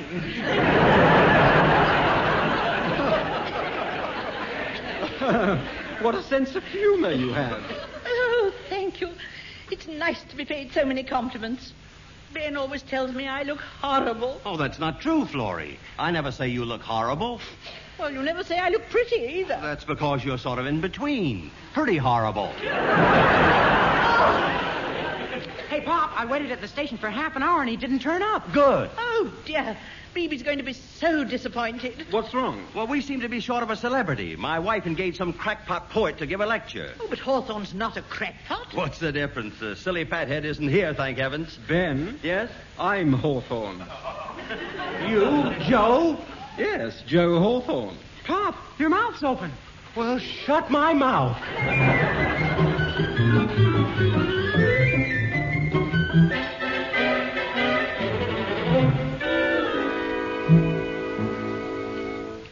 This has been such a wonderful surprise. Oh, Joe, when Mrs. Wainwright comes down, will you give us a poem? Oh, I'm afraid that would bore your father. Of course it won't. You know, I didn't really mean what I said. I like poetry. That isn't what you said this morning. Richard, you've got some soot on your face. Go up and wash it. I don't see any soot. Well, take my word for it, son. Now go up and wash. Okay, Pop.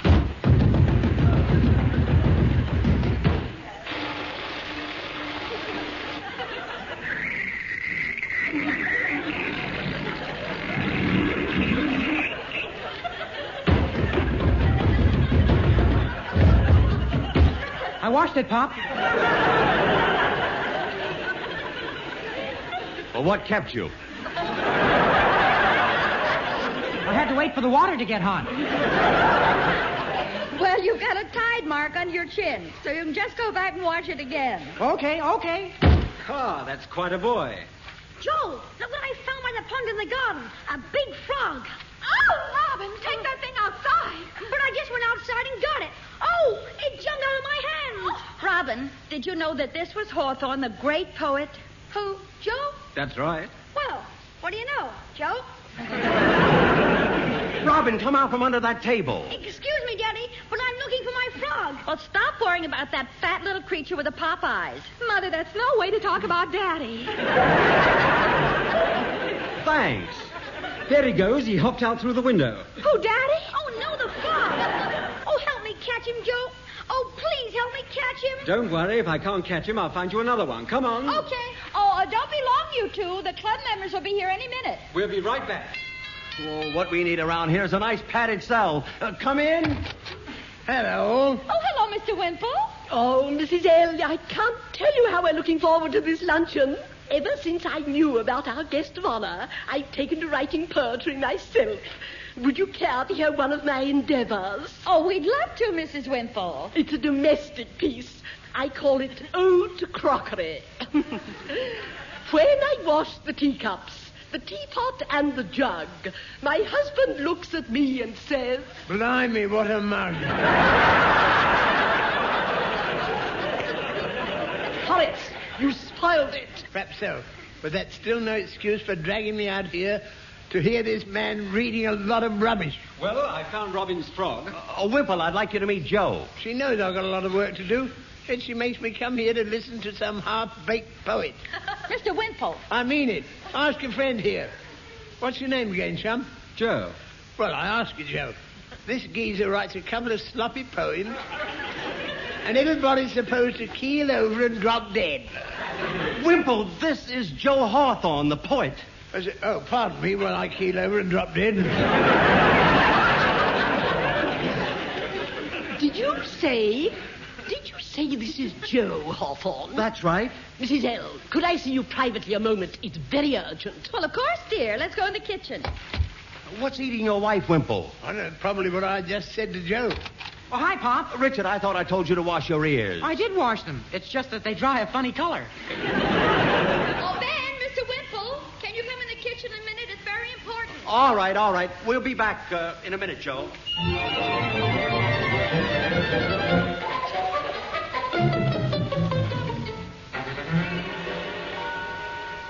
Mrs. Wimple, are you positive he isn't Joe Hawthorne? Of course I am.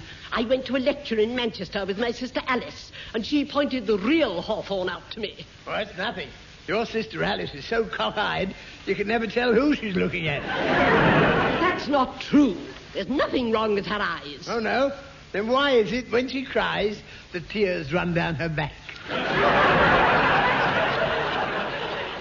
Horace, I refuse to start any stupid arguments. We must get that fraud out of the house. I can't believe he's a crook. Neither can I. I can't think why you're all standing up for the man. People who take money under false pretenses can go to jail for 5 years. Well, in that case, the woman who gives you those beauty treatments should be locked up for life. Oh, very well. If you want to make a joke out of it and let this man make a fool of you all, that's your affair. But don't forget that £20 is out of our club funds. She's right. If that man isn't a real Hawthorne, you'll just have to ask him to go. What, again? Yes. Oh, all right. Come on, Wimpy. Let's go out and talk to him. Don't waste time talking. Get the police. Well, then, Mina, my love, I think I'll take you to the yard. To get a policeman? No, to shove your head in a dustbin. Oh! Come along, Mr. L. I'm coming. There he is, sitting between Barbara and Mrs. W. Now, remember what Beebe said. We must be very tactful. Oh, don't worry. I can be very subtle. Then let's call him over and you talk to him. Oh, Joe. Yes, Ben? Can we see you a minute? Oh, of course. You look upset. Is anything wrong? Well... No. Leave this to me, Mr. L. Now, look, Joe, if a man accepted £20 to give a lecture... Yes? Well, if this man wasn't really a lecturer, then he might get into a lot of trouble. In other words, you think I'm not a lecturer, is that it? Well, are you? Since you put it that way, no. Oh, I guess I had a lot of nerve, didn't I? Oh, I wouldn't say that. I would. Wimple. Oh, Joe, come on out and see the squirrel. All right, Robin. Excuse me, Ben. I'll see you at lunch. Well, how do you like that?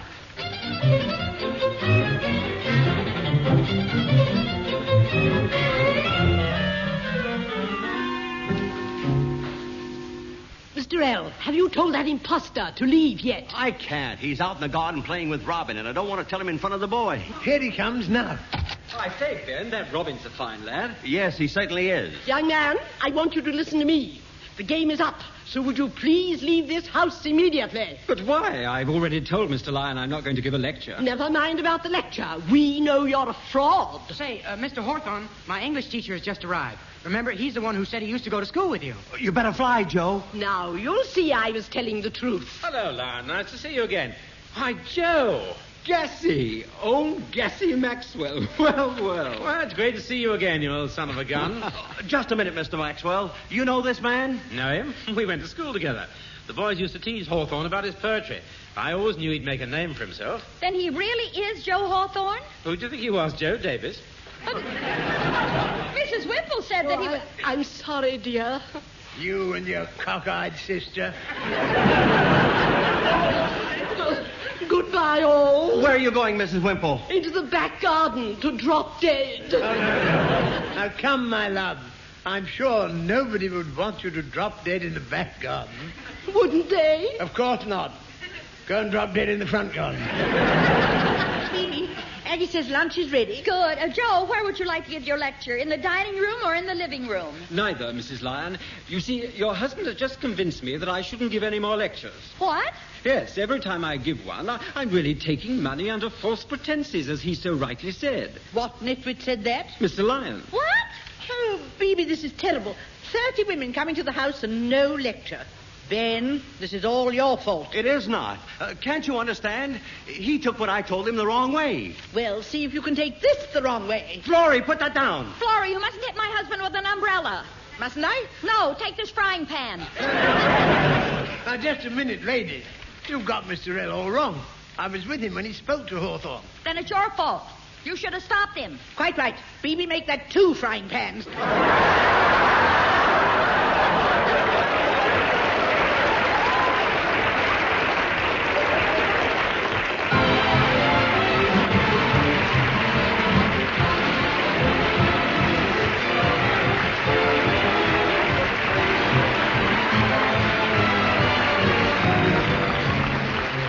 Was Life with the Lions, with Bibi Daniels and Ben Lyon, with their children Barbara and Richard.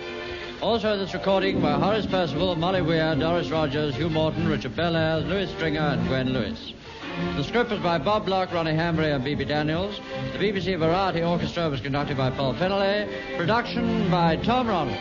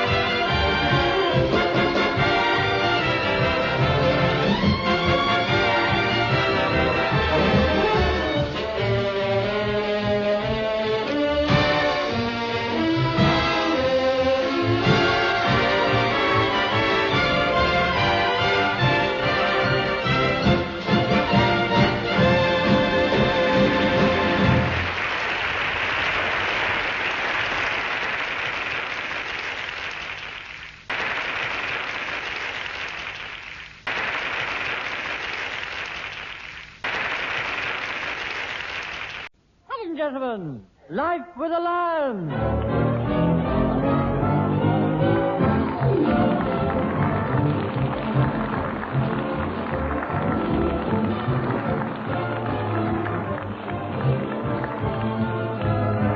Once again, we'd like you to meet the Lion family. I'm Barbara Lyon. I'm Ben Lyon. And I'm Bibi Daniels Lyon.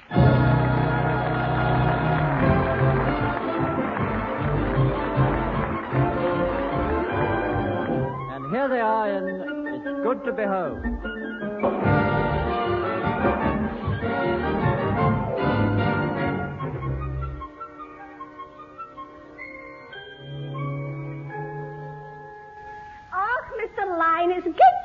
home again. Well, believe me, Aggie, it's good to be back. Tell me, how is Master Richard? Oh, I just called the nursing home, and he's coming along fine. Oh, good. I'll take him along some nice Scotch broth. That'll build him up.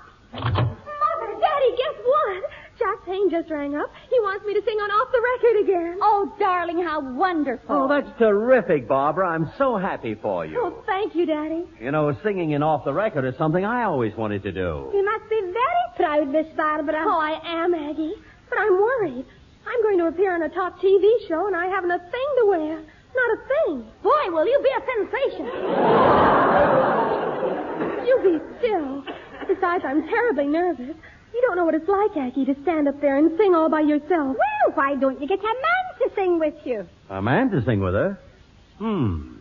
Down in a meadow in a itty-bitty poop and feet, itty fishes and a mama fishy too. A fin said the mama fishy fim if it tan, and a fam all over the dam. I can't think of anybody. Maybe you could think better if you knew what kind of a singer you were looking for, Barbara. Oh, well, personally, I like those men who sing those wonderful husky torch songs. That old black magic has me in its spell. Oh.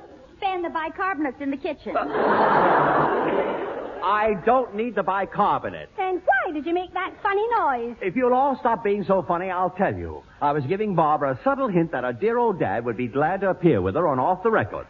You mean sing with me? That's right. Oh, but, Daddy, it's not a comedy program. Thank you very much. Since you don't think I'm good enough, that ends the discussion. I'll be in the den if anyone wants me, which I doubt. He sure is hurt. Oh, he'll get over it. I'll go and make him a nice cup of tea. I don't think your father will get over it. I've never seen him act like that before. Maybe if he got a job on TV. You know, a job on his own. He might feel different. Hey, you're right. I'll go telephone the BBC and see if they have an opening. Well, be sure and tell them about your father's singing voice. He might get a part in that new serial, Quaker Mouse 3. Quaker Mouse 2? Oh, Mother, it's Quatermass 2. Oh. No, I have a better idea. I'll go over to Lime Grove and see my old friend Raymond Glendenning. The great sports commentator? Yes, I'm sure he can find your father a job. Oh, that's a wonderful idea.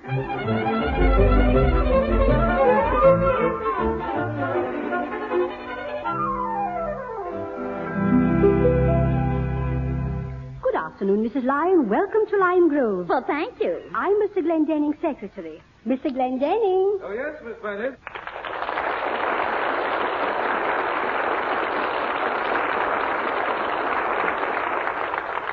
Mrs. Lyon is here. Oh, jolly good. Right, now, do show her in. Oh, it's terribly nice of you to see me. Hello there. It's a great pleasure. Come right in and sit down. Well, thank you. Oh, Mr. Glendenning, our news commentator has flu, and they'd like you to take his place. Oh, confound it. You know, really, I've already got 4 outside sports events today already. Oh, what will I tell them, sir?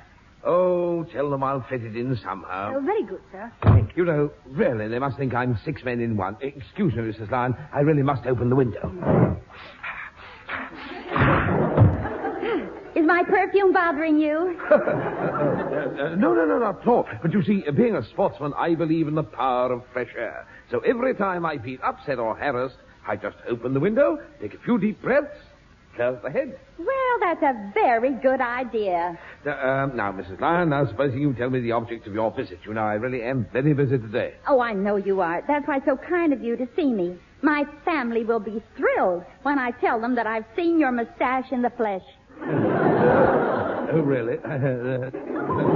Do excuse me. I just opened the window again. You certainly love fresh air. The next time you do that, I must try it with you. Mrs. Lyon, will you please tell me exactly why you've come to see me? Well, it's rather a delicate matter. Could you use your influence to get a certain person a job on TV? Well, of course, you know, that all depends, doesn't it? You see, one has to have the right type of face. Oh, well, yes. Well, don't worry. This person's face has just the right number of lines for a television screen. Yes, that's a help. Yes, I thought maybe this person could take the place of your announcer who has the flu. Ah, now that's problematic. You see, the reason they really need it so desperately is because they've developed a terrible inferiority complex. Oh, really? Yes. You see, it's very, very difficult for a person who's been a big film star and a great singer to take a back seat. Oh, not that they aren't delighted that their daughter Barbara is getting such a wonderful chance on television, but Well, it hurts when a person isn't a spring chicken anymore. I'm so sorry. I just didn't understand. Of course, Mrs. Lyon, you can have the job. Me? Yes, of course you. I'll arrange things. I'll have you read the news tonight. All right, but I don't think my husband's going to like this.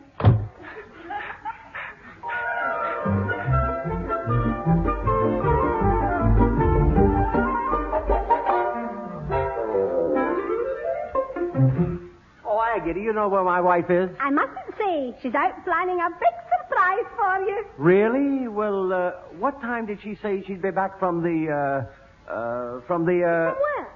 Oh, you know where she's gone, Robin? Sure. Well, where is it? Oh, no, you don't.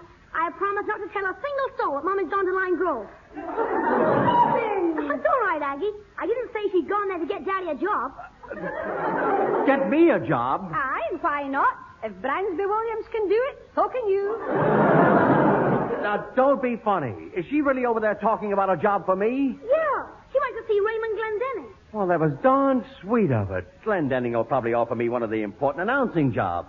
Personally, I've always sort of fancied myself as a newsreader. Aye, you'd be good at that. Hey, let's switch the television on. Barbara will be on in 5 minutes. All right, son. There we are. Fancy your mother driving all the way out to Lime Grove to talk about a job for me. Well, she did. Some women are only interested in finding a job for themselves. This is the BBC television news service. But not your mother, son. She's the sweetest, kindest... And tonight it's brought to you by our guest newsreader. Most unselfish person... Miss Phoebe Daniels. What? It's Mommy. I've never known a more selfish woman in all my life. Please, Mr. Lyon, we want to hear what she's saying. Good evening, ladies and gentlemen. Here is tonight's news and newsreel, and this is Phoebe Daniels reading it. Well, I guess it's pretty silly for me to tell you who's reading it because you can see me. Isn't that awful?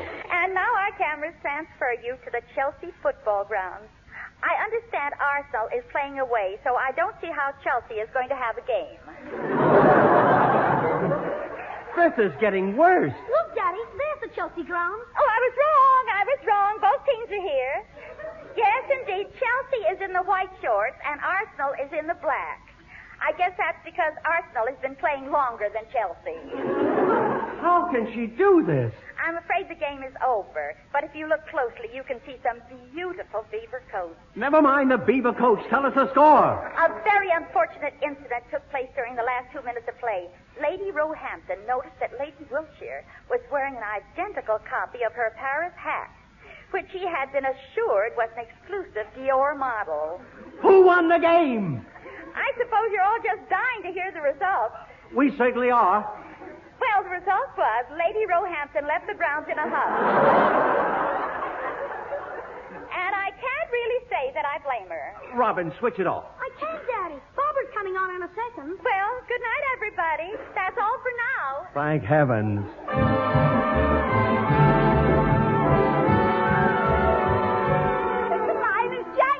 I know, Aggie, I know. Hello, everyone, and welcome to another off-the-record program, which, as usual, brings you recording stars, personalities, and news from the industry. Firstly, let me introduce a member of the famous Lyon family, whose latest record you're going to hear now. You'll say I'm a father. You all know the one and only Bibi. You've just seen her on your screens.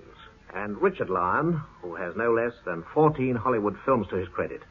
Richard is in hospital at the moment, and we all wish him good luck and a very speedy recovery. Oh, thanks, Jack. And, of course, I don't have to remind you of the other great member of the family who has recently made such a terrific hit on television. Wonderful build-up he's giving me. I'm referring to Robin Lyon. He gave such an outstanding performance as young Nelson. Oh, boy! But lastly, and by no means least... Well, it's about time. I'm sure you know who I'm talking about now. I do. The charming Barbara. What? Who you're going to see and hear now. I'm going to sue that Jack Payne. She's going to sing.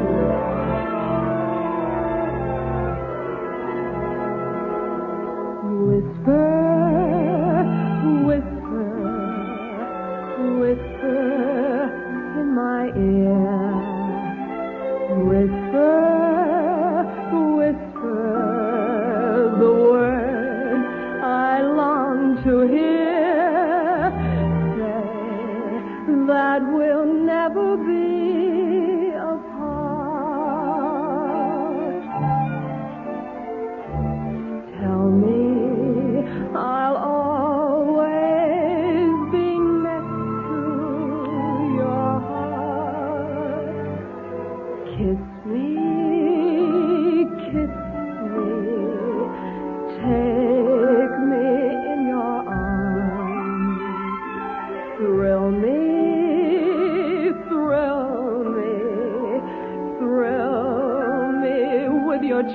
arms.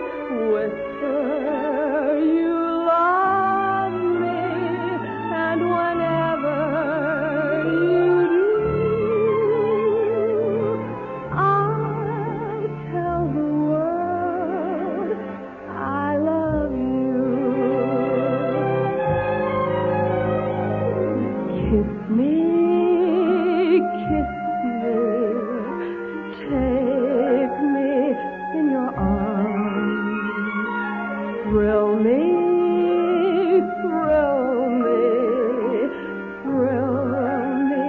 with your charm. Whisper you love me, and whenever you do, I'll tell the world I love you.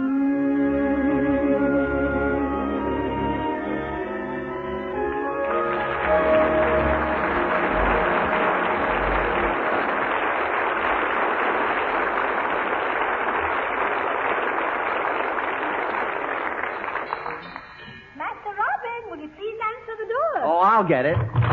Oh, hello, Wimple. Hello. I came over to tell you how good Barbara was on television. Oh, thanks, Wimple. Come on in and sit down. I say, it must be a great thrill watching your children grow up and carve out careers for themselves. It certainly is. Doing all the things you used to be able to do. What do you mean, used to be able to do? Oh, no offense, Mr. L. But you must admit they've grown a lot in the last few years. You're right. It seems like only yesterday Bibi was washing Barbara in her little bath. And now she's a big success on television. If she had stayed in the bath, she'd have been a bigger success. Robin. Oh, hi, family. We're back. Barbara, we are very proud of you. Oh, thank you, Mr. Wimple.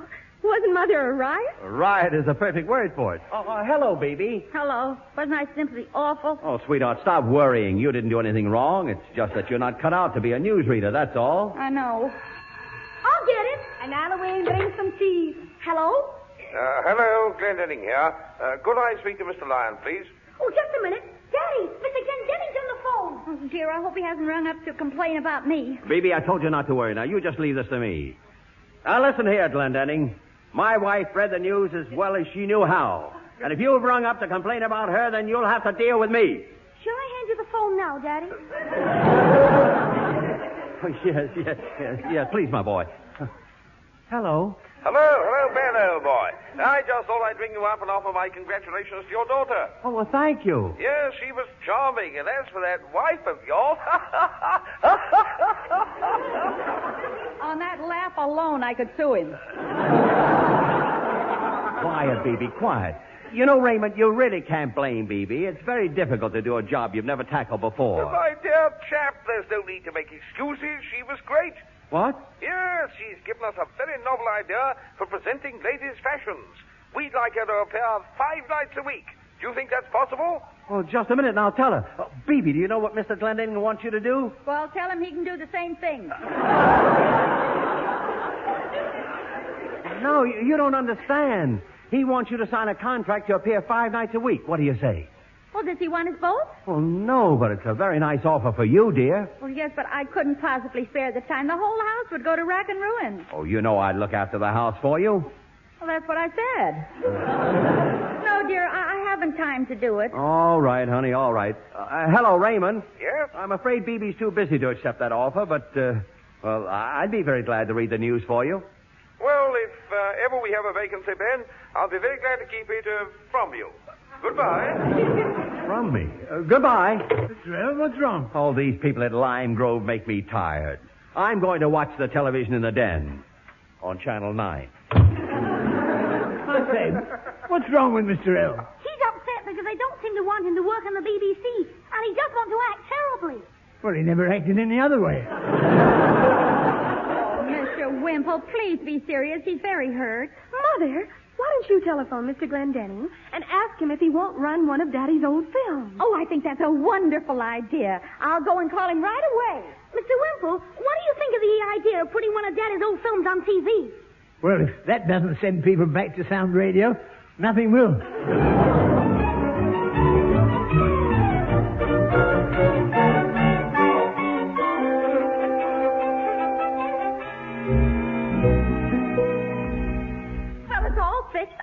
Mr. Glendenning, and he's agreed to show one of your father's films at 11 o'clock tonight. Oh, Mother, that's terrific. That should bring back Daddy's confidence. Say, how did you get Mr. Glendenning to put it on so quickly? Well, he knows it's a great film. The fact that the cameras at Earl's Court have broken down is a mere coincidence.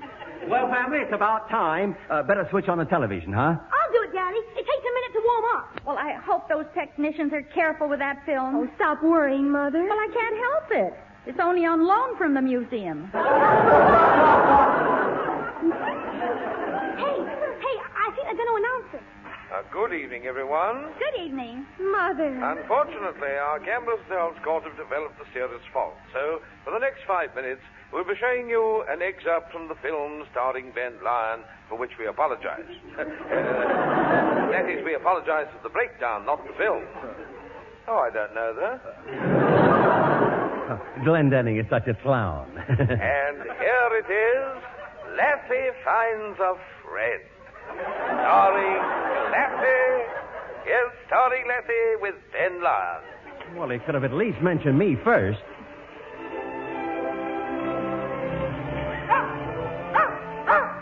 Oh, Mr. Lyon, you look so young in the screen. Yes, well, he could have mentioned me, you know. I didn't like the billing he gave me. Yeah, now be quiet. Listen, everyone. Listen to me. Joe, darling, you can keep Lassie, but there's something I have to tell you. You and I have been happy together for 3 years. That's why it isn't easy for me to tell you that I've suddenly fallen in love with someone else. Oh, I'm sorry I made you catch your breath, Joe, but I wanted to give it to you straight. Oh, no. No, don't speak. Let me finish. And when I've finished, I'll just go quietly out of your life forever. Oh, darling, don't sit there with that strange, twisted look on your face. Speak to me. Please speak to me, Joe. This is rough on both of us, Joe, but believe me. And there we must end Lassie Finds a Friend. And by the way, that co-starred Lassie and Ben Lyon. And now, I'm very happy to tell you that at last we can take you to Earl's Court, where our outside cameras are now working perfectly. Robin, switch it off. Okay. Daddy, you look terrific. Yes, darling, you were simply handsome. I know, but I wish they'd chosen a scene where I had a little more to say. Don't give it a thought. You were wonderful. I was? Yes. And the way Daddy looked on the screen, why, everybody will be crazy about him. Oh, I wouldn't say that. I would. From now on, you're my favorite star. I am? Yes, sir. I used to think there was no one quite like Tree of the Horse, but now I know there is. Well, thanks. Oh, Mr. Lyon, he meant that as a great compliment. Oh, I know he did. Of course he did. Well, I think I'll go in the den and take a look at my old scrapbooks. Isn't it wonderful? He's so happy. You don't think we put it on a bit too thick, do you? No, we'll telephone all our friends and tell them to do the same thing. I'll start in by calling Mrs. Wimple.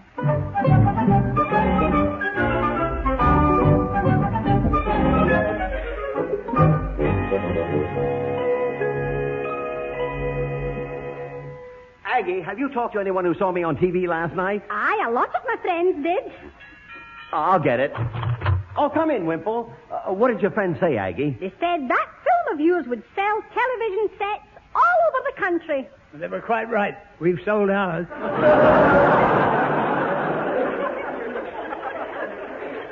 Wimple, you're entirely too funny tonight. Now watch it. I'll wager when Mr. Lyon made that picture, the girls were swarming round him like bees. Well, the bees have started swarming again. Here, I brought you these autograph books to sign. Aggie, just look at the size of that stack of books. Quick, where's my pen? I'll go and get you one. Here, bottom mine. Why, your hand's shaking with excitement. Oh, don't be absurd. I sign this many autographs every day. Now, let's see. How does that little verse go I always write in the book? Oh, yes. With love from Ben, whom you adore, California, 1920... No. No? Well, how about this one? With love from Ben at 55... Well, what do you know? He's still alive.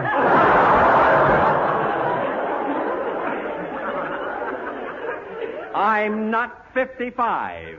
And if you'll excuse me, I'll go in the den and dream up my own verses. What a touchy old bounder. Oh, hello, Mr. Wimple. I thought Ben was in here with you. He was. He's just gone in the den to autograph some photos for his fans. Listen, you don't have to pretend anymore. Ben can't hear you in here. Well, I'm not pretending, Mrs. L. I couldn't get on with my work at the garage this morning for all those teenage girls asking me, do you know Ben Lyons? When I said I did, they all gave me a great big kiss. Oh, Mother, Janet Fields just telephoned to say she wants to start a fan club for Daddy. Well, that was very clever of you to get one of your girlfriends to call up, dear, but he's doing very well as it is. It's nothing to do with me, Mother. I don't even know Janet Fields. Oh, I do. She's the blonde in the camera shop on the corner. You mean that little flirt? What? Why, she has every boy in the neighborhood running after her. Barbara, this is going a little too far. It most certainly is. Well, bye-bye. Tell Gregory Peck I'll be over to get those autograph books later. Goodbye, Mr. Wimple. I wonder if he was joking about all those girls falling for your father. Somehow, I don't think he was. And if we don't nip this in the bud, there'll be no holding Daddy. You're right. Let's put our heads together and maybe we'll hit on something concrete.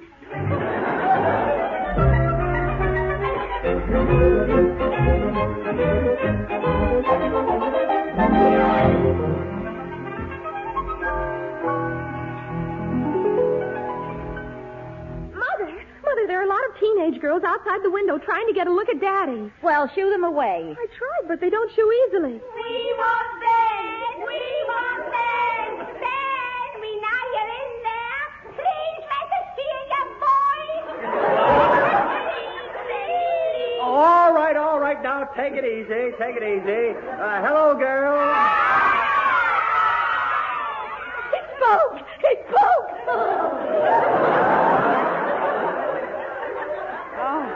Mother, this is awful. If Daddy encourages them any more, they're liable to climb through the window. Well, they better not. If one of those silly girls throws herself at your father, I'll throw her right out again. Maybe one of them's already in there, making eyes at him. Well, we'll soon find out. Let's open the door quietly and listen. Listen, you cute thing. I've fallen hook, line, and sinker for those baby blue eyes, that turned-up nose, and that gorgeous husky voice of yours. I'm simply mad about your doll face. Daddy, stop looking in the mirror. But, Barbara, I must look my best for my public. Oh, Benny, let us in. Isn't that sweet? They won't leave me alone. Well, I'm going out and have a talk with them. Now, be nice, Barbara. Remember, they're my fans. You know, baby, I've noticed one or two little gray hairs in my eyebrows. May I borrow your tweezers? You certainly may not, and I'll thank you to return my hair curlers. Come on, Robin. Well, hello, Florrie. I didn't know you were here. Well, I was afraid to disturb the Johnny Ray of Southwick Street. Tell me, do these youngsters know how old he is? No, but I'm going to see that they find out. Good. That should make all the difference. Jesus is the busiest house. Come in. Good afternoon. I'm Janet Fields, president of the Ben Lyons Fan Club. Could I see Benny? Miss Fields, did you know that Mr. Lyon was a married man? Oh, the best men are. Well, we don't want him to belong to any fan club. He's ours. Oh, and who's the possessive little whippersnapper? Listen, kids. The last girl that talked that way to me had her whipper snapped. She did she? Yeah. And the girl before that had her snap her whip. Dig that crazy kid. Now, Robin, run along. Addie, Florrie, and I'll handle this. Okay, but keep her away from Daddy. All right. Now, Miss Fields, about my husband. He's not as much of a boy as you think he is. Age isn't important. Well, get the idea out of your head that you're going to make him a big TV star. Oh, that would be impossible. A great artist like Ben Lyons isn't made. He's born. Yes, but you don't know how long ago. No, but I've been told he's about 50. I saw him on TV last night, and he looked divine. Oh, I've never seen such a chest. It looked as big as a mountain. Yes, but he's had a landslide since then. But he looks wonderful in this photograph he just sent me. Oh, just look at it. Just lamp that lovable face. No, thank you. And what a physique. Just dig those crazy hips. You better not. His corset might give way. I don't believe it. I saw him on the street last week, and I think he's handsome. Now, may I please see Benny? I'm afraid you'll have to wait. He's busy curling his wig. Wig?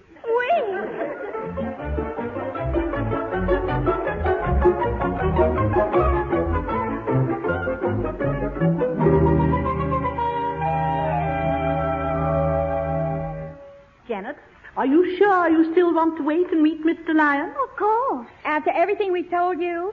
You see, Daddy has to be in bed no later than 8 o'clock. Now, Barbara, that's ridiculous. He can stay up until 9 if he takes a long nap. Crumbs. We had no idea he was in that condition. Well, if it isn't my little president of my fan club. Hello. I hope I haven't kept you waiting. Mommy, Mr. Glendenning's here. Oh, hello, baby. Do you know, I just dropped over with this film of Ben. Oh, thank you, Raymond. Raymond Glendenning. Oh, think those crazy whiskers. Young lady, please, give me back my tie. Oh, my dream, man. Let me kiss you.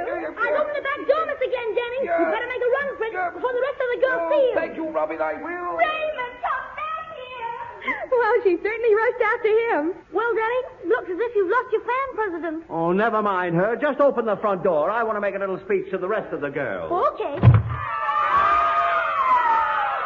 My dear fans, it does me good to see all you hundreds of girls gathered here in front of me tonight. Run! There goes Raymond Glendenning! I guess I might as well go inside. Oh, Daddy, they all left you. Let's face it, Bibi. I'll never make women scream again. Oh, you don't have to worry about other women, Daddy, as long as Mother and I love you. I know, and you've both been so darn sweet about the whole thing that I'm going to buy you each a new dress.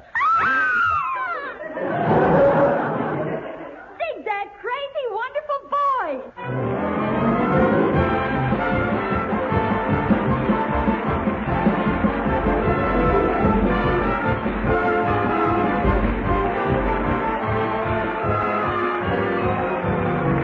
That was Life with the Lion, with Bibi Daniels and Ben Lyon, where Barbara Lyon, also in the cast were Horace Percival, Doris Rogers, Molly Weir, Richard Belair, Raymond Glendenning, Patricia Field, George Meaton.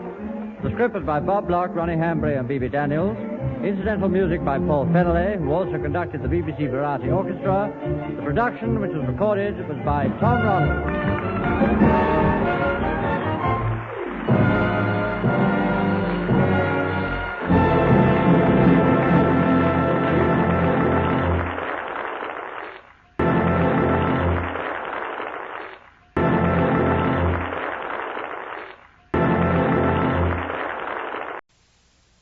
The Light programme is also broadcast on VHF in London and the southeast of England, the northeast of England, northeast of Scotland, and Northern Ireland.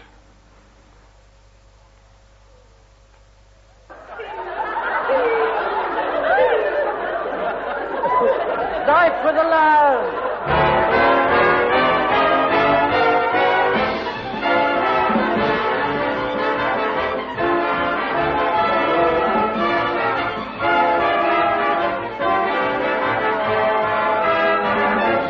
We'd like you to meet the Lyon family. I'm Robin Lyon. I'm Richard Lyon. I'm Barbara Lyon. I'm Ben Lyon. And I'm Bibi Daniels Lyon.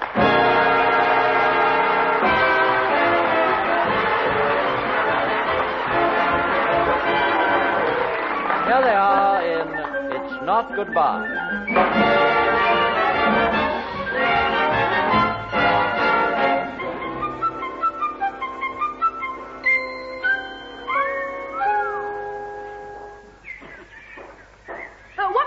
The garden, Daddy? Yes, don't touch anything. And don't step on that soft earth. Why? My Antirrhinum is going in there. Well, couldn't you bury us someplace else? Ignore him, Pop. Come on, let's finish the rock garden. In a minute, son. I have to dig up the rock plants first. Oh, doggone it. Now, where are they? Ben, what are you looking for? My beautiful Flora. Well, I'm glad to hear you say something nice about her for a change. There are the rock plants next to Robin. Oh, thank goodness.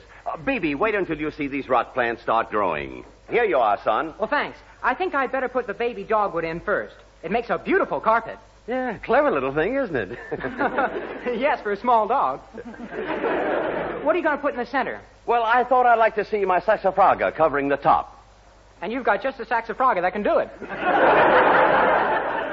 Now, never mind the jokes. Just plant. Robin, do you know where Barbara is this morning? Well, on the phone. Where else? Boy, when phone calls go up to fourpence, she's going to break that guy. Oh, Mother, Russell wants to know where we're going on our holidays. Don't tell me you're actually off the phone. What happened? I I was disconnected. Well, whoever put you together again did a terrible job. That wasn't the least bit funny. Where's Russell going on his holidays? He said he didn't care where he went, as long as I was there. Isn't that the most adorable thing you ever heard? I mean, he's so unselfish. Honestly, I think I'm the happiest girl in this great, wide, beautiful world. Pop, will you please come up on this great, wide, beautiful rotten and help me? Of course, Richard. I don't care where I go as long as you are there.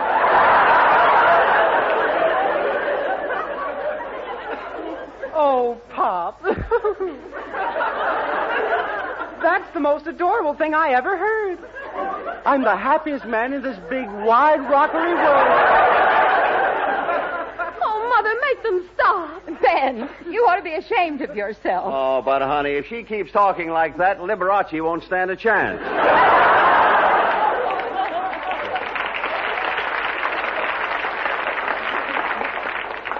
Oh, Mr. Lyon, will it be all right if I leave for my holidays this week? Yes, Aggie. I suppose you're going to Glasgow again. Where else?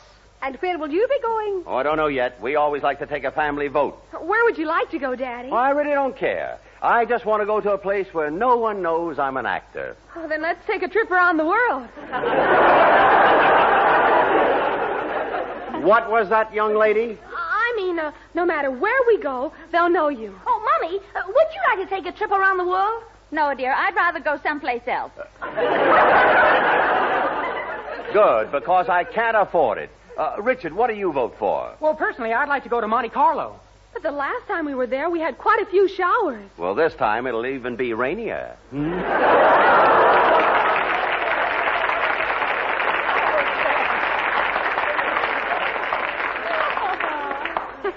After that joke, we wouldn't dare go.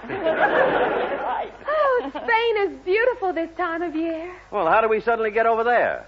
Because Russell has set his heart on going to Spain. Oh, well, then we'll go. That sounds okay to me. Well, me too. All right, we'll make it Spain. Oh, that's wonderful. Well, I think I'll get cleaned up and go to the office. Colonel Price wants to see me. Oh, Barbara, how much time is Russell getting off? 3 weeks. Ben, tell Colonel Price you want 3 weeks, too. Oh, honey, I couldn't do that to him. You mean he can't get along without you? Of course he can, but I don't want him to find out. Well, I'll be home early.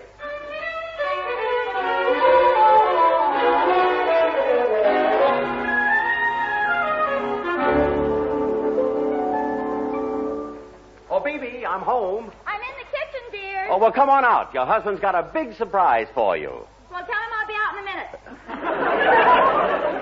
Did you buy her a present? No, this surprise includes the whole family. What surprise? Oh, come over here, you gorgeous little creature. Ben. Do you realize I haven't been kissed since before breakfast? Darling, put me down. Oh, Daddy, stop teasing that young, innocent female. Where is she? Put her down, Pa. I think I will. She's gained a little weight. Thanks. Now, what were you going to tell us, Samson? Well, we're all going to Spain for 4 months. 4 months? Oh, darling, how did you manage to get such a long holiday? Well, it's not exactly a holiday. Colonel Price is sending me to Barcelona to make some advertising films for a Spanish hair oil company. Oh, that's terrific. Hey, what's all the excitement? Oh, Daddy's getting a long holiday in Barcelona. Oh, how wonderful. Oh, Russell will be so pleased. I hope it isn't cold down there. Robin, it's the hottest place. And Russell said that's just where Daddy should go. What? I mean to Barcelona. That's where he wants to go. Where did you get that Barcelona stuff? Because in Spanish, the CE is always pronounced as th. Oh, is that so? Yes, that's so.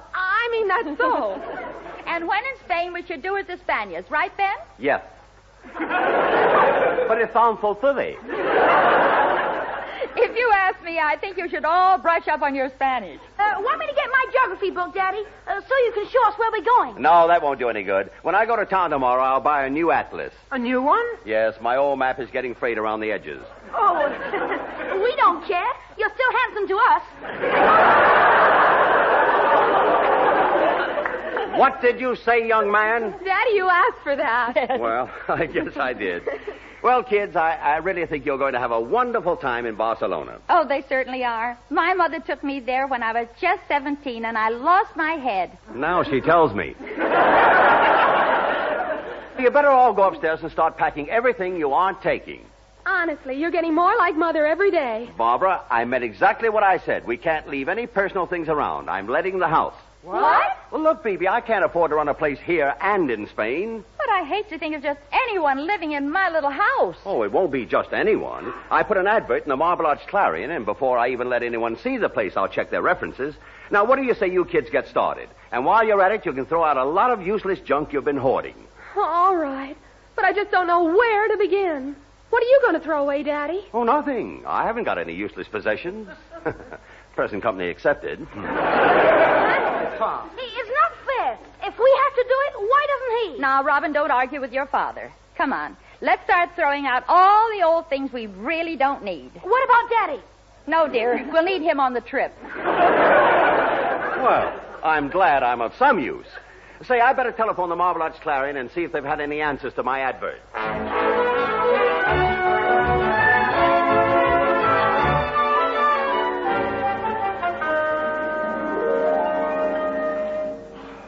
Phoebe, for heaven's sakes, this bedroom looks like a cyclone struck it. I thought you and Barbara would have everything packed away by now. I'm sorry, dear, but I never realized how many clothes I had. Well, neither did I.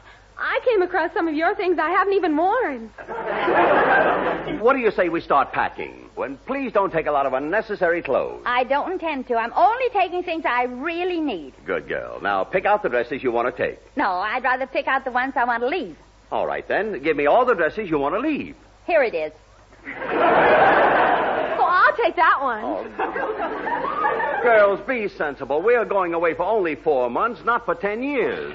4 months? If I have to be away from Russell for all that time, I'll die. I'll just die. Then I won't have to buy your return ticket. Oh!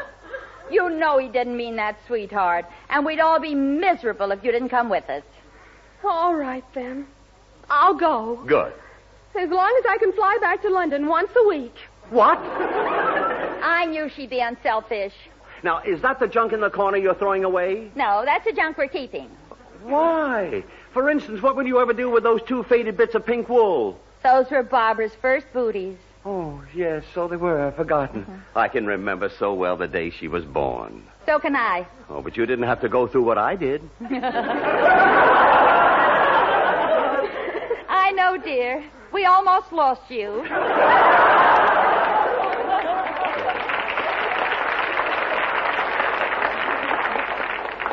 Mother, I guess I can throw this old teddy bear away. Well, don't you dare. Sorry, Daddy. I forgot it was yours. Well, it was my first toy. Here you are, Mr. Lyon. I washed and ironed your bathing costume as you asked me. Oh, thanks, Aggie. I appreciate that. Oh, and I darned the hole in the sleeve. Oh,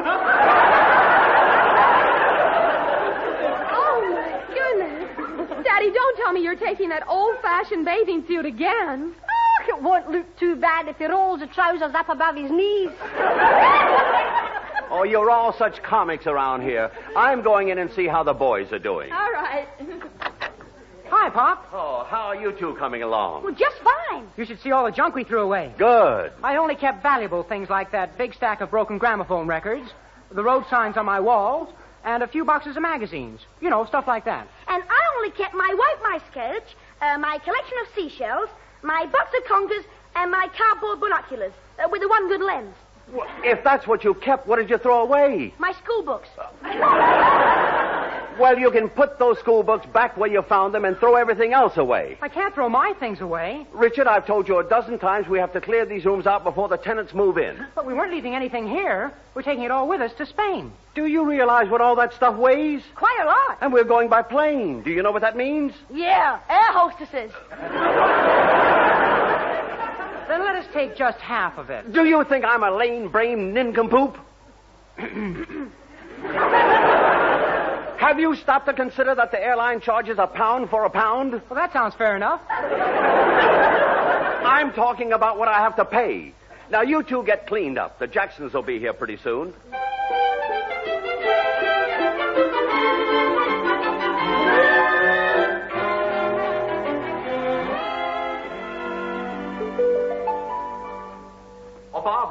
did you ask Aggie to make an iced tea for the Jacksons? Oh, yes, she's doing it right now. What happens if they don't like the house? Well, why shouldn't they like it? Well, gosh, maybe they don't like high ceilings or something. Or they might think it's too small.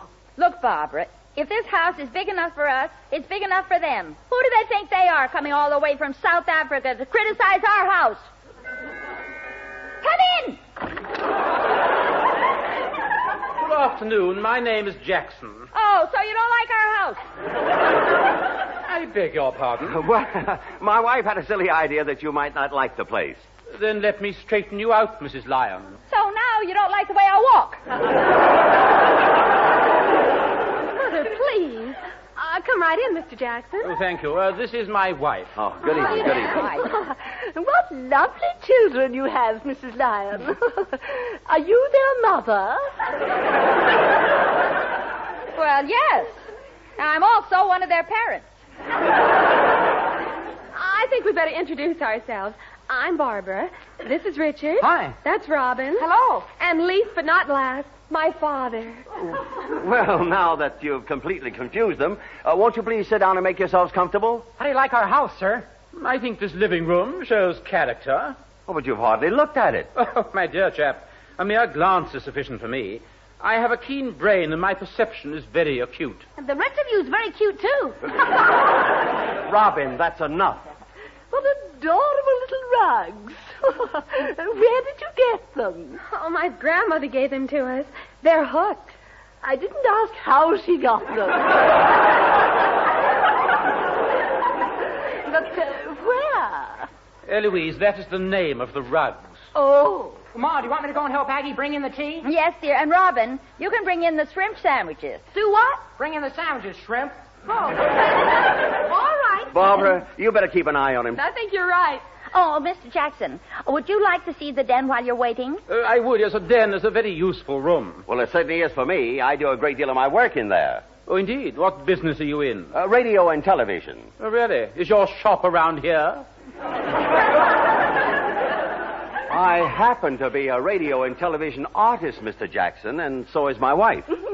How interesting. I hope I meet her soon. It's me.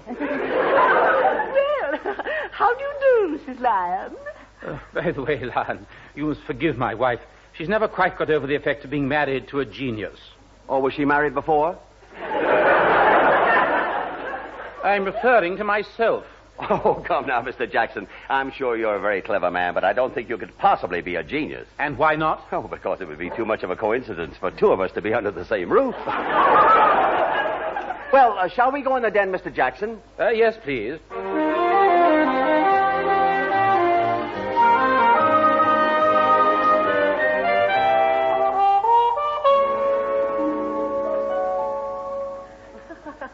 Thank you so much for showing us over your house. Well, thank you. You must be in a great hurry to get back to Cape Town. Mrs. Lyon, we aren't leaving for Cape Town for several months. No, besides, we want to take your house. Well, I'm afraid I wouldn't want our house to travel that far.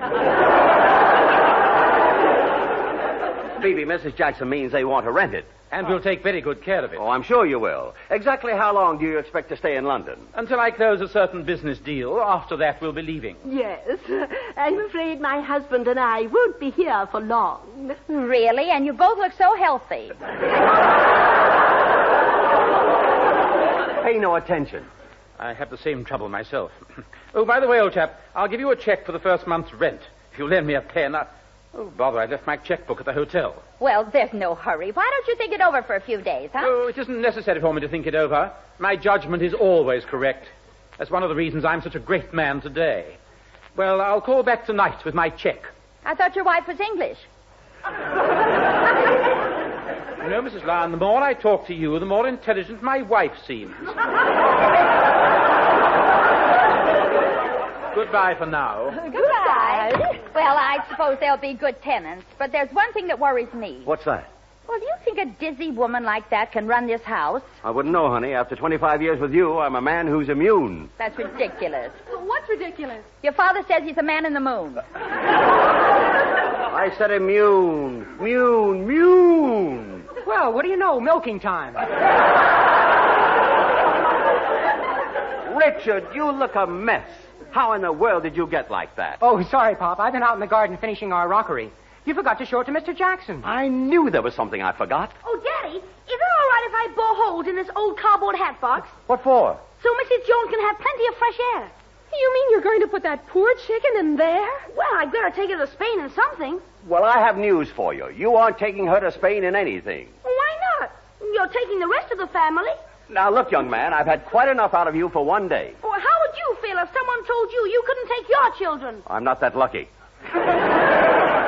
Come on, Richard. Let's water the garden down so it'll look nice and fresh when Mr. Jackson gets back. Okay, but it sure would be nice to sit down for a change. Oh, Mummy, if I can't take my chicken to Spain, I don't want to go. Oh, darling, don't make such a fuss. I don't want to go to Spain either. I can't stand the idea of leaving Russell. I can just see the poor thing sitting there, all alone, with those sad little eyes and those fuzzy little legs. Mrs. Lyons, I saw that Mrs. Jackson when she was here, and I don't like the idea of a stranger using my stove. I've a good mind to stay at home. That makes 3 of us. That makes 4 of us. I don't want people living in my little house either. Oh, your husband will be terribly upset. After all, he's gone to a lot of trouble. Well, maybe we could just give him a subtle hint. I like tearing up the airplane tickets. Oh, no, I think I'll telephone Mr. Wimple. If anyone can talk Daddy out of it, he can. You're right. And I'll telephone Florrie and ask her to do the same thing.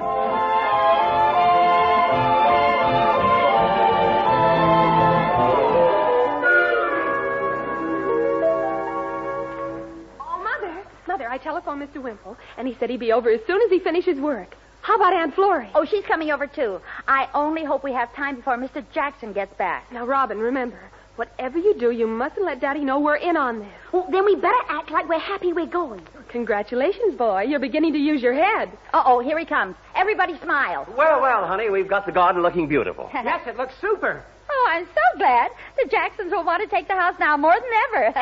And the minute they do, we'll be on our way to Spain. I just can't wait to get on that plane. Well, that's a quick change. An hour ago, you hated the idea. Oh, yes, but then she stopped to think how wonderful it would be to get away from this old tumble-down shack. You know, I feel the same way. What do you mean, tumble-down shack? Well, you have to admit the rooms are awfully small. Nonsense. This room is 20 feet long, and it has the largest front in the neighborhood. Yoo-hoo, we're big. Well, almost the largest. Then, darling, I must apologize for barging in like this. Oh, don't worry, Florrie. You're one barge we're always glad to see. Drop anchor. How sweet of you. Aunt Florrie, do you know where we're going on our holidays? No, but I hope it's anywhere but Spain. Why? What's wrong with Spain? Everything. It's simply dreadful. Oh, Aunt Florrie, why do you keep winking at Mommy? Robin, go upstairs there and wash your ears. But I just did. But if I keep on washing my ears, they'll shrink. Then wash Richard, too. I know when I'm not wanted. What did he mean about Aunt Florrie winking at Richard, go out and water the garden. I just watered it. Then go out and dry it off. Phoebe, that's perfectly ridiculous. Well, it doesn't matter. I will not allow my children to disobey me. But all I said was that... Richard, dear, you heard Mother. She wants Robin to put the sprinkler on his ears, and she wants you to wash the lawn. I think I've gone nuts. Then I better show you where the lawn is, dear. Come on. If you see a guy with a net over his head, it's me. Now, what's this all about Spain being so dreadful? Well, I was there this time last year, and I've never known such heat. I was sweltering, even when I camped out under a bivouac. Florrie, putting you on a bivouac is like covering a whale with a parasol.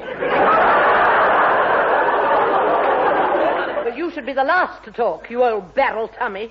Now, darling, he didn't mean it. Go on, tell us another reason you shouldn't go. Well, Norfolk is so much closer and so much healthier. What do you mean, healthier? The air is so exhilarating. The last time I was there, I lost all restraint and went completely mad. I was the wildest woman in the Norfolk Broads. You mean the broadest woman in the Norfolk Wilds? Oh, Florrie, please forgive him. Well, only if he takes my advice. Now, believe me, Ben, 2 weeks on those glorious lakes is better than 4 months in Spain. Oh, I intend to go back there one day and recapture my youth. If he sees you first, you'll never recapture him. Then how could you? It's no good, Beebe. I can see his mind's made up. He's already got that going-away look. I have? Yes, the bags under your eyes are packed.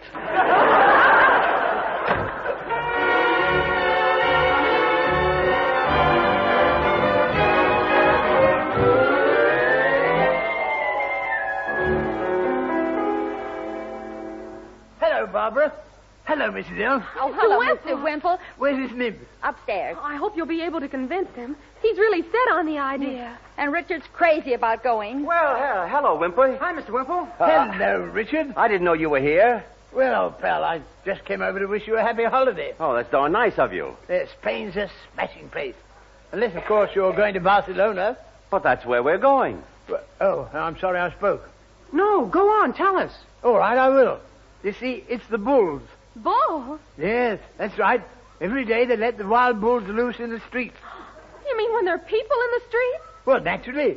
The animals have to practice on somebody. That's the most ridiculous thing I ever heard. Is that so? Well, I'll have you know, I spent one night in a hotel room, and the next morning there was a rooster sitting on my bed crowing, and a wild bull standing at my door, daring me to come out. What do you think of that? It's the biggest cock and bull story I've ever heard. You mean you don't believe it? Do you think I'm crazy? No, but it would help. Tell him about your uncle. Oh, yes. You'll have to believe this. He was killed down there. By a bull? No, he was stabbed to death. Someone heard he had money in his mattress. Holy catfish. Maybe we shouldn't go. Oh, get that, son. Okay. Oh, then, there's another thing. Wimple, you're wasting your breath. You see, I was in Barcelona only last month. Well, this is a fine time to tell me. Oh, Pa, Mr. Jackson is here to sign the lease. Well, where is he? Well, I took him out in the garden so he could have a good look while it was still light. Smart idea. Excuse me for a moment, Wimple. I must go out and see him. Looks like we've had it.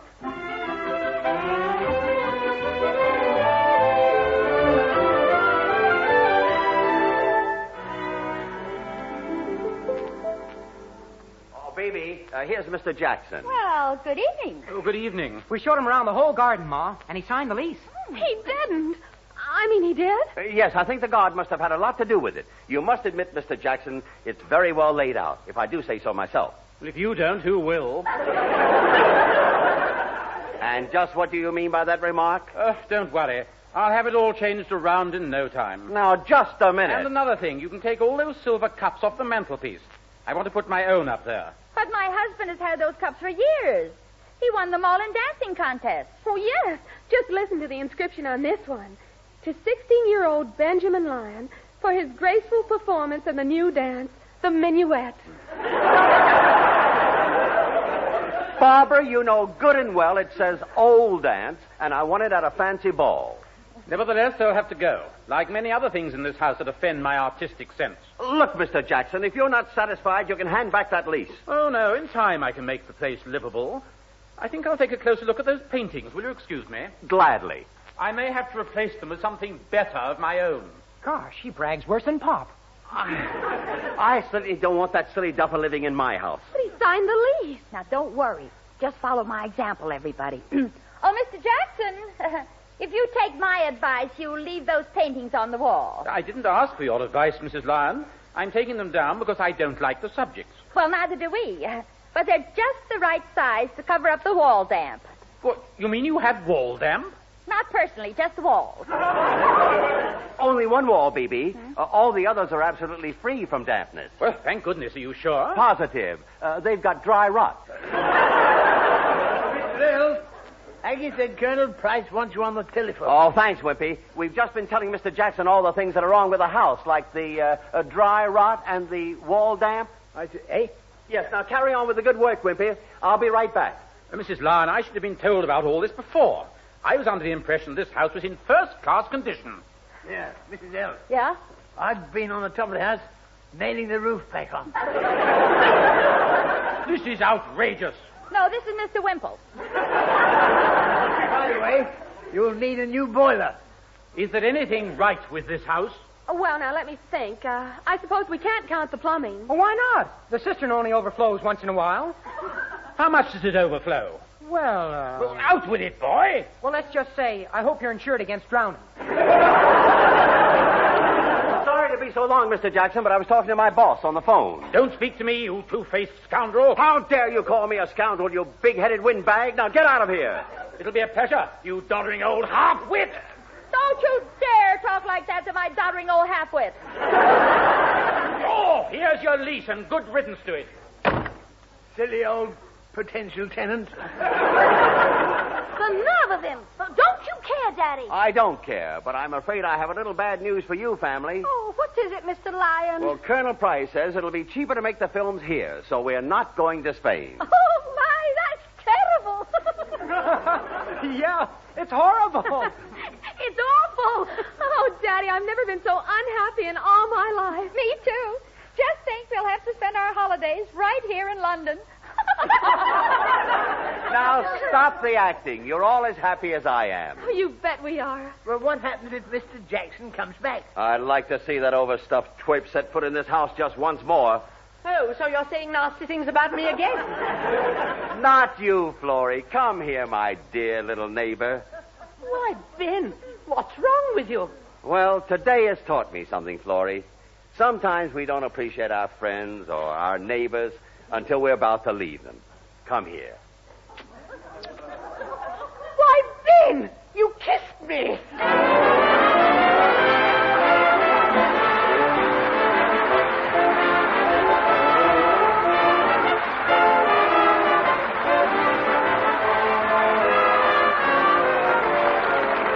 That was the last program in the current series of Life with the Lions, with B.B. Daniels and Ben Lyon, with their children Barbara and Richard. Also in this recording were Horace Percival, Doris Rogers, Molly Weir, Richard Bellairs, Gwen Lewis, and Hugh Morton. The script was by Bob Locke, Roddy Hambry, and B.B. Daniels. The incidental music was arranged by Paul Fennelly, who also conducted the BBC Variety Orchestra. Production by Tom Ronald.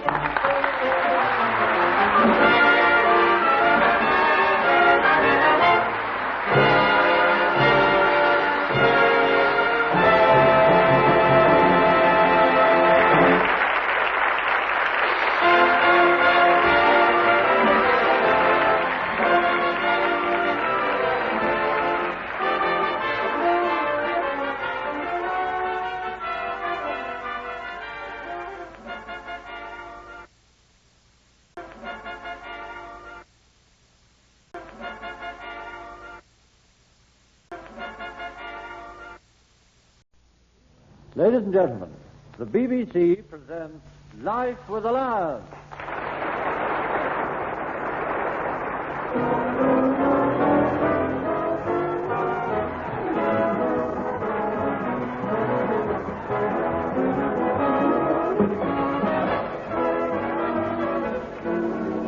Nowadays, with the high cost of living, families all over the country are trying to cut down on expenses. So let's drop in on the Lion family and see if the head of the house, that's what we laughingly called Ben, has any suggestions to offer. Well, I've just been talking to my old friend Wimple on the phone, and he thinks we could save quite a bit on eggs if we went out to the Tunbridge market today and bought a few laying hens. This being a very sensible idea, I'd better keep it a secret from the family. Ben, who was that on the phone? Who rang up, Pop? Who was it, Daddy? It seems to me the only one who can mind their own business in this house is Aggie. Mr. Lyons, who was that in the phone? Well, since you're all so inquisitive, it was Wimple. I'll have you know I'm not inquisitive.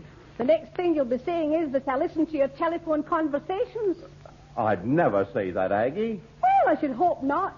And I think your idea about the eggs is silly.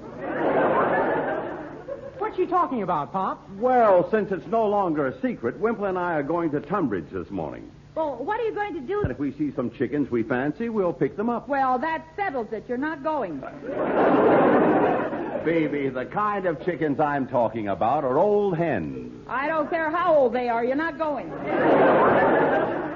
Boys, would you please tell your mother what market day is? A market day is where they auction off livestock and poultry. Aye, Say, your husband and Mr. Wimple want to buy some laying hens. Oh. Try and get a good price, Pop. I will. Wimple's friend, Mr. Cobbledick, is going to be there. He'll advise us. If you don't mind my saying so, Mr. Lyon, I still think it's a very impractical suggestion. If you don't mind my saying so. And if you don't mind my saying so, what do you know about raising chickens, if you don't mind my saying so? Ben, you're not really serious about buying those chickens, are you? I most certainly am. With eggs at 5 and 6 a dozen, do you realize how much 12 good laying hens will save us?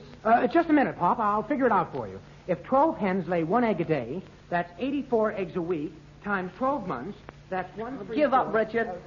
Now, leave him alone, Robin. I want to see how much we're going to save. Oh, I'll get it in a minute, Pop. 30 days, half September, April, June, and... Mr. Lyons, would you mind telling me where you're going to keep these chickens? Oh, out there, next to the lilac bushes. Oh, fine. That's right under our bedroom window. So what? Well, who wants to be awakened by a rooster crowing every time it lays an egg? Honey, the rooster is the male bird. It's the hen that lays the eggs. That's light for you. The woman does all the work and the man takes all the credit. Now, let's see. 84 times 50 plus 2 times 1376. Oh, hello, family. Hello, Barbara. Why is everybody looking so serious? I've been trying to convince your mother and Aggie that we'll save money on eggs if we buy our own chickens. Oh, fine. How many are you going to get? 7,994. What? Well, he's just doing a little arithmetic. Now I've got to start all over again. Now, let's see. 84 eggs times 52. I'll go and get you a cup of coffee, Miss Barbara. You must be frozen this cold morning. Thanks, Aggie. Mother, did you ask him? No, dear, just take it. Take what? Oh, Russell wants to borrow your new electric drill to make a tool shed. Isn't he clever? Oh, if you want to see something clever, come over this afternoon and watch me make a chicken run. Oh, I don't think that's very clever. Oh, you mean a chicken house? Honestly, sometimes when I listen to you and the boys, I'm glad I only had 3 children.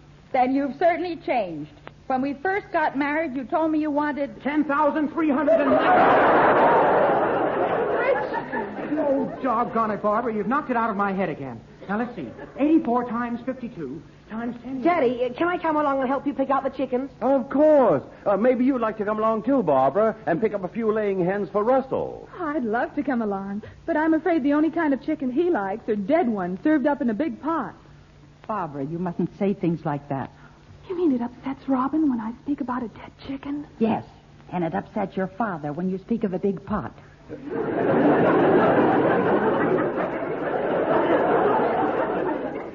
What are you whispering about?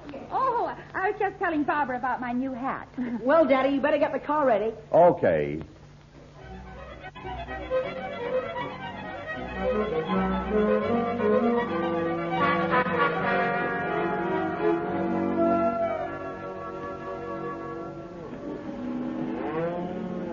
Well, this certainly is an enormous marketplace. Say, where's Barbara? Oh, she's back there waiting for the cattle auction. Oh, but she doesn't know anything about cattle. No, but there's a big crowd. She wants to show off her new coat.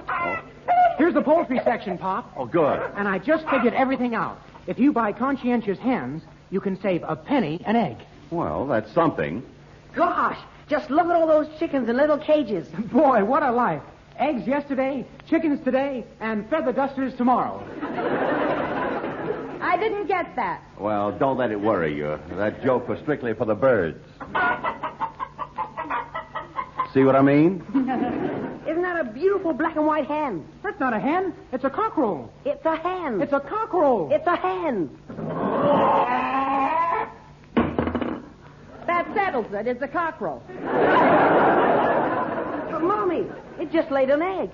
Are you insinuating that I'm dumb? Don't answer that, Robin. Hello. Well, Wimple, I was just wondering where you were. Well, I was delayed a little. I thought I saw my wife's face in the crowd, but I must have been mistaken. How do you know it wasn't your wife's? Well, a man came up and put a nose bag on it. You ought to be ashamed of yourself. You don't understand, Mrs. L. I have a very warm spot for my wife, but she won't go there.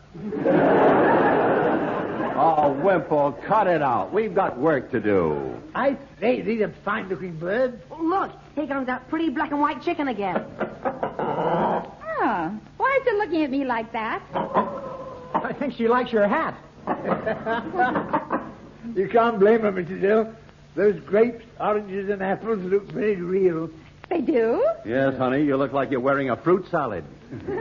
Well, thank you. I'm glad it looks so natural. Well, I think I'll go and look for Barbara. We'll come with you, Ma. Come on, Half Pint. I'm with you, man. Shall we put in a bid for these hens, Wimple? Wait until I take a gander at those cages in the back. All right, and while you're at it, you can pick out a few nice cockerels for cooking. Oh, Mr. L., I'd never kill a cockerel. They have too much to live for. Oh, well. I'll see you later, alligator. In a while, chicken hater. Well, how do, Mr. Lyon? Well, Mr. Cobbledick, you're just the man we want to see. I understand you're selling off a lot of your stock today. Ah, that's right. You see, I couldn't very well run the farm and the flower nursery. Besides, I had a very bad summer. All that rain ruined my corn crop. Oh, that's a shame. I understand there's a lot of money in corn. Well, you should know.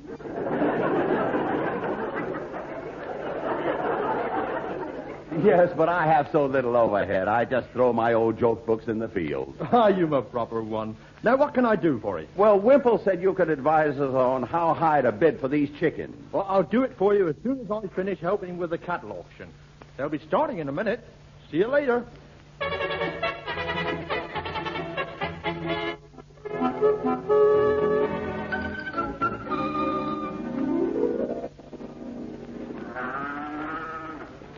I can't see Barbara anywhere. Oh, she'll turn up in a minute. Robin, have you ever seen so many animals? Well, no, Mommy. You're having a real field day, aren't you, Half Pint? Well, yeah. But I hate to see all those pigs and sheep huddled up in those little tiny pens. Oh, don't worry, dear. They won't be there long. Just as soon as they're sold, they'll be back on a nice big farm again. How do they sell them? The auctioneer keeps raising the price, and when anyone accepts it, they just wave their catalog. You mean like this? Robin, don't do that, or you might find you bought a pig. Look, they're going to auction the cows now. Come along. Quick for your bids, please. Quick for your bids. Page 6 in your catalog. Jersey and Guernsey. Oh, what calf. a pretty gray cow. Oh, yeah. And look at her little calf. Yes. Going once, twice, sold. Sold to the gentleman in the brown suit. Take the calf, too, sir. No? Oh, go on.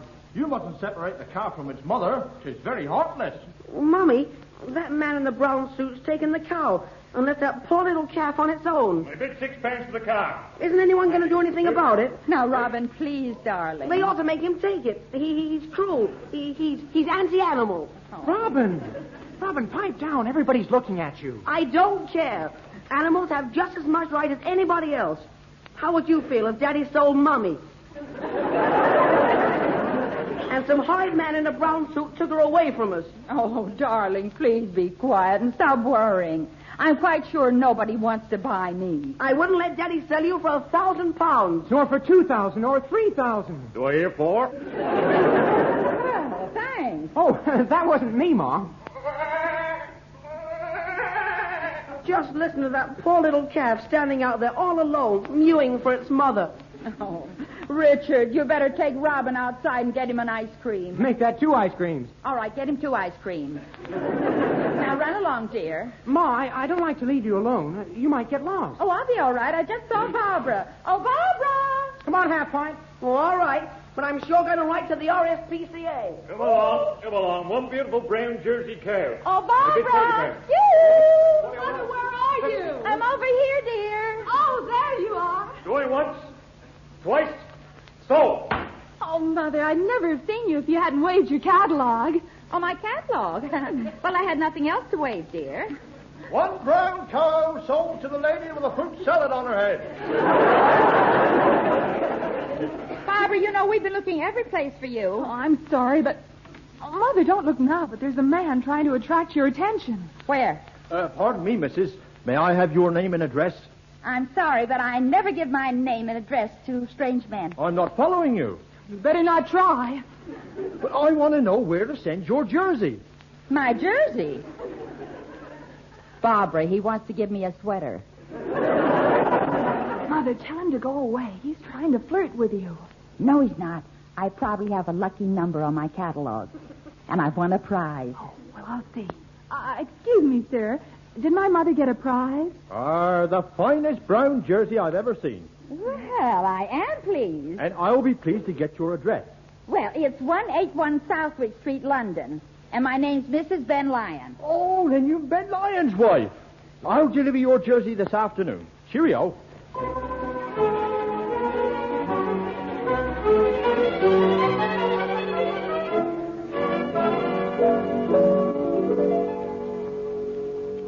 Oh, Aggie, we're home. I so see, and I'll tell you once more, those chickens are going to be nothing but a nuisance. I couldn't agree more. Still, I suppose we ought to be thankful it's chickens and not cockerels. All they do is strut around and eat. Pretty lazy, huh? They certainly are. My mother once kept 2 cockerels in the backyard, and one of them was so lazy, he used to wait for the other one to crow and then nod his head. Never mind the tall stories. Just go and get me a lot of scraps. I want to feed my chickens. Oh, very well. It's a wonder you don't ask me to give them a cooked meal. Oh, and boys, you better start putting up that wire netting in the garden. I knew it. Come on, Ritz. Why is it every time you get an idea, we have to do all the work? And just what did you mean by that? Nothing, Cockerel. I mean, Pop. What's the matter with those two? Well, I don't blame them. The house is getting to be like a farmyard. Next thing I know, you'll be bringing a horse in the house. Hello, you two. Oh, hello, Florrie. Take off your saddle and sit down. Oh, so I'm a horse, am I? Oh, of course you're not. Pay no attention to him, dear. He's just trying to take my mind off those silly chickens he bought. What ridiculous scheme are you working on this time, Ben? It's not ridiculous at all. I bought a dozen hens to lay eggs for me. What's the matter? Are you getting tired? After a crack like that, it's lucky I have a hard shell. Well, you had it coming to you. Florrie, just take a peep in that cage behind you. Oh, good gracious. They gave me a fright. What do you think you did to them? After that remark, it would serve you right if they didn't lay a single egg. Here, here. Did you hear that, little chickens? If you don't lay any eggs, Auntie Florrie will give you all a big kiss.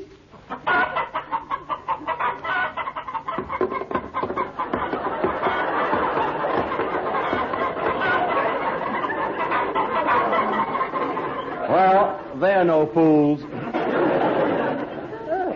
well, if they lay eggs like that, perhaps I ought to keep a few at my place. But, Florrie, where would you keep them? Oh, that's no problem. I've got a yard at the back. From here, it looks more like an acre. Well, bless your little spare tire. Well, I think I'll take my little hens to their new home. Oh, well, thank goodness. Poor baby. Now you have to put up with another of his silly schemes. No, this one isn't only silly, it's ridiculous. A house is no place for farm animals. Oh, I'll get that. Oh, it's you, Mr. Cobbledick. Well, Mr. Cobbledick, did you bring my jersey? I certainly did. Daisy, say hello to the lady. Baby, it's a cow. You got good eyesight, missus. Mr. Cobbledick, I don't like to be rude, but why did you bring your cow here? Oh, it's not mine. This be what you bid for at the auction. A brown jersey. Now, look, my good man, I may be a little silly, but I can certainly tell the difference between a cow and a jersey. Oh, no, this be a jersey cow, and you bought one. There's a bargain at £60. 60 pounds? Florrie, say something. No, say something sensible. Now, please, Mr. Cobbledick, my friend can't possibly keep a cow in her house. No, we haven't got a spare bed. Besides, supposing the cow wants to be milked. Then you'll have to take things in your own hands. Well, there's obviously been a mistake. You'll have to take Daisy back. Oh, I can't do that. The market's closed. But I'll tell you what.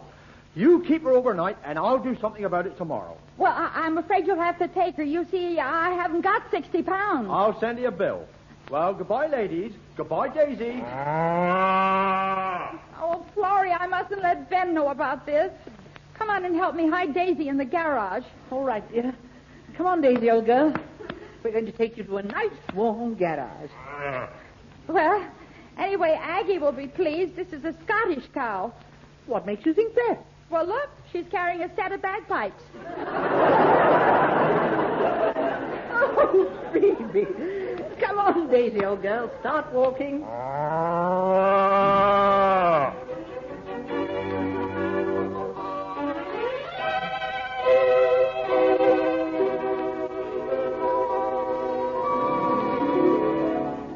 Oh, Mother! I'm in the living room, dear. I just saw a strange face looking out of the garage window.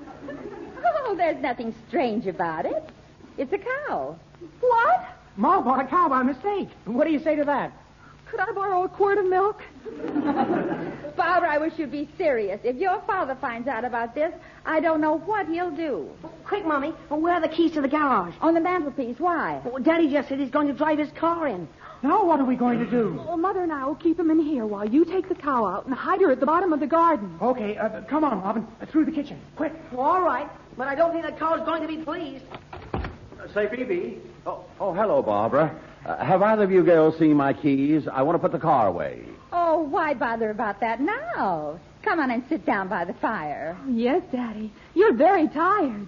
Oh, what makes you say that? What makes you say what? I'm very tired. Then come and sit by the fire.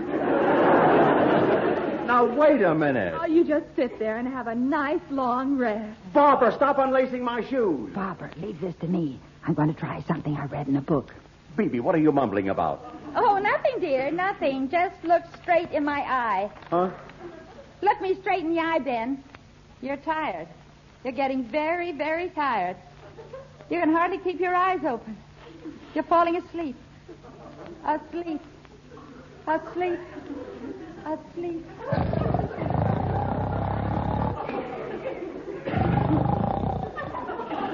Well, now that your mother's asleep, maybe I can put my car away. Daddy, please don't go. Ah, here are my keys. Mother, wake up. Where am I? Oh, what happened? Oh, it's all right, Barbara. We got Daisy out. Thank goodness. Oh, where's she now?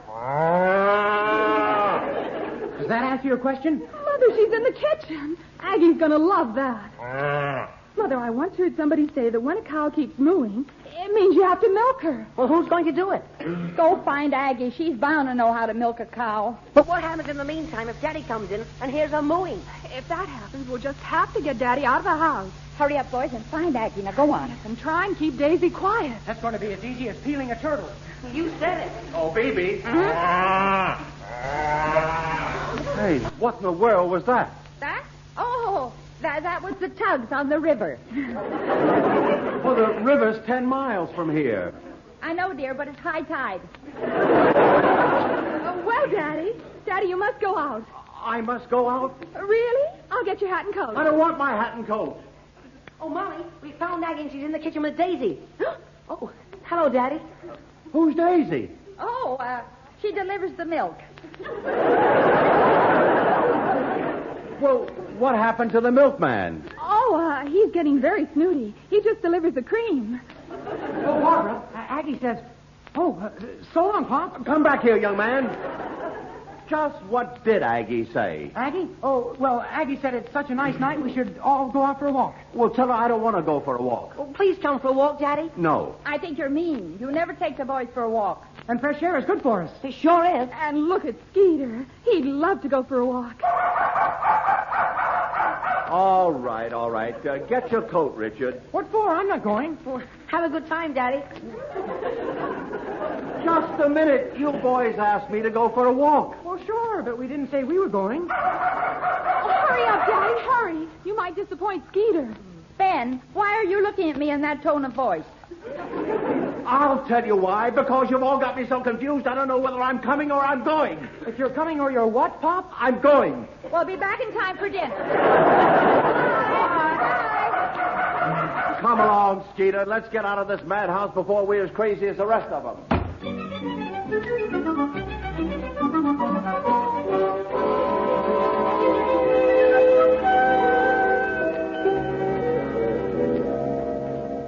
Now, Aggie, calm down. I am calm, but I will not have that cow in my kitchen. But she's only going to be here for one night.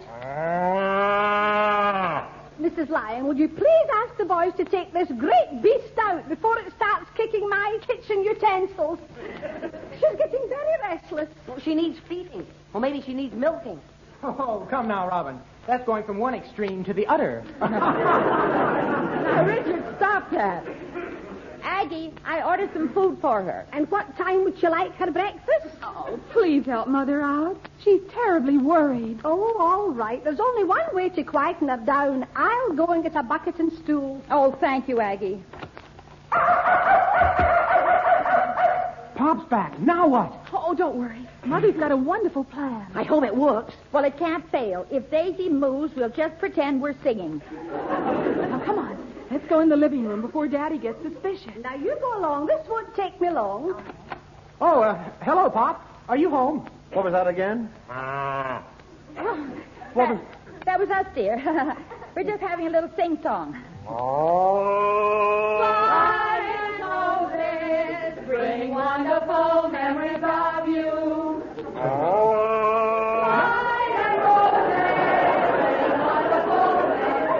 Well, that's the most peculiar bit of singing I've ever heard. It's a new style, Daddy. You've heard of rock and roll? Yes. Well, this is milk and shake.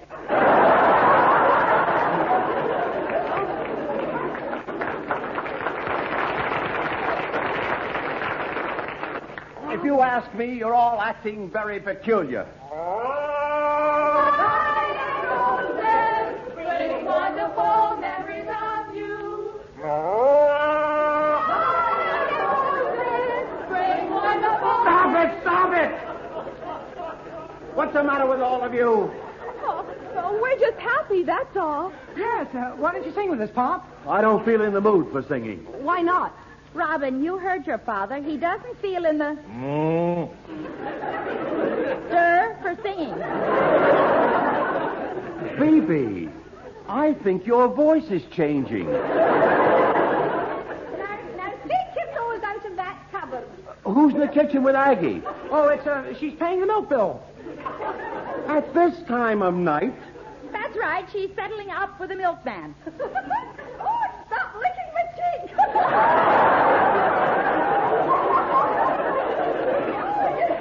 You're tickling me. It sounds more like she's settling down with the milkman. Barbara, do something. Pop's looking very suspicious. All right. Daddy, won't you please sing Ginny with the light brown hair? You do it so beautifully. Well, all right. Now be quiet, children. Your father's going to sing. I dream of Jeannie with the light brown. Bring wonderful memories of you. Go ahead, Ben. The only place I'm going is upstairs. Hurry up, kids. Let's get back to the kitchen.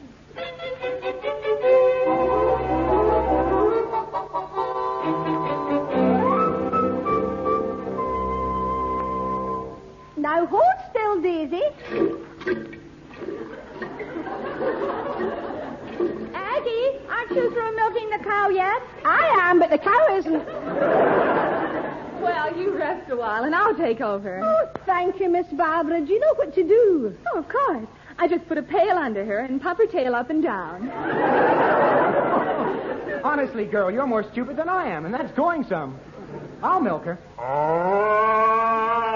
Quiet, Daisy, or Daddy will hear you. Well, go ahead, Master Richard. I was only kidding. Oh, it's not so difficult. All you need is the right sort of jerk. Oh, that's you, Richard. No, thank you. You don't catch me milking any cow. If you don't, your father might be so angry with all of us that he'll stop your allowance. Front or back taps, Robin? Don't bring me into this. I don't know how to milk a cow. Can you shake hands? Well, sure. Then you can milk a cow. Butter. Never mind the butter. Start getting the milk. All right. Oh, Barbara, hand us that saucepan. Here you are. Now hurry up.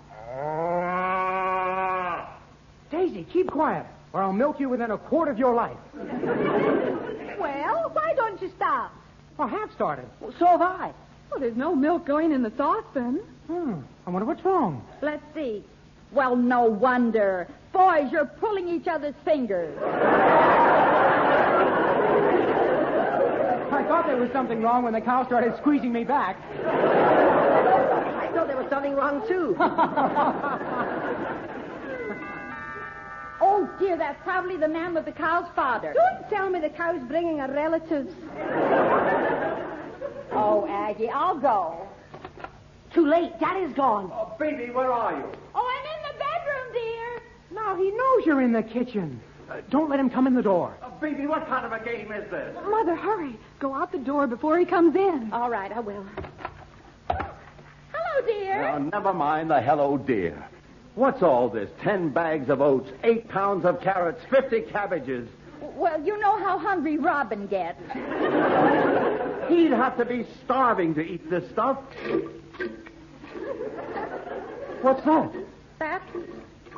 Oh, it's the plumbing. I'm going to find out what's going on in there. Ben, please don't open that door. Try and stop me. Will someone kindly tell me what I see isn't there? Now, Mr. Lyon, don't get in a tizzy. I'll get in anything I like. How did that animal get in this house? She must have strayed in. She did. I saw her. Oh, me too. Would you believe that, Daddy? Do you think I'm crazy? Oh, no, but it would help. Will you all please stop this nonsense and tell me the truth? Well, the truth is I'm looking after it for a poor woman who's afraid to tell her husband she bought it. Baby. That's a woman.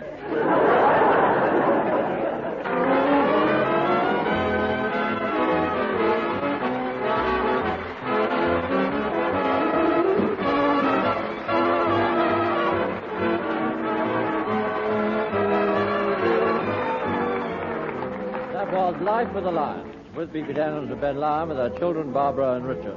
Also in this recording were Doris Rogers, Molly Weir, Richard Bellairs, Horace Percival, and Peter Hawkins. The script was by Bob Locke, Ronnie Hambry, and B.B. Daniels. The incidental music was by Paul Fennelly, who also conducted the BBC Variety Orchestra. Production by Tom Ronald.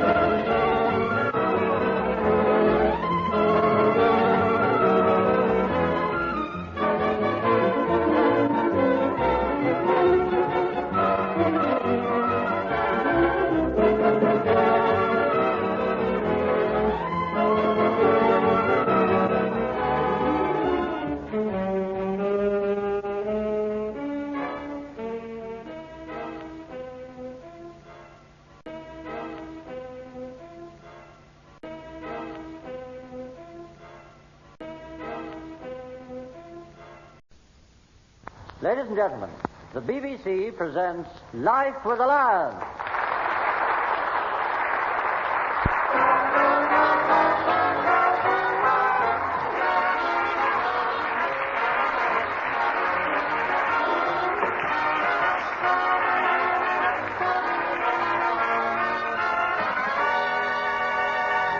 Nowadays, it takes a clever and experienced woman to pay all the household bills, feed her family well, and still keep within a reasonable budget. Consequently, you can imagine the difficulties that face an inexperienced young housewife like Ben's daughter. So let's drop in on him and see if he has any bright ideas he can pass on to us. Speaking from experience, I'd say if a young married woman has any trouble balancing her household budget, she should turn to her mother for advice. That is, unless her mother happens to be B.B. Daniels Lyon. Now, my daughter was getting along pretty well. Of course, she made a few mistakes now and then, but the biggest mistake she ever made was last Tuesday. I first heard about it when the boys and I were in the back garden burning dead leaves and rubbish. Hey, Pop, Barbara's coming over this morning to ask Ma to help her with her household bills. She says her bookkeeping is pretty bad. Which only proves no matter how bad a thing is, it can always be worse. Oh, Robin, don't get so close to the bonfire. Well, sorry, Daddy. I was just trying to get warm. It sure is cold this morning. You can say that again. Oh, all right. It sure is cold this morning. To listen to you boys talk, you'd think you were a couple of old men. You should be like me. You mean wear a hot water bottle? I'm not wearing a hot water bottle, and you know it. Then what's that big bulge under your coat? That's Pop.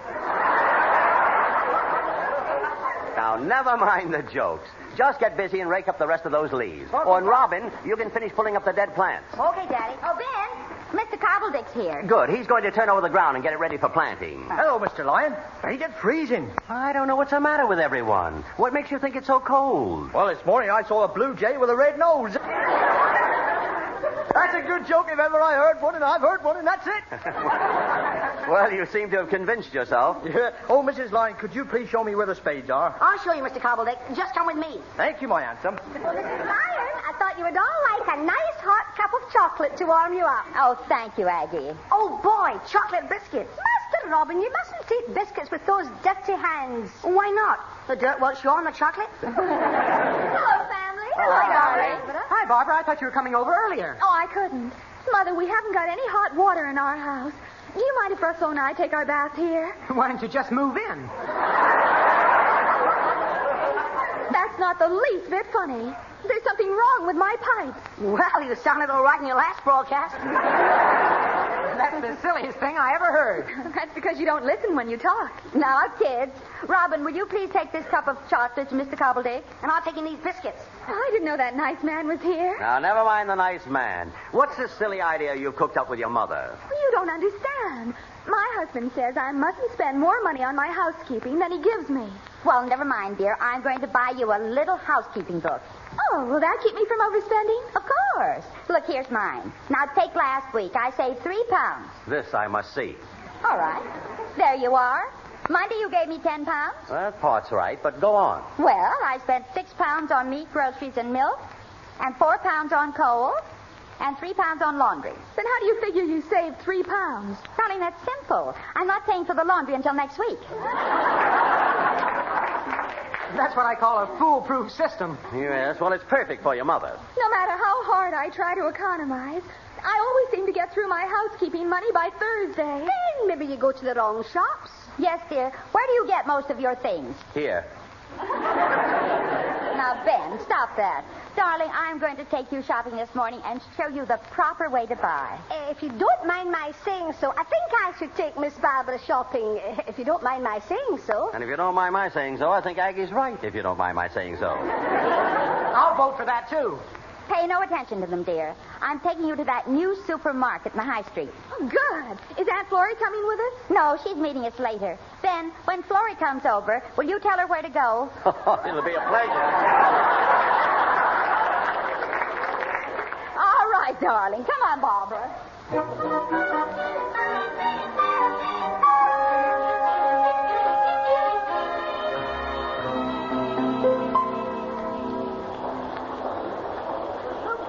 Isn't this a wonderful store? Oh, it's terrific. I've never seen such a variety of things. Oh, Mother, did you get that bottle of vinegar for me? No, dear. I bought you a dozen bottles. That way you save 6 pence.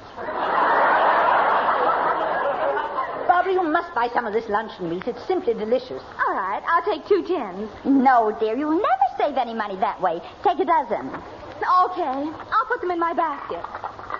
Oh, baby, look. A tin of Benson's chicken soup. I haven't been able to get that for years. Oh, dear, there's only one. Oh. And there's only 1 tin of mulligatawny. And that's my husband's favorite soup.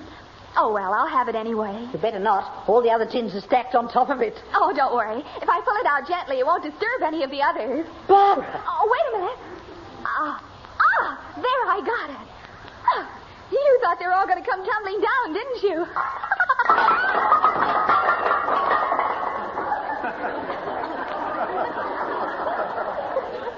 Well, you were right. Never mind. We'll soon stack them up again. But before we start, I must find my one and only tin of chicken soup. Here it is. Oh, dear, the bottom's dented. Good morning, ladies. And may I help you? I am Mr. Jones, the manager. Well, you're just the man I want to see. I've got a bent bottom here, and it's the only one of its kind. Well, now, that's extremely interesting. It's none of my business. I mean the tin. Oh, my dear madam, I'm afraid we haven't any more of that brand. But is there anything else I could do? Oh, yes, please. Could you help us stack these tins back on the shelf? Certainly. Now then, I think the quickest way to do this is to form a human line and pass the tins to each other, and the last person will load them onto the shelf. Oh, fine. Very good idea, yes. Very well, then. Ready? Ready? To you? To you. To you. Right. To you. To you. To you. Right. To you. To you. To you. Right. To you. Now, wait a minute. Something's wrong. Now what? There's another pile of tins on the floor and another empty shelf here. Oh, baby, you've emptied another shelf. Well, so I did. You know, I don't think this passing business works. Come on, Mother. Let's all just stack them up together as quickly as we can. All right, let's go. Come on. Manual labor. And after all this, I sincerely hope that you ladies will be more careful. Oh, thanks a lot. Well, we certainly stacked them quickly, didn't we? Yeah, we certainly did. Barbara, take your tin of Mother Catani and let's go home, dear. All right, Mother. It's right over there. Oh, no. It's on the bottom of all those tins we just stacked up. And it's going to stay there. Oh, now don't get in the tizzy. Tizzy? This time I'm sure I can take it out safely. Oh, no. No. Oh, shh. No. It's coming. Stop. Gently. Stop. Gently. Oh. It's nearly out. Oh. There, I've got it. Achoo! Honestly, this is getting monotonous. Oh, why should this happen to me? I'm a good man. I never beat my children. I help old ladies cross the road, even if they don't want to go. Oh, it's not fair. Now, there's no need to get upset. You don't have to stack these tins up again. You won't? No. See that sign on the counter? They're cheaper by the dozen. Oh, baby, you don't mean that you're going to... Yes, darling, we'll take the lot. Mr. Manager, will you please add up all these bills and tell my daughter what she owes? Yes, madam. I'll do anything, if you'll only leave my emporium immediately. Now, let me see. 96 tins, yes. One-sided beef, fish, vinegar, 2 legs of ham, 4 dozen. Well? 19. It comes to £20, 4 shillings and 6pence. What? I said £20, 4 shillings and 6pence. Mother, I've only got 15 shillings. Never mind. Mr. Manager? Yes? Just have everything delivered to 181 Southwick Street, and we'll pay for it when it arrives. COD? Oh, yes, we'll pay for the card, too.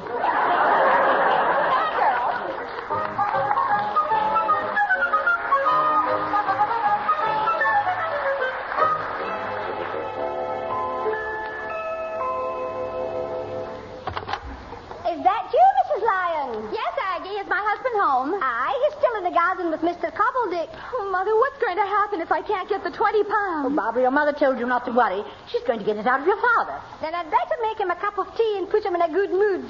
Thanks, Aggie. Now, Mother, whatever you do, don't say the money's for me, or Russell might find out. Oh, I won't, darling. Suppose Daddy won't give it to you. Oh, Barbara, any smart woman can think of a dozen ways to get money out of her husband. She can? Of course. Now, take your father. I can wrap him around my little finger. Very interesting. Why, Ben, we were just talking about you. So I understand. Oh, Florrie, just look at him. Isn't he the best-looking man in the world? Nothing doing. You're not getting another penny. Then let me say it. And I wouldn't ask a shilling for myself. No, you're not worth it. Oh, Ben, dear, I know you didn't mean that. You're too sweet a man. Look, Happy Hips. You're not fooling me. I know a big, ugly trap when I see one. Then why don't you close yours? Mother, this isn't getting us any place. I know. Ben, dear, would you like me to get your carpet slippers? No, thanks, honey. I'm going upstairs and change my clothes before dinner. Oh, well, just before you go, dear, I was wondering if you'd give me 20 pounds. Well, you don't have to wonder any longer, sweetheart. The answer is no. Now, what are we going to do? Barbara, I'd gladly lend you the money, but the bank's closed. Oh, wait a minute. I might have £1 or £2 in my housekeeping box. I'll bring back anything I can find. Oh, thank you, darling. If only we could think of someone who has 20 pounds in cash. Oh, Ma, where are you? Mother, I think our search is over. You're right. I'm in the living room, Richard. This is going to be hard work. Well, then you'd better start by flattering him. Oh, I will. But it's going to kill me. Ma, what time is dinner? Oh, in about an hour, dear. Sit down. Barbara has something she wants to tell you. Okay. What is it? Richard, darling. Huh? I just want you to know how proud I am to have you for my brother. You're so talented, so handsome, so intelligent. Mother, I can't go on with it. Force yourself, dear. Maybe I have a suspicious nature, but I think something's going on. Oh, why, darling? Barbara, what's running through that pretty little head of yours? And when I say pretty little head, I mean it's pretty little for a head. Well, I suppose I may as well tell you. Can you keep a secret? Sure. I need 20 pounds. Okay, I won't tell a soul. I'm ashamed of you. But, Ma, she's a bad risk. Richard, that doesn't matter. She's your only sister. And I need it for something terribly important. All right. To show my heart's in the right place, I'll tell you what I'll do. If you can't get anyone else to lend you the money, Yes? come back to me. Yes? And I'll sympathize with you. Oh, that certainly was a waste of time. And we haven't got time to waste. Now, why didn't I think of this before? Barbara, this can't fail. Well, what can't? Tears. A man will do anything to stop a woman from crying. You mean you're going to try it on Daddy? No, you're going to. He's a little suspicious of me. But I wouldn't know how. Oh, it's easy. Just walk in, put your head on his shoulder, and turn on both taps. Then when he asks what you're crying about, just say you're unhappy because your mother needs 20 pounds. Oh, but I can't turn tears on just like that. Well, then I'll give you some help. Help? Yes, you just sit there while I go in the kitchen and cut up a raw onion. I won't be a minute.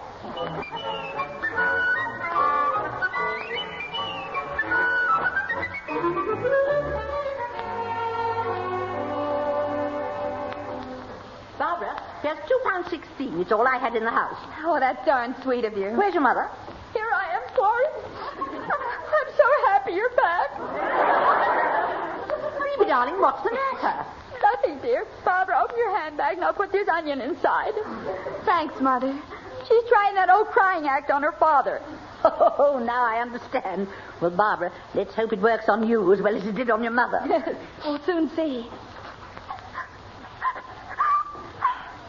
Yes, it's fine. Hey, Mommy, can I go over to Charlie Wimple's? Tell him not to be late, Ma. He always keeps us waiting for dinner. Oh, just a minute, boys. Have you seen your father? Oh, yeah, he's in the den with... Barbara, have you been crying? Of course not. Then you better get a plumber. Your eyes are leaking. Robin, don't be silly. A person's eyes couldn't possibly leak unless their head was full of water. And Barbara's Yeah, we better get a plumber. Oh, not bad, Rich. Oh, Mommy, can I go to Charlie's now? Yes, dear, but don't be too late. I won't. Now, go ahead, Barbara. Just walk right in the den. I don't think she'd better. Mr. Wimple is in there telling Pop something very private. Oh, yes.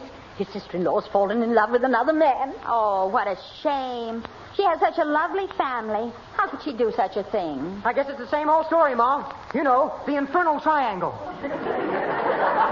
Oh, nevertheless, Barbara will have to see her father now. Oh, yes, there's no time to wait. Now be sure and open your handbag before you go in. Oh, don't worry. I know my onions. I'll be as quick as I can. Come in. Oh, Daddy, may I speak to you for a moment? Well, can't it wait, dear? Wimple and I are having a very serious talk. Yes, I was just telling your father about my wife's sister. I'm afraid she's really in love with this other bloke. What a pity. Hey? Oh, I appreciate your sympathy, Barbara, dear. Well, you're welcome. At least you can be thankful it didn't happen to your own wife. And now, speaking of money... As a matter of fact, it once did happen to my wife. She was infatuated with a group captain in the RAF. Wimple, I never knew about this. Oh, yes. He was planning to run away with her. Oh, that must have been terrible for you. It was. Day after day, I waited in agony, wondering if he'd really do it. And eventually, the terrible day arrived that broke my heart. He ran away without her. Serves me right for taking you seriously. Barbara, Wimple was only kidding. I know. Yes, I was only trying to cheer myself up. Oh, I'm so glad. Speaking of money... No one's speaking of money, and if you must cry, cry over that ivy plant. It needs water. Now, go easy with her, Mr. L. I think she's still upset about my sister-in-law. Maybe you're right. Speaking of money, Mother's very worried about that 20 pounds. I'm ashamed of you. My poor old friend's in trouble, and all you do is talk about money.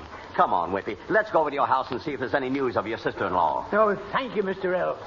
Well, a fine lot of good this onion did me. Barbara, did you have any luck? Yes, all bad. Daddy wasn't even interested. Well, he certainly changed. He never used to quibble about how much I spent. Well, no wonder. It was your own money. You should have seen the love letters he used to send me before we were married, promising me everything under the sun. Yes, it's too bad you haven't got one to show the cad. Oh, I've got dozens. I'll go up to the attic and pick one out.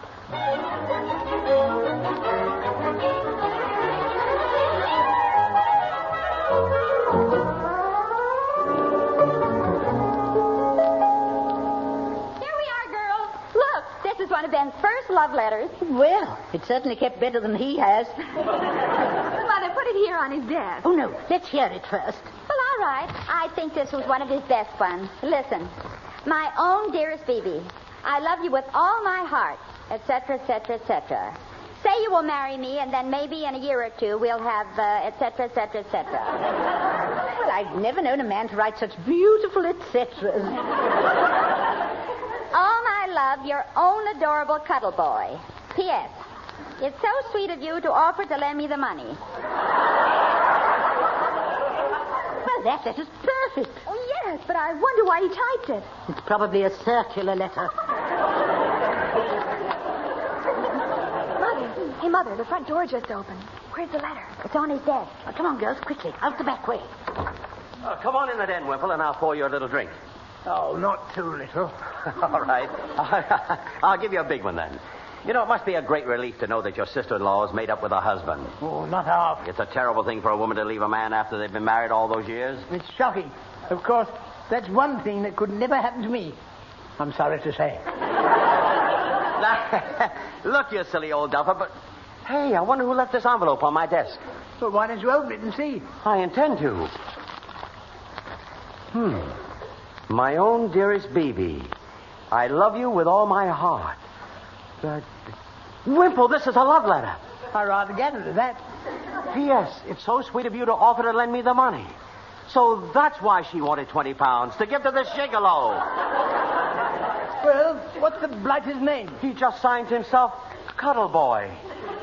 I'd like to get my hands on this soppy idiot who wrote this letter. Now. Calm down, Mr. L.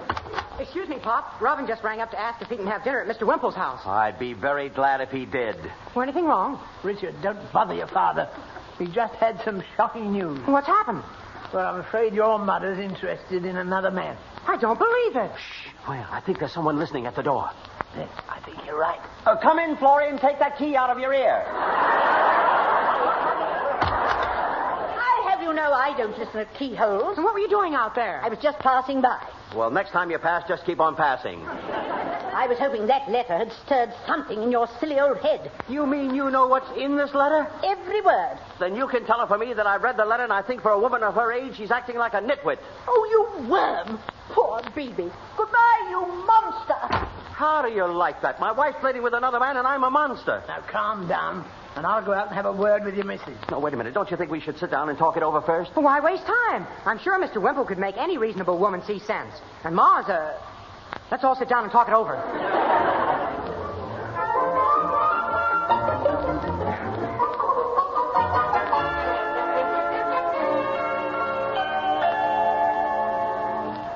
Well, Bebe, I'm afraid your plan didn't work. You mean Ben didn't read the letter? He read it, but he didn't react as we expected. I can't understand it. He used to be such a fiery type. Well, I'm afraid someone's pushed his damper in.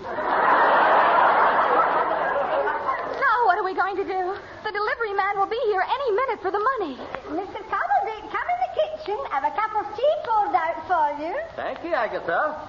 Oh, you're welcome. If you need anything else, just call me. I'll be in the dining room.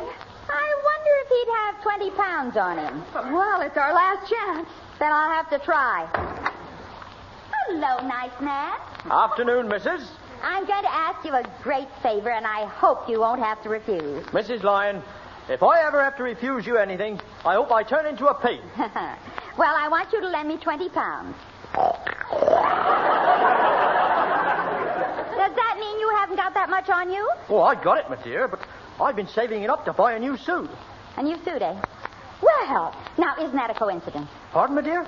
Well, I mean, why spend all that money on just one suit when I can get you two? You mean you know somebody daft enough to let me have 2 suits for the price of one? Yes, my husband. Come on, they're upstairs in his cupboard. Well, I suppose it won't hurt to look. Of course it won't. And he's got some beautiful shoes you can try on. Mrs. Bell, can I have a word with you? Oh, wait a minute, Mr. Wimple. I'm very busy right now. Where are you going? In the cupboard with Mr. Cobbledick. Yeah, but don't tell my husband. Mrs. L., do you really intend to go in the cupboard with this man? Well, of course she does. And when we get in there, I'm going to try something on. Yes, I'll bet you are. But remember not to tell Ben. There's just a possibility he might not like the idea. Well, that's right. You see, Mrs. Lyons wants to find out if I can step into her husband's shoes. Yeah, well, time's getting on, Mrs. Lyons. Well, come on. It's right through this door. Blimey. So he's the man. Mr. L., Mr. L., come quickly. Oh, what is it, Wimple? Did you find out something? I certainly did. Mr. L., that snake in the grass that's been flirting with your wife is Mr. Cobbledick. Oh, don't be ridiculous. It's true. I'm positive he can't be the man. All right, then.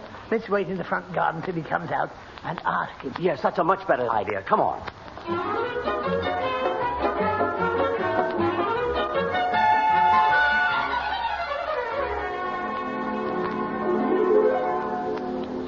I'm sure there must be something here you like, Mr. Cobbledick. Well, I likes a lot of these suits, but they all be about a yard too big for me. Mrs. Lyons, there's a delivery man downstairs who wants some money. Well, I'll have it for him in a minute. Mr. Cobbledick is buying some of my husband's clothes. Oh, I see. Then I'll help you. Oh, thanks. Now, what about these pajamas, Mr. Cobbledick? Oh, they're a very nice design. I like all them pretty flowers.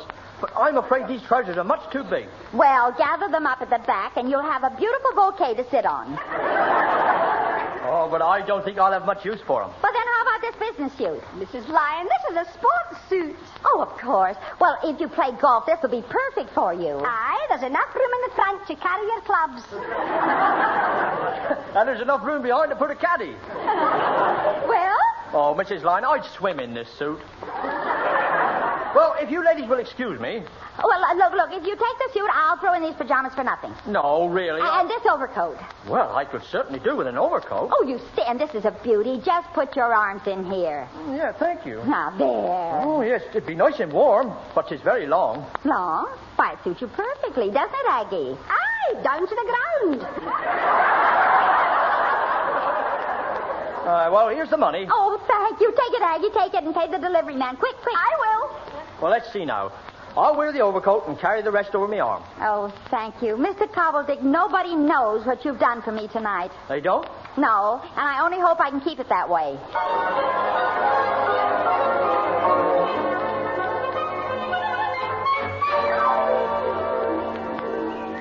Richard, I thought I told you to stay behind that bush. But, Pop, my feet are frozen stiff. Never mind your feet. Mr. Cobbledick sees you. He might not come out of the house. Shh. The front door is opening. There he is, the little sneak. And BB's with him. I told you, Mr. L.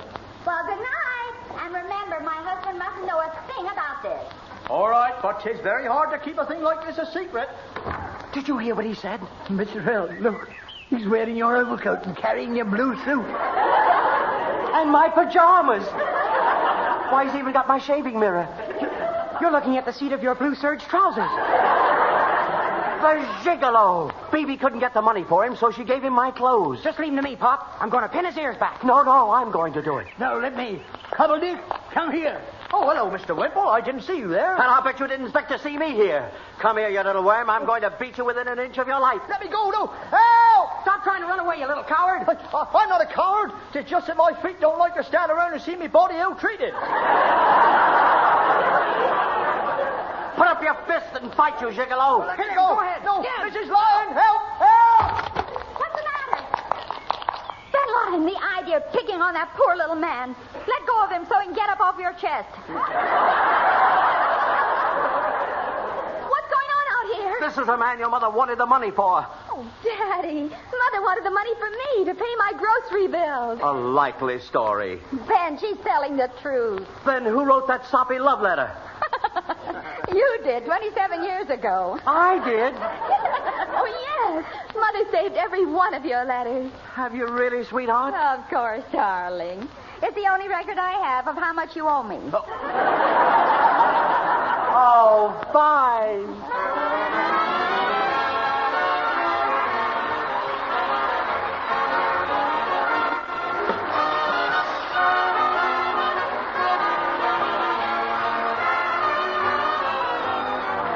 That was Life with the Lions, with B.B. Daniels and Ben Lyon, with their children, Barbara and Richard. Also in this recording were Doris Rogers, Molly Weir, Richard Belair, Horace Percival, Bob Locke, and Charles Hawtrey. The script was by Bob Locke, Ronnie Hambry, and B.B. Daniels. The incidental music was by Paul Federley, who also conducted the BBC Variety Orchestra. Production by Tom Ronald.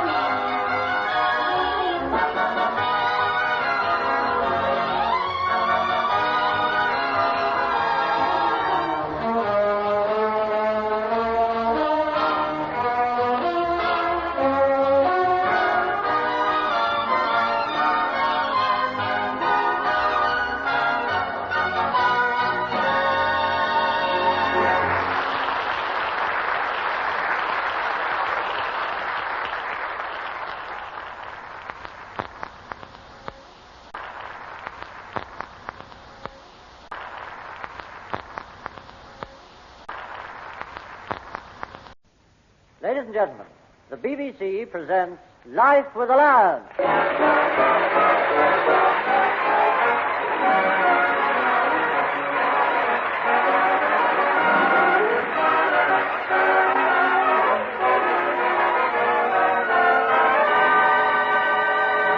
This is the time of year when suppressed excitement fills the air. There's laughter and song, and our hearts are as young and gay as the fairy lights on the Christmas tree. So let's drop in on the Lion family and see what Bibi and Ben are doing. Well, we're doing exactly the same as millions of other families all over the country. There are big preparations going on in the kitchen, and in the living room there's a gleaming fire in the grate. And the cheerful rustle of Christmas wrapping paper. As we sit here, the beautiful voices of carol singers come floating through our window. Skirting whistles like a dove on the beach of Stephen, when the snowing round about deep and crisp and even. Oh, hold it, boys, hold it. Mrs. Lyon, is anything wrong? No, Aggie. I heard some very weird sounds. Richard and I were singing. Oh, good. I thought somebody was torturing the cat. I didn't expect that from you, Aggie. Oh, I was only joking. There's nothing I like better than a sad Christmas carol. And the way you sang that one was pitiful. Well, thanks. Come on, Richard. Let's practice some more. We've got to be perfect by tonight. You can practice later, boys. You haven't wrapped your presents yet. All right. Come on, Robin. Thanks, Bibi. Hey, Daddy, hand me that Christmas paper, will you? Oh, here you are, son, but save half for your brother. Oh, I won't need much paper to wrap my presents. Why not? The week before Christmas, he always goes out and takes a fight with his friends. That's not true. It's just that I'm giving small, important things. Aggie, do you know what I'm giving my girlfriend? No. Then I'll give you a little hint. It comes in a small box, and when she takes it out and puts it on her finger, it'll shine like anything. Nail varnish. All right. If you're so clever, what shade is it? Oh, I would rather not know. I might give it away. Anyway, I have to make the tea now. Oh, Ben, will you put your finger on this ribbon? I want to tie a knot. All right, here you are. I bought Mr. Wimple a tie. Look. Do you think it's a little loud? Well, the red stripes are nice, but I'm not so sure about the flowers and the purple horses. I think it's keen, don't you, Pop? Oh, yes, it's terrific. Of course, it'll take a very strong man to wear it.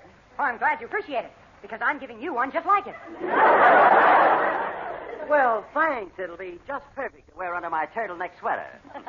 Robin, will you hand me the scissors? Here, Mummy. Well, I think I'd better wrap this present in the den. Why, Mummy? Because it's for the DOG. And I don't want him to know what he's getting. You see? He knows. Oh, Robin, what did you buy your mother? A blue lace handkerchief to match her new blue dress. Oh, that was a good idea. How did you happen to think of it? Well, I did something kind of sneaky. I opened her letter to Santa Claus. I got Ma a very rare gift, Pop. Son, anytime you give a present, it's really a very rare gift. Where do you see it? It's a beautiful handbag. Well, I'm all finished. Well, so am I. Come on, let's put our presents in the living room. Oh, Mr. Lyons, you know how many we'll be having for Christmas dinner. Well, there'll be the family, of course. My new son-in-law, Mrs. Wainwright. Mm-hmm. And who else? Well, don't pin me down, Aggie. If I run into anyone who's at a loose end, naturally I'll invite them. Oh, good. I'm cooking a beautiful dinner, and I want plenty of people to enjoy it. Ah, that's the spirit. You know, I have a feeling this is going to be the best Christmas we've ever had. Good King Wenceslas looked up on the beach of Stephen. Even in spite of that.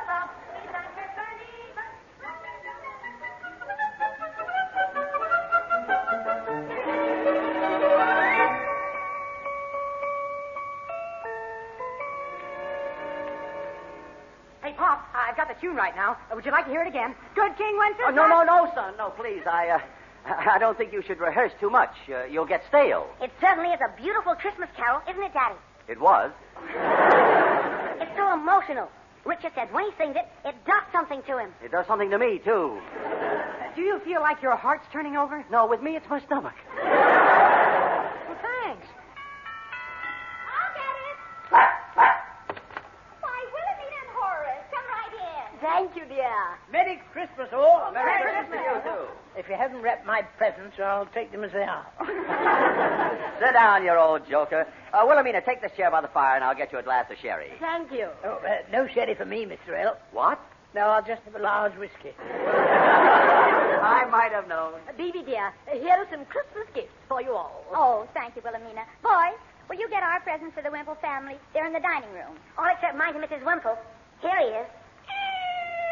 Oh, what an adorable little kitten. Thank you, my dear. Come on, Robin. Let's get the presents. Okay. Oh, Horace, look at its big pansy eyes and its sweet little nose. Oh, and it's so cuddly. You know, Wilhelmina, there's something about that kitten that reminds me of you. Really? Yes. Of course, its whiskers aren't as long. Oh, Mr. Wimple, you're such a tease. Well, here's your sherry, Wilhelmina. And here you are, Wimpy. Thank you, Ben. No tar, Mr. L. Bibi, you haven't noticed the new sweater Horace gave me for Christmas. Oh, it's lovely. Blimey, she's worse than the kids. Has to open everything. Oh, Wilhelmina, you have a wonderful figure for a sweater. Thank you, my dear. As a matter of fact, some of my friends say I have a figure like the Venus de Milo. Isn't that silly?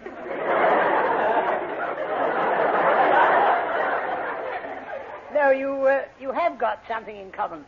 Only in Venus de Milo's case, it's the arms that are missing. Horace Wimple, that's a fine thing to say. And it's not the first nasty remark you've made today. Well, it's your own fault. The house is crowded enough with our 16 kids. All this grumbling just because I invited my brother and sister and their families for the holidays. I ask you, 6 adults and 29 kids in one small house. You've got enough for several football teams. Here are your presents, Mr. and Mrs. Wimple. And here are all the ones for your children. Thank you, boys. And Ma, Aggie said, will you go out and help her pluck the turkey? It's pretty big. Trust Mrs. L to get a big one. Oh, but Mr. Wimple, I never buy the turkey. Ben always gets the bird. Honey, go and help Aggie. All right, dear. Horace, it's getting late. I think we'd better be going. Okie doke. Oh, Mr. L, we left Barbara's present here. Will she be spending Christmas with you? Well, that's a pretty ridiculous question. Of course she will. Well, I only ask. After all, her husband has a family too, you know. Yes, we thought perhaps they'd invited the young couple to their house. Oh, I'm sure they wouldn't be that selfish. Well, forget we said it. Come along, Horace. All right, my little red-nosed reindeer. Toodle-oo all. And a very happy Christmas. Merry Christmas to you, too. Of all the silly ideas. Imagine Barbara staying away from us on Christmas. Yeah, it's fantastic. Don't worry. She wouldn't think of doing a thing like that. Would she?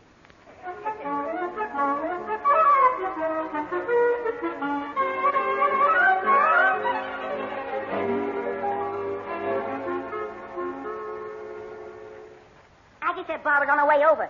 I knew Mr. Wimple was wrong. Well, sure. Hey, Robin, don't put any more holly on the mantelpiece. I've got enough up there now. You haven't let me put up a single branch. And Daddy said I could help. Then sweep up those leaves off the floor. No, I want to do something artistic and Christmassy with you. Okay, I'll hang up the holly, and you'll tidy the room. You'll tidy. Get it? Yeah, and you can have it back. Hello, boys. Hi, Barbara. Say, where'd you get the new fur hat? Oh, Russell gave it to me for Christmas, but he doesn't know it yet. Boy, and they've only been married 4 months. I mean, he doesn't know I opened the box. Isn't it lovely, Robin?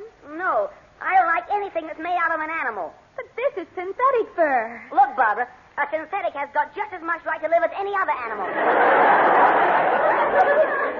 All right, I'll take it up with the RSPCA. Where's Mother and Daddy? Well, they're around someplace. How do you like the decorations? They look terrific. But where's the mistletoe? Look up, girl. It's right over your head. Well, so it is. And since my beautiful daughter's the first to stand under it, I wonder if she'll give her dear old dad a big kiss. What do you mean, oh, Dad? You're the handsomest man in the neighborhood. Oh, and now, honey, you mustn't say things like that, even if they are true. He means it, too. Of course. Now, come on, boys. Who's going to be the next to kiss Barbara? And we were just enjoying ourselves. That's a fine thing to say. But it's silly, Daddy. Oh, Russell doesn't think it's silly to kiss me. Well, he has to. Thank you. Oh, we were only kidding. Here. Now, Robin, how about a kiss from you? Oh, all right. You're supposed to kiss Barbara, not me. Honestly, I can make a fortune showing you two nitwits in a circus. Well, Mrs. Turner, how does the old homestead look? Oh, just wonderful. Daddy, you know I'd rather spend Christmas here than any place in the world, don't you? Of course. What made you say that? Well, you see, Russell's mother and father are expecting us to spend Christmas with them. Oh, they are? Yes. Seems they just took it for granted. Well, they've got a nerve. Richard, you mustn't say things like that about the Turners. They're fine people. They have got a nerve. I hope you told them you wouldn't go. How could I? After all, Russell feels the same about his home as I do about mine. Well, I think that's very narrow-minded of him. Now, boys, let's not be petty about this. If Barbara prefers to be with the Turners, it's up to her. You know I don't. But what can I do? Just say you can't go. What about my husband? Let him go and you come here. Yeah, then he won't have a thing to worry about. But I'm his wife. I mean, apart from that. Oh, boys, please, suppose you cut the comedy now. Your sister's in a very unhappy situation. I certainly am. Well, stop worrying, honey, and go to your husband's family. Believe me, it's the right thing to do. Oh, Daddy, you're so understanding. Now all you have to do is make your mother understand. You mean you want me to tell her? Well, naturally. You aren't afraid of your own mother, are you? Oh, no. But if I hurt her feelings, I'll die. I'll just die. If you do, that would solve the whole problem.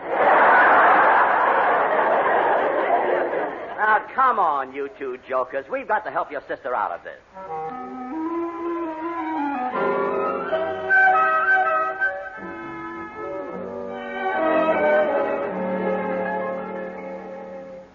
Hello, Mother dear. Hello, darling. Boys, don't eat those chestnuts. I'm using them in this turkey stuffing. Oh, we won't, Ma. Honey, Barbara wants to tell you something. Yes? Well, it's about Christmas dinner. Oh, that reminds me. Tell Russell we're having the Christmas pudding the way he likes it. You know, with hard sauce. Oh. Well, I thought you'd be pleased about the pudding. She is, but you must realize Barbara has her mother and father-in-law to think about now. Oh, well, then I'll send them a pudding, too. Pop didn't mean about the pudding. He just wanted to remind you that Russell has a mother and a father. Well, I didn't think he was found under a gooseberry bush. Why shouldn't he have been? I was.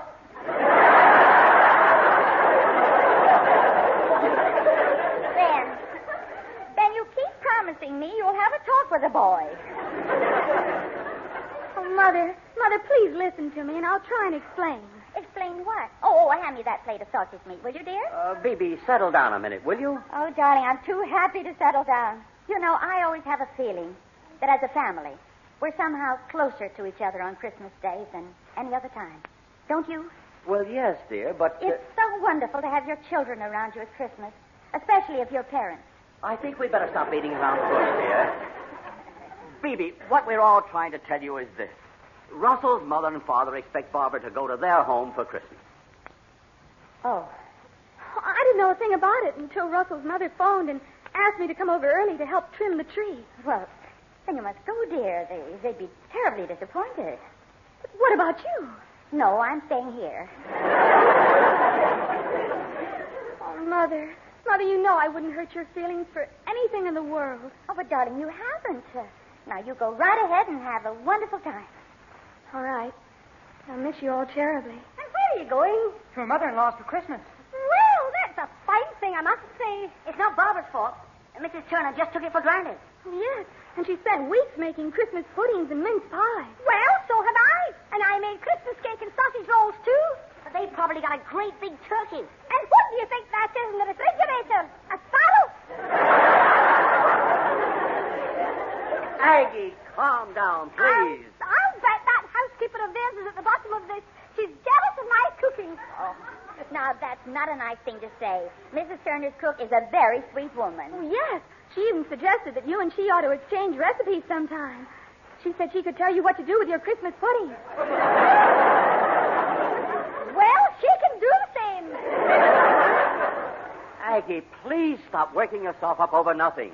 Oh, very well. But your poor wife. Please don't sympathize with me. I never want my family to feel that they have to spend Christmas with me. Well, sure. When I was 5 years old, Ma said I could go to a Christmas party. And you can. Go ahead, dear. Well, he's going to be a little late. Now then, please, get your coat, Richard. But I don't want to go anyplace. Well, neither do I. I'm going to spend Christmas with my mother. You do that. I'm sure she's better company than I am. Baby, what's the matter with you? Nothing's the matter with me, sweetheart. I just want everybody to be happy. Why don't you go out to dinner and enjoy yourself? I don't want to enjoy myself. I want to stay here with you.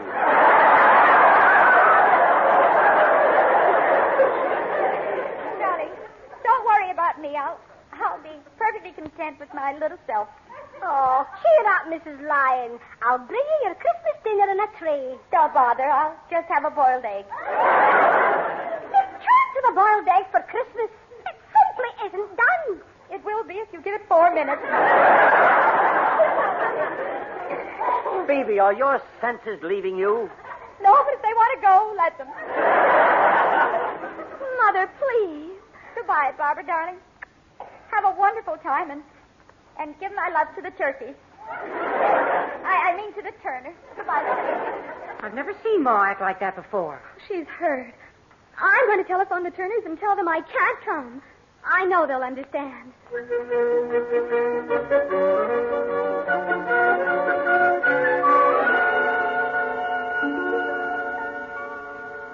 Oh, Daddy, I just spoke to Russell's mother on the phone and explained the whole thing. Oh, good girl. What did she say? Oh, nothing. She just cried. Now we're really getting nowhere. I wish I could catch the measles, and then I could spend Christmas in quarantine. Oh, come now. There's no sense in going off to some foreign country. I think I'd better telephone Russell and try to straighten things out. Well, I already have. And he said we'll have dinner here. Barbara, I'm not going to allow you to upset your mother-in-law. Now settle down and let's not make things any more complicated than they are. Then you better keep out of this. I just telephoned Russell's mother, and everything's arranged for Barbara to have dinner with them. They're expecting her at 4 o'clock to help them trim the tree. Well, she still has plenty of time. It's only 3 o'clock. Oh, yes. Would you like me to help trim your tree before I go? Of course I would, sweetheart. Well, I'd better get on with the dinner. You want me to help you, Ma? No, thank you, dear. I'm going to dress the turkey, and it may be a little self-conscious. Now, come on, kids. Let's start working on that tree.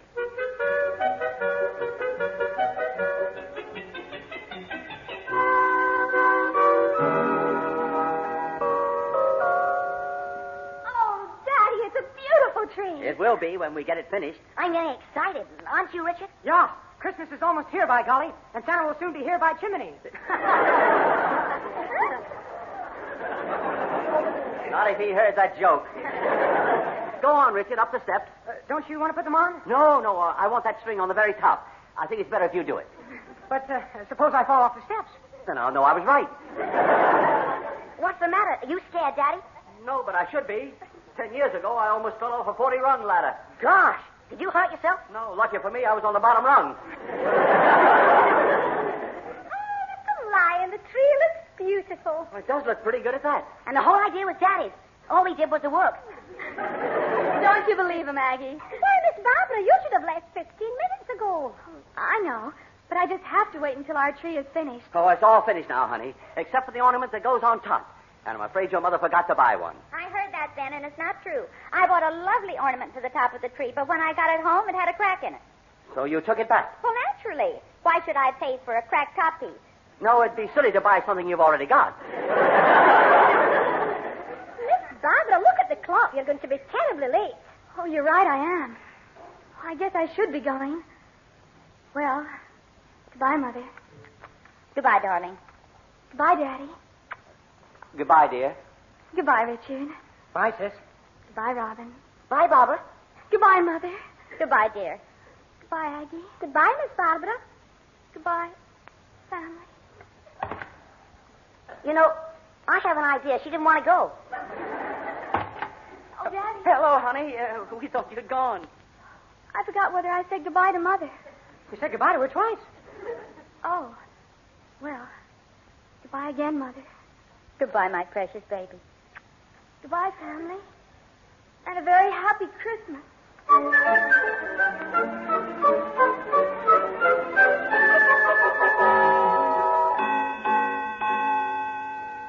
Hey, where's Mom? Oh, she's upstairs changing for dinner. Daddy says she's trying to be very brave.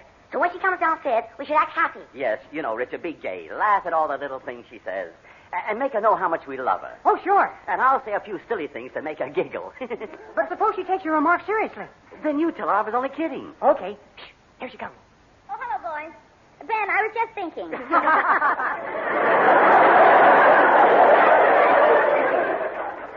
Now, boys, please don't make so much noise. I've got a terrible headache and it hurts. I don't see what's so funny about that. I must expect an occasional headache at my age.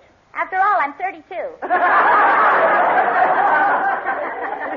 am not joking. Can't you see I'm serious about my headache? Look at my face. Thanks. So you think my face is funny? Oh, of course we don't, honey. You have a beautiful face.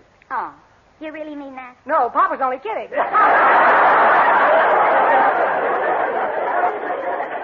Hold it, you two. Sweetheart, I'm afraid that went a little wrong. You see, we were just trying to give you a few laughs. Oh, well, that was very sweet of you, and you've made me very, very happy. That's better. Oh, come on. Let's give Mommy a big kiss. You bet. Hey, wait for me.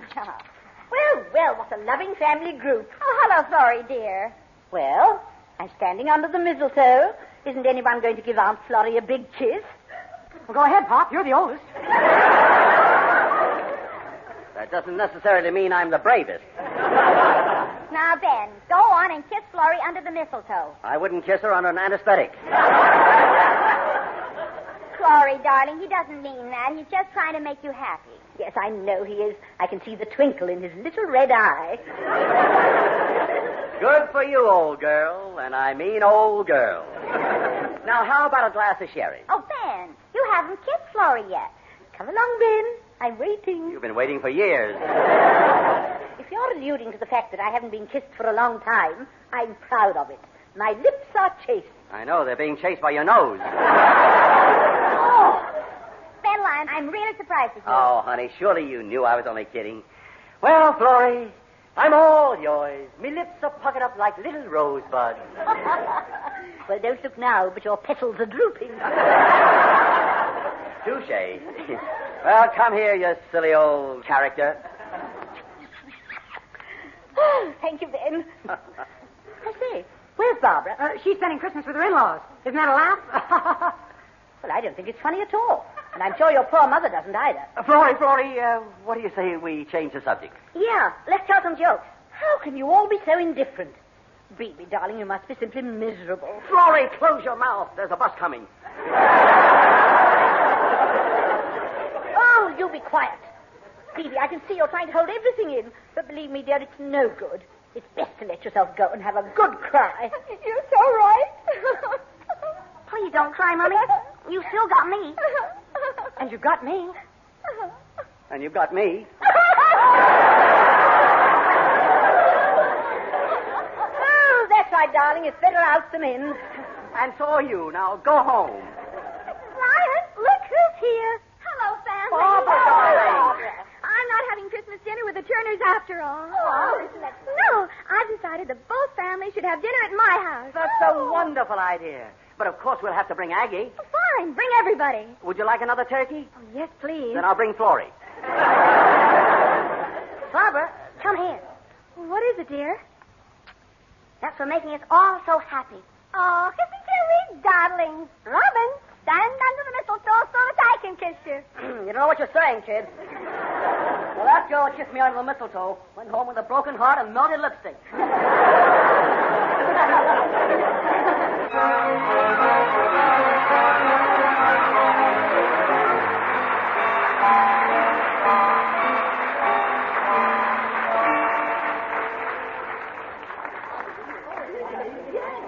More Christmas pudding, Richard? Oh, no, thanks, Barbara. How about you, Daddy? No, honey, I really couldn't eat another bite. Oh, go on, Ben. You can if you loosen your corset. Here, Miss Barbara, give me those dishes. Oh, thank you, Aggie. I'm afraid our little house is a bit small for so many people. Nonsense. That only makes it all the cozier. Yes, even if we do have to go outside every time we want to pull a cracker. Oh, maybe I better go in the kitchen and see how the others are getting on. Oh, before you do, Robin and I would like to show our appreciation for this lovely dinner by singing you our little Christmas song.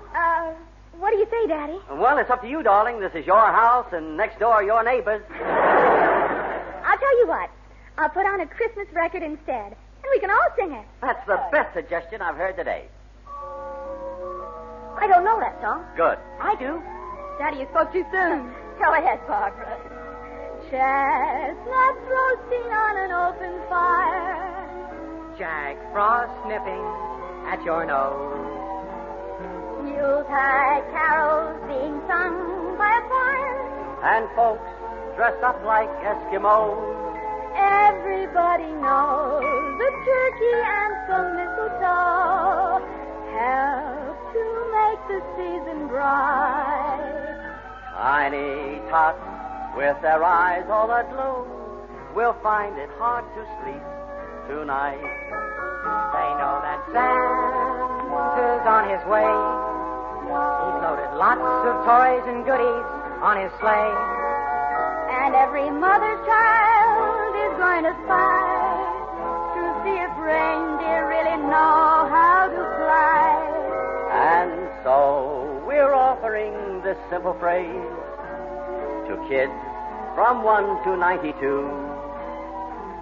Although it's been said many times, many ways, Merry Christmas to you.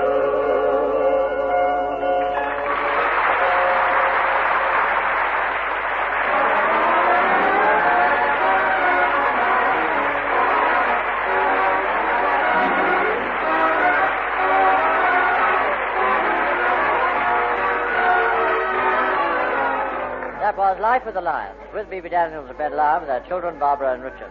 Also in this recording were Doris Rogers, Molly Weir, Richard Bellairs, Horace Percival and Gwen Lewis. The script was by Bob Block, Ronnie Hambry and B.B. Daniels. The incidental music was by Paul Fennelly, who also conducted the BBC Variety Orchestra. Production was by Tom Ronald.